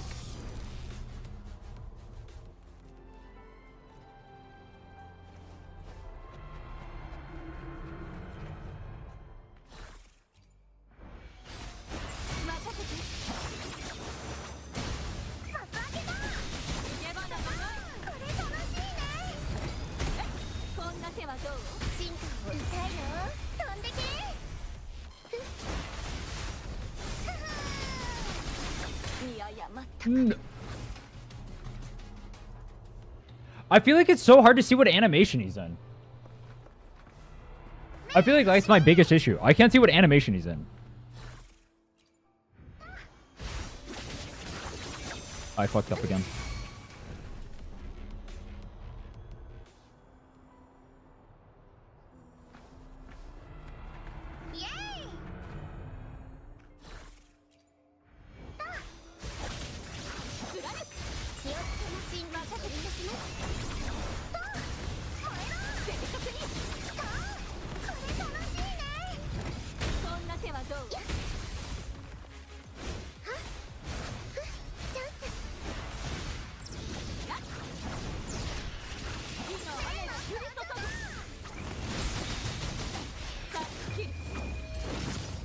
Okay, good intro so far.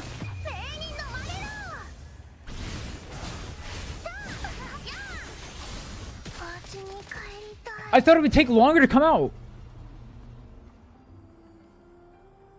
Because when you're far away from him, it like takes time for the... Whatever, bro. No!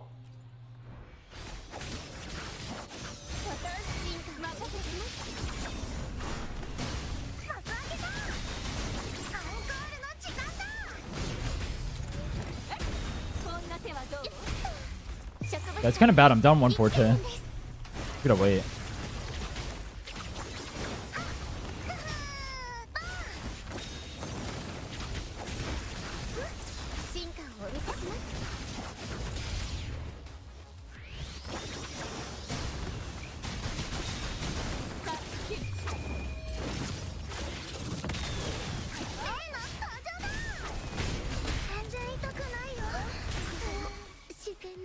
I got stuck in the skill enemy. Fuck. I need to pay attention more to what he's doing. I'm paying too much attention to what my team does. Because I just don't know. Like, I have to think about what I'm doing.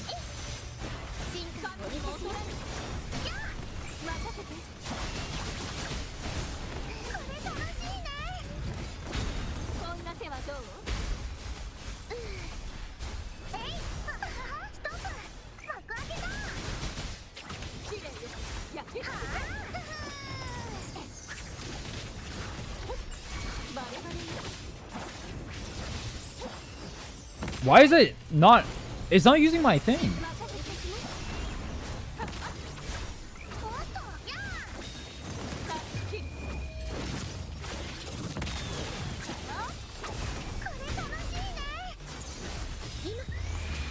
It's not using my thing. Fuck.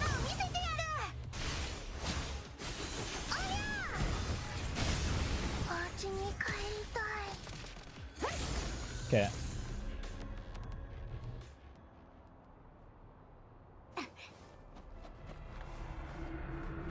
I'm just not getting charges. I think I'm canceling stuff too fast, and it's not giving me the charges.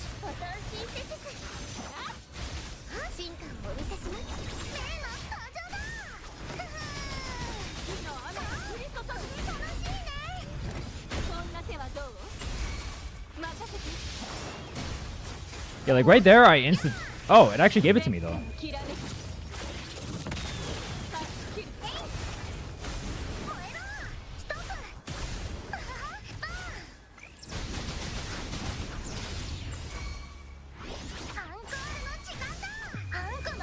I don't have Inferno Rider buff for this, but it's fine.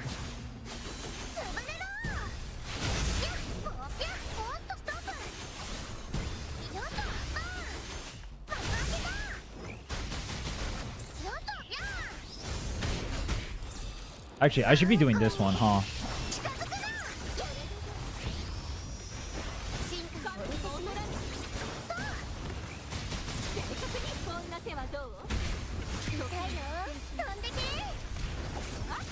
Actually, is there a reason I'm not... Oh, it was for the Forte. I was like, is there a reason I'm not using this? But then I just realized, yeah, it's for the Forte. Oh, fuck, I messed up.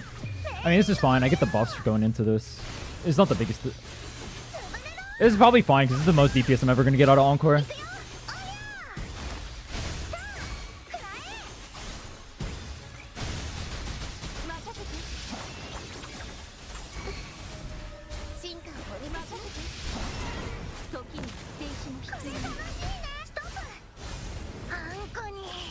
Oh, I can't dodge when I use her blow up. Okay, I just realized that. I mean, that makes sense. Okay, I just killed myself for no reason.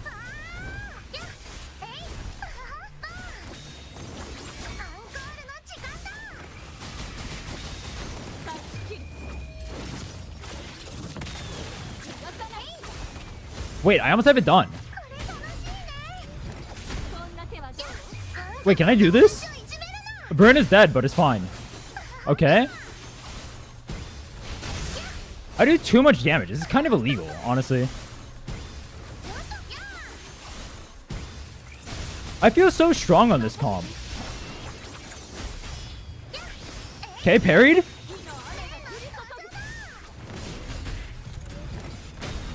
Wait, is this over? Boom! Oh yeah. Wait, cool pose too. Hell yeah. Morning Ike's down, baby. I get a defense for my troubles. It's saying I died so much that I needed it. Okay, I get you, game. I get you. You're funny. You're so funny. Ha ha ha ha ha ha ha ha ha ha ha. You're hilarious. Alright, I kind of learned how to use the team towards the end there, though. It felt pretty good to use. I like that. The team feels very fun to use. I like Changli a lot. It feels really good with the Encore. Once I get better at using the team, when I'm not like 1 hour into actually using this comp, it'll probably feel really great to use, but it'll take a little bit of practice. Oh my god, those physics. Jesus.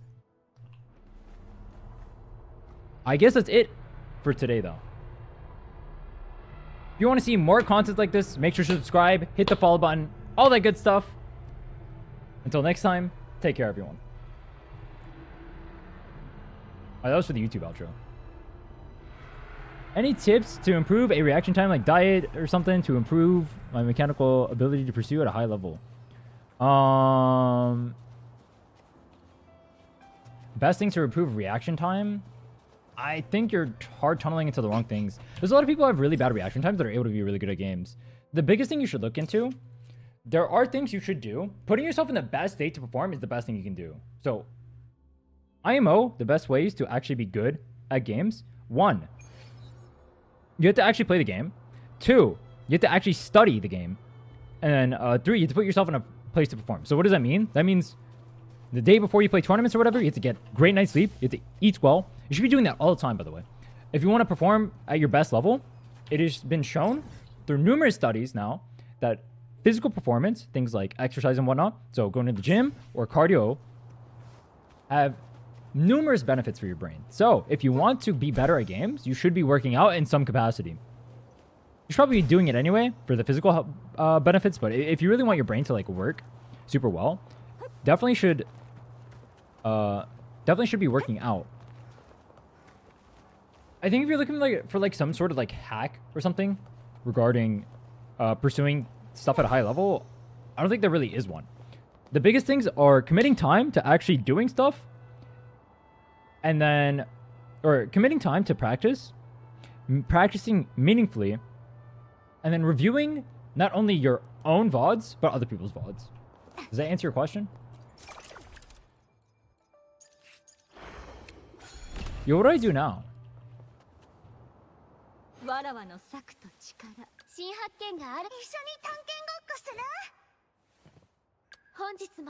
had Changli built. Dude, she's so much better built than I am. Look at the difference. She's 30% crit higher with 300 attack extra. Like, it's not even close. It's actually kind of embarrassing how bad my PV is.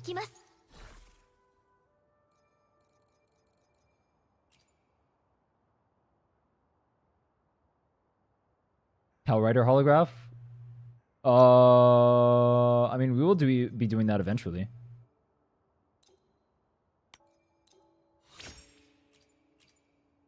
I think the biggest thing is, it sounds like you're asking for an answer for a solution that's only like 3% of the problem of what you actually need to do to become a pro player.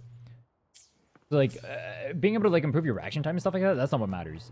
When you think of reactions, reality is, people aren't reacting. They just know what's going to happen before it even happens. Because they know what the opponent's options are. I don't react that fast. I just know what the opponent's going to do before they can do it. And so I know everything to expect, so I know what to counter it with. That's what reaction time is. Reaction time is not seeing something and then instantly knowing I have to dodge that. Or it can be. But reaction time is more so knowing everything the enemy can do and having a plan for it. I think maybe you are misguided if you think reaction time is the answer. Instead, ask yourself what you can do to counter what your opponents are going to do or want to do. Or rather, ask yourself what your opponents want to do and how you can counter that. That's the best way of doing it. Today's Monday? Yeah. I mean, tomorrow we're going to try and down as many holograms as possible. What do I do for... What do I do for, Dang.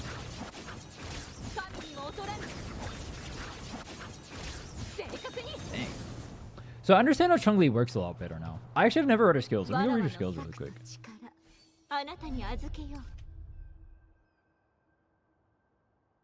Well, casting takes 40% less damage. Oh.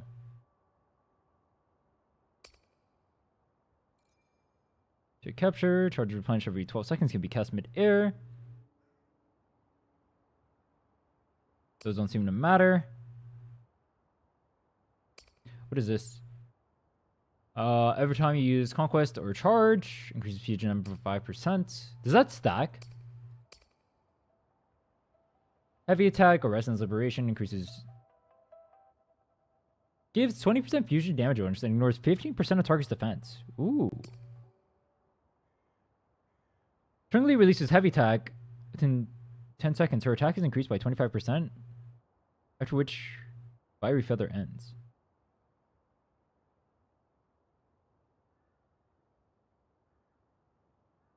Oh, okay, I see, I see.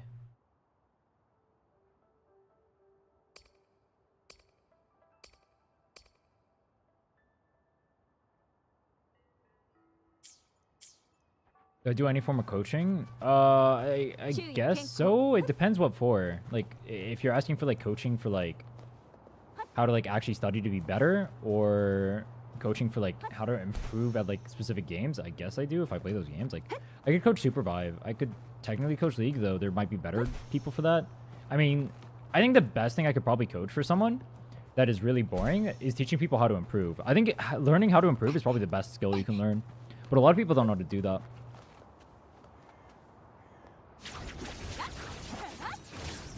Dang.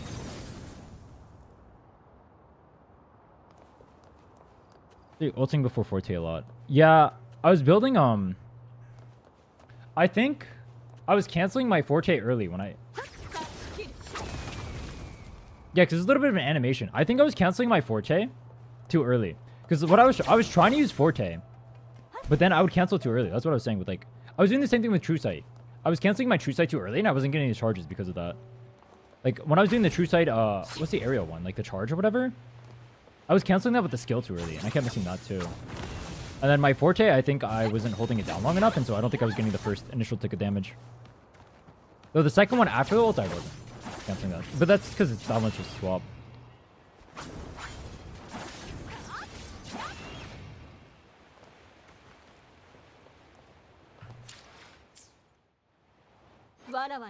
I do agree, though. We'll get better at it. Day 1 Changli. Shouldn't be too hard to learn. I mean, honestly, after doing that, I feel like I have a good idea of how to play the comp.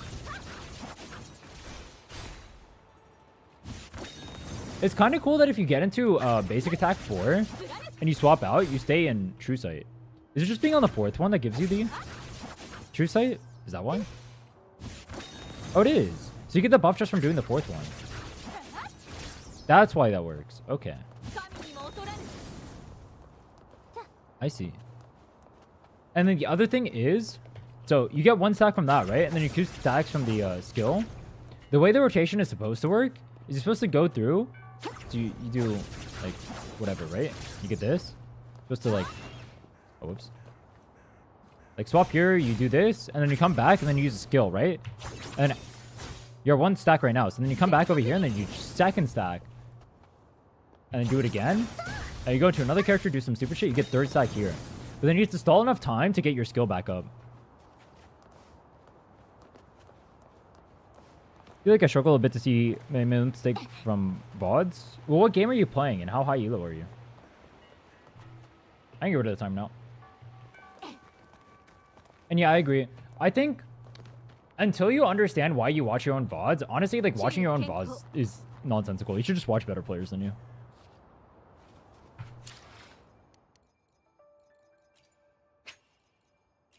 Even myself, I don't think there are very many better players than I am at whatever game I play. But, well, not this game.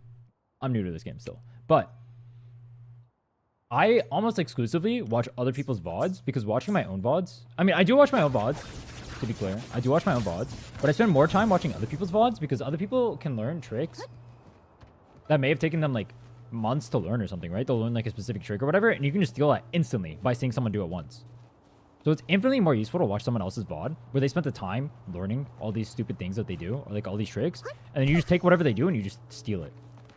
And you can analyze what they do better or worse than you, and it'll teach you about your own gameplay too, naturally, by watching it. 73 in Valorant, I'm high ranked in other games. I don't know how to pursue T3 in Valorant. Play around 8 to 14 hours a day, but I don't exercise.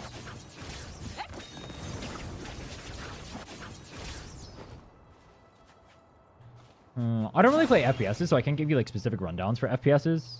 Wait, where do you know me from if you're asking me about that? If you play Valorant. I've never played Valorant in my life. I can't give you specifics about FPSs. What I can say is... Unless... So the ratio of playing versus like studying should probably be like 80-20, alright? You should dedicate 80% of your time to playing and probably 20% of your time to studying if you want to improve. Supervive? That makes sense. Okay. That makes sense. Yeah. So what I do to get good at games really fast is that 80-20 rule. But also... Here. I'll just give you this. I have a spreadsheet I make for like a bunch of games. I'll give you... I have multiple spreadsheets I make actually for games. Here.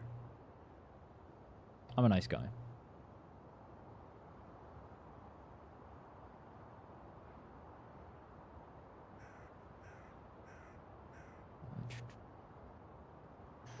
Let me find my Eternal Return one. I don't want to accidentally leak this stuff. 1 second. Edition? This one? Okay, I have 2 I can show here. This one's for Eternal Return. It's a Battle Royale MOBA.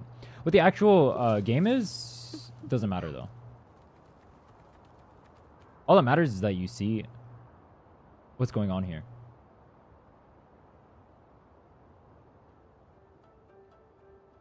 So, what I do is I will track, like, my wins, losses, and whatnot. Fuck boosted land players. Holy...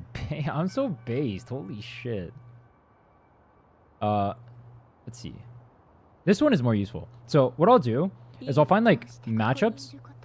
I'll write down whatever mistakes... Why do I have more breakfast sandwiches than the entire McDonald's? Full build day 4, but not building cameras. Realistically, what the fuck am I typing, bro? Why is my mouse always clicking in Narnia? Bro, I'm a troll. Holy shit, reading bad. So alright, like mistakes I make during the game that I notice I make during the game. And the biggest thing is my actionable step. So what I can actually do in future fights to make sure I don't end up in those positions. So like, I'm not coping. What the fuck is going on here? So I'll write down like, let's see, what is this? It says win con pre-fights. Chiara is the strongest enemy carry, and only one with the ability to harm my carry, so I should put my focus on Chiara instead of trying to split the Suwa off. So Suwa has approximately 12 brain cells, so they should just miss their abilities in the fight regardless of action taken against them. So I guess in this fight, I was against a character named Chiara, who's, I guess, a hyper carry. And so my win con was making sure I focus on the Chiara, because my team comp relative to enemy team comp, that's how I play out, right? I'm not sure if Valorant has rules like this, but in MOBAs it makes more sense. In Supervive it makes more sense, right? Like I'm playing Myth, right? And my team is like Brawl, Krista, Oath, all right? And I'm against an enemy Oath. If I'm the Myth there, I'm the only one who can realistically break the enemy Oath shield. So I need to be the one checking the Oath probably against the enemy team. Unless there are other characters I have to check on the team, I have to know before the fight happens. I'm the one who has to deal with Oath because no one else on my team has a reasonable way of dealing with the Oath, right? So when I approach the fight, I know that's what I'm going into the fight doing. And I know that's how I'm trying to execute the fight. I also have to know what my allies want to do within that fight. Now, it's a little bit different in FPSs, but I'd imagine you guys have rules around the same thing. Now, the other thing I took out, I'm not sure how applicable this is for FPSs, is I would write down notes about like specific interactions between characters. So like here you can see like notes I would take about how to play certain matchups. So for example, let's take Adriana. If you're chunked from her poke, you probably shouldn't force. That sounds pretty obvious, but she will weapon skill your ult, so make sure to delay the ult until needed.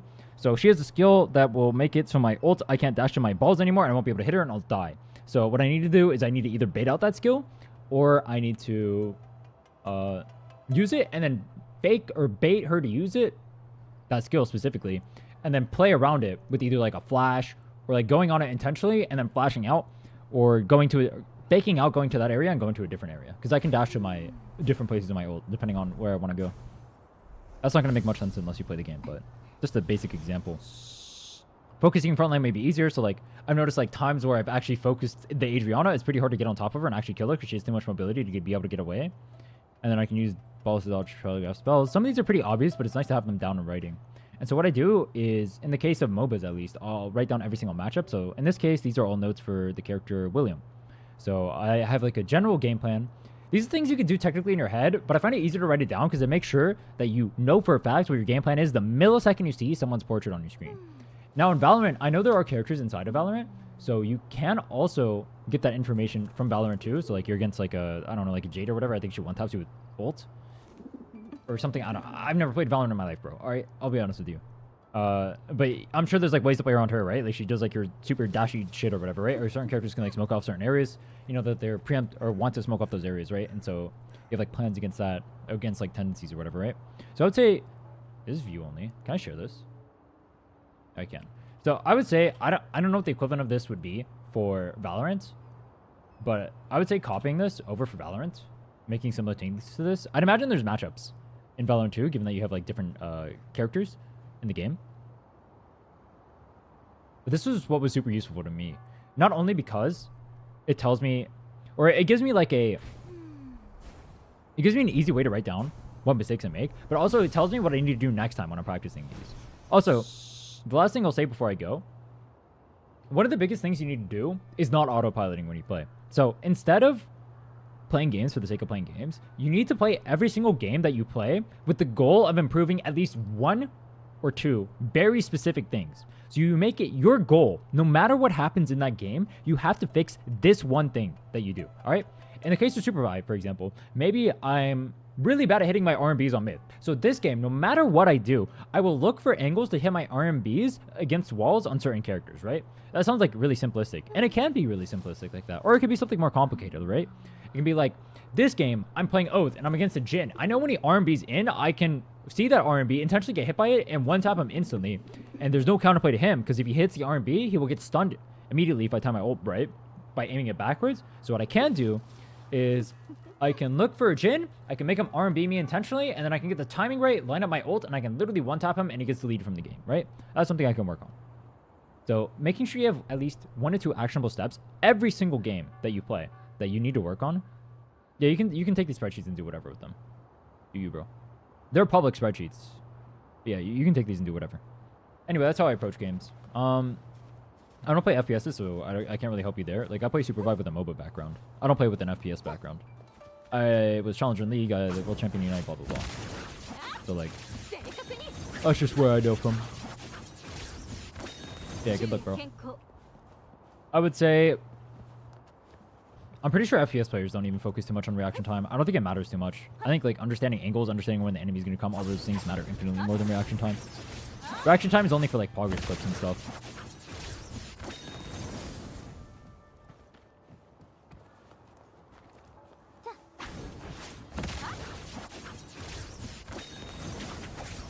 What's up to you too before you end stream to show appreciation? Oh, bet. I like money. Sounds good to me. Don't mind if I do. What do I need to work on tomorrow? Bro, this piece makes me feel so sad.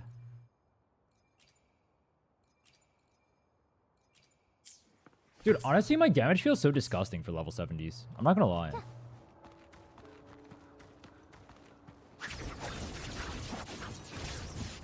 I think now that I understand how to play this comp a little bit better too, like the holograms we do tomorrow should be so much easier.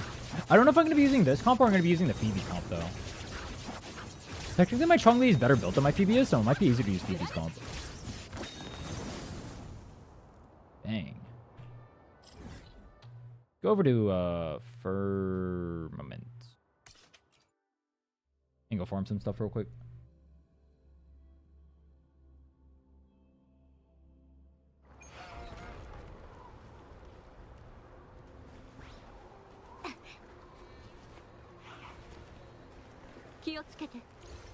What was this?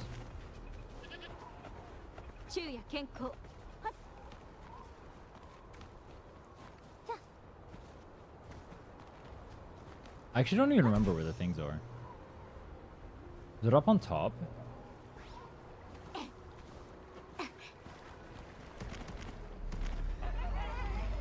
Sweet.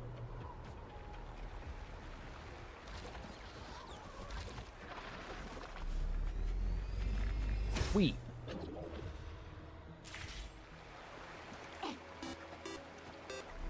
Wow. Yo, Circful! Thanks so much for the sub. I appreciate it. Thank you, thank you. Much love. If you have questions, you can always reach out to me on Discord, by the way. I don't mind answering questions, but once again, I don't come from an FPS background, so I get exactly...